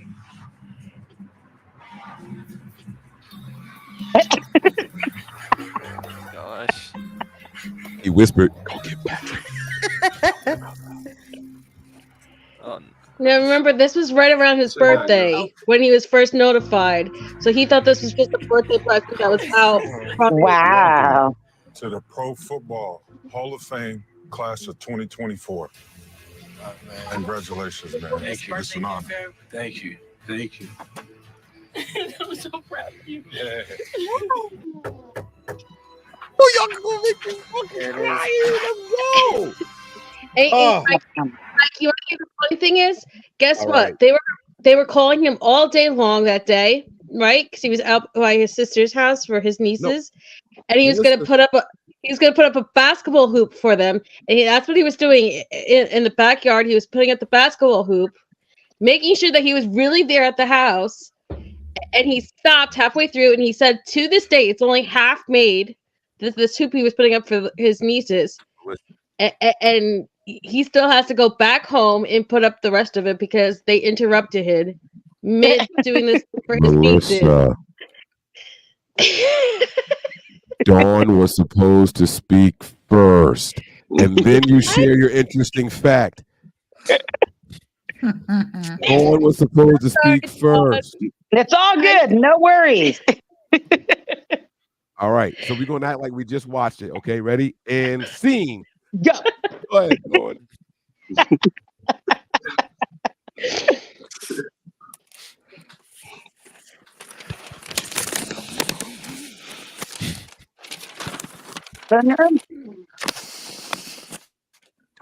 I can't get it, Ariel. It's stuck on mommy's finger. What is happening right now? Did she say a booger is on her? It's quiet. We're waiting on you, Dawn. Yeah, we're waiting on you. Okay, what do you want me to sorry? The kid, What do the you dog. feel about Patrick Willis being inducted to the Oh, Pro I'm Football excited. Hall of Fame? Excited. He was my favorite growing up. That's not him, Ariel. Oh, Ariel's trying to say hi to you guys in the background. Hi. Hello. Hey, what's up? Let's go. Tell her to give us a score prediction for tomorrow. What do you think the score is going to be, babe? 100%. 100%. Hey, there we go. That works for me. That's the score prediction right there. We'll take that. Score prediction. That's the best score prediction of the night. That's almost as many touchdowns and scores as what Terry Dawn has said, 30 touches and right. Somebody said they were gonna get touchdown. 30 touchdowns. Good God. 100% is the effort that I can guarantee you the Niners put forth in the field tomorrow. That is the score prediction right there. Right? That's how you do a score prediction. From now on, I'm never going to be wrong again. I'm never gonna be wrong again. Right? She's only 8.5. That's what I'm talking about. Never lost. Yo, if Mariah don't bring her ass in here, if I see you post another thing, is this Mariah or TL? Who? That's Mariah. That's gotta That's be Mariah. Hey. That's Where are you at? You know what? It's not even that late yet. I'm gonna need Mariah later probably because she's in the West Coast time. She's out there in Vegas, so it'll be a little bit different. But I better see the West Coast people start popping, and the East Coast people have been holding me down. I'm West Coast. You're West Coast I'm East too? Coast. Yeah, I'm in Arizona, so it's Okay, wait. 8:13 for me right now. Okay, here we go. Are you in the part of Arizona, or is it the whole state that does not have daylight savings? I don't have daylight savings. See, I'm not crazy. I was trying to tell people that Arizona don't have daylight savings. They're like, yes, they do. What are you talking about? Yeah, no, we don't have daylight savings. We never Y'all have. never have to change the clock. Y'all just ride. We're normal over here while you all have you to deal are. with You're normal. Oh, no. No. And since this is Black History Month, Get him, PT. Let's go. Ice Stone. Ice Stone. Let's go. Come on. Let's go. what's up with that MLK Day?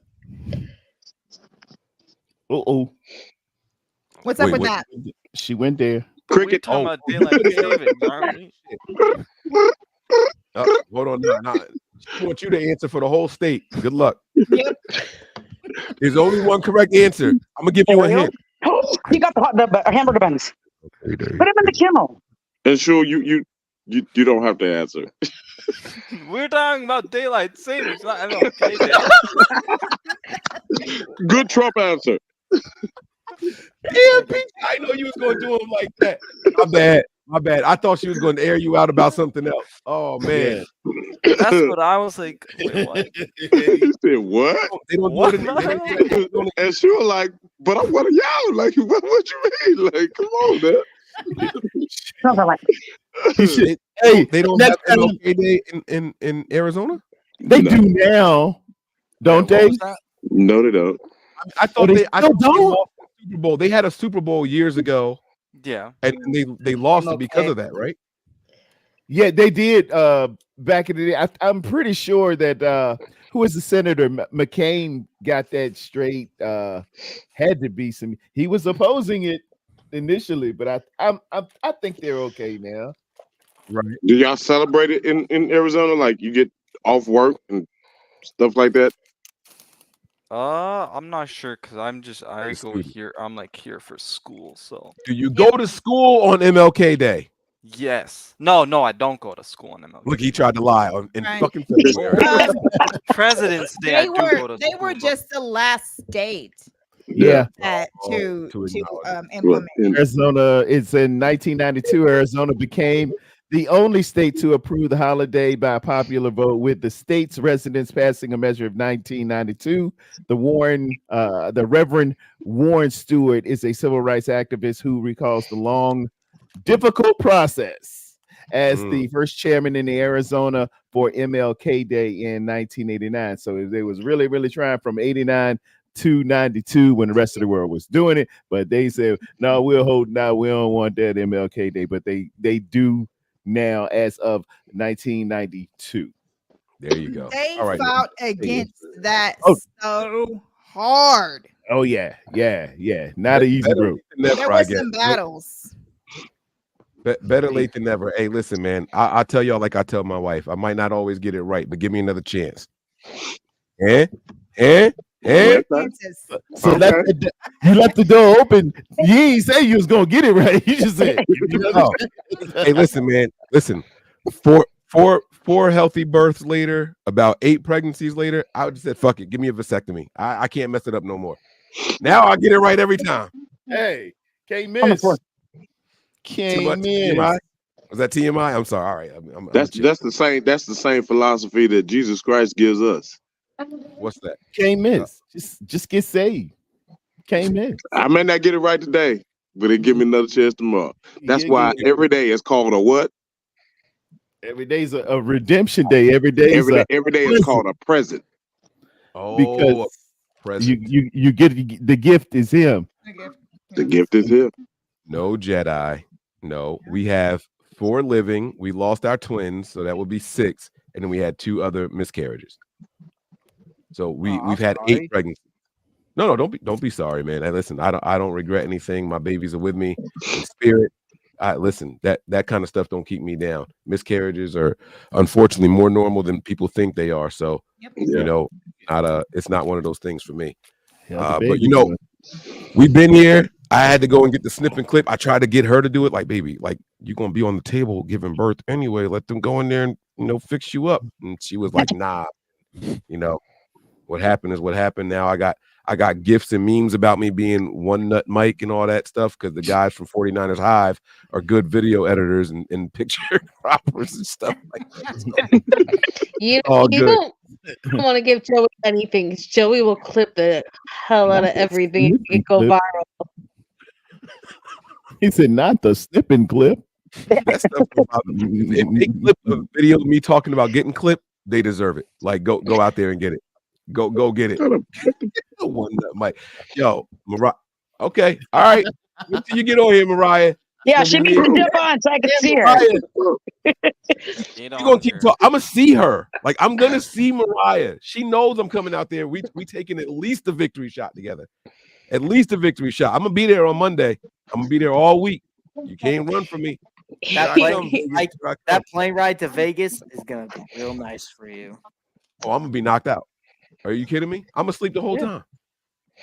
Also, sleep the can whole I show off something? Yeah. That I grabbed the other day? Lord. It depends on what it is. No. Right, Dawn? Tell him. I got 4 things in my hand right here. They're rather small. There's number 1. Here's number 2. Wait. Start over. Hold on. Let me give you the ice. You set us up for that one. Wait. Before you go, Dan. Before you go, I want to commend everybody on showing restraint. All of y'all showed the same amount of restraint that I showed, and I'm so proud of every single one of y'all. All of y'all did phenomenal. That was great. So I am proud of the panel. I am proud of the panel. I mean, all right, here you go. I let that pitch go. That's like a Barry Bonds, man. That thing came right outside. I could have just. Here's number 1. If you can't see it. Yes, sir. Here's number 2. Are they all Joe? Is it? Here's number 3. They all And I saved the best for last. Number 4. There you go. I snagged those the other day. Those are my favorite. So I got a question. Are any of them the one with the spelling error, the Joe Montana joints? Have y'all heard about that? No, I haven't heard about that. No, what happened? They misspelled his last name. No, it's a Joe Montana. It's a Joe Montana rookie card that they put the wrong player's stats on. Oh, really? Like a rare. Wow. There's like it's like the only card like there is of his rookie card or something like that. If you find one of those, it's very rare. My sister-in-law has 2 of them. Wow. What?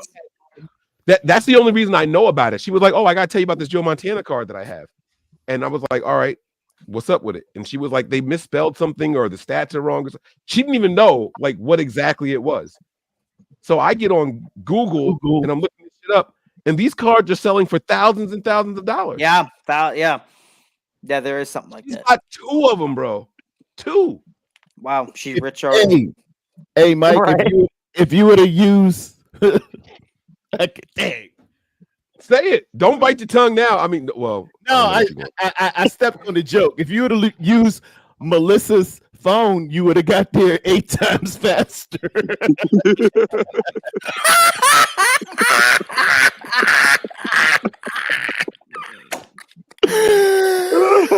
Nobody wants. I promise you, nobody wants to use this damn phone. It trains in like fucking 5 minutes. It's awful. Nobody wants to deal with this phone. You got 8 Googles. You know what's funny though? I had a rookie Steve Young card, and I had the whole collection of that Super Bowl team, and my cousin stole them. Oh, wow! And then after he stole them, a week after he stole them, he had a house fire, and the whole collection got burnt up in the fire. Oh, man. Dang. Who's this kid? I'll take his name and address, and I'm make sure he pays. I won't say how, but no, I'm kidding. I'm kidding. I was But so seriously mad. though, man, I don't know what I would do. I was don't. so upset. Mike, Kinfolk. can I do a jersey thing later? I want to go get something out of my drawer just for you, because we're going in 24 hours. Melissa, I'm Wait, married. Like that's be the careful with card? it. Mike's showing the. That's what you just showed. I have that. That's what you just showed. Turn around and see the stats. Wait, this says 1990. Wait, no, there's no stats on the back of this. Oh, hold on. Let me just see real quick. There's an error card, but I don't know if this is it because it's not 19. He wasn't a rookie in 1990, so that can't be it. No, it should be 79. Mm-hmm. Hold on. Oh, maybe it was a card from 1990 though. If it was 90, he showed it. What his don't have any stats on the back, but Yeah, mine don't have any stats on the back of it. Oh, that's right. It was Jim Kelly. This is it right here. This is the one. It had something to do with Jim Kelly because she showed 19. Yeah. Okay. So it wasn't a rookie card. I apologize. I misspoke. It wasn't a rookie card, but it had Jim Kelly's stats on it or some shit like that. Oh, wow. It wasn't in the stats. 70% of his pass, 350. Somebody pull up Jim got Player of the Year trophy, completed 70% of the passes. Holy shit! I have this. Is it? You Wow! I have this. It's word for word. Christian Okoye. I know you had one with two fingers holding Boomer it. Esiason. Boomer Yeah, Esiason. it says it. Randall It's an exact match. You got a $5,000 card right in your head right now. Look at that. Huh? That's why this show is fucking epic. Let's go. Man. Right, let's go. Wow. We caught it. We got it. Let's go. So I'm selling it for sale. I buy it for $2. Gotta make that college money back, you know what I mean? I want to know. Yeah, I know, right? What the exact? Now this one's only going for $79, guys. So this Wow. one says, Yeah. You saw the Joe Montana and Jim Kelly error card, both yards match. Okay, so that's what it was. The yards match. So they just grabbed the yards for 3-5-2-1. But the rest of every right here. Wait, Jim Bills quarterback Jim Kelly had 3,520. Oh, so they both didn't have the same amount of yards. I'm assuming. I think that's what it is. I think they didn't have the same amount of yards, but they put the seat right here for Joe Montana and then Kelly. And I think that was the error. So here we go. Let's keep playing. Let's go. Jim Kelly. What year is that card? It's 1990. Yeah, it should have his 89. This card is says 89, and on the back of it, it's a copyright that says 90. So it's the same thing. But the 89 stats is what we need.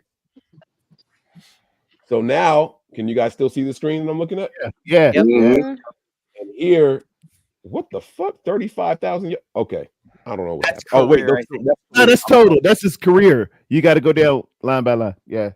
Look at this 89, 1989 right season. So this is where the error is right here. They printed the Jim Kelly stats wrong. Wow. 3130. Yep. Card, and for 89, he only had 3130. So you have the misprint card in your hands. Let's see. Hold on. One of the things you was looking at said $5,000. I saw that. No. I've looked it up. I've seen it go for 7,500. Do you have that card in your hand right now? I have this card in my hand right now. I want to see the stats. I don't know if you can see it. Oh, I got to go full screen. My bad. Hold on. Wait, we're looking for the Jim Kelly stats, right? 3-5-2-1. It's right below my finger. Wow. Can you see it? Right above your finger, yeah. Above. We can't really see it, but yeah. Turn it. That looks like the exact same card. Yeah. It says 35-2-1. It says 3-5-2-1. Holy smokes! You're welcome, Dan.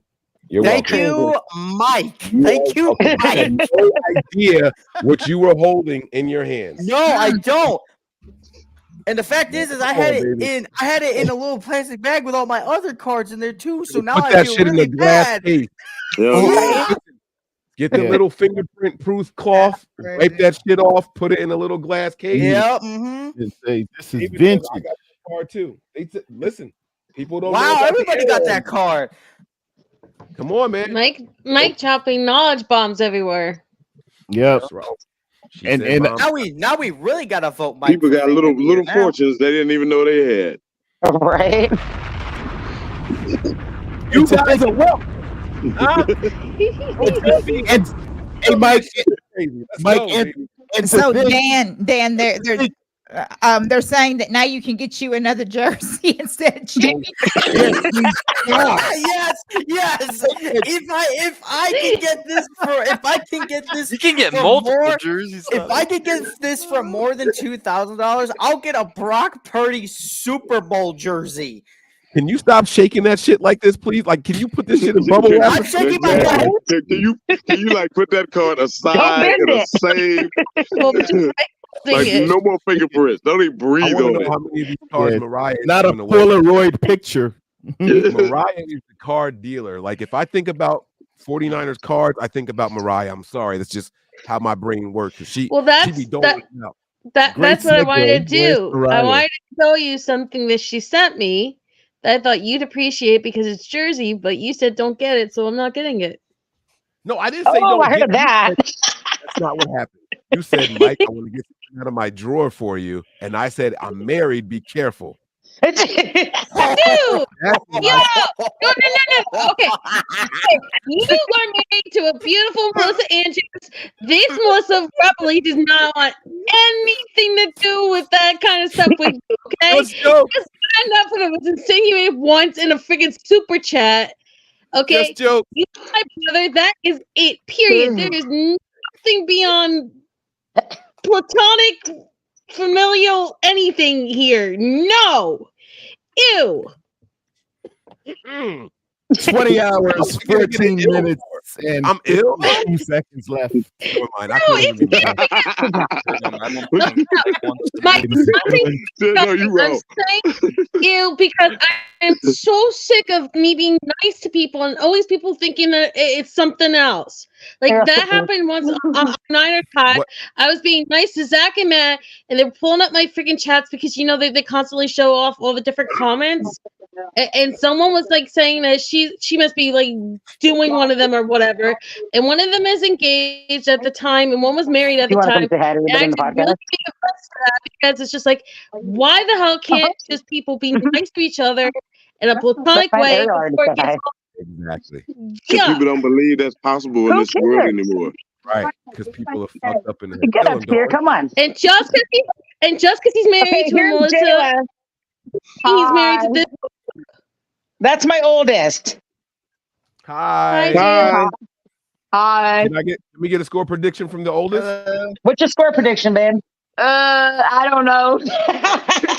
100%. Ariel said 100% already. There you go. Let's go. Let's go.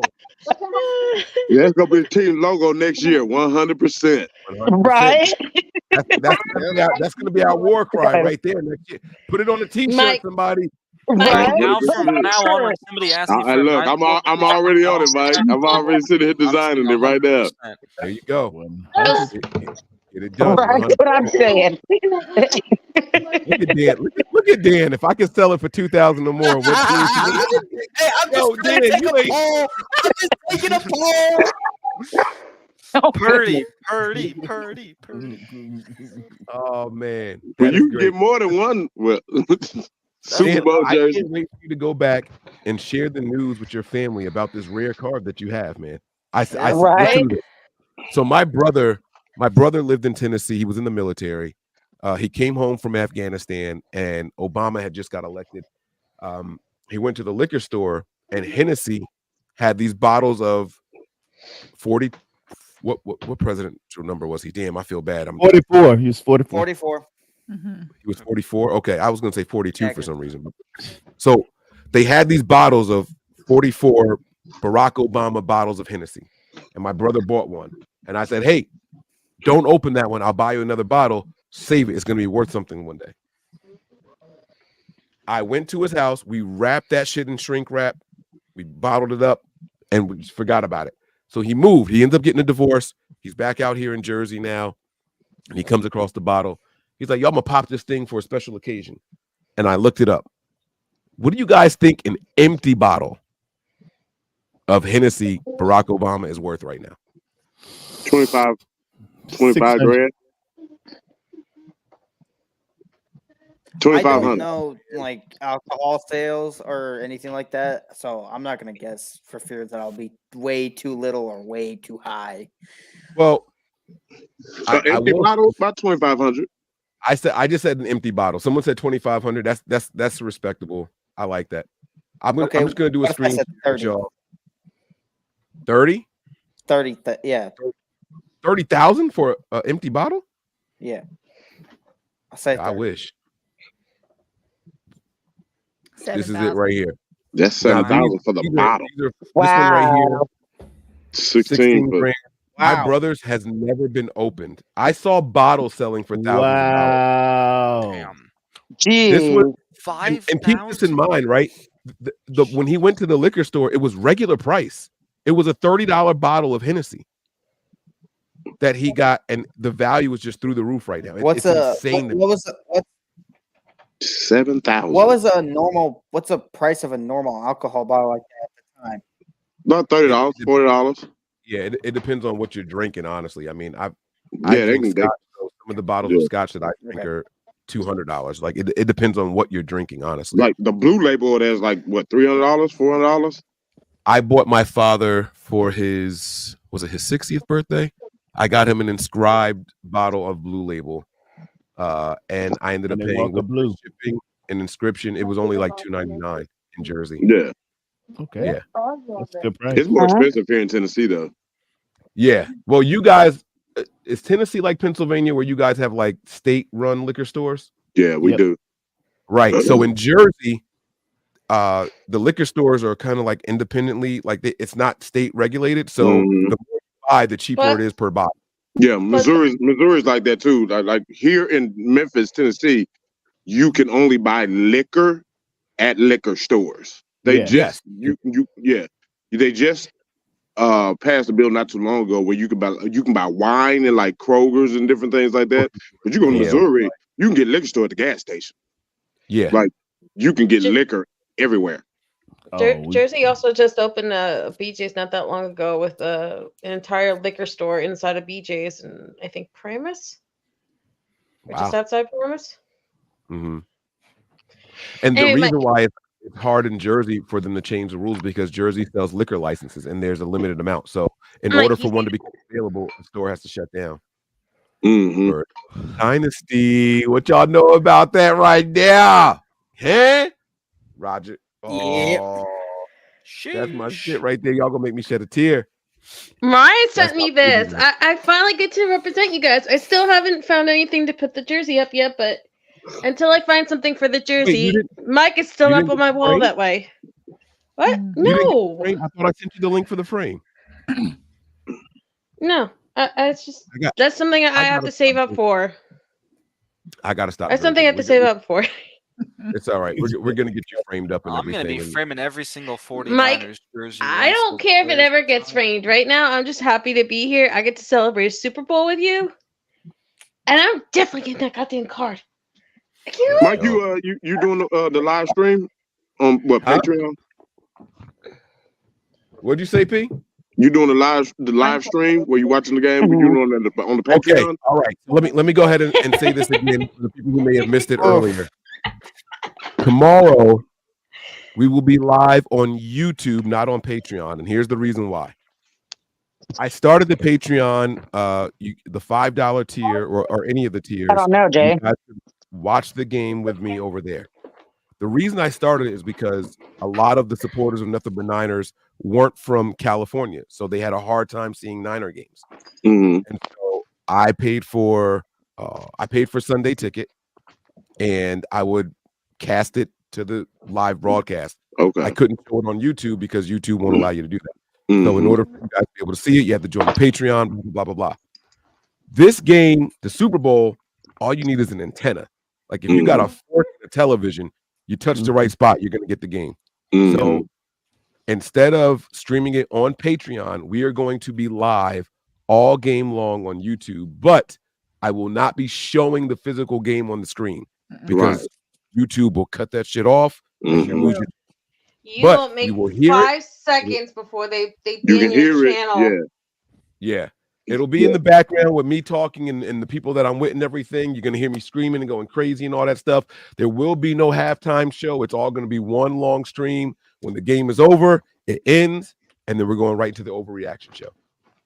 Okay, because I know I saw some guys just recently ran across some guys. They was actually watching the 49ers Lions game. They were Lions fans. But they wasn't showing the game, but they were showing them live streaming it, them watching it, and you could hear it in the background. And occasionally they would cut off the feed, the camera feed for a little while, and then they would come back, I guess because of copyright, different things and whatnot. But I did notice they were doing something like that. So I was all like, okay, well, that So my sounds interesting. thing was to help the Niners community. Sunday ticket is expensive. People can't do that shit every time. So I figured my lowest tier that I could make on Patreon, get the people to buy in there, and I'll post the games. I've even posted games when I couldn't watch them with the people myself. I'm on the road and the game is up and running. Like I try to keep it so that way everybody can see the games if they need to. And so that was the reason I started the whole Patreon thing. And it's been going ever since. Now I do extra content on Patreon and all that for the higher tiers, but for the basic tier and that's where I did it over there. So and you know what's crazy is overseas.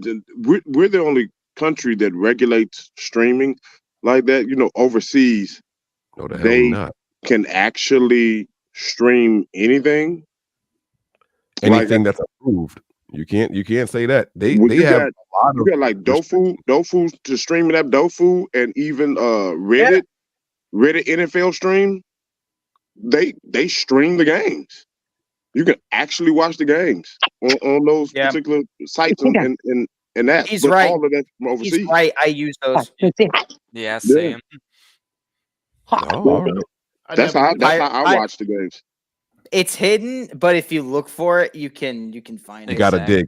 My problem with that is I did that one time on a computer and my screen turned blue and all my alerts came up and then my shit was crashing. I clicked on some virus link trying to that was years ago, you know what I mean? Like that was you got set up 13, 14, some shit like Girlfriend, that. your camera made me sick just now, all circled. So my thing with Jufu is that they have a bunch of people who prey on people who can't get the actual games and that they want to watch. So the only two safe ways to watch on Jufu are either watching the YouTube feed, which constantly gets reported because YouTube cracks down, and then jackass fans from the opposite team always report it, or it's to use the OK link, and both of them constantly go through being reported. And you have to go through like 11 different links. Yeah, but the Dofu. But there's only two safe ones on Tofu now. Yeah, Reddit is really good. Reddit NFL stream, they're really, really, really good. Like I don't pay for any subscriptions as far as like NFL. Well, we won't talk about that on here. The thoughts, views, and opinions expressed by the viewers of this show do not necessarily reflect those of my Niners community. Nothing but Niners. Aerodome. We do not support copyright infringement, and we do not support any illegal activities involving the NFL, NBA, NHL, MLB, or any other national broadcasting corporations. I repeat, do not try this at home. It's not safe for children.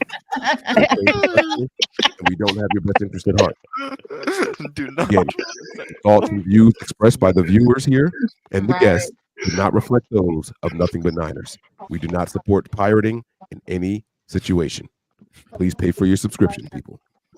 All right. The show does not accurately reflect their peers, their boss, or Nothing But Niners.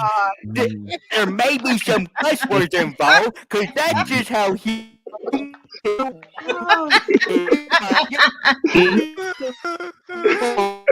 Wow. All right. We're going to get back to the super chats now, guys. It's super chat time right here. Come on now. Hold on. Where's my horn sound at? Super duper. Lyle says here, they found out who pulled the fire alarm. It was Mahomes' dad. He was drunk. God damn it.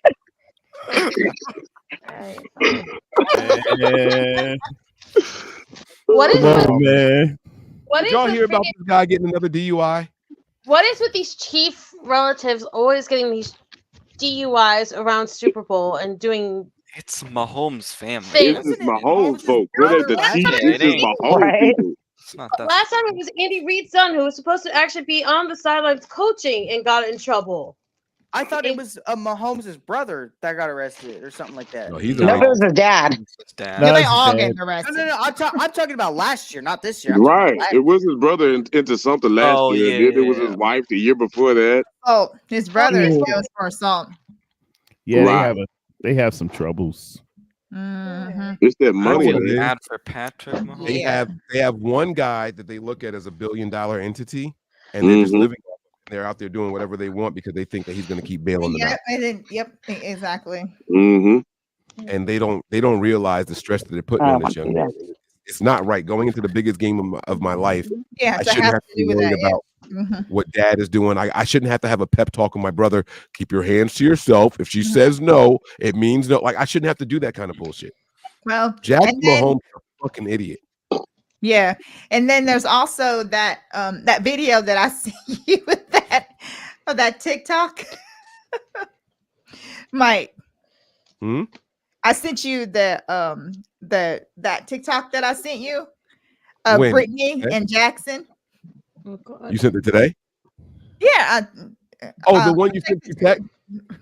Okay. Do me a favor and send me the link to it because I could. Do you have an iPhone, Peachy? Yeah. You motherfucker. That's why I couldn't. I'm like, why That's is why this you video always Damn it, you on yo, Mike. Android We people. are not Come the on Apple over to the thing. dark side, Mike. Android people. Gosh, Well, first damn of all, I want y'all to know that I got First both. off, follow up off I us. do have both. I have iPhone and Android, but this is The work. Apple is for work, and you don't do work in Yeah. So personal. don't try to. Oh, Mike, you got to come to the dark side. No, fuck Apple. Okay. Mike, Fuck I Apple. got something for you that'll make you happy. Is there you? I'm gonna show this, You I'm gonna already show this get video mad at when me if people I send get it to me. That Wait, Mike, can I is it show safe you? to show to everybody? Yes, it's just a card. No, I said Peachy. I was asking Peachy if it was safe to show the video. I have it. I have it now. What's the card, Melissa? Wait. I see holograph 80. Is that Kendrick Bourne? Oh, wait, that's Jair not it. Brown. Jair Brown. Hey, let's go! He's in the building, baby. Let's go. That's my Told dog. you Right it's Jersey. I was All so day, happy every when we day. drafted him because I wanted him, and I was like, "There's no way we're gonna get him, right?" Because I just don't see us taking a safety in the third. And then I told like- you it was not anything bad. I then know when I you saw we drafted him, share I'm like, "Damn, let's go!" So excited. All right. Peachy just sent it to me. I'm going to pull it up on the computer here because I know you Apple people thought that only Apple products can sync everything together. Wrong. Droid can do it too. Yeah, Oh, but probably Apple does it better. Okay. I got the Stay text. out. I got the text. I'm pulling it up on my laptop. See, because we could do that stuff too. Oh wow. Wake up Did and you say smell the loud? millennium. You trying to play me? See what I'm saying? See, you see how they do you, Peachy? You see how they treat me? Y'all Apple folks really swear y'all elitists. All right, here we go. This is a tweet from Dove Klinklovkline. Sorry. Why is Kleiman? your orange? Why is your Twitter orange, Mike? Because I use dark. I use Twitter. What's it called? Twitter lights out. I didn't know you I could, use the like, dark change version. the color. Jackson Mahomes got denied trying to get to Brittany Mahomes' table. Oh, Lord help me. But too long. Watch her. He said, fuck him. He said, fuck him. Yeah. Oh, well, I don't Just want to starts- make fun of my friends. Oh. Yep. Hey. Oh, well. Party hard, bitches. Let's go. Guess you're not invited there, Bob. Wow. Wow. You know, We gotta after learn what it. she did, opening that freaking window in her box and spraying kids and a bunch of people Oh, in okay. freezing ass cold with champagne, that lady should not be doing any kind of like diss-ass videos like that ever after what she did to all those people. Just Mike heard dropping Bob. alcohol on them because She dropped alcohol on kids, Mike, and it went viral. And they posted it all over TikTok and everywhere else. Mike had to get him go. Mike heard box. I didn't know about that. I didn't hear about that. Mike go Beavis and Butthead on you in a minute. on top of that, stuff that Pat Mahomes has going on with his dad. Now he's gonna have to deal with that right there. I got that one too, Mike. Mike, you put a point. You put a point. Back on it. What do y'all think is happening with this tomorrow? Y'all better hope my kids ain't around. Oh, come on. Mike. You said you were going to drop, 3 of those bottles, that you were going to break them open and for the Super Bowl, that you were happy you were in Pennsylvania before you had to fly out because you're going to smash some bottles. Now, let me just do a simulation with this empty Gatorade bottle real quick, okay? Let me just. Gosh. Yes. I'm making a mess all over the place tomorrow. And if it's kids around, they catch strays. Guess what? They just catch. So there's gold bottles to their head tomorrow. It's crazy. You're not the worst person in the world, because everybody knows that the oldie but goalie dads always gave their kids a little sip of a beer every now and then. That's right. We cheers on New Year's They Day. used to give us a sip of Hennessy in the bottle. What you talking about? Yeah. Hey, Mike. I never gave my kids Hennessy. You better not do that now. I rebuke that. You better not do that I now. learned how to play spades. By Dan the Corn Man do not necessarily reflect those, Mike. Not necessarily reflect the opinions of their I heard Niners. What you say? Peachy, you said something about spades. What'd you say? I said that I learned how to play spades sitting on my dad's lap, sipping on beer, watching my dad. My dad taught me everything in the world to know about spades. Got to cut them. Listen. See, so you want to know how old I was? I know. I'm a guess, but I know. 8. 5. Oh. Younger. 3. I was 4. You weren't 4 playing no goddamn spades. Hey, no. Listen. Let me just break this down for you. I learned how to read when I was 2 because my mom used Hooked on Phonics, and I completely did it. Whatever. By the time I got to be in kindergarten, I was reading on like a 4th grade level when I was in kindergarten. Crystal. Oh, almighty. Being a military brat, moving around and stuff all over the place. I went when I was in Denver. They had wanted to skip me. They had wanted to move me from 2nd grade to 4th grade, but my mom said that she didn't want me to do that, especially since she didn't know how long we were going to be there, and the curriculum's different depending on where you go, whatever. But yeah, so I learned how to play spades basically when I was 4. And I gained most of my skills by the time I was 6. I was knocking people off the table. Card shark. And you'll wonder why we all tell you don't fuck with Crystal, because she will unleash the peachy on you. And it is one of the most glorious things ever to watch. Mike will tell you. Mike, can you play? Nah. My sis got skills, bro. Like, we nice on it. Listen to me. Listen to me. Once she get locked in, it's a wrap. You hear me? Oh man, I wish. Y'all want to know what my dream Super Bowl scenario is? I wish that we could get together before a game and just like a hotel and just have a whole conference room to ourselves, just Niner faithful. Yep. Multiple tables, have a whole buffet on the side on one side of the room, drinks on the other side of the room, and tables all around, so we could play cards. We have TVs on, other dominoes, just a whole bunch of stuff. I don't want it during the game. I want us all to be locked in during the game. Right. Exactly. Before the game. Give me 3 hours with my people before the game, right? Like indoor tailgating. You could smoke whatever you want, drink whatever you want, that would be play great. Like, can you imagine what that atmosphere would be like? That'd be dope. That would be so dope.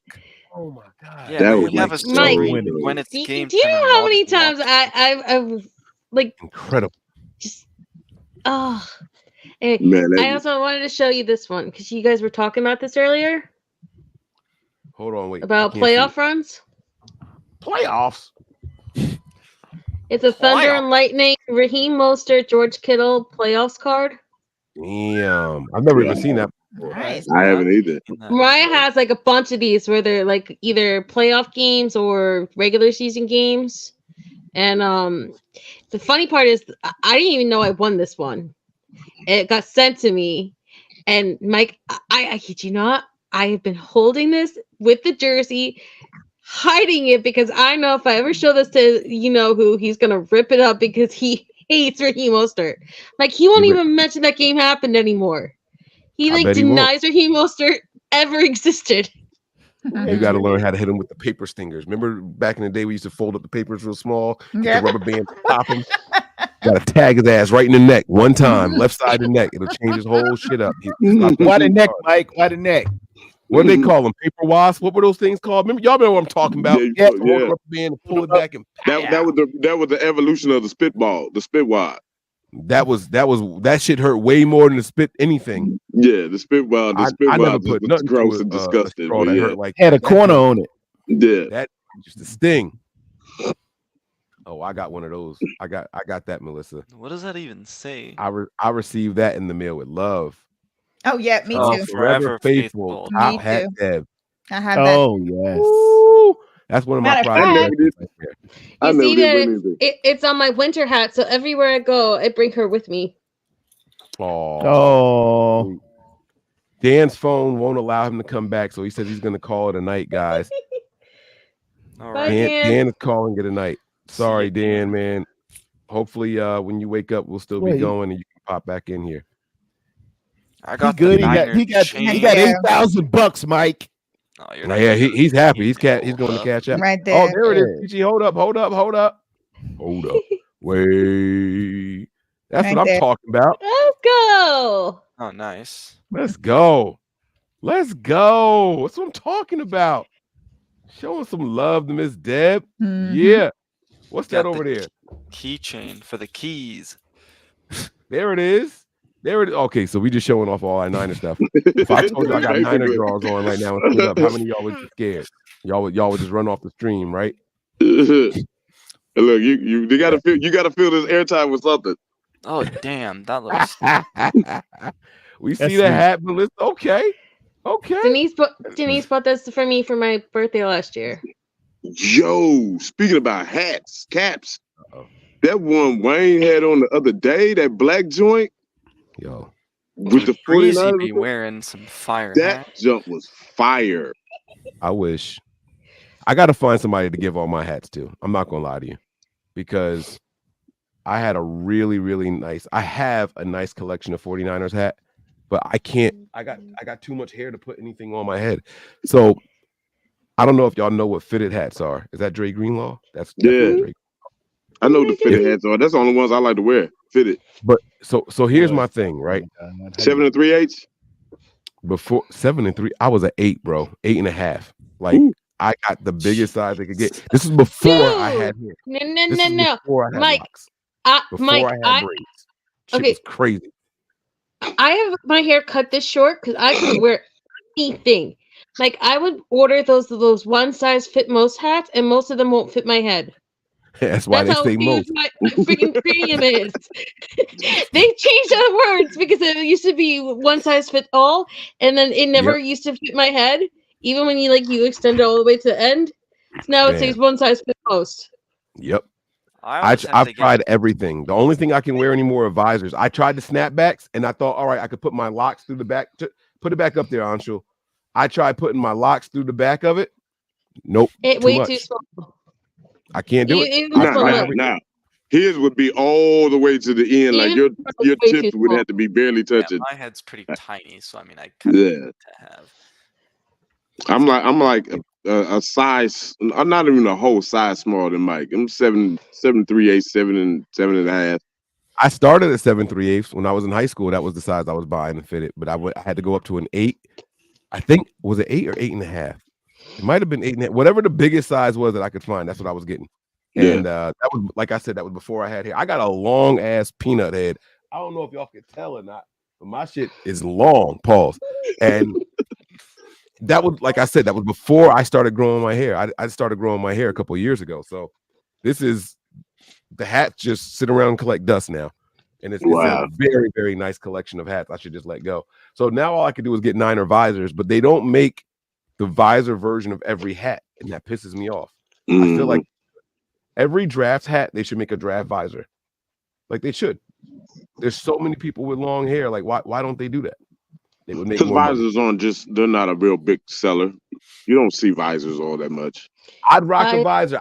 I could put the line under here and then have this here coming around. Like I would rock a visor. Yeah. I Oh man. used to feel that way Maybe about. we need to do what a used chick wife did and make our own NFL deal and come up with apparel that they don't typically sell to make. Yep.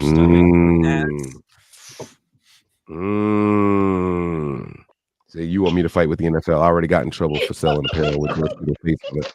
Hey, she apparently got away with it. I mean, I know she married to him and everything, but they kind of opened an avenue with that. When they did that, they kind of opened a door. They can give the license jackets they made for who was it, like use check, I think, and yeah. Because she wasn't licensed when she first started making it. She was not licensed with them. Kristen, and she was using the likeness and the name and the number and everything. Selling stuff. Yeah. So Kristen Uchek got past that by not selling her stuff openly. She made things for people. And she had people wearing her designs at games. I don't know if she was courting the deal all along or if she was just doing it because out of the kindness of her heart. But she started that stuff way back, always wearing her husband's number. Yep. And she branched out to Claire Kittle and making things for Claire Kittle and then other Niner wives. Then she reached out to Simone Biles and made stuff for her husband, who's a Packer. Then she started making stuff for Brittany Mahomes a couple of years back. And this year, she took a shot and said, I'm going to send something to Brittany for Taylor. And then that's when that went viral. And then that's when everything started picking up speed this year. And then She made the thing. Yeah, because she made the thing about for Brock the Debo war and little different stuff like that. And she like you said, she wasn't selling it. She was just making it, giving it away. Cutting up officially bought stuff and then just making it and then probably selling it to and then them. He also sent I think it was for the Buccaneers game this year in the divisional round. She sent Taylor Lautner and Aiden Hutchinson jacket as well. She's designed for a couple different people for different teams. Of all the Claire Kittle stuff, I mean not Claire Kittle. I'm sorry. Christian Uchek. What's her first name? Kristen. Mm-hmm. I think it's of all of the. I say Christine. I think it's Christine.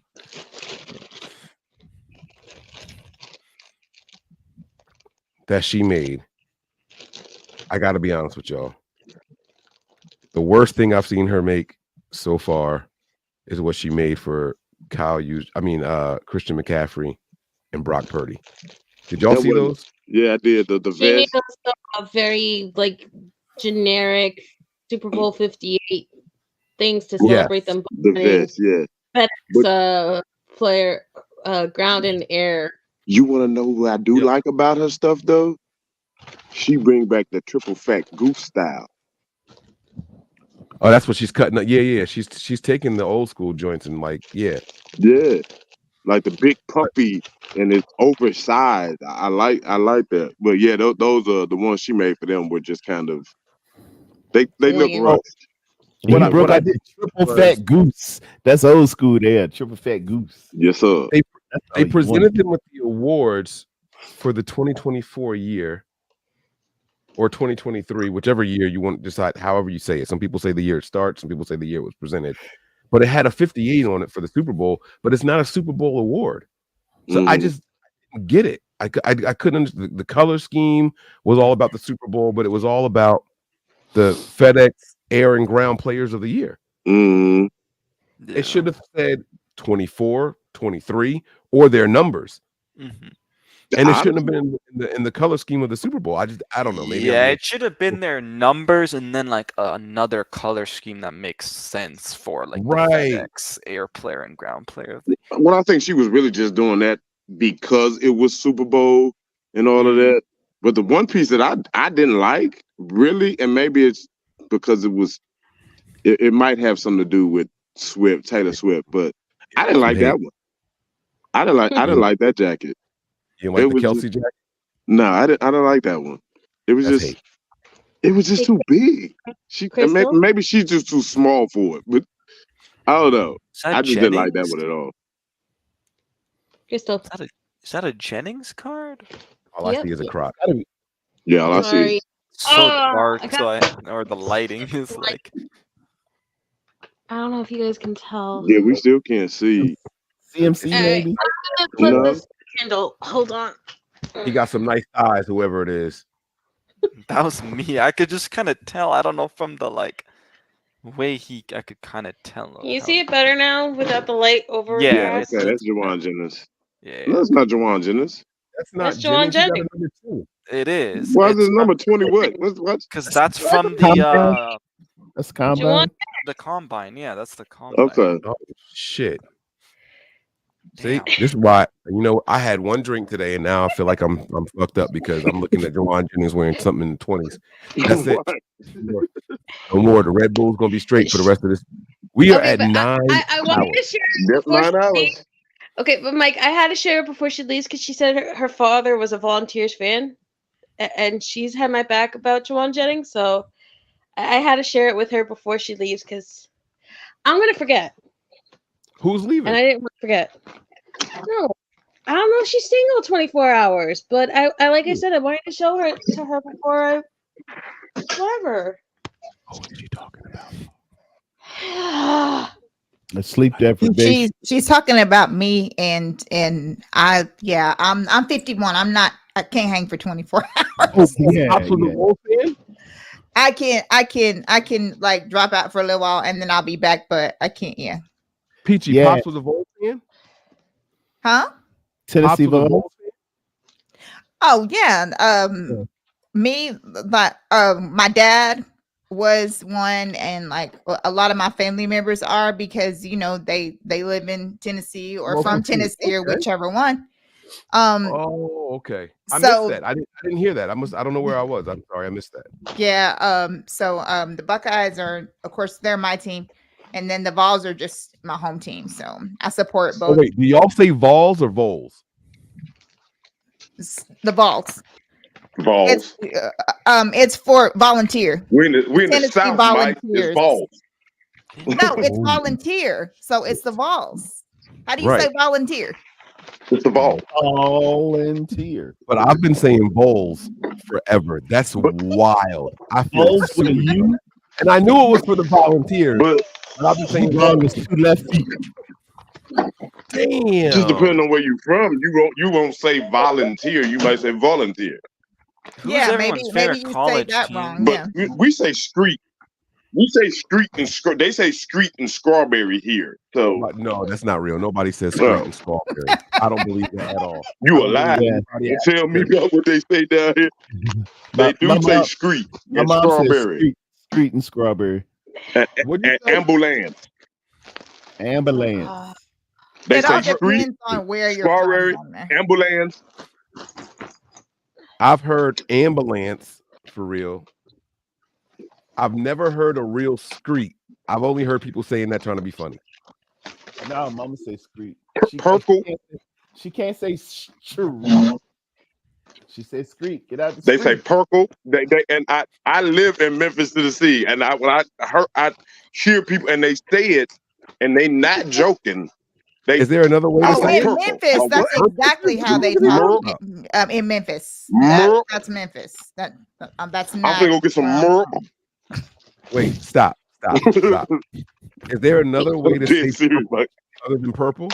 Pickle. They say purple.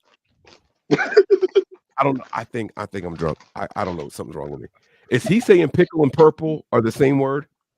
Purple. No, they don't say pickle. They say purple. I want a purple. A purple. I thought he was saying the color purple. That's what I thought too. And pickle. No, not pickle. not purple. Yeah. Purple. It does sound like he's saying purple though. I thought he was saying purple too. I knew what he was talking about because Cause I have relatives that live in Memphis, and that's how they talk. Yeah, that's why I'm not fazed by it because I heard, I hear people talk like It's that. a whole different language It's a down whole here. different- Where to yeah, go? man. It's they say it different down south. Both sides. I ate the gristle off the chicken. This is one of the funniest bits on Judge Mathis. It's about two Mississippi guys mad because one hit the other with a chicken. I think it's a frozen chicken. If y'all want to cry, and I did a whole dissertation about what they were saying. The dude said, "I was hotter than a 38." I said, and in 911 sometimes and this wasn't my choice, folks. They say, can you whiteify that for us?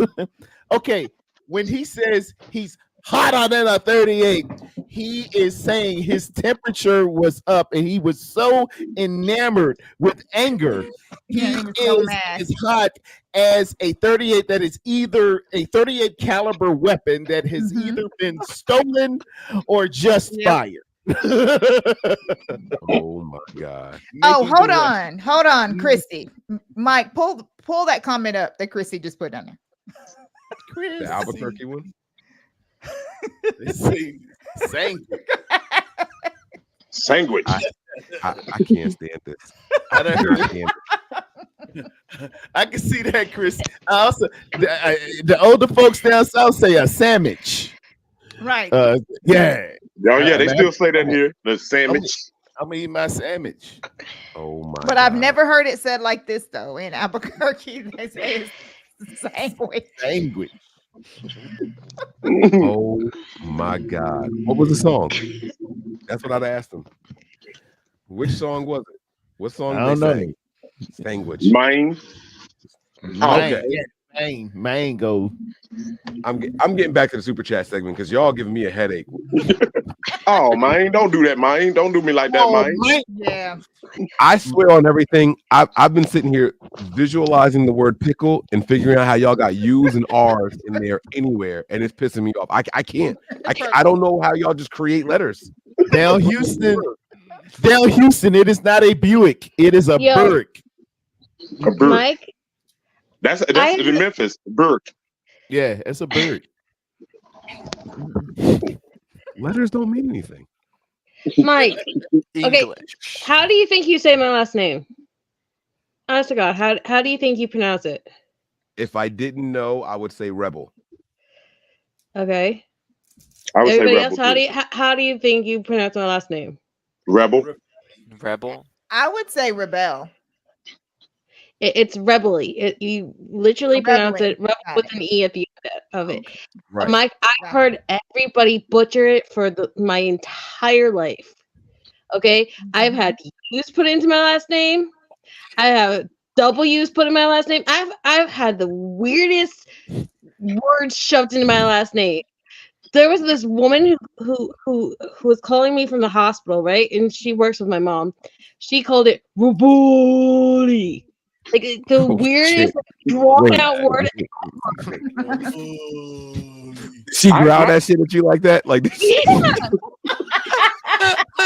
My first name is Miguel. And she worked with me, my mom. Miguel. Bro, Like people JJ spell, dude. People My spell first my name is first Miguel. name so Here in weirdly, the South, 'cause they'll like put I a C wasn't- instead of an S. I'm just like, how does that make sense? Jesus. We just ignore what we see. And I get it. The E's not silent. So I'd be like, oh, okay, Reble. Yeah. I get Well, it. actually, The E's that's not the silent. French version of my name, Rebele, Huh? with like the French Yeah. version of my last name is Rebele with the little Yeah. hyphen over it. But yeah, that's just the funniest shit in the world. That's what people are like, though. That they add letters. They changed the wording of letters. Like there are actual areas I visited when I was going down to see my cousins in Clemson, where if you actually say, "Can I have a soda?" that they get mad at you. Yeah. Oh, fam, I ask for hoagies everywhere I go, and people have no idea. Once I get out of Jersey, no one knows what the fuck a hoagie is. Nah, I that's ask a for hoagies sub. everywhere I go. It's a sub everywhere Yeah, else. that's sub. That's sub. Do you know They're the like, "Can I get funniest an one? Italian hoagie?" They'd be like, "A what?" Subs. The funniest one is when you say, "Can I have a cup of coffee?" And they're like, "What?" And I'm like, Java. "Cup of coffee." Nobody understands when you say it like someone from Jersey says it, cup of coffee. You like Is draw coffee out not the the normal? coffee. I don't drink coffee like that, so I don't know. Is that not the normal? It's supposed to be Java. a coffee. You're supposed to say coffee. Like And they really say pronounce coffee? it as Oh, versus means. coffee. That's how you Yeah. spell like it's like toffee with a C. Coffee. I just go by the commercials, man. Whatever y'all call it on the commercials. Hey, we got. I'm just waiting for a thumbs up from my girl. We gonna turn this shit up when she get in here. I'm waiting for her to. She getting adjusted Is down Mariah there. coming? Oh, she better be. She better be. She's getting adjusted down there. So when she give me that thumbs up, it's on. It's on. It is on. We gonna get Oh, the super West chat. Coasters, y'all need to come on the night shift. Night shift. Yeah. I'm All right. on the Come on. morning Let's get shift and the night. I'm in the afternoon and evening shift. You on Yeah, swings. You on Been holding swings. it down. Oh shit! I I'm got in the here for all thumbs up night from now, my dude. girl Mariah. Me and Mariah. What up? That's fire. Let's go. What's up? What up? What up? What up? How you guys doing? I thought you'd be on the damn strip out there. Hey. I live here. Why would I be out there? Oh, What am I going out for? That's every day for me, the right? strip here is not what you think it is. Yeah, that strip, boy. Watch that strip. What is That's going Lamar. on? If you ever come to How you Memphis, doing out there? don't go to Lamar. We're hanging in there. We're hanging in there. Vegas Have you- is crazy right now, so yeah, that's why I'm not out there. I was When gonna ask you, there's a lot of 500,000 people come and take over your city, that's not fun to be out. I understand. You and You the know wife what? just stay safe, okay? Well, she got to work out there, so I know that, but we'll do the best. I just don't want I've- you guys to get hurt or anything because there's a bunch of psycho people drinking and stuff, and I don't want you I've guys to never get thought hurt. about it from a residential standpoint. What's it like to know that most of the people in your city just aren't from here all the time? That's all I know. So normal to me. Vegas though would always kind of have that vibe though, that there's gonna be a good amount of people that just aren't because it's Vegas. I mean, Yeah. Damn. So you get mad when you hear people are coming? No. People I actually like it that people are from all over the place because it's not just one group of people here. Like we literally have people from every part of the United States. So if you're somebody that don't like black people, yellow people, white people, whatever, this ain't the place for you to live. This ain't for you. Yeah. Okay, that makes sense. That makes sense. It's a melting pot out there. That makes a lot of sense. So that's what's up. Have you been getting together with Faithful? Have you at least seen the Faithful out in groups? Because I don't know about you. I'm a little more antisocial than I let on through the camera. But have you seen the gatherings out there happening?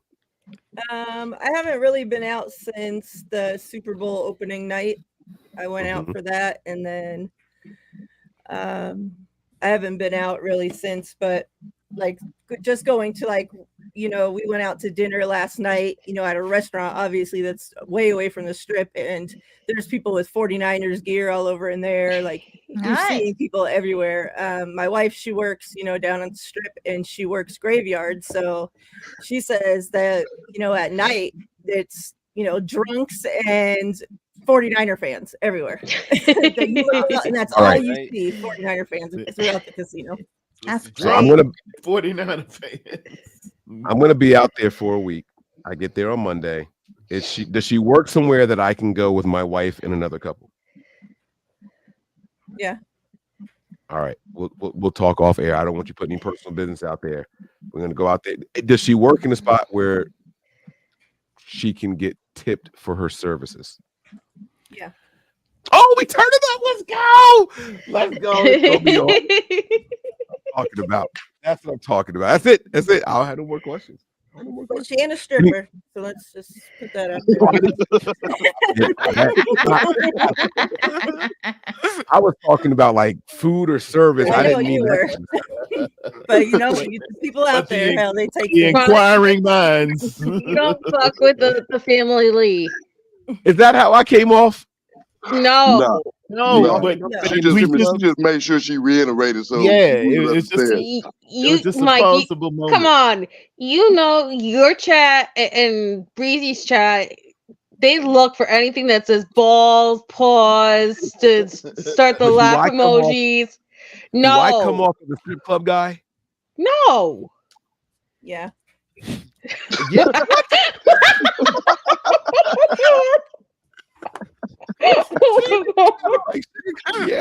Yeah.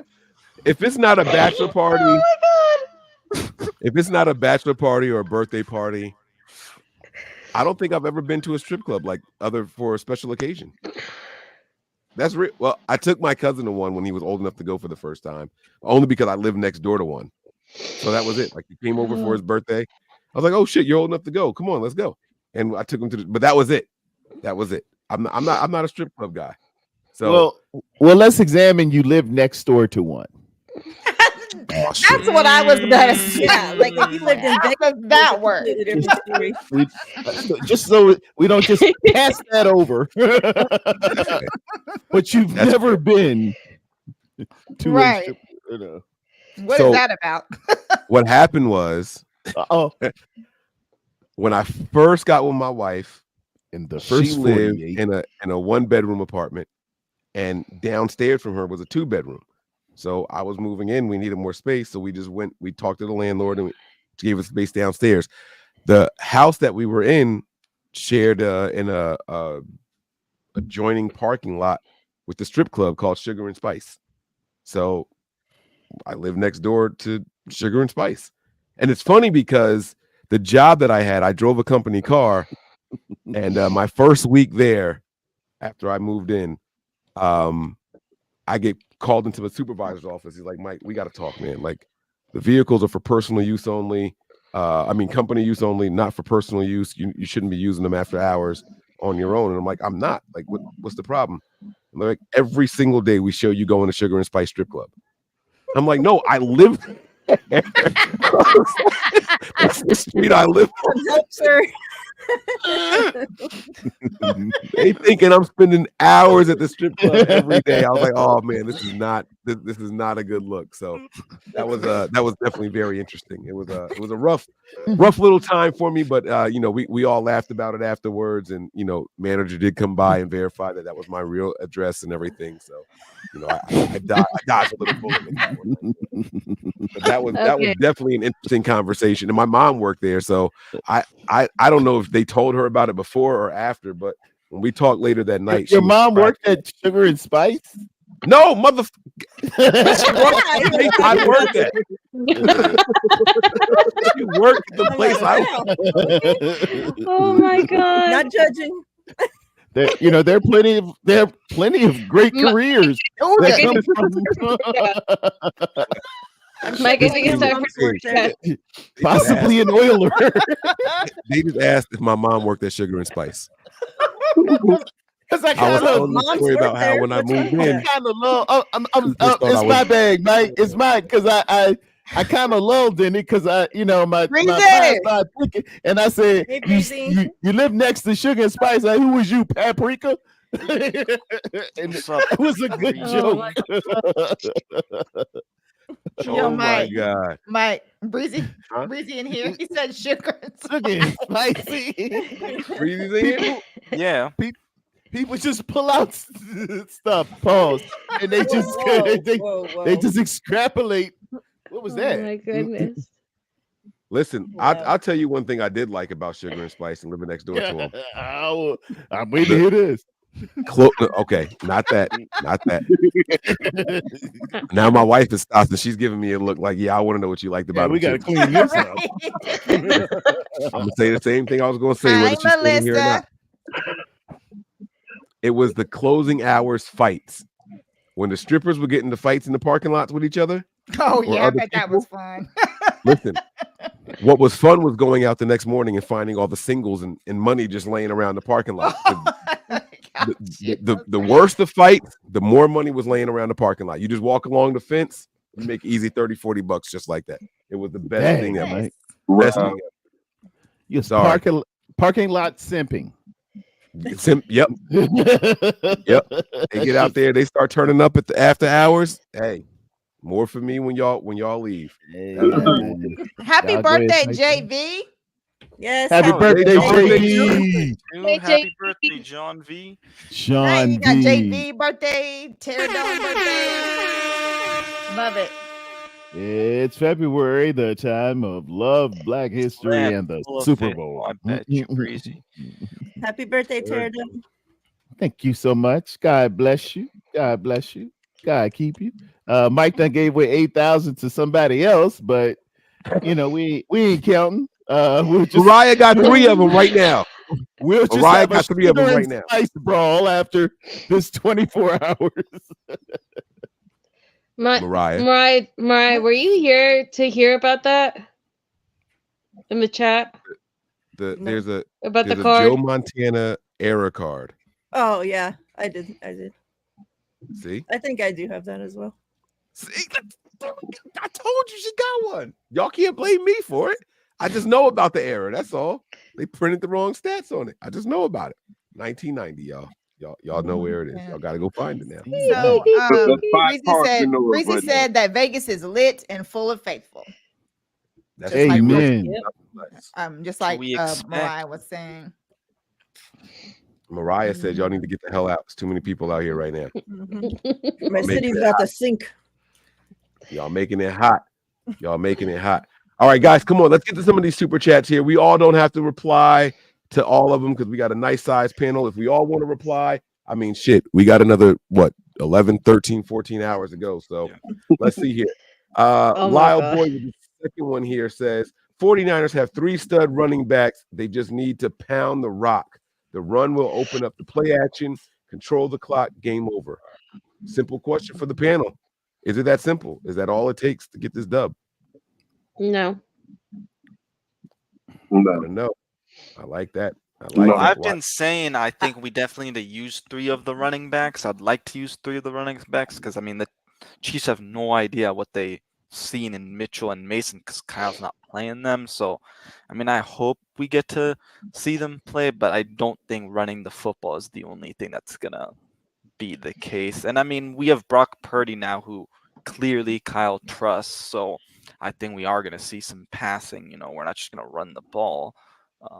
But yeah, we should, take as much clock, I think, as we can and have long drives so we can keep Mahomes on the sideline. Yeah. I like that game plan. I want to go. Does anyone else have an opinion? Because I have a follow-up question for you, for that. So we're not all answering the same exact thing. I absolutely love it. I think. Sorry. Go ahead, baby. Go, Mariah. You good? I didn't say I had anything to say. Oh, I thought that was. I'm sorry. I thought that was you. Who was that? Is that Sorry, Melissa? that's me. I think the key of this game is actually not the run D. I think the strength of this game is going to be our receivers testing their DBs. I think that there's been a lot of talk about Snead and the McDuffie. different guys and McDuffie and everybody else back there, and I think it's really going to come down to, because Kyle has this thing where he likes to test the other defense and to see what's going to work and to exhaust them and kind of play chess and mind games with them to begin games. I really think it's going to come down to Juwan Jennings and Brandon Ayuk and Deebo Samuel and the rest of them testing that DB first, seeing what's going to hurt them more, and then just pounding it like the Vikings game where you're just going to not let up once you find the weakness. And so I think that so many people keep talking about how it's going to be a Christian McCaffrey game. It's going to all be running game. But we all thought that going to the Dallas game, and then it ended up being a George Kittle game, and it became everything else but Christian McCaffrey because that's the one thing they keyed in on, stopping McCaffrey. I agree. I think if anything, we might see two running backs. I mean, Kyle hasn't really utilized the running back core all that much this whole season. So I don't expect to see the use of all three running backs. We might see some cameo appearances uh, with at least one other running back, but I do believe he's going to rely heavily on the run fakes. I believe Brock Purdy is going to throw the ball. I believe it's going to be pretty balanced, though. I don't believe it's going to lean heavy one way or the other. But I do the run fakes. Uh, might see some Elijah Mitchell probably after halftime, but it's going to be the core unit to start off with. I think it's going to be heavy Christian McCaffrey to begin with. A lot of Jawan Jennings, a lot of Kittle, and that's going to open up Ayuk, and Debo is going to be utilized. I think he's going to learn from his mistake from 2019 and make sure he leans on Debo more than he did in that game. But I just really, I think that Brock, I think Brock is going to be the catalyst into which carries us into the Super Bowl. I think that the Lions game has ignited something and unlocked a different aspect of this team that we haven't seen being utilized. So I think it's going to fall heavily more towards seeing Brock Purdy throwing the ball more than we probably will see the three running backs. The 49ers had over 40 rushing attempts against the Dallas Cowboys. Now, they were trying to put that game away, or they put that game away in the third quarter and really were just running to run time off the clock towards the end. So, that's going to pad those stats. But if I told you guys that there were 35 rushing attempts in this game, like Peachy, would that surprise you? Forget the three running backs for a second. Forget the number of running backs that are involved. Mhm. Would 35 rushing attempts in this game surprise you at all? It wouldn't surprise me. Would it disappoint you? If we had that many Rushing attempts. Yeah. I just don't know that we're going to see a split of, 29 and 30 passing and running. I would think that if it leaned more one way than the other, it would be rushing. I would think. I don't know. Yeah, I mean, if we had that many, like it would literally think that it was, or it would lead me to believe that it was the reason why is because of how successful it was. Right. Yeah. Yeah. Mariah, what are your thoughts on this one? I would love to hear your opinion on this, because the games that in my opinion, when I look at the 42 points that we put up against the Cowboys, like I said, over 40 rushing attempts, only 24 passing attempts for Brock Purdy. Now, Sam Darnold did go in there and finish the game, but he finished with one more attempt. So 25 passing attempts. Is that the key to success for the 49ers? And then especially knowing or assuming that the strength of the Chiefs defense is their secondary. Like, I've been hearing nothing but praise for their young corners all week.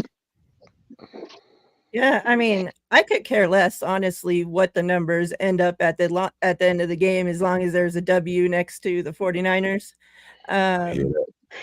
If we're running the ball and it's working, by all means, run the ball. If we're throwing the ball and it's working, throw the ball. I mean, stick to what's working and win the game.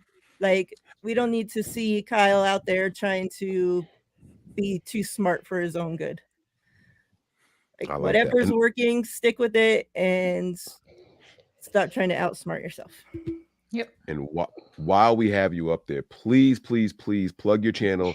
Let them know where to find you. Let them know where to go subscribe right now, because that's what we're doing in here. Y'all see the name right there. Huh? Let me make it red. Let me make it red. Some people respond better than red. There it is right there. Go ahead. Go ahead. Tell him, girl. Yep. You can find me at 49 Faithfully on YouTube. Yeah, we talk 49ers. We do a lot of giveaways. Yeah, we have a lot of fun over there. It's a good vibe. So come check it out. Absolutely. Abso-freaking-lutely. Pterodome, did you have any thoughts on the run game, man? I don't want to leave anybody out. No? Run them.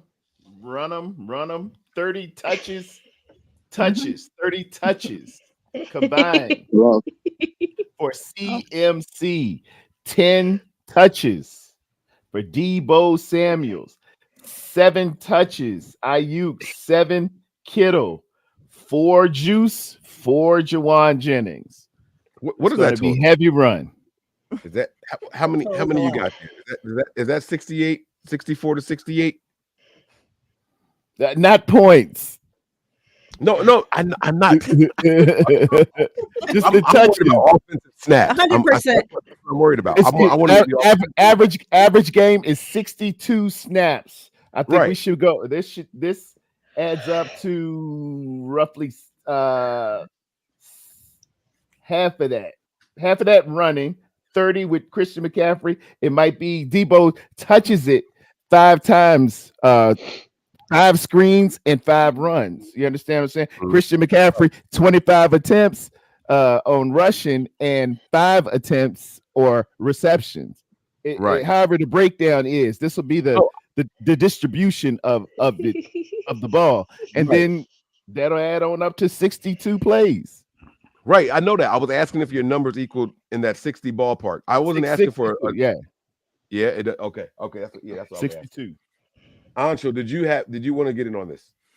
So yeah, more about the running backs or just kind of the plan. It's been your thing, man. You started the show. I think Kyle's gonna want to still pass the ball with Purdy quite a bit though, and I mean, I don't know how much he's gonna care about the media, but if the media and the Niners win, they're gonna be like, oh well, the Niners ran the ball majority of the game, so Brock Purdy ain't it. There's still gonna be haters out there. Good. So Yeah, they won't go change their mind anyway. I mean, they're yeah, idiots. probably, Let but them be stupid. He'll be a I game manager. He definitely wins 3 think Super Bowls. I definitely think that Purdy, I mean, just the trust is completely there. So I do think that Kyle will take some shots early on and, obviously test out that Chiefs and Spagnuolo defense. And Spagnuolo, keep on blitzing, baby, because we all know Brock Purdy is money on the blitz. So I hope that happens. And I hope we get to continue to see him, be successful with those blitz in the passing game. Hold the fuck up. That's fine. Hold up. Yeah. Time out. What the fuck is this? That's what I was wondering. Like, wow. Wow. The freaky Pause. Okay. Oh Lord. The freaks All come right. Program. I'm here at 11:35 Eastern, and apparently the show's taking a different turn. We're on the Jerry Lewis telethon. Oh my God! Wow. The first pause moment of this. And of course, my dumb ass clicked it and gave it view. All right. Oh yeah, you gave it. Oh yeah, good. You got that. Timothy, whatever his name was, he got that off. That's cool. That's cool. Mike says here, shout out in the line at Super Bowl experience to meet Joe Montana. Now, he said this a long time ago. I'm going to sound the air horn and say that it was a successful trip. Nice. Congratulations on going up there and meeting the GOAT. I hope you got a nice autograph, got to shake a hand, take a beautiful picture, and all that good stuff, man. Congrats and salute to you. Hope you're enjoying the Super Bowl experience, man. Brother, we ain't losing Bob, says here. Want Wilkes in booth so he can see all 22 and adjust quick. Now, this is interesting to me because the beginning of the season, everybody wanted the opposite. We're going to go in reverse here. Anshul, you're shaking your head no already. What's wrong with Wilkes in the Keep him booth, on man? the floor, buddy. Keep him on the floor. I get the defense hasn't looked that good the past few weeks, but I still think the defense has looked better when he's down there. Don't put him in the booth. Stay on the ground. Okay. Anybody else want to jump in on this one? Sideline Steve is his name. Keep him on the Sideline. sideline. There you go. There you go. Facts. Mariah's answers be like, bam, I don't give a fuck about running. If it's working, it's working. Quick to the point. Mariah be straight to it. She ain't with the shit. Let's get out here and get this dub. Sideline Steve. Stay your ass right there on the sideline, homie. Like, I'm with it. I like that. Mike, I love you. I love this 24-hour stream. I love talking to some of my most favorite people in the world. I absolutely hate that super chat. I hate it with every fiber of my being. Mike, no matter what happens tomorrow, that chat is going to somehow go viral and everyone's going to be like, yeah, he should have been up in the booth. Or no, he should have been on the sideline. Like, there's no way that this is not going to be used against Steve Wilkes. And it wasn't even Steve Wilkes saying it. It was just what Mooney Ward saying it at a booth.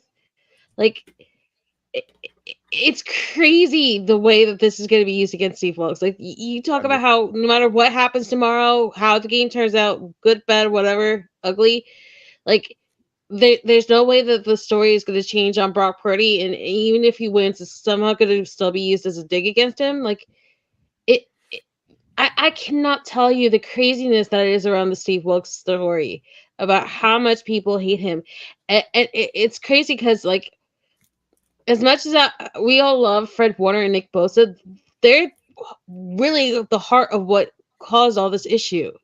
Because, you know, Shanahan has had a long history of throwing Saleh under the bus. You remember even back in like 2020, like people were asking Saleh, what's the update on the injuries? And he goes, no, you got to go talk to Kyle. And like there was like friction there.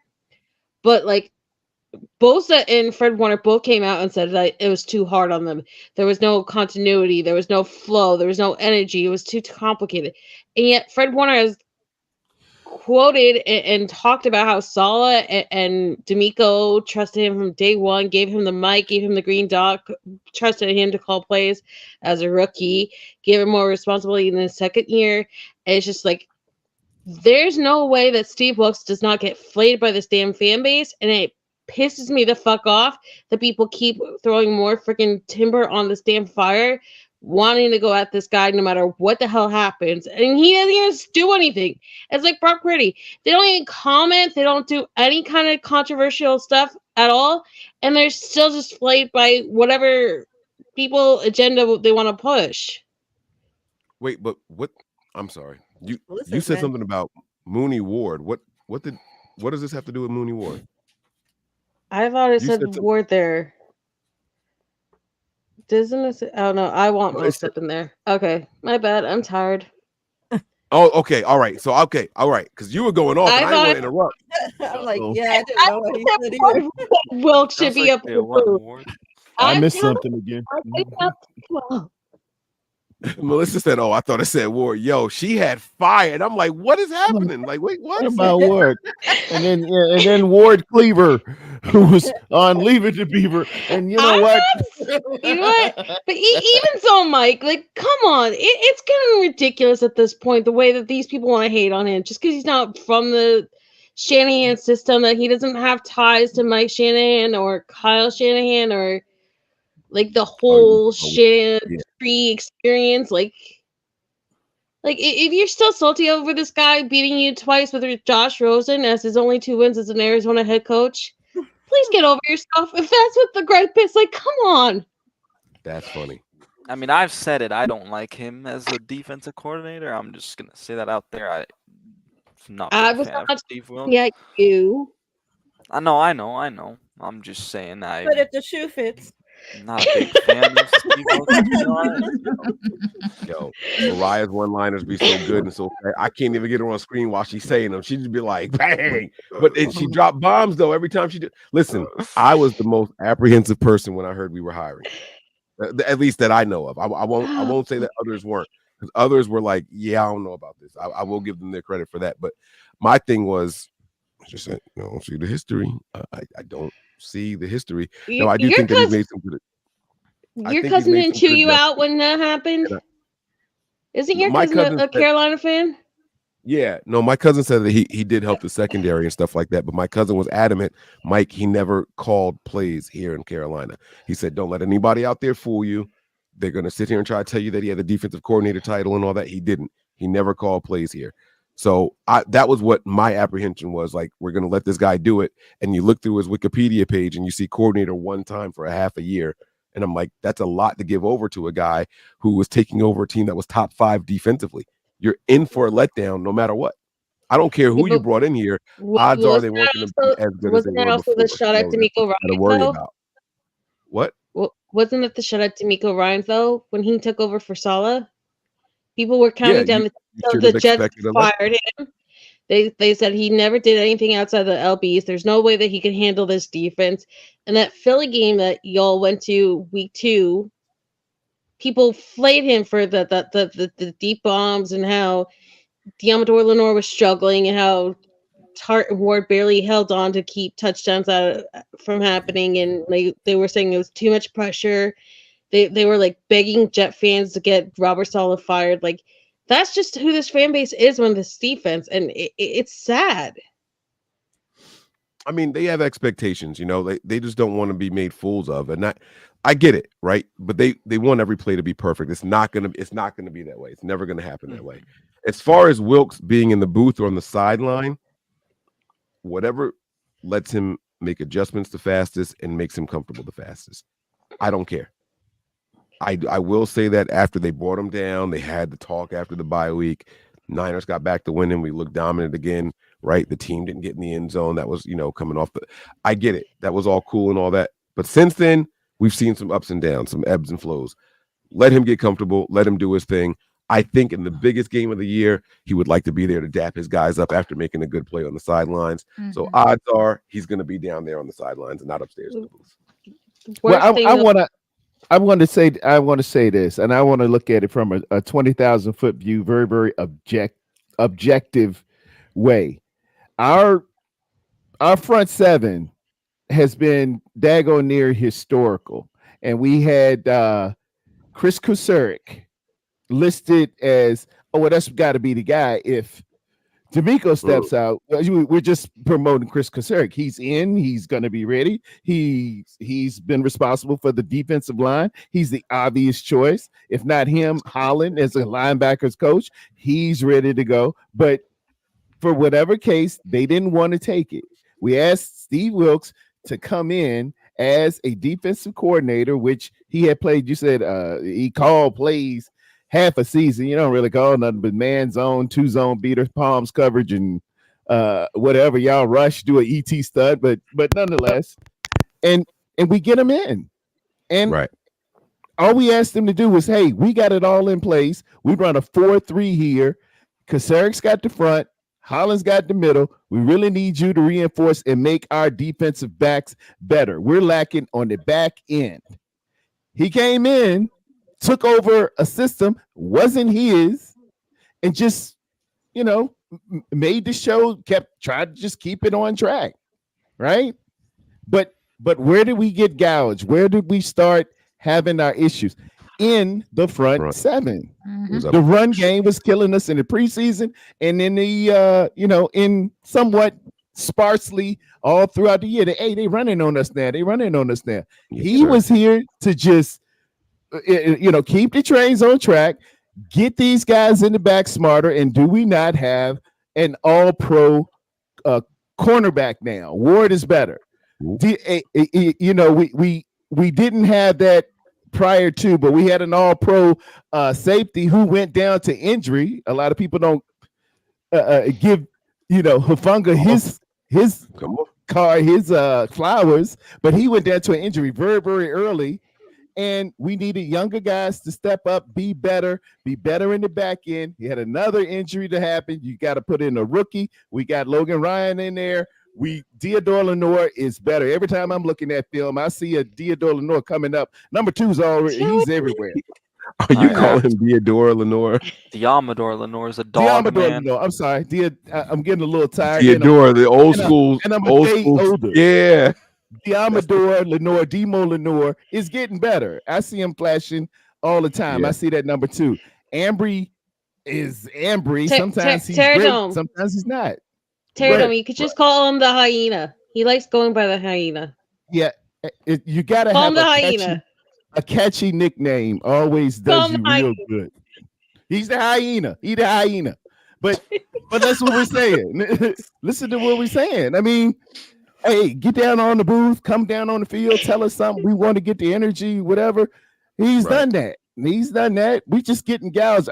But I see front end guys who's supposed to be really, really good and getting really, really paid well out there half-assing, grab-assing, and lollygagging and putting their hand out like they're at the Matador damn defense.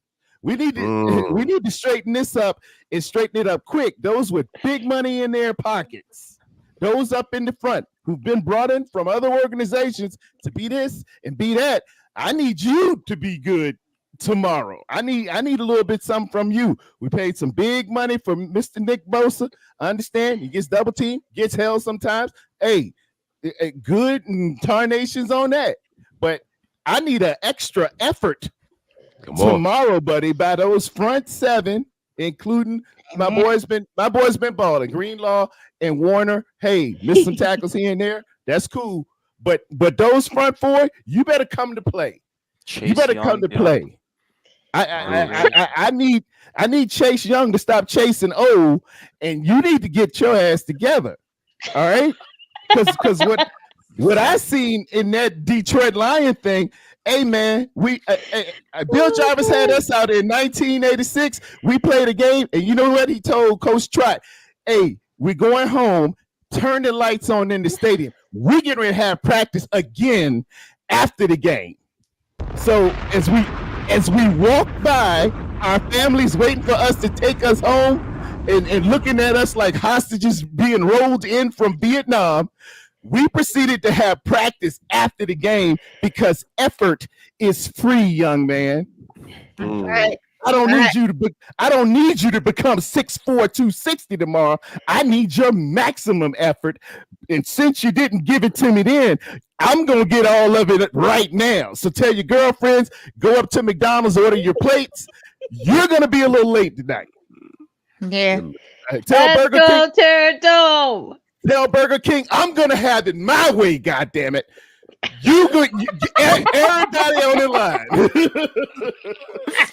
BK, wow.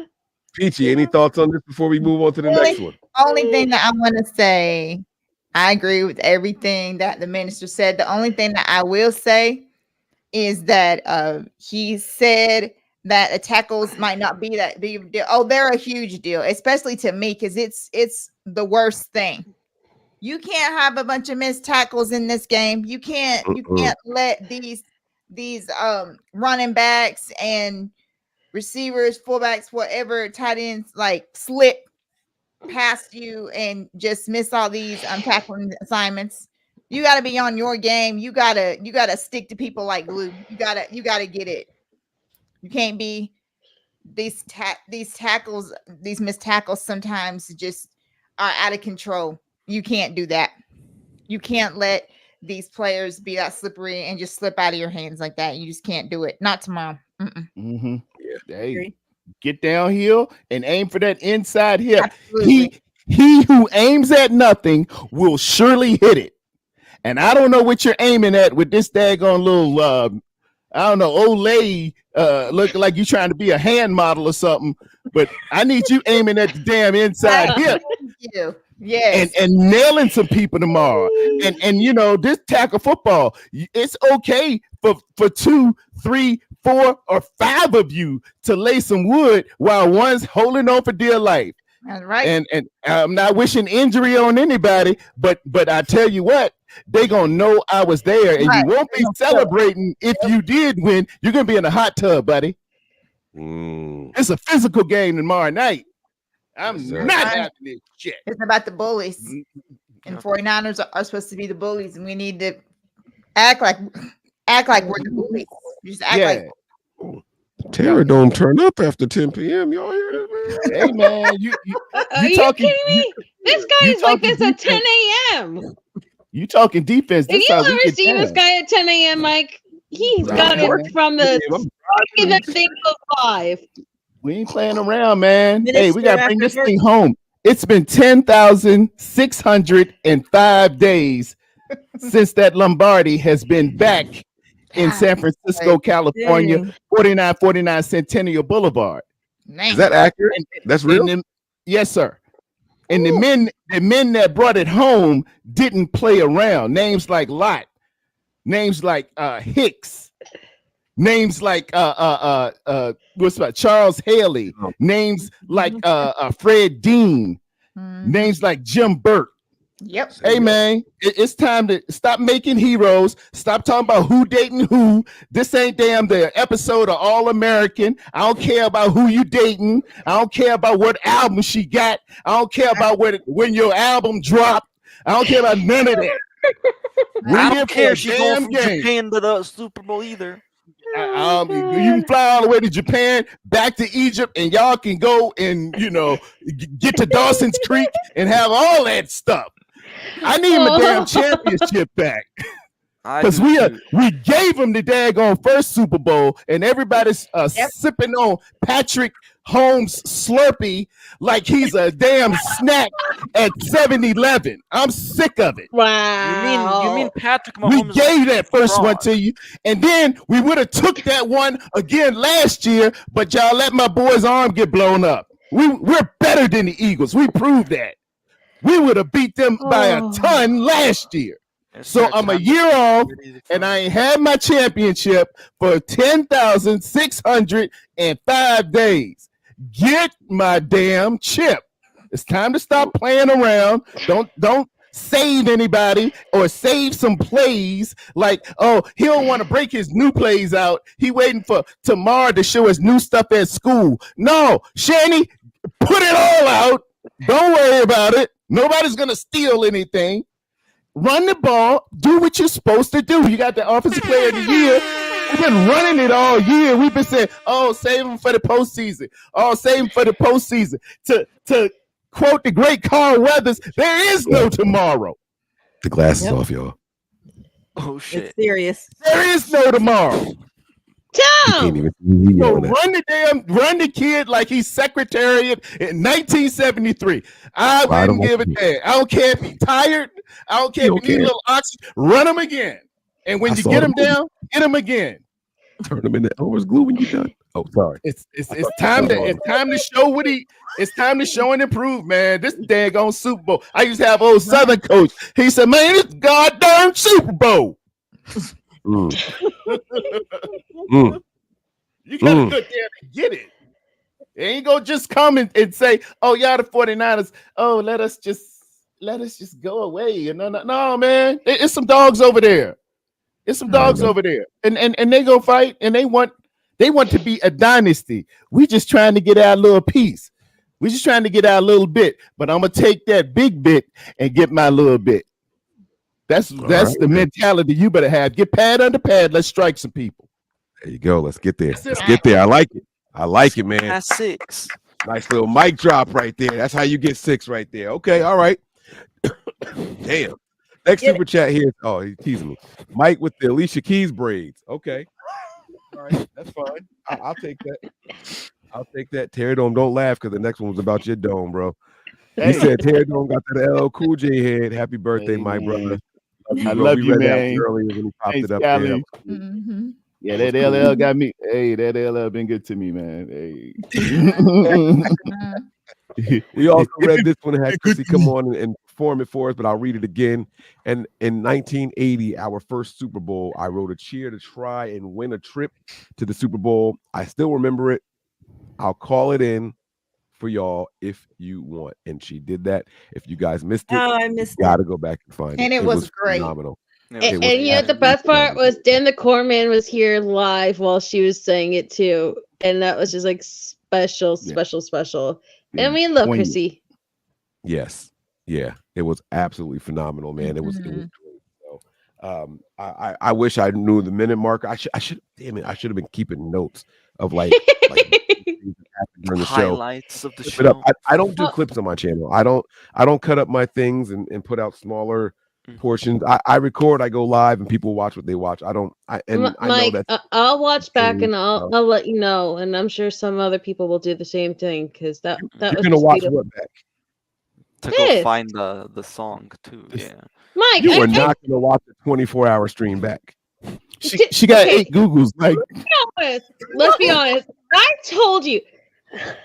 Oh my God, I cannot believe I cannot believe this man is setting me up to do this again.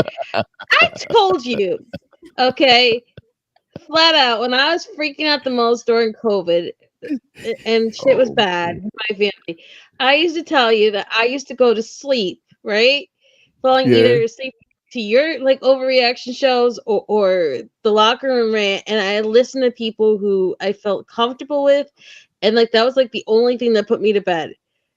So you don't really think that I really will go back and watch this? Like I must have had at least 100 views of that overreaction show to the Browns game itself, and that's not even like counting all the other ones. Like, come on, man! Like you don't really think that people are gonna go back and watch this? Like Paul Hope doesn't go back and watch these things because he's sleeping over in the UK, and people don't go back and watch this afterwards. Like, you've got to be kidding me! Listen. I do And know that, especially when you say people, I don't know that you anyone's find out watching the thing full was 24 here. hour stream again. That's just a lot. I'm just saying the duration of 24. Hey, go do it.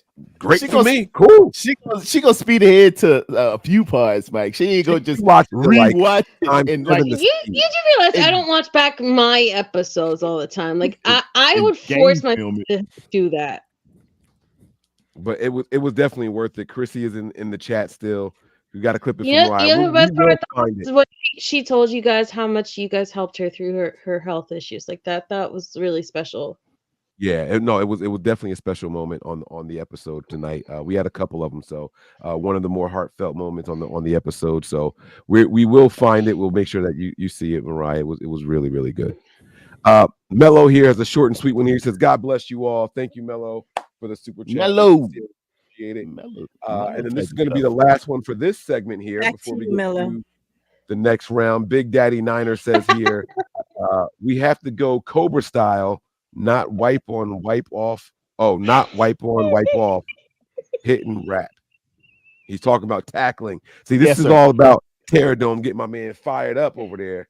Yeah, man. You gotta tackle, man. We gotta tackle. No missed tackles. No missed tackles. That Karate Kid thing, Mike. That's saying wax no on, wax piece. That's no playing defensively. That's like no Mr. Miyagi things. That's like strike now, strike hard, strike fast, no mercy. Yeah, He's gonna say Cobra Kai, which they pretty dope. With Johnny, excellent series on Netflix too. If y'all are real Karate Kid fans, they did it well. The kids are doing karate now. That was the best. Dope music. Oh man. Best show that came back to like re-bring life to a series ever. Oh yeah. And that's still like one of my favorite things from season 9 and season 8 of How I Met Your Mother when they first brought back him for a cameo thing, and they were talking about how he was the real Karate Kid. Oh shit. So for everyone that's on the East Coast, just like my boy Khaled just said, it is officially Super Bowl Sunday. Dun dun dun. We made it, y'all. We made it. 12:01. Also, Only Mike, 12 Ronnie more says hours. the 3 hour and hours. 20. Ronnie said the 3 hour and 24 minute mark.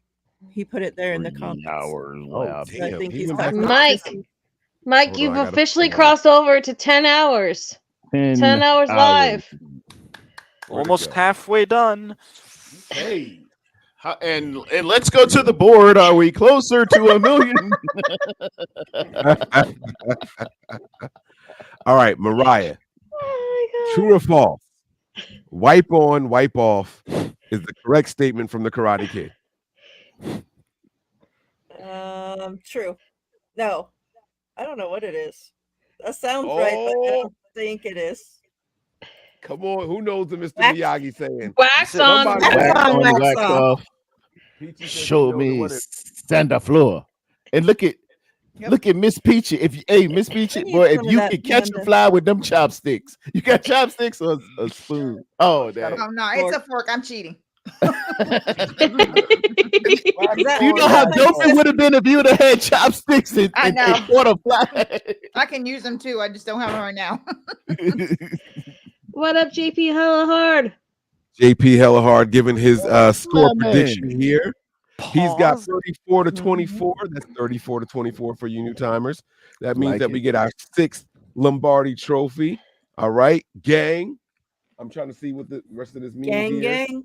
UC trophy football back soon. The physicality and toughness. Nope. Togetherness. Niners in the trenches. Hide your kids. Hide your wife. No, I'm kidding. Yeah. Hide your chains. Hide your watch. Debo coming. Hashtag Oh. rock the world. Like that. Mm-hmm. All right. Yes, Like sir. Man, what a way to get your money's worth out of a super chat right there. That man put a whole soliloquy in there. Woo! You see the trophy JP. football coming soon.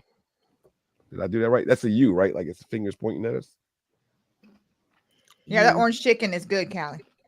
Oh, damn! I left it on you eating. I'm so sorry. And Express. I meant to go No, back to fine, the go back. screen. I Mad like long the ago. honey sesame Mm-hmm. chicken. I like the That Kung too. Pao spicy chicken. So we just running off favorite Chinese food now. What's this?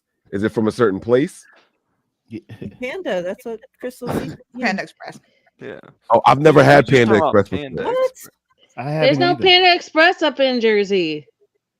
What? I had no idea that it was One. even a chain until George Kittle did all those freaking interviews talking about Panda Express being his favorite guilt food. Yeah, I think That's that's a West possible. Coast thing. There now, what we have out here is called what's the chain? Oh, what's the chain Chinese food? But I never tried it because they were like, it's American people making Chinese food. Their version of what's it called? Oh shit, Chinese wok. PF Chang. Thank you, babe. Why is my Chang. wife PF Oh Chang? yeah, that's more. That's more. That's because fancy. We have That's we like have a that. fancy type of. We Yeah, have we have that PF too. Chang. Yeah, that's too. Yeah. Everyone told me that was like American version of Chinese food. California got all the good Chinese food. Not that Americanized, but yeah. I mean, just it's not like- realized this is crazy. Go ahead. I'm sorry, Mariah. Go ahead. What were you saying? No, go ahead. It's nothing important. I was just saying, I just realized that every time I saw Panda Express, I assumed that it was PF Chang. So I was like, yo, they're really hyping and shit and it's bullshit. But it's two completely different things. PF Why would Chang's is way more fancy than Why would Panda you- Yeah, Express. Panda Express is like a 100%. fast PF food Chang's place. and Panda Express. What's the Totally correlation? It was the P threw you off. No, to me, honestly, it was the franchise. It was the PF franchise. Chang's Panda Express. Yeah. Yeah. It's franchise PF Chinese. Chang's Can y'all is name another one? overpriced, and it's not even that good. Dude, I love the lettuce wraps. It's overpriced. Though, at PF The Chang's. lettuce wraps are good. Yeah. So good. Did you say the lettuce wraps? Yes. Mhm. They serve lettuce wraps at a Chinese place? Yeah. I got to get It's out like- the hood. Go to I'll PF test my Chang's, get Chinese the lettuce places wrap. not So good. in the hood. What you get? Shrimp fried rice. I've never ordered Chinese place from like a fancy. This is crazy. I can't believe I'm saying this on air. Like, if I don't walk in and see bulletproof glass when I make my order, I don't want it. Wait, You done see, You Mike, done got Mike, institutionalized. Mike, you've done like what 3 years of March Madness, and they always start off with like DJ food Malone question. asking you like 15 different food questions. You're telling me this never come up before? For Yeah, real? like, come on, Mike. I can't believe it. If you ain't If got I walked bulletproof into a glass, place and they didn't have the glass there and you got to talk through this little stupid ass microphone and everything is distorted, I would not get Chinese food from that place. I would never do it. Now, let me be very clear what I'm saying. That's only with Chinese food. I go out to very nice Japanese restaurants and stuff like that. Very, very different. When it comes to Chinese food places, I need to know that you shouldn't go there after a certain time. They will deliver to you anywhere, and I better get a free soda if my food is $25 or more. Like, that's the kind of places I'm ordering my Chinese. I'm sorry. I'm sorry. My God. Mike, what's your go-to? What do you order?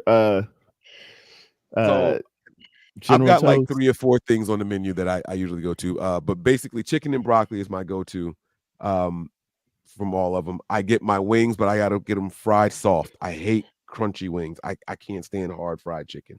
So I tell them fry it soft. I know that's weird. Everybody else says fry hard. If So then you the would place, hate Outback wings then because they make them nice and crunchy. no, I can't. I don't like fried chicken, so it's got to be soft. It's got to be like pliable skin. If you pull the skin off and that shit like a potato chip, it's not for me. I need my skin to move a little bit. You know those wings you would like? You would like Houlihan's. They make those like soft, like non-crunchy at all wings. I have to check them out then because I did not know. What's my okay? So I like something called crab rangoon. Okay, yeah, I get that with the orange sauce. Yes. Yeah. Now I've had it from some places and it doesn't taste like. So there's two different types of them. One of them just tastes like it's stuffed with cream cheese. The other one is a little. I don't use the dipping sauce wherever I get it from. So if the filling isn't sweet, I don't want it. I don't want the bitter sauce or the bitter filling. I want the regular one. And then I get my shrimp roll. That's it. I don't get much of anything else. That's it. Shrimp fried rice is like a regular thing, but that's it. Egg rolls, you get egg rolls. What do they get? They call it sweet chicken. They like the sesame seed chicken or the General's chicken. My kids like General's House. Making me hungry. That's it. But bulletproof glass is a requirement, y'all. Sorry. Bulletproof. Sorry. I saw a PF Chang's. They got big ass statues outside. Oh, look at this shit. I'm not ordering from here. Yeah. Nice. Yeah, man. It's like never mind. Mike, I'm gonna warn you about something though. Don't go to the Chinese buffets.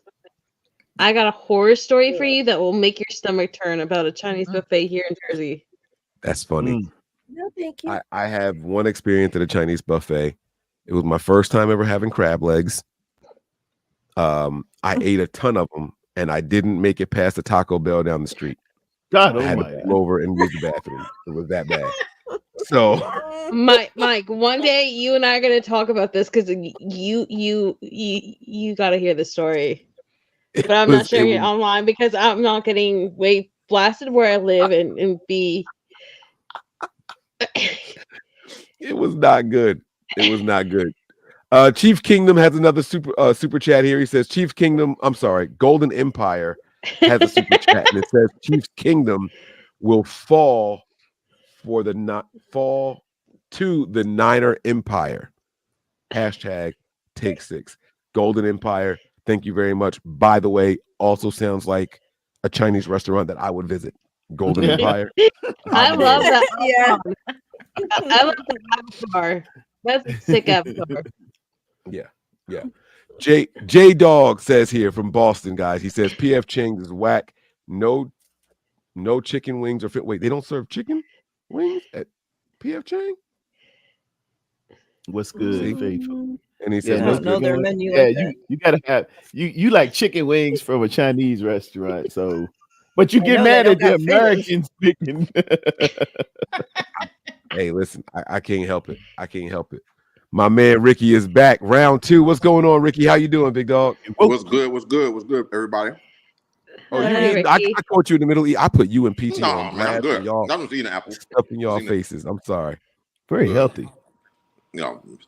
Trust me. This time. Another time it could be some golden Oreos or something like that. So no. Wait. What the hell is a golden Oreo? I know we just talked about Golden Empire being a Chinese place. What's a golden Oreo? Bro, are you serious? Yellow junk. The golden Oreos are better than the regular Oreos. Oh, they really are. Golden Oreos. I think so too.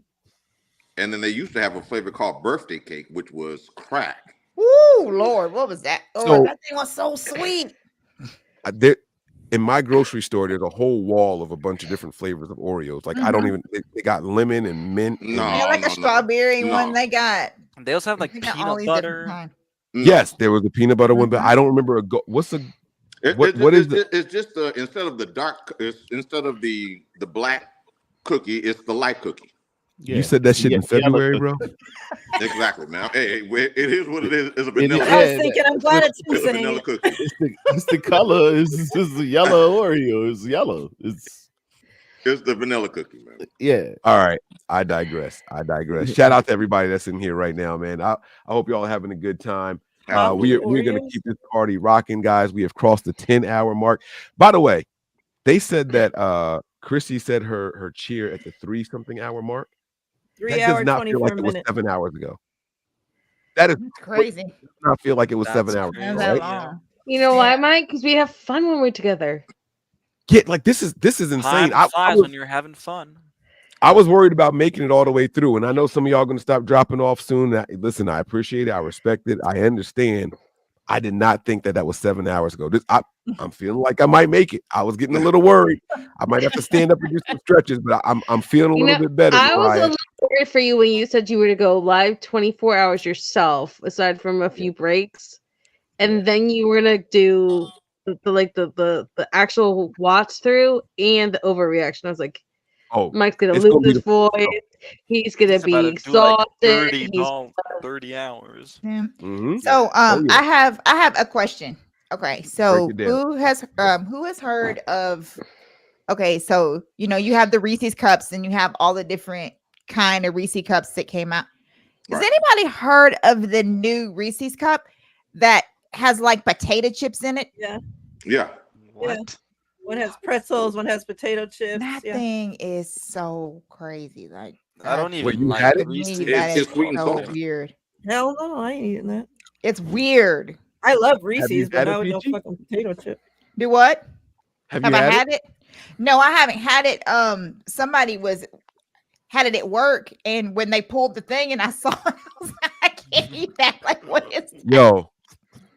So I don't know if she still has it or not. I'm about to go look because I got to get some water so I can take my pill now. But my daughter, I'm not kidding. She brought home a Reese's cup that was like the size of like 2 hockey pucks. This was the biggest Reese's pieces. Giant Reese's. They're called the big cup or something really Yeah. weird. They're like 4 inches thick almost or something like that.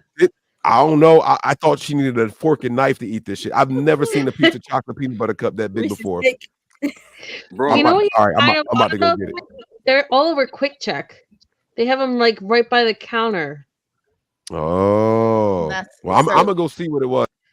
Right. So everybody's still having clown Mike about only eating Chinese food from a bulletproof glass. Yo, no, put extra shrimp back there. No, you can go sit down. I see the pretzels, outside Mariah. of Good Lord. What That one Collie just said the caramel Mr. Lee's Reese. chicken and shrimp. I am not a big Reese's fan, to be honest. God. I want that caramel Reese. Yeah, that right there.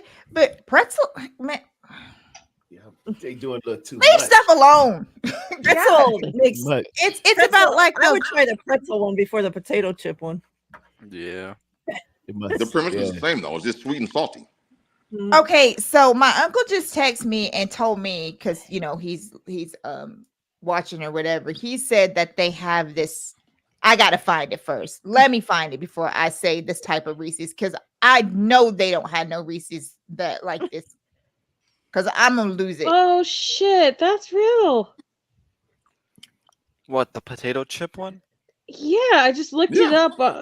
It's all over Walmart. Yeah, that's a for real thing. That's I need to look at gross. that too. Okay, yeah. Okay, you guys are going to gross out so bad. You ready for this? In Texas, they have a Reese's dill pickle cup. No, that's nasty. Ew. That sounds nasty. That's a bad combination. Terrible. Okay, I'm fine with pickles, but pickles and chocolate, that's a no. Together. What? Why? They must have got hold of some pregnant This thing folks. is so gross. Look, it's like cut up little tiny Yeah. inside of it. That's what I'm saying. That is Look. gross. What the On there. That look They're real like negative. Reese's. What else could we put? Chips. You know what? You know what I blame No on? ideas, dumb. Pickles. Pickles.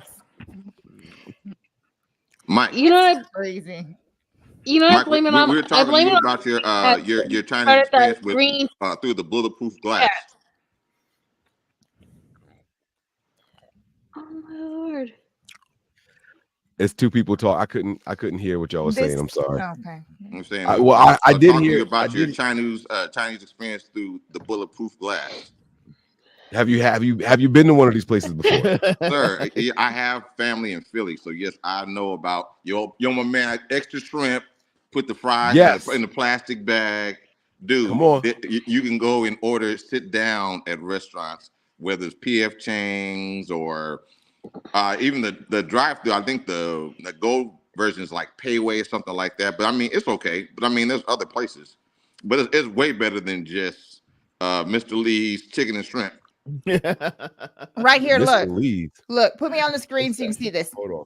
Let me see what she got here. Look at this. It's pickle infused cream. Oh. Yeah. Oh. What the hell? Dill flavored Reese's. That's terrible. No. That shit in Texas. Peachy, what are you doing?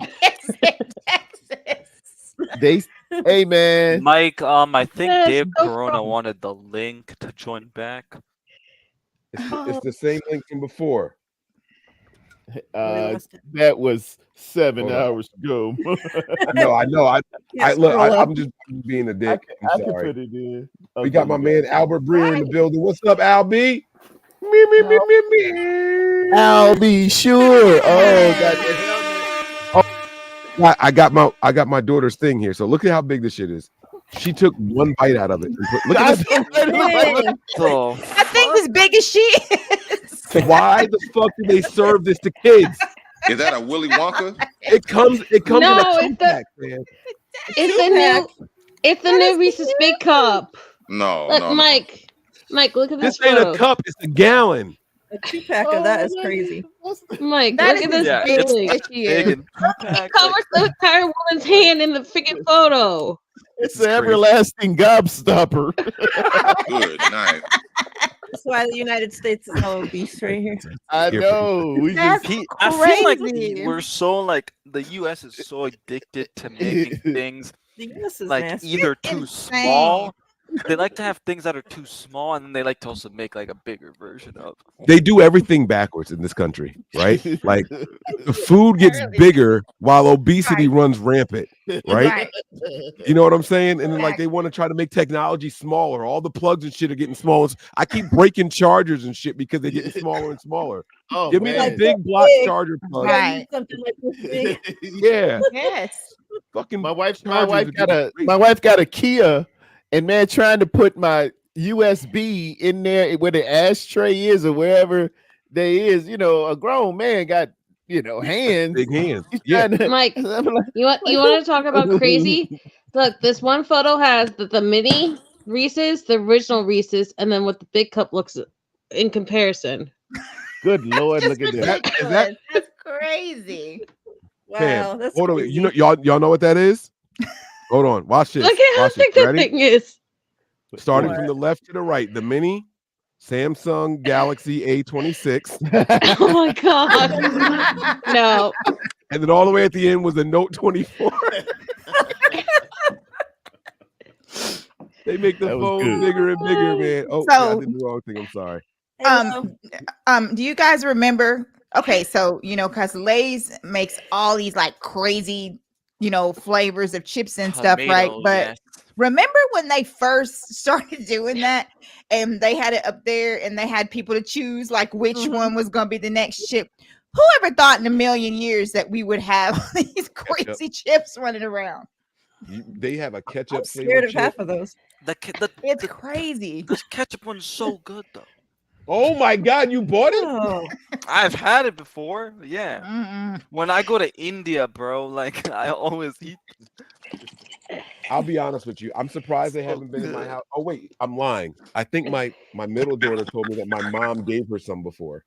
I was gonna say I'm surprised they haven't been in my house. I don't know if they were actually in my house or if my kids were with my mom, but my daughter told me she had the ketchup flavored chips, and she's the one I believe. Like this kid will get 2 chicken nuggets with like 6 cups of barbecue sauce on the side, and she's like licking her fingers in the sauce and licking the bowl out. It's disgusting. But this girl loves ketchup and barbecue sauce for whatever reason it is. So that if anyone's gonna like the ketchup chips, it's her. So No, sorry, it's see the, the it's the concept because tomato you- ones that I like. because you want to put ketchup on a potato. You want, they kind of that kind of goes together. But when you get in with a chocolatey peanut butter surprise of infused pickle, Yeah. That's taking it too far. that ain't, you know. That was so bad. I'm even Oh my scared of the pickle potato chips. Well, so okay. So I thought about that. That's exactly where I was gonna go, Mariah. That's a great point. I like salt and vinegar chips, one of my favorite flavors. Oh, me too. Okay. So when Yeah, I that's think dope. about pickled Love chips, salt and vinegar. that's where my brain goes. But I'm why would I go away from the salt and vinegar? I'm just gonna go ahead and get that. Every time I think about getting the dill pickle chips, I'm like, nah, I can't. Like the salt and vinegar is gonna hit the way I know it's gonna hit. I'm not gonna chance. See, my daughter, she likes the salt and vinegar too. That's her favorite, but she also likes Mhm. the pickle one. So Okay, I got a question for you for your daughter, or about your daughter. Does she like seltzer water? no. Wow, damn it, man. I heard someone say that it's rare to find a person who likes salt and vinegar chips and seltzer water, and I like both. So I was wondering if she was one of those people. All right, My wife likes both. she She likes does. seltzer, yeah, and yeah, salt and vinegar. My wife does too. For real? Yeah. Are She likes either the one of Perrier, them that Perrier Sagittarius? water and stuff like that. Yeah. Yep. Are they Sagittarius? Mike is asking. Nope. No. Yeah. Okay. Yes. Yeah. Oh shit! We gotta buy lottery tickets together. Let's go. Let's go. Yeah, Mike's the man. They done gave away 8,000 on a whimsical night with a dude with a Brock Purdy jersey. Mariah got one it too, was though. Mariah said she has one. I know Mariah should. She didn't come in here with a daggone. No, I'm sorry. So you got the right one on, but you came in with a Jimmy G jersey on, and fleeced us out of 8 G's. But what am I saying here? That's Jimmy G. came in here, got the bag, and left. Oh shit! He sure did. Came in, dipped. You saw that asshole pick the Chiefs to win? Yes. Tell us how you feel. Hold on. Nope. I know you got more than that. Just that asshole. Come on. Why do you think he did that, Mariah? Honestly, for real. Like, what's the story? What's the deal? Is that hate? Come on. Yeah, he's a hater. He's mad that we moved on from his bitch ass, and now we're gonna go win the Super Bowl without him and do something that he couldn't do. That's right. Sums it up to me. Do you know how pissed off he will be to know that Kyle actually he's able to hit the throws that Purdy is able to hit the throws or make the throws that he could not. Because I'm pretty sure Kyle's gonna take some shots deep down the field, and for us to see him connect on them, I'm sure he's gonna be salty as Man, he already got 3 rings though from Tom Brady though. What are you complaining No, I mean, about? but it's one thing to be on the sidelines with your hand, but I mean in the actual game and know that he had an opportunity and he blew it. I mean, it was better for them to underthrow it and get the PI, but I mean, the PI. Thanks, man. It would have been better for him to underthrow it and just get a PI because I mean, he had him burnt. But for him to see Brock Purdy in his second year, and I mean his second year, and he's making those deep shots because Kyle's going to call some deep shots down the field. You can bet that. Right. But just to see him connect on that and for us to host the Lombardi, I would love to see his pan his face, see how tight his jawline is. Yep. Did you guys hear the? Pissed. He was like, I was hoping he'd be in the booth with Taylor Swift. But go ahead, Mariah. I was gonna say, did you guys see the interview with Kendrick Bourne here in Vegas, like yesterday or the day before? And they were talking about that missed throw by Jimmy, and that's what Kendrick Bourne was saying, that he should have at least thrown it short and not overthrew him so they could get the PI. And then he went on to say how that Jimmy wasn't Kyle's guy, and that Kyle didn't trust Jimmy, and that everybody on the team knew that. That was evident, though. That was evident because of the fact when we played the Minnesota Vikings, after he threw that almost second pick, we ran the ball. And then when we get to the Green Bay game, he only passed the ball 8 times. So that was evident. It was like Kyle had some weirdo stuff because he said he didn't trust him in the playoff games, but he trusted him not only so he had all this unbelievable belief in him in the game that mattered the most when we played with Brock Purdy, when we played the Green Bay Packers and the game was on the line, we passed the ball exclusively, except for maybe with one or two runs at the end. But he was perfect except for one drop by Kittle. One drop by Kittle. And so it's just a different thing. Because like I said before, Kyle understands they're going to guess right sometimes. They are. Every defense is going to guess right. Even a broken clock is right 2 times a day. So they're going to guess sometimes, but he needs a quarterback that's going to be able to make even get him out of a bad play. So, I called this play, but they got it and still make something out of it. And we didn't have that with Jimmy. That's why before we just be sitting there like, come on, man. So everything has to be perfect. It has to be 95 degrees. The guy has to be open by 2 feet with his hand in the air. It was never any anticipation throws or nothing like that. Everything always had to be perfect, and that's why we're happy now with Brock Purdy, because he knows how to scramble, buy time in the pocket, and actually throw people open. Versus Jimmy G, he would start doing all this stuff, and next thing you know, when he rolled to the right, he threw a stupid pick every time because he couldn't throw it out of bounds. I'm like, dude, no, you don't need to. I swear on everything, I called it a point and pick. I never wanted to say it on air. A point and pick. You best believe somebody's gonna catch the ball. A point and pick. Come on the show and be as positive as possible. Even when I was blasting this dude, I always try to be positive. But here comes a point and pick. It's like that's what the play is called in Madden. It's Mike, it's like when you saw the overshot of the one linebacker just like right there in the middle of the field. You didn't even have to see the throw. You knew it was going right to the linebacker. Had to be Jimmy, boy. He had some great one. When you throw a pick 8, I'm done. The Denver Broncos. He's like, it was riding like a bike, but it's like, was it really? Pick 8, man. A pick 8. You can't do that. That's impossible to beat. That is a record. Undefeatable. You know it's really bad when Dan Orlovsky's sorry ass goes on national TV and goes, "That wiped out what I did, right? That wiped out what I did." He's been waiting so many years. You know how bad that is. You took the weight off Orlovsky. Man.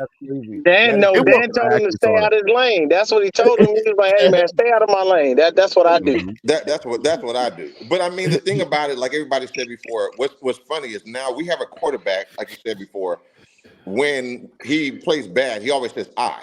Versus Jimmy G, whenever we had a bad game, that joker swear he was from France. We gotta do better. You play bad, joker. We play bad. You keep saying we.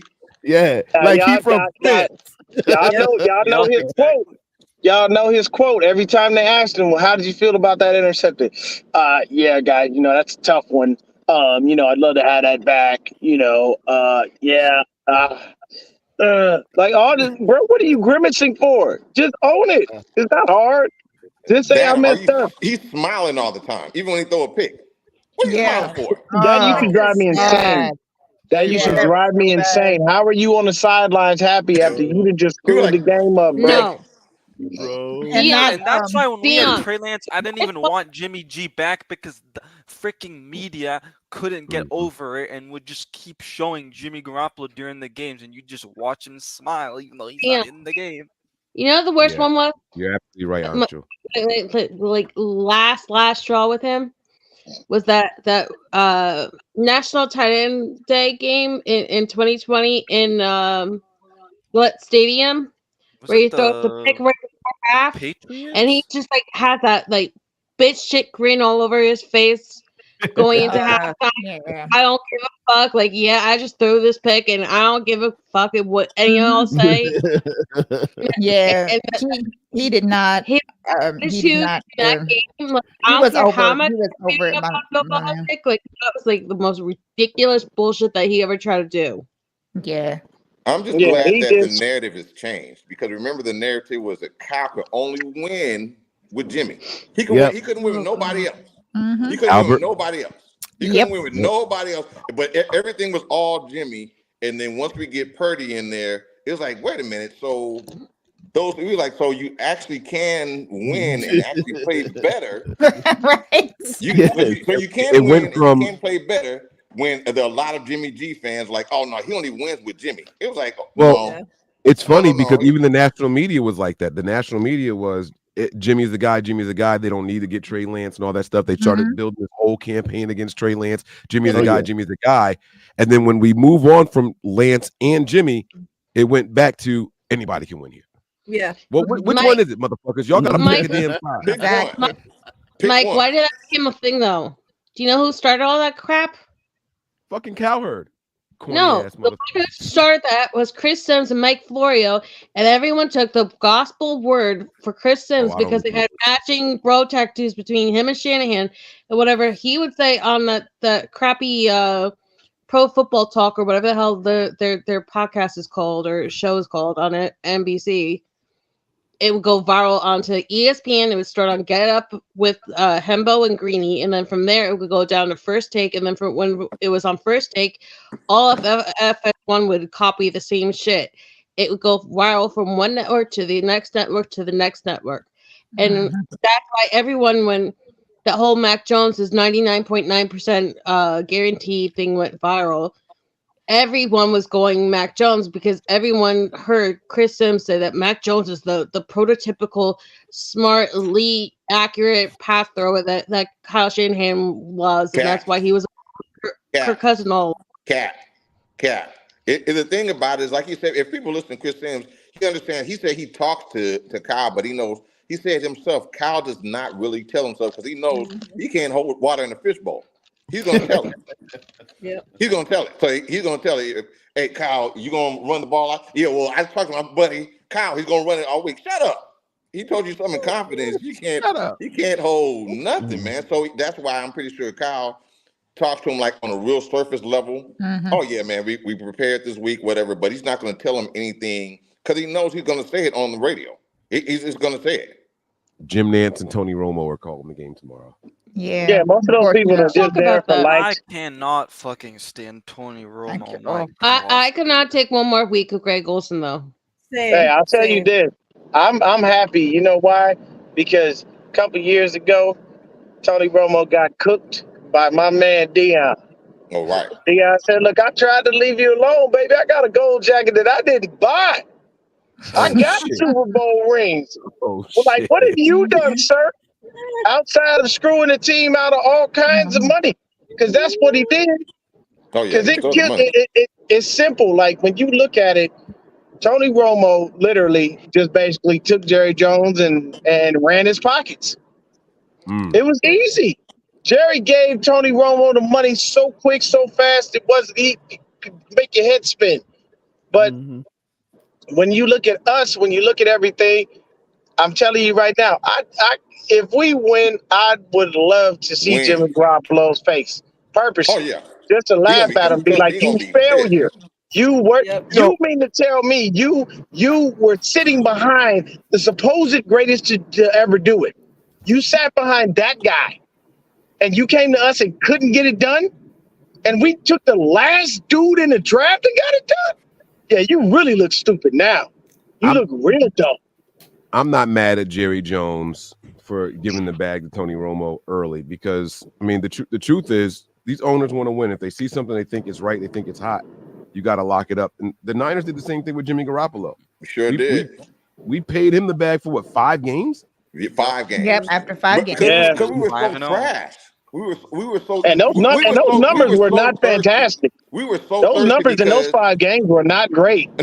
No, there were a lot of field goal games. We just won. That's all it was. We won. His one good game was actually against the Jaguars, the Haddon T-shirt game. Yes. Yep. That was the game. That was the one game. Do you guys agree that those 5 wins weren't against playoff teams? They were the Jags. I think we beat about 2 or 3 playoff teams in that 5-game streak. Didn't we beat the Broncos or something? Titans and Jacksonville were both in the playoffs that year. Yeah. We as an organization, we were just so thirsty though because we were coming off of Brian Hoyer, exactly, CJ Beathard. So even though It was funny because remember Jalen Ramsey said, "Yeah, you beat us, but that was more scheme than you Scheme. beat me." Yeah, That's I don't what think. that Hey, was. shout out I to don't think the CJ Titans made Beathard the though, because he playoff got that us year. Brock Purdy, man. Yep. So shout out to Yeah, CJ. I don't think the Titans made the I'll playoffs that tell year. I you think the this. I Titans will were always playoff say this. bound, and then they got Our knocked out. first, We broke their our momentum. first year, we all know why we didn't have a quarterback and why we had to settle for Jimmy because our coach was in love with a guy he was never gonna get. We Kirk all know that Cousins, to be baby. true. And that guy is still worthless. And he told the Vikings he was leaving. I'm like, why would you tell them that? Are They've you been breaking talking you off about the year after solid year. gold dancer? No, the issue should have been. Remember back during that first year, the story is that John Lynch actually went down to see Patrick Mahomes and say we should kind of maybe wait on him for some reason, because typically when you have got a new coach in, you want your own guy to groom, but for some reason he got goofy with that dog on CJ Belter because I like the way he throws the ball. Huh? No, What do you mean you look, like the way he throws the ball? there's every now and then where Kyle is a bad judge of character. Okay, and when it comes to running backs, he sucks at drafting them. He does better with undrafted free agents than any other any other coach I've ever seen in my life. But Kyle in drafting running backs, never again.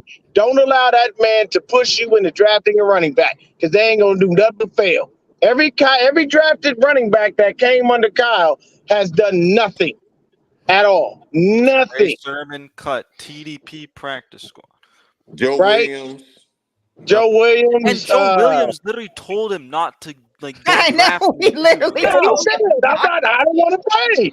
I mean, And now Kyle was like, "No, we're gonna get it figured out." No, I still mad that he gave up all that for McKinnon. It was like, dude, you gave all that for Jet? For the paper plane. look, I don't care what nobody says, man. I want McKinnon in this game because I want Fred or Dre to knock the living crap out of him. I hate Jerick McKinnon with a passion for stealing our money. No legs, McKinnon. And then on top of it, having the nerve to get on Instagram and when people ask him if he's coming back, he's talk crap. Bruh, we lined your pockets and fed your family for years on this. Don't run your mouth like you don't owe us. Exactly. Come on, man. Don't do that. I tell you right now, if I ever see Jerick McKinnon, I'm gonna punch him dead in his mouth because he sounds just like his current quarterback, Kermit the Frog. Exactly. Both of them sound stupid. Man, Jerick McKinnon was on FMLA the whole time he was here. Hey, he said he was on FMLA. He was on FMLA the whole time he was here. The whole I love time. it. That's the greatest. That's the greatest thing. I gotta use that. FMLA. The whole time. I love it. I love it. Who would you slap harder, Dead Legs or Jalen Hurd? You said what? Who would you slap harder, Dead Legs or Jalen Hurd? No, McKinnon. No, all the way McKinnon. I can't slap Jalen Hurd because he just couldn't get on the dang field to save his life. And I he was can't on a do rookie that. contract. There's nothing I can do. But I mean, with McKinnon. with McKinnon, I can backhand him like I'm a pimp. This franchise is so. He actually took so our bad. money. Like Jalen Yeah, Hurd, he really rookie actually contract, stole like, money. What is he gonna do as a rookie? You know, Like you know me the funny part personally, though? Jerick McKinnon, I'd backhand him like he was a hoe on the street that didn't make my money. That's how hard I'm a pimp slap him. Like I'm not playing. That's one dude I do not like. Like there are people in the league I just don't that I don't care for, and he's one of them, man. To be that disrespectful to a team that fed your family, lined your pockets, and you did nothing. You just sat on the sidelines and had the coach come up and say, "Oh, well, he has tired legs." Tired legs. Did he go around the facility like one of them Walmart bonus carts or something like that? Yeah, bro. I'm sorry. On this They're podcast, just failures, man. Sentiments of those here at Nothing But Matters LLC. Yeah, also Legal keep in reminder mind we're that the finally not panel going to is be open paying to the D public, Ford anymore. and those thoughts shared. Oh, I can't. Yeah. We finally I'll aren't going preface to be my paying. comments by saying my thoughts are my thoughts alone. I cast no aspersions on Breezy, on Nothing But Niners, on the Nitty Gritty crew. This is all Dion. If you want to find me, I'm a Niner Gang podcast. I keep it a thou wow. I talk all kinds of trash. Anybody can get it. And Jet McKinnon, you definitely can get it. Yeah, he stole a lot of money. Okay, Dion. Who's the better one to hit the hell out of Jerick McKinnon? Dre Greenlaw or Diamador Lenore? Dre. Automatic. Dre. I know Dre gonna rock his world. Dre ain't playing no I game. feel like I would take Trent Williams. I mean, but Yeah, but Trent, he ain't that's never gonna happen. So Trent, I mean, Trent Dre- will slap him like he did Sherman. But Dre hits different. Even Fred says, Yeah, Dre hit. I've been wrapping somebody up, and Dre hit him, and there's an explosive pop different when he moves a crowd. Like a Rakim and a really good rapper might be great, but Rakim moves a crowd. Right. And that dude is just a different pop. It's just different way. Just before you get there. Do you guys remember how hard that Diamador Lenore knocked the shit out of DeAndre Swift with his shoulder? Yeah. He called sub right there. He said sub. Yeah, that's hey, look, man, there's hits in the NFL that just make you say, I know that hurt. That's one of the hits that made you say, I know that hurt. Pretty. Did you see the coldest part about that though? Was he was celebrating, he stopped for like 2 seconds, he paused like mid-step, looked back to make sure that the guy was okay, and then he went on celebrating that he knocked the living daylights out of him. Yeah. That's what you need. That's what I want to see. I want to see a tone setter early. I want to see that. That's These what I'm little boys saying. out here that they're going what's his name? Rashid Rice Drake Greenlaw and Scantling Get some hits on the this. law firm and these also rans and has-beens and never wases. TD, did you go to the law firm? The only issue with Drake Greenlaw though, he does it like a law firm. Listen, Valdez, Drake Greenlaw do it like on when we have 3rd and 17 and we'll stop him. He'll stop him like 5 yards short. Next thing you know, he wants to flip him over, put an people's elbow on him and poke him in the eyes. Like, dude, you gave him a first down. Yeah, just tackle him. Well, just tackle him. That's it. Yeah, that's if it happens after the whistle, Okay, you but do what you gotta do. Mr. But Drake, good hard football You in the strike remember in the zone. Miami game Let the him feel Drake Greenlaw had Tyreek Hill, and he's like, "Dude, I can suplex you the hell right now." Oh yeah. He put him down like baby ginger feet, like delicately put him down like a China doll.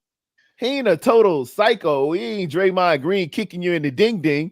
He know within the confines of something to do.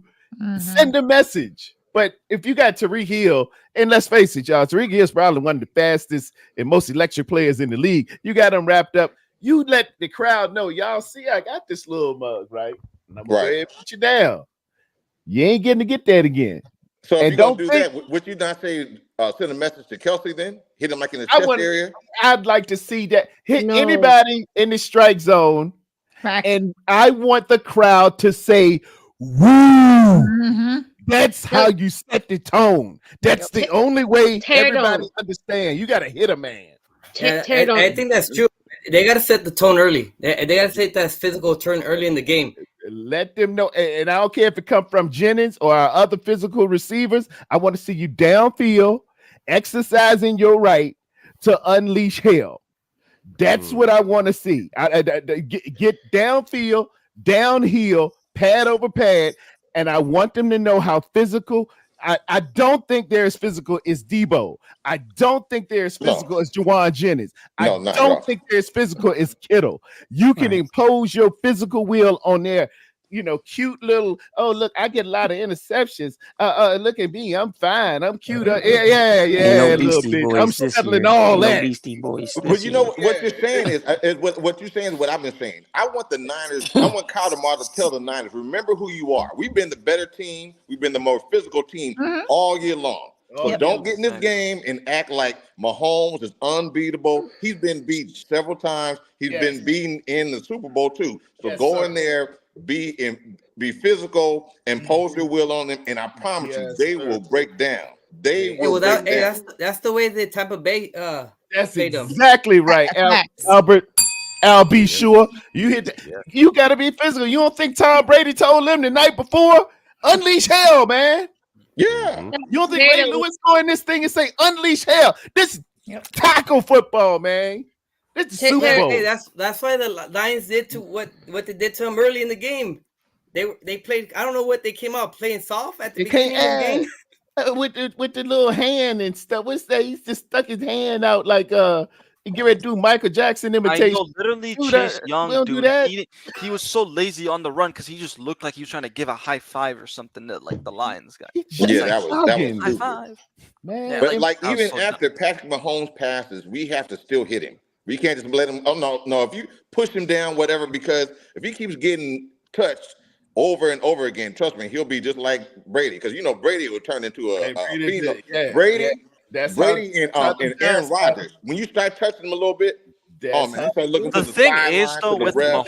That's the only way I know do this. Yeah, the teams that have beat Tom Brady. Let's think about those Super Bowls. Let's think about those big games.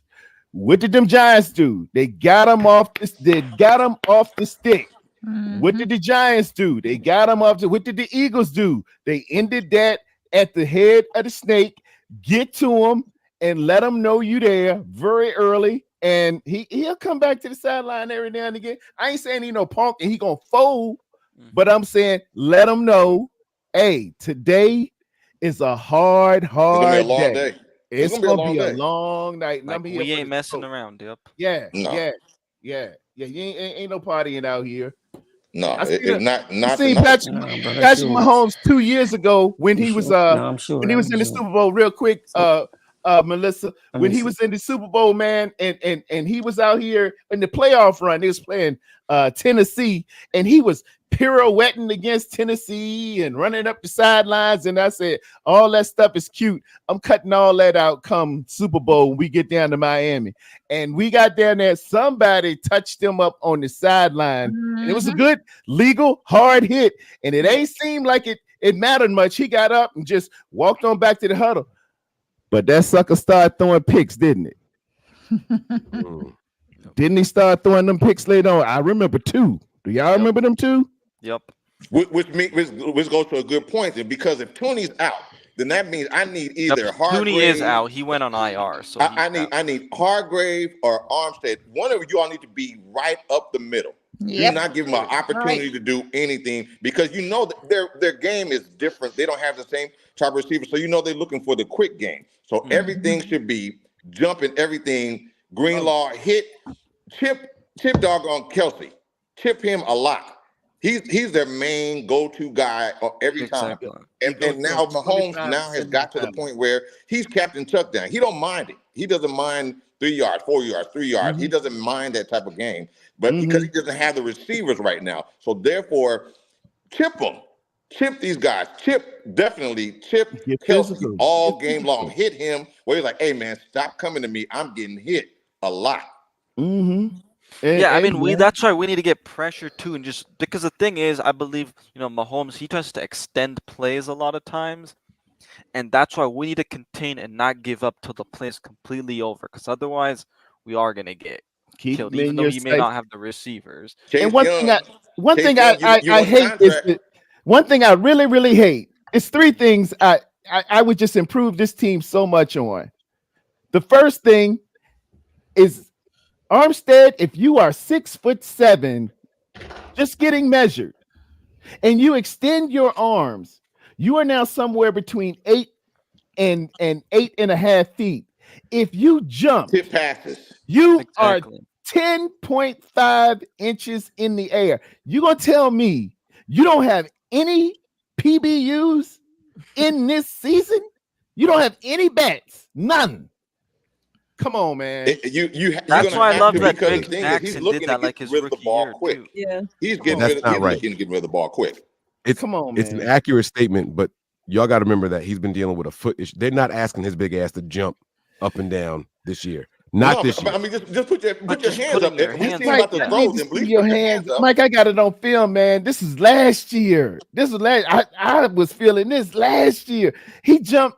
We were playing Miami, or I got it on tape, man. I slowed it up and sent it to a few people. It was the Cowboys.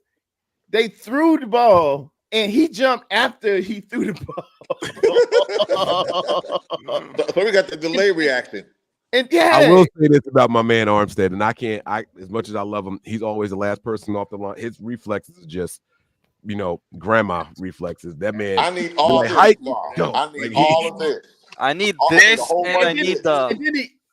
And then he gives you all his chest when he comes off, man. We had cages coming up in high school, college, and stuff. You fire out low. You need linear get off upfield. Don't get it, man. Your chest. Don't get upright immediately. Yeah, don't get straight upright. Just let him block you. Oh Lord, you get any man chest. I can take your child, your 5-6-year-old child, and knock over a grown man if he stand upright and you let him. And I show him how to drive with his hips. He'll beat any man 6 feet and over.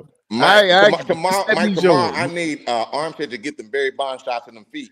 So I don't want him to have no issues from the beginning of the game to the end of the game. I need to get them Barry Bond shots all game long. Am I the only one who thinks that this is the opposite of what they should be doing, defensively wise? What do you think? Getting to the quarterback, and hitting Pacheco. Here's the thing, though. You remember last week? It was such a big deal because the Raven players finally stood up for the entire AFC, right? Mm-hmm. Because, like what you said, Patrick Mahomes has been doing this shit for forever. That he dance towards the sideline, and out of respect, these defensive players are told if it looks like the guy's going out of bounds, back off, let him go out without touching him, right? That's why everyone's always up in arms against Greenlaw, because he hits people right on the sideline, which gets ticky-tacky. Right? Yep. So the Raven players came out last week, or 2 weeks ago, and they said, we're going to hit him. The second that asshole runs, we're going to knock him the hell down, and we're not going to hold our punches or our tackles, right? Mm-hmm. And you remember the entire game, he was working the rest, and he was complaining his little ass off. Oh, yeah. Freaking Kelly Stafford keeping for her husband, right? The entire game. The entire game, he was throwing a hissy fit. Him and Kelsey, right? And then they went and did all the press conferences and bitching about how he was getting all these shots taken to him and everything else. There is no way with Bill Vinovich calling this game specifically the hell they should ever go near Patrick Mahomes unless they absolutely have to. If you wanted to demoralize this team, if you want to break this team, if you want to take their goddamn heart out and freaking freak them the hell out, you go after those goddamn receivers and those tight ends. You go do what Greenlaw did to fucking Mike Gesicki. Every time they think they have the little catches on the sideline or whatever, you hit the hell out of them. You peanut punch till you fucking break all your hands, and you take the ball away, and you get in Mahomes' head that he will not have a single goddamn completion. You get in their head that way where they're not going to catch those critical balls and that no one can be trusted. That is way more empowering and way more effective than any hit that you will ever get on the quarterback. Because that storyline, it may have disappeared the last couple weeks, but I promise you that's in Andy's head, that's in Matt Nagy's head, that's in Patrick's head, that's in everyone's goddamn head, that if you take away their surefire guaranteed catches, that entire team is going to crumble faster than the goddamn Eagles or the Rams fighting each other and throwing haymakers on the side. But like you said before, what I would do if I'm the Niners, I'm going to tell them, look, I'm pretty sure, make the refs call it. Do whatever, make the refs call it. Yeah. If this the ref that doesn't call holding whatever, guess what? Hold the hell out of them when we're on offense. Yeah, if hold you the hell out of them. If they make the refs call it. But the refs call it, because the thing about it, I need the head of the snake. You know what I'm saying? I'm gonna do it. Leader that is the face of their franchise. I'm the leader off his snide. And how many points do we need to hold the Chiefs at the end of the first half? I don't care. I'm gonna hold them until the rest say, "Hey, I'm about calling 10 every points. time."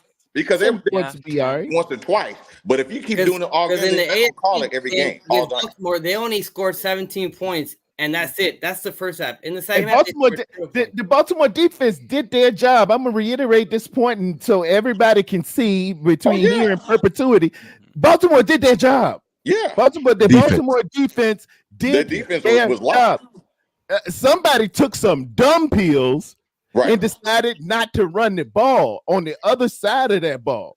No, you know what that was? You lead the league in rushing, and you got the fastest quarterback in God's creation, and you don't run that thing but 6 times No, in the Terradome. second half? You know what that was again?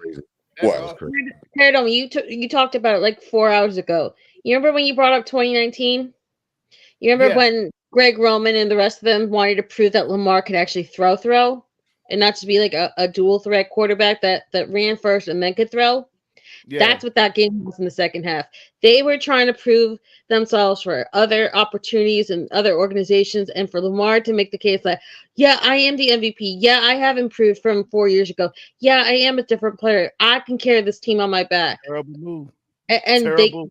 every But time that was whenever they their lost inspiration because they lost or because motivation they tried do to that, they tried to play that, which made it bad. execution was horrible. This is not the time to prove your case, to win a daggone election, to try to be an MVP, to get something solidified with some a prize that you win and goes around your neck and say, "Oh, you the MVP, you most improved quarterback," or whatever it is. This ain't time for that. This is not the time for us to do you be the team. MVP awards. What you do, and you do it best, and you do it better than anybody else at that time. This is I would love for Brock Purdy to go Super Bowl.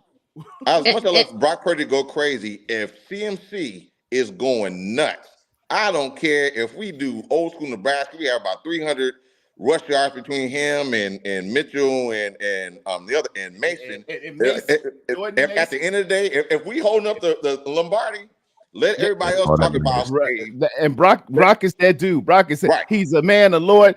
First Peter, the 5th chapter, 6th verse. Humble yourself under the mighty hand of God, and He will exalt you in due time. Brock ain't all about that. I mean, hey, dude, if it take the win, hey, I'll do the Jimmy G Green Bay Packer deal. I ain't gonna throw this thing number 8 times, but I bet it be 4 touchdowns. I bet it be 7 out of 8, and them 7 gonna crush you. But hey, run that rock until it can't be run no more. I want you running rock like a corner boy in Baltimore in 2003. Dude, I mean, we should run the rock between Debo, between Christian McCaffrey, between Mitchell. We should run at least 30 times. That's no cap. We should run it at least 30 times. There you go. At least 30 there you times. go. 30 times. CMC 30. You see that, right? Yeah, 30 times. Debo 10. Those are touches.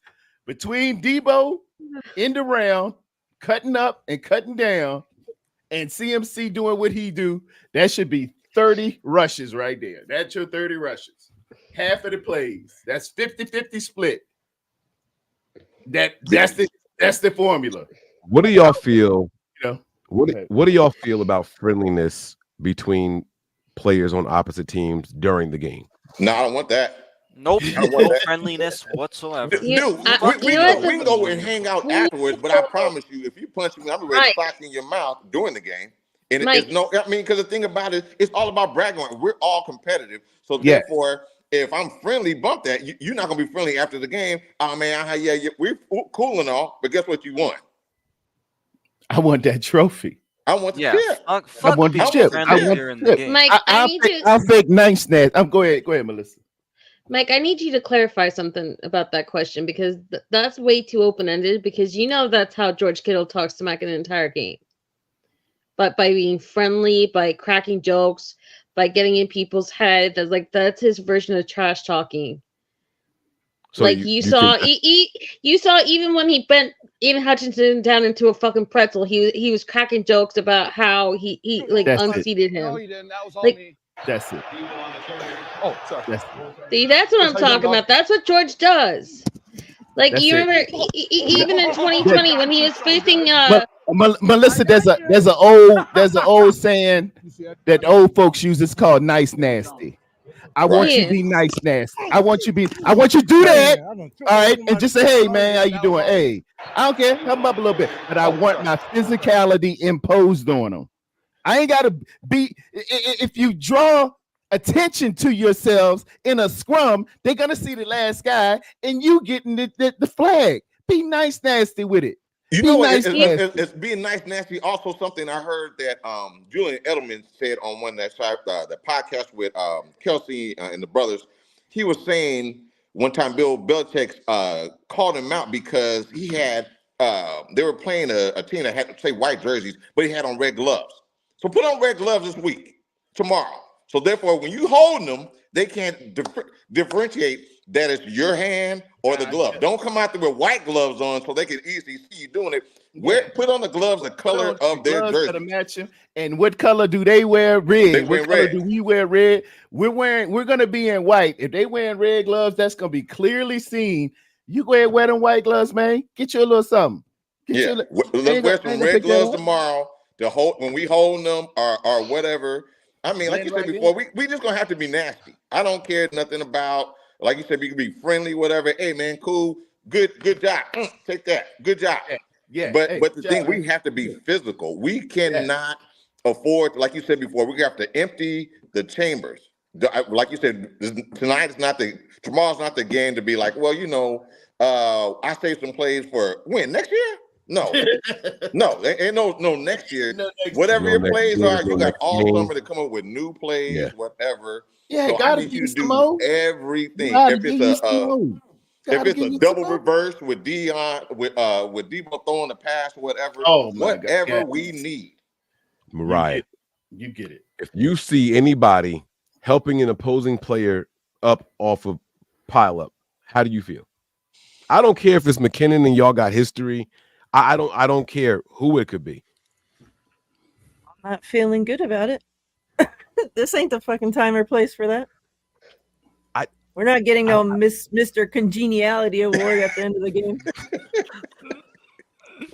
What you say? Don't draw no flags. That's all I say. You ain't got to help them up. I ain't saying go out there and be his damn valet and be goddamn Jerome on the time and hold the mirror for him. I'm just saying don't make a big fuss out of I just whooped your ass, nigga. Right. Don't draw it. Did y'all see me beat him? Did y'all see me beat him? No. Don't do Zay Flowers. Don't do Zay Flowers. Exactly. When you all I was just over gonna say that. Just go work, man. Yeah. You know what I did. And no showboating into the end zone and freaking having the ball knocked back for a touchback either. Yeah. Oh yeah. Just dumb mistakes, man. Pre-snap penalties will kill you. Pre-snap penalties is what gets you out of stuff. Terry, that was the don't beginning talk of about everything. Nick Bosa. Don't do no pre-snap penalties. I'm mainly talking about my offensive line. I can't have I was talking about Bosa.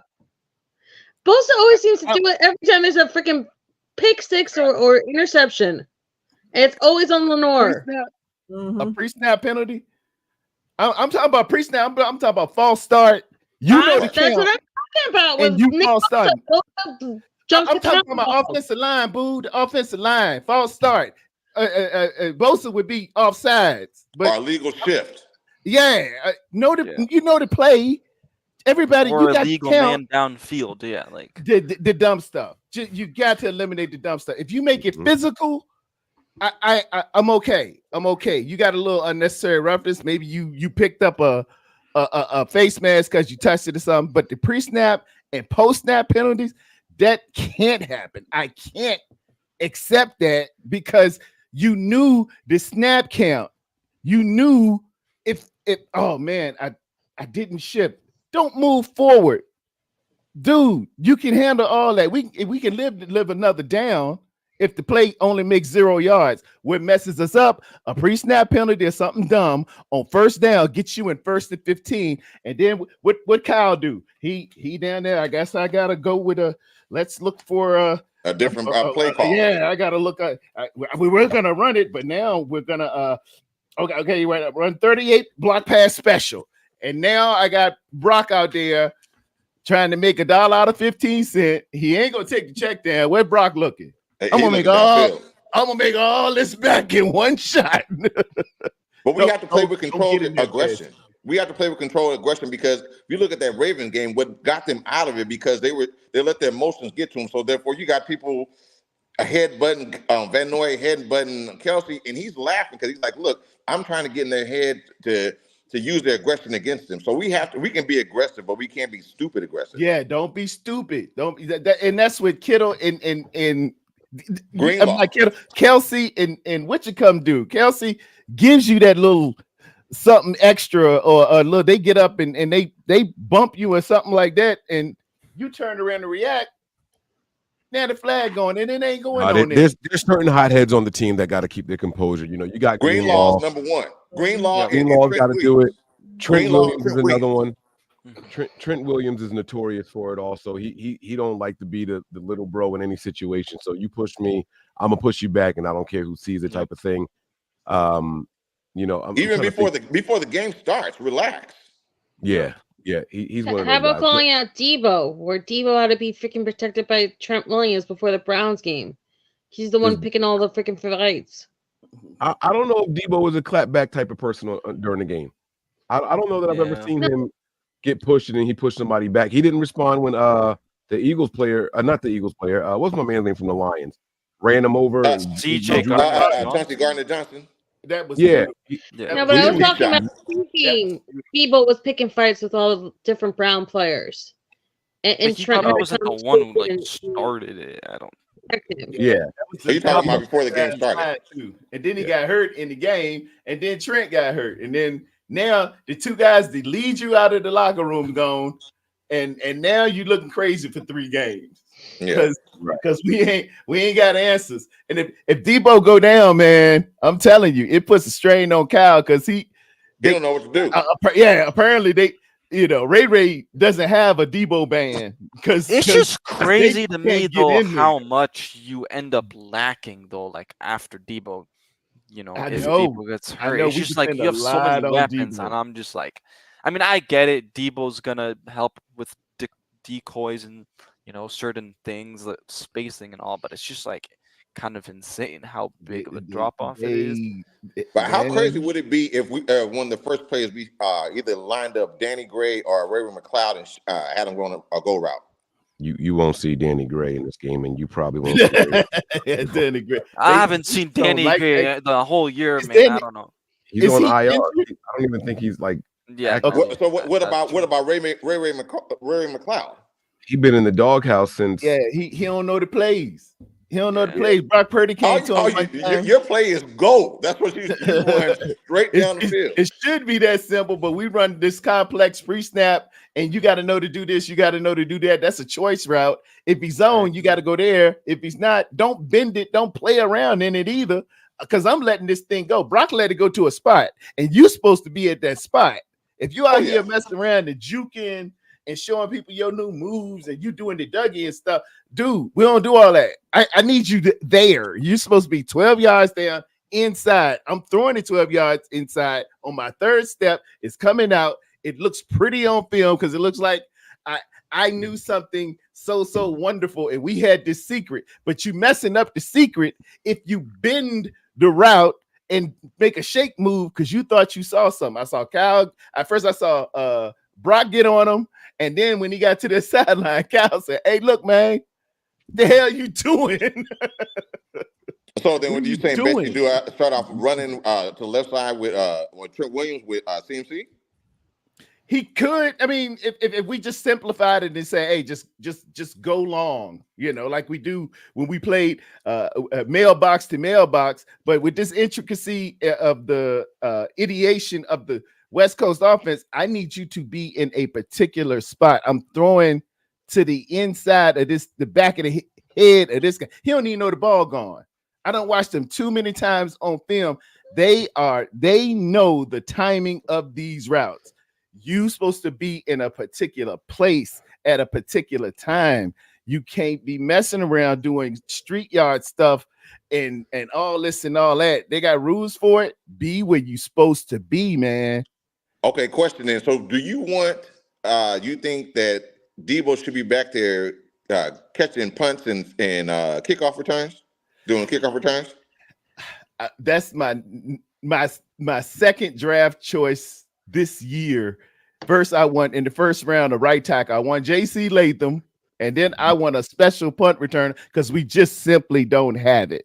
And the short Debo answer has is blended himself out there, and he gonna have to do it. He gonna have to be that spark. He gonna have to be that guy. yeah. There's no better option right now. Debo is an We emotional don't have spark. it on our team. Debo's the guy.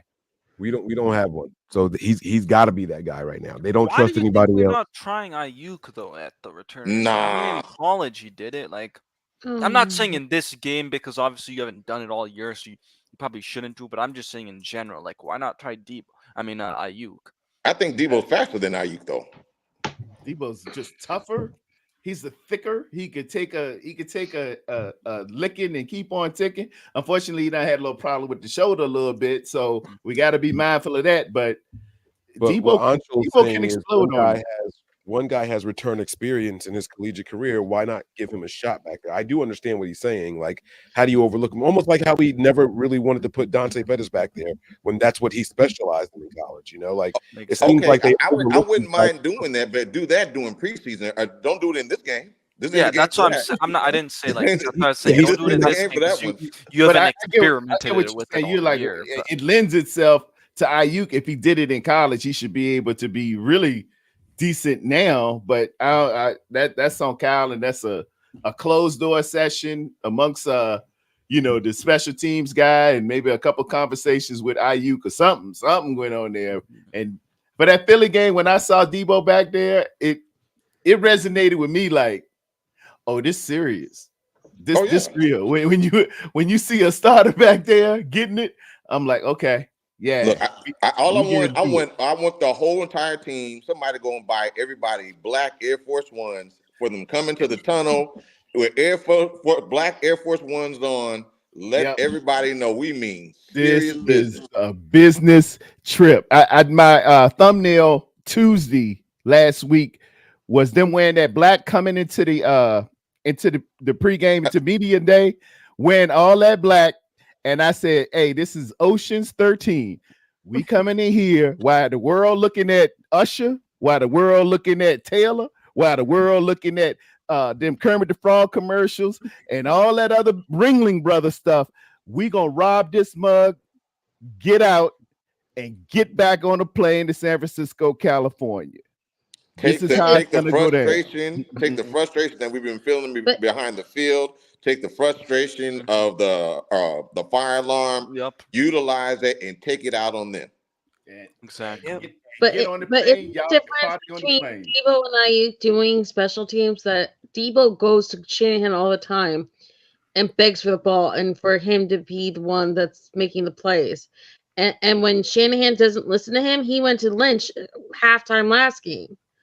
Like, I don't see Brandon being like that one volunteering for extra duty and being like, put everything on me. I got this. Like that's a different thing. Well, Like, I mean, Debo, you're gonna have some of those players that are just like, okay, I'm gonna do what the coach tells me, and if they tell me to do return, okay, I'll do return. Like, there's gonna be Kyle and Debo, man, they absolutely love each other. Yeah, I think that might be that's for sure. Best friend on the team. And we've already seen Ayuk Ayuk getting Kyle's doghouse, so I'm pretty sure he doesn't want to get that crap again. Even though we all have to agree that Ayuk is the better route receiver, and Debo is the better football player. Yeah, that's perfectly eloquently put, Rick. I like that. Yeah. That's exactly it. Yeah, I think Ayuk is a better pure receiver, man. He puts people in the spin cycle with his whip routes. He's crispy with it. He's pretty the hand, he's got hands that sticks to him. You don't see him drop it too much. Everybody's gonna drop one or two, but he's the dude, man. He's bad, and we're gonna have to make some business decisions on definitely keeping him here. They're gonna try to outprice and get him. But I really, really love that guy. He's an all-pro now. That was just more money in his pocket to bargain with. And man, we're gonna have to make a couple of decisions. We're gonna have to make decisions because teams sometimes might not love him all that much. But if you are if you're an NFC team, man, nothing is better than taking a really, really good piece away from the championship team. And right now, regardless of if we count it or not, you are the reigning NFC champions. If I'm somebody who needed extra push, I will go and use my extra dollars just to take that weapon away from you and bring them on over to me. Not to mention he's a great question player. to you. So on say 3rd and 5, and who do you trust more, Kittle or do you trust Ayuk to make the play? On a 3rd and 5, I would go with Kittle. Kittle. I think both of them would do it. But I would take Ayuk more in the intermediate route and Kittle on the short ones. Yeah, Kittle. I don't trust anyone more than 3rd down with Jawan Jennings. Jawan Jennings. I call Jawan Jennings, and if it started catching, I'm trying to put this out for a year. I call Jawan Jennings calculator because you can count on him. It's Yeah, 3rd you and understand me? 1. I've been calling him on clutch Jawan king Jennings. for fucking 3+ years. That dude. They calling him what? Clutch king. Because every time you need that play, he comes in with that play. That I got a catch. question for you. That moment. You can count on him. And It's I tell you 3rd what, and another Jawan. one that stepped up. That daggone, watch out, Chris Conley will come in there and catch Chris one on Conley you. not getting no damn Wait, I catch. don't think We didn't Stop even it, man. activate. Chris As Conley ice. ain't gonna play. We didn't activate. Chris- him. Okay, hey, how about Okay, Mitchell? How about Mitchell? Do y'all remember? Hold. Do y'all remember that Green Bay Packer game? He came in the game, number 84 to that. Not active. Yeah, but that's Needed because 3rd that's down. because we activated him He from the had but practice one squad. He ain't- catch. But He's boy, not that active. Yeah, he's that not was- active in the from the practice squad. Pterodome, No, who was 84? Who was 84 that caught it? It That isn't, was but I'm Chris just Conley. saying. Okay, But I'm that- saying he ain't gonna be playing in this game because we didn't activate him. We only activated T.Y. okay, McGill cool. and But- Alex but Barrett. He's got a little bit of that in him. I need you for one damn play. I need you for just to get Won't that. be this And game. it won't be this game. I got No, that. it I won't be got this that. game. He's inactive. But when we asked him to do it against Green Bay in a big game, I in a got it, big yeah. setting, he came out there and just delivered. Watch That's his what ass you be need for active some tomorrow. Pterodome going to tear me up in the live stream. Mike, I told you. I can read. I can hear. I Why ain't does have him. right now feel? I ain't I feel have like- him in my touches. I didn't have him in my touch. I'm just recognizing. I'm helping you out. I'm letting yeah. your paperwork come to fruition, baby. Hey, I got Juice catching 4. I getting targeted 4 times. I got 3rd and Jawan getting 4. I got Kittle 7, Ayuk 7, Debo 10 touches, and CMC 30 touches. Look, Hey, so we don't see Mitchell at all then? I think we'll see a little bit of Mitchell, maybe. We'll use them all year. That's the point. That's what I've been saying this entire day, bro. I think we're gonna finally use Mitchell, and I think mean, in Mason's short a little yardage. less likely. I mean, like down in the end zone he's good at pounding through the middle. Do we trust him not to firmly fumble though? believe that Who done led the league? Who done led the league in touchdowns for the San Francisco 49ers running I mean touchdowns? CMC, but hey, you could put I know Mitchell that. in the This- backfield, do the 2 running back plays. You I know, dance. throw I them off a dance little with bit. who bought you. I love your plan. I do. I would pull something off like that. But we talk Yeah, about but I mean, Kyle. it would be disrespectful. We're not doing a Fridge Walter Payton thing. If CMC gets down there, other than when he fell on his neck, he's gonna get the ball. He's gonna get the main majority But of I'm the not touches saying down there. he's not getting the ball. I'm just saying you put Mitchell in there to trick them off a little bit, because right now like what it, happens but is they teams. love If CMC. you watch the film for this entire year, you don't really see Mitchell or Mason whatsoever, right? So the Chiefs are gonna be as prepared as they can be as CMC, and I get CMC probably is gonna have still a That's good game, that's but a I'm just wonderful saying that I strategy. think You're Mitchell right. should You're be in the 100% backfield. right. I'm not Mitchell saying get should- the ball, but I'm a Jordan Mason guy. I believe Jordan Mason should be matriculating that ball every now and again. I think if you look at his average, that's 5.5 every time he touched the ball. But I don't think what I know is Kyle. Kyle. I don't think Kyle trusts him in pass pro though. It's something. It's something because no Tear- running tear back that down. should be like that. Go ahead. You know flat out why JP Mason has not been in these games. Explain. He barely just got the hell out of that doghouse. Because you remember when he got in with Sam Darnold at the end of the Cowboys game, he was told to get the hell down before the end zone.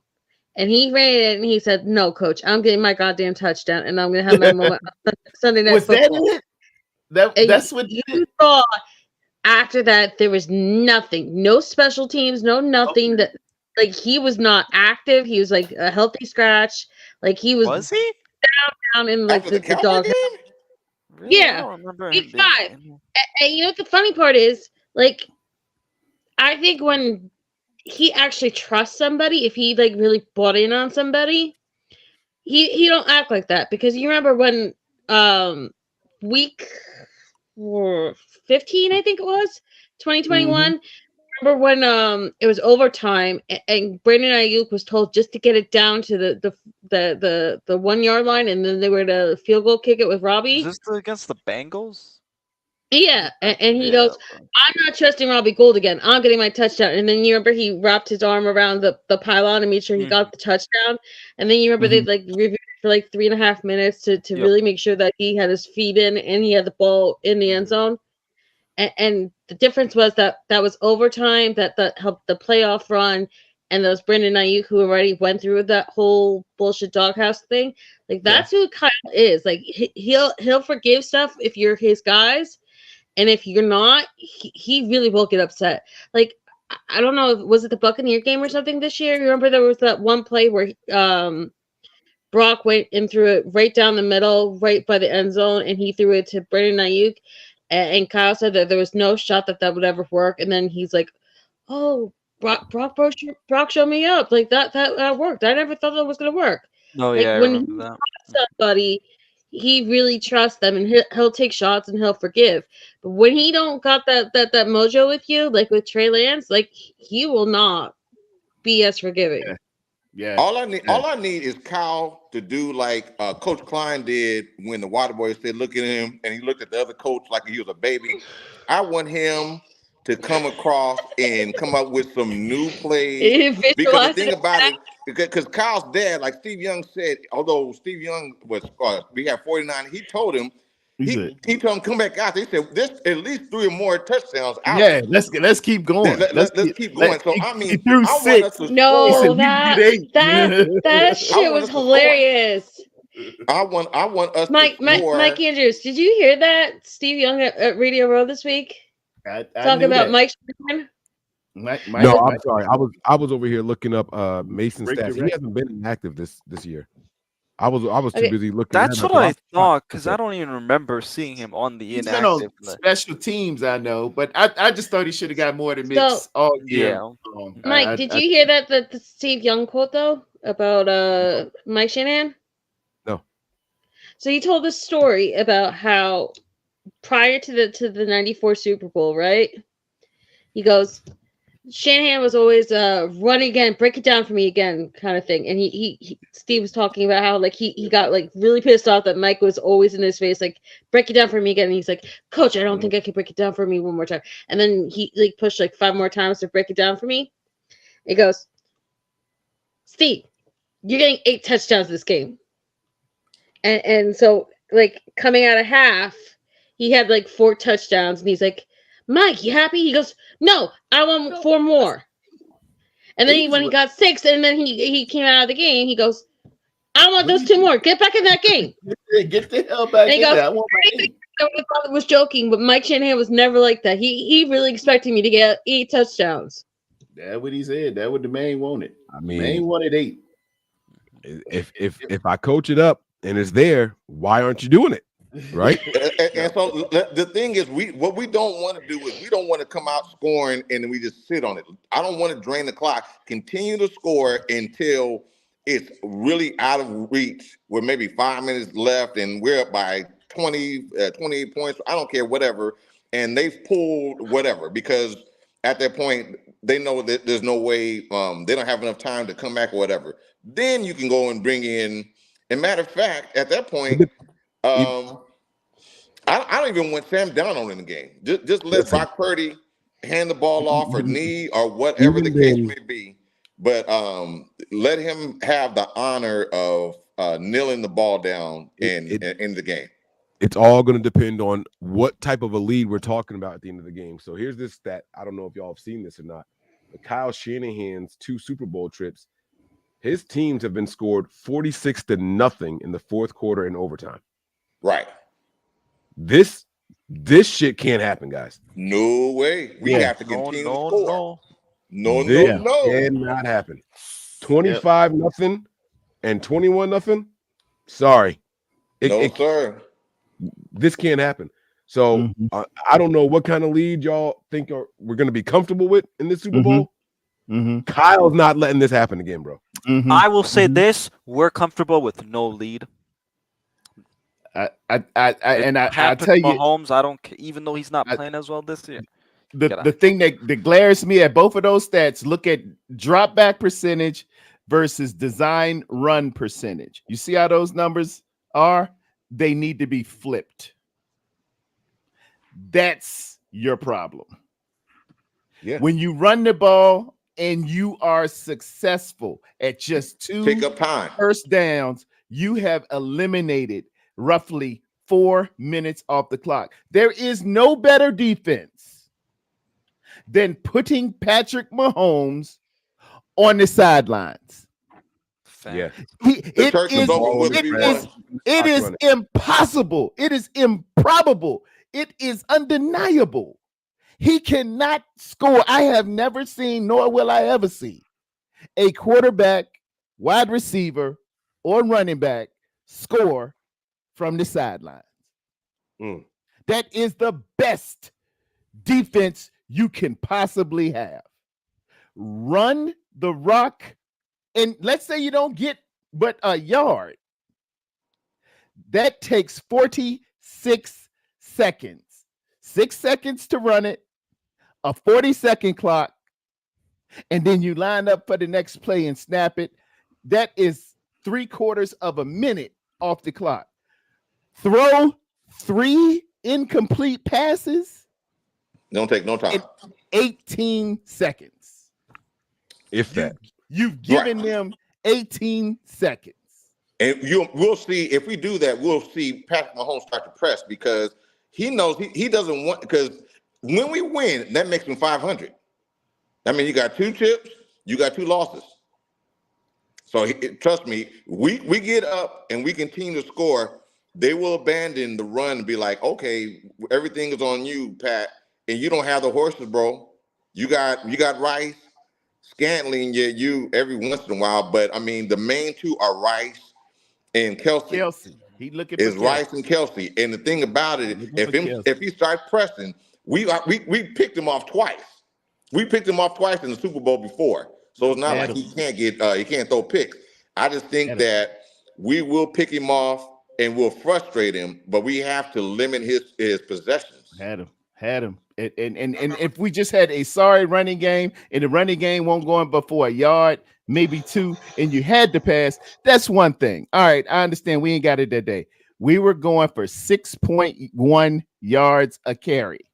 6.1. Every 2 times you run this ball, you get a first down. Y'all gonna tell me we couldn't eliminate it 3-4 minutes off of that clock and limit his time for the ball in 2 possessions if you just continuously run the rock?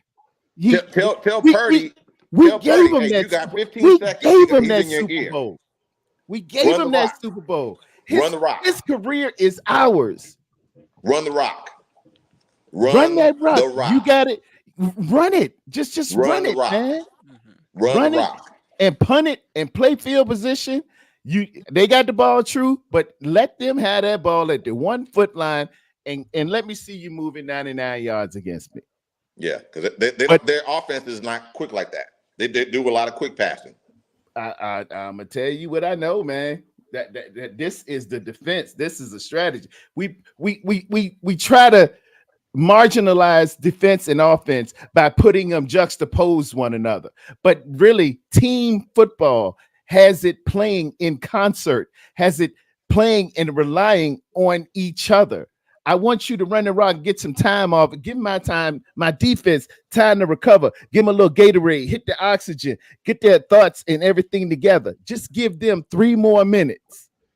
You know what I'm saying? It's a harmony thing. You got to do your part so I can do my part. Defense, just get me the ball, get me a possession, get me a stop So I got an opportunity to get out there and do it. That's the offensive perspective.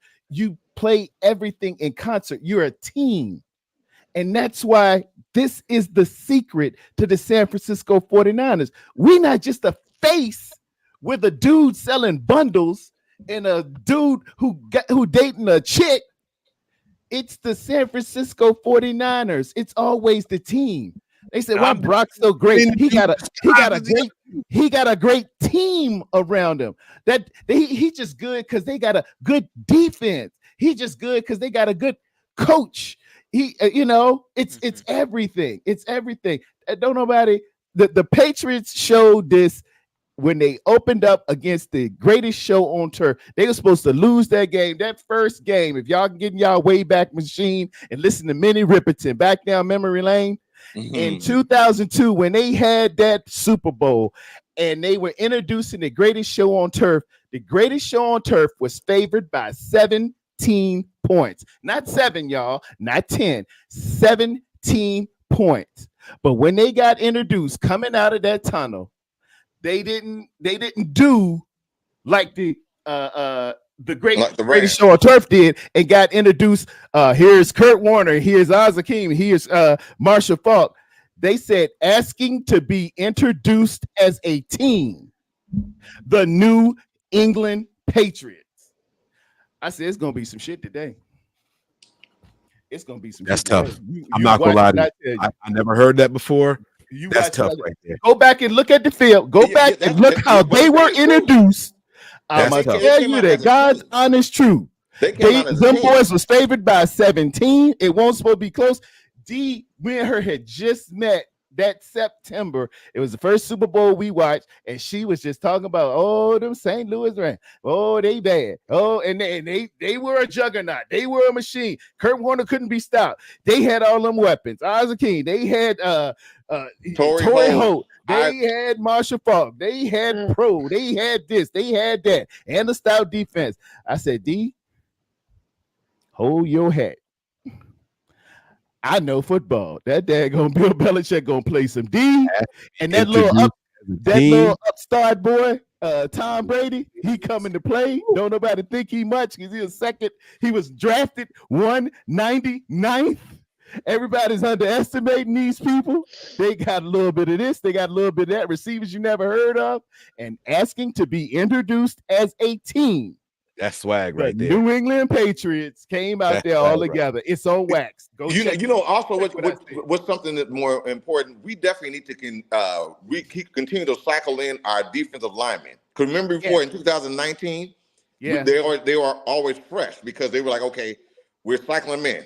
Yes, so we need to do that, whether it's the guy we got from the Chargers or whoever else, or the guy we pulled up from the practice squad, whatever.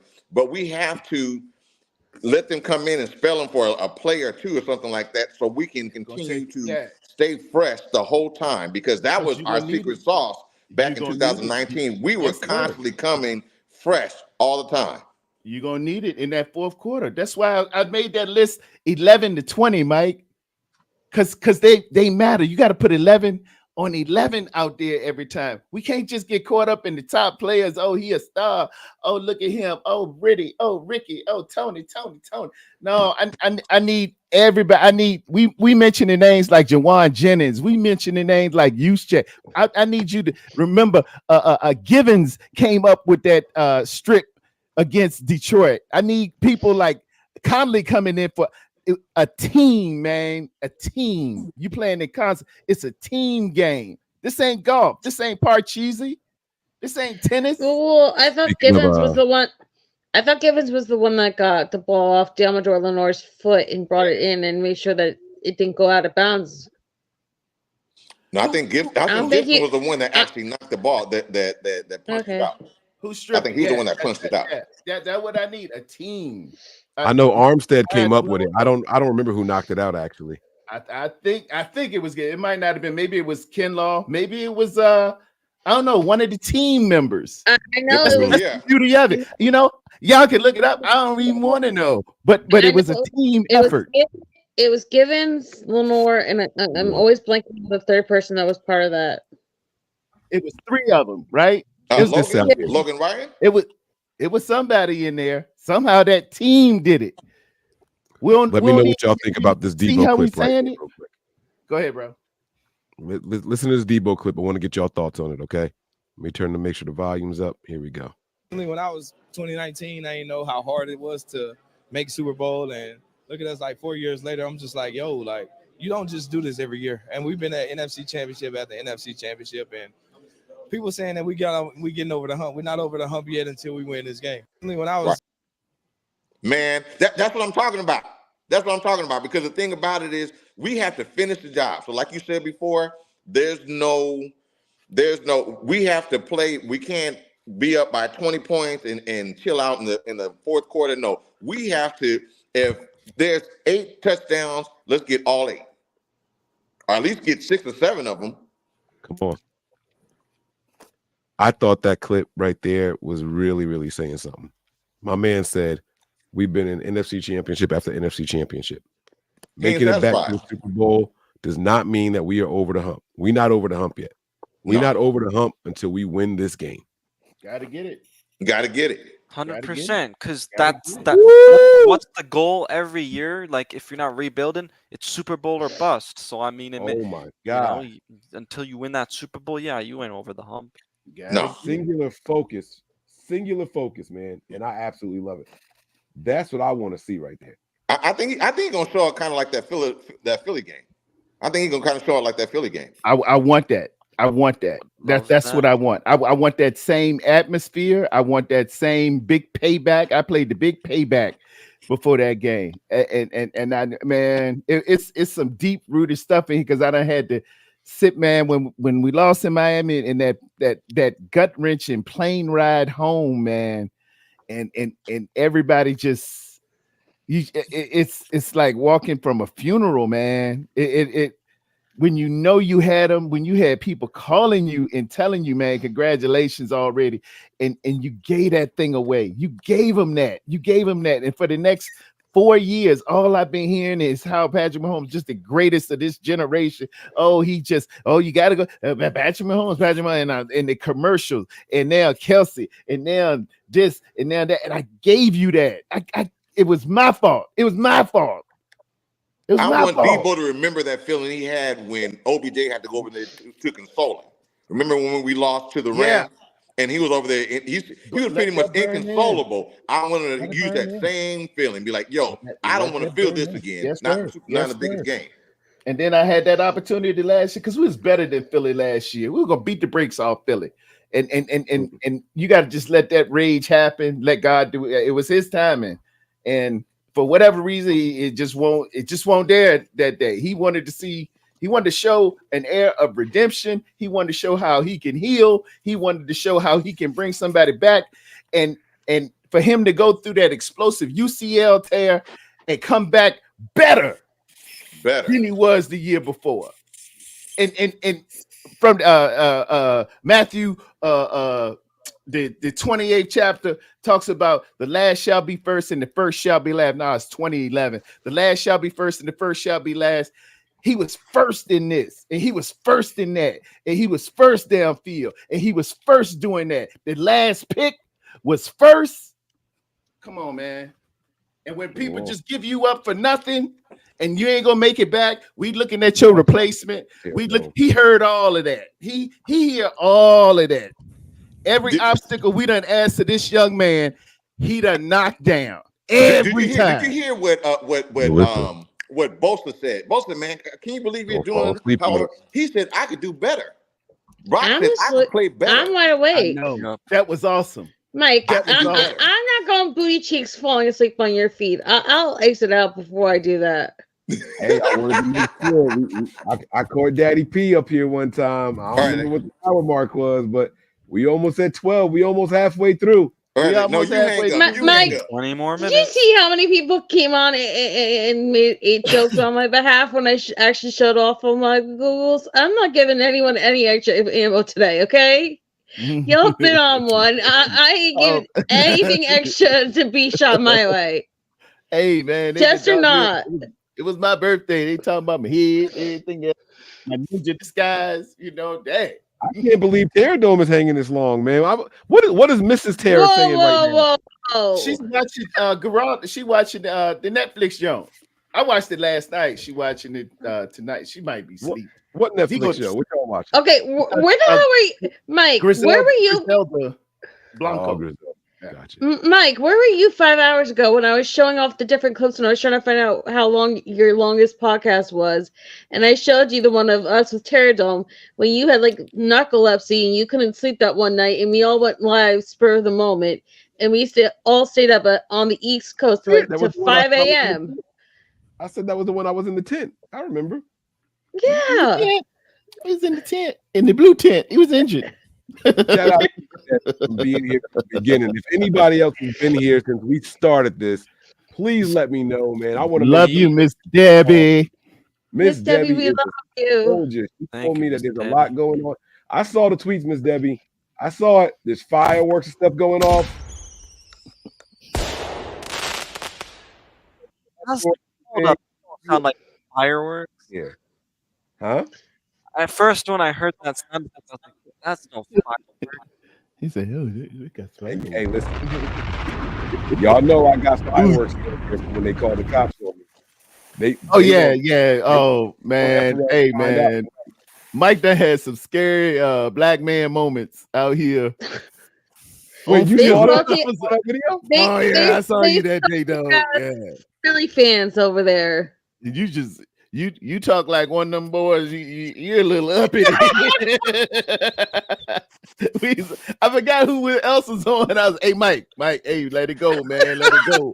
I was hanging out with my wife a little too long, huh? Oh boy, yeah. Crazy part is, if you lived in my part of Jersey right now, not a single person would call. I swear to you, on holidays, we have freaking fireworks going off from 2 in the afternoon all the way to like 4:30 in the morning. Just random assholes just like sending off fireworks all over the place and nonstop. What was the occasion for the Super Bowl or no? They just shoot fireworks. No, Yeah, so like it was a huge deal because I don't know if it's been like this for any of your states, but for New Jersey, for the longest time, fireworks were banned. Yeah. Like people had to go illegally smuggle up to not just like the border of Pennsylvania, but like probably near where Mike lives. Go to one of those like outlet malls that lives in like the middle of nowhere hill. We do the same thing.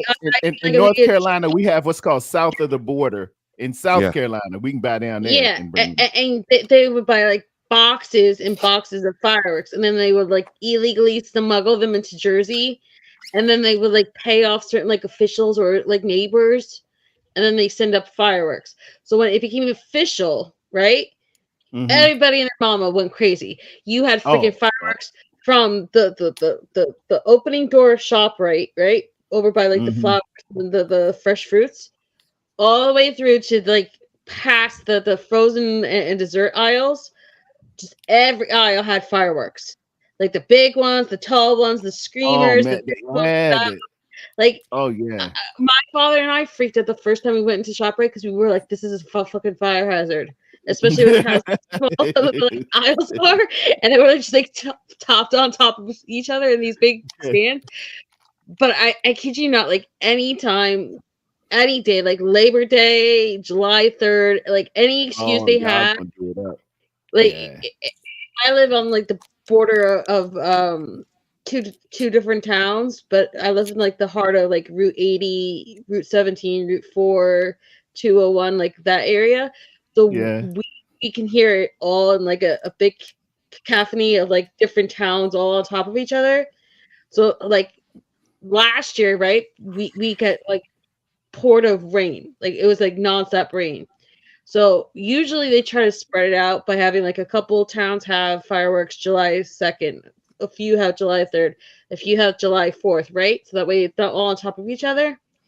And because they have raining, like these towns were all shooting off at one time. Like it was nonstop crazy between all the thunder and lightning. Like it's crazy the way that fireworks happen. Not in Jersey it became legal. I got firework. You going with firework fatigue already, and y'all just when did they make the new law that y'all can have them and they weren't prohibited? It was this year or something? It was No, it like was a couple of years ago. It was like 2 years ago, and Okay. it's Yeah. the worst thing ever. Because Pterodome. Okay, so like, let's say that this is my block, right? I'm like 3 houses in right here, right? And my asshole neighbor over here is like a cop, and the guy across from him is a cop, and they decided, let's throw a block party. Oh, Lord have mercy. And they were partying from about 10:45 in the morning to like late in the afternoon, right? Like they were like boozing it up, blocking it off with like the tape and the cones and shit. This one motherfucker, he must have been drunk off his mind, decides to go out right into the middle of the street, right in between like the 3 houses, like not right where they were partying, but like a couple houses over, like next to mine, but not right in front of our house. And he decides to set off this fucking firework in the middle of the street. It just starts spinning like this and shooting sparks up all over the place.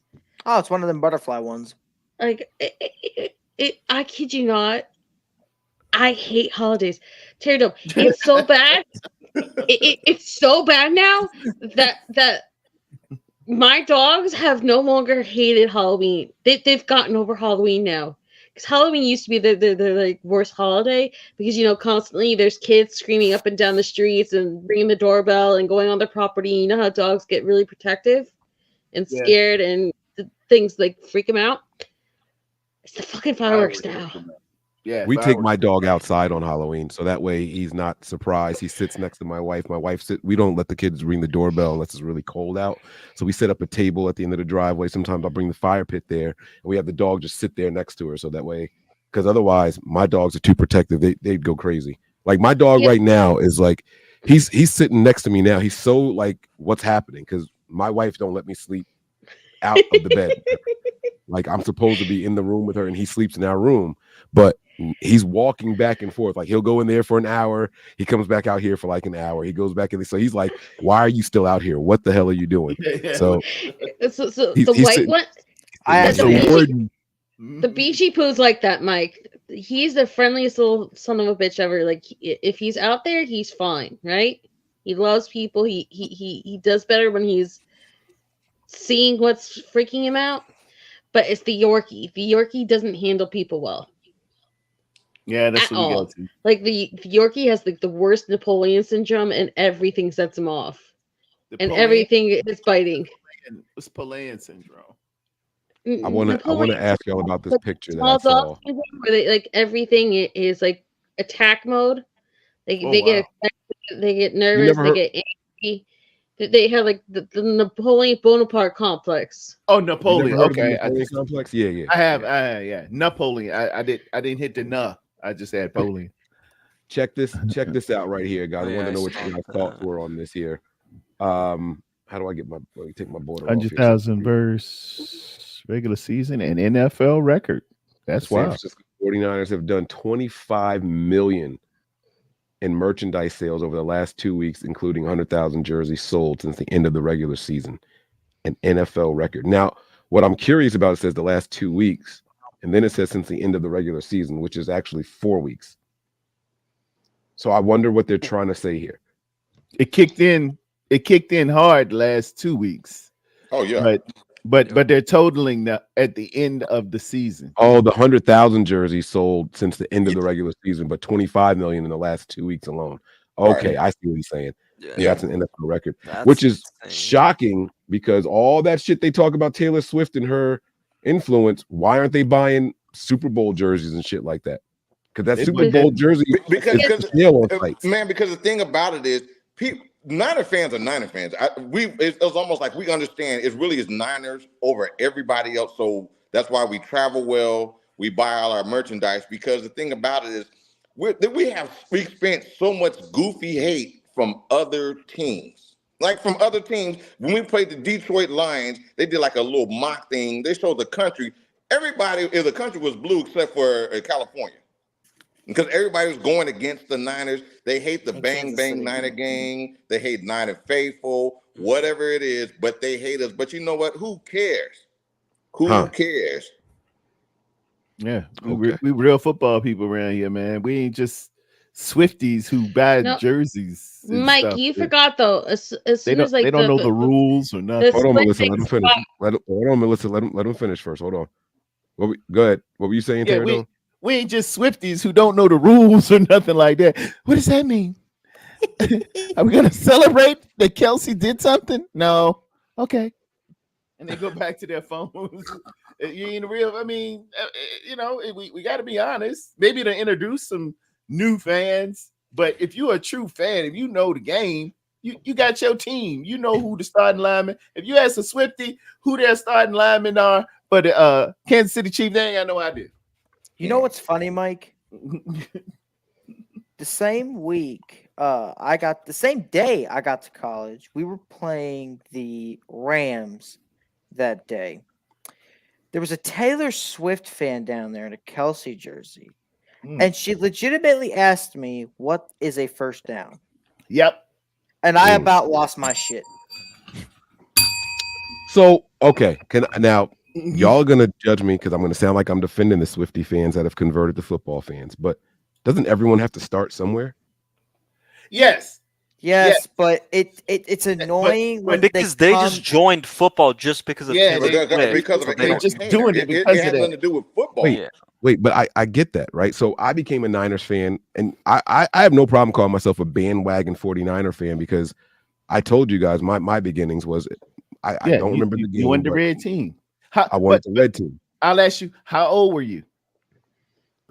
5 or 6. How old was that young lady? That doesn't count. How old was the young lady that you were talking about? He said he was in college, so she had to be 18 or so. But more than likely, it's just the thing about it because they're Swifties, and so therefore, if she say, "Look, I'm going," I mean, because she's actually a Philadelphia Eagle fan, and she's just going with the Chiefs now because her boyfriend played for the Chiefs. So they're just basically going. They're latching up. They're riding the wave right now. Oh, she likes Chiefs. Guess what? I like Chiefs right now. But if she goes back, they break up, whatever, and now she goes back to liking the Eagles. Then guess what? Now I like the Eagles. Well, that's what I was going to ask you. Do you think that if she says I'm dating a guy from the Raiders now, that she's going to take those people that became Chiefs fans with her? Oh yeah. Hell yeah! Because those fans who are Swifties, you better shake they it were off. never actual loyal fans. They only got that fandom because they saw their favorite, artist or whatever, being on having a boyfriend on the team. That's all. That's what it is. They got. I don't know. They're just following wherever. They're following wherever she goes. It was a million people running around here saying, "Dang, I wish I had a team. I need to pick a team." And they said, "Okay, I like football now because Taylor Swift's here." I do think that's possible. Yes, I do. I will say there's probably a good amount of some people that are like that, but there's also gonna just be where it's like, I like the people who aren't into football. They're like Taylor Swift, so they're right. I think every year there's a couple thousand people that say, I want to get into football this year. How do I pick a team? Oh, I like Taylor Swift. Cool. You guys have seen my boy G on the show before. He's a Packers fan. He said, Mike, I want to get into football, but other than fantasy football, how do you recommend I do it? You got to pick a team. He said, all right, give me a list of a couple teams to choose from that you think are going to be good in the next couple of years. I said the Saints, the Packers, the Niners, or the Ravens. Those are the 4 teams I told him to choose from. He said, well, your ex-girlfriend is a Saints fan. I don't want to do that. Your brother's a Ravens fan. I don't want to do that. And you're a Niners fan, so I'll go with the Packers. He's been a diehard Packer fan ever since then. He was a grown man, right? Okay. Yeah. So he just wanted to be a Packer fan just because he didn't like the fact that you. How many Taylor Swift concerts has he been to? I feel like that's different because I feel like a lot of the people that say that they are that they follow the Chiefs because of Taylor Swift. It's just a fad. Once she goes away, they'll all go. Yeah, that's what I'm saying. Exactly. That's what I was saying. Like they're just following wherever she's going. They might never, go to another game. They might never even buy another jersey. Some of them good. It's good for the NFL right now. My sister was a Patriots fan. My sister was a Patriots fan during the Brady years. Now she doesn't even like the Patriots. Now she's a Chiefs fan all of a sudden. Yep. That's how these fair weather mugs is. They not, and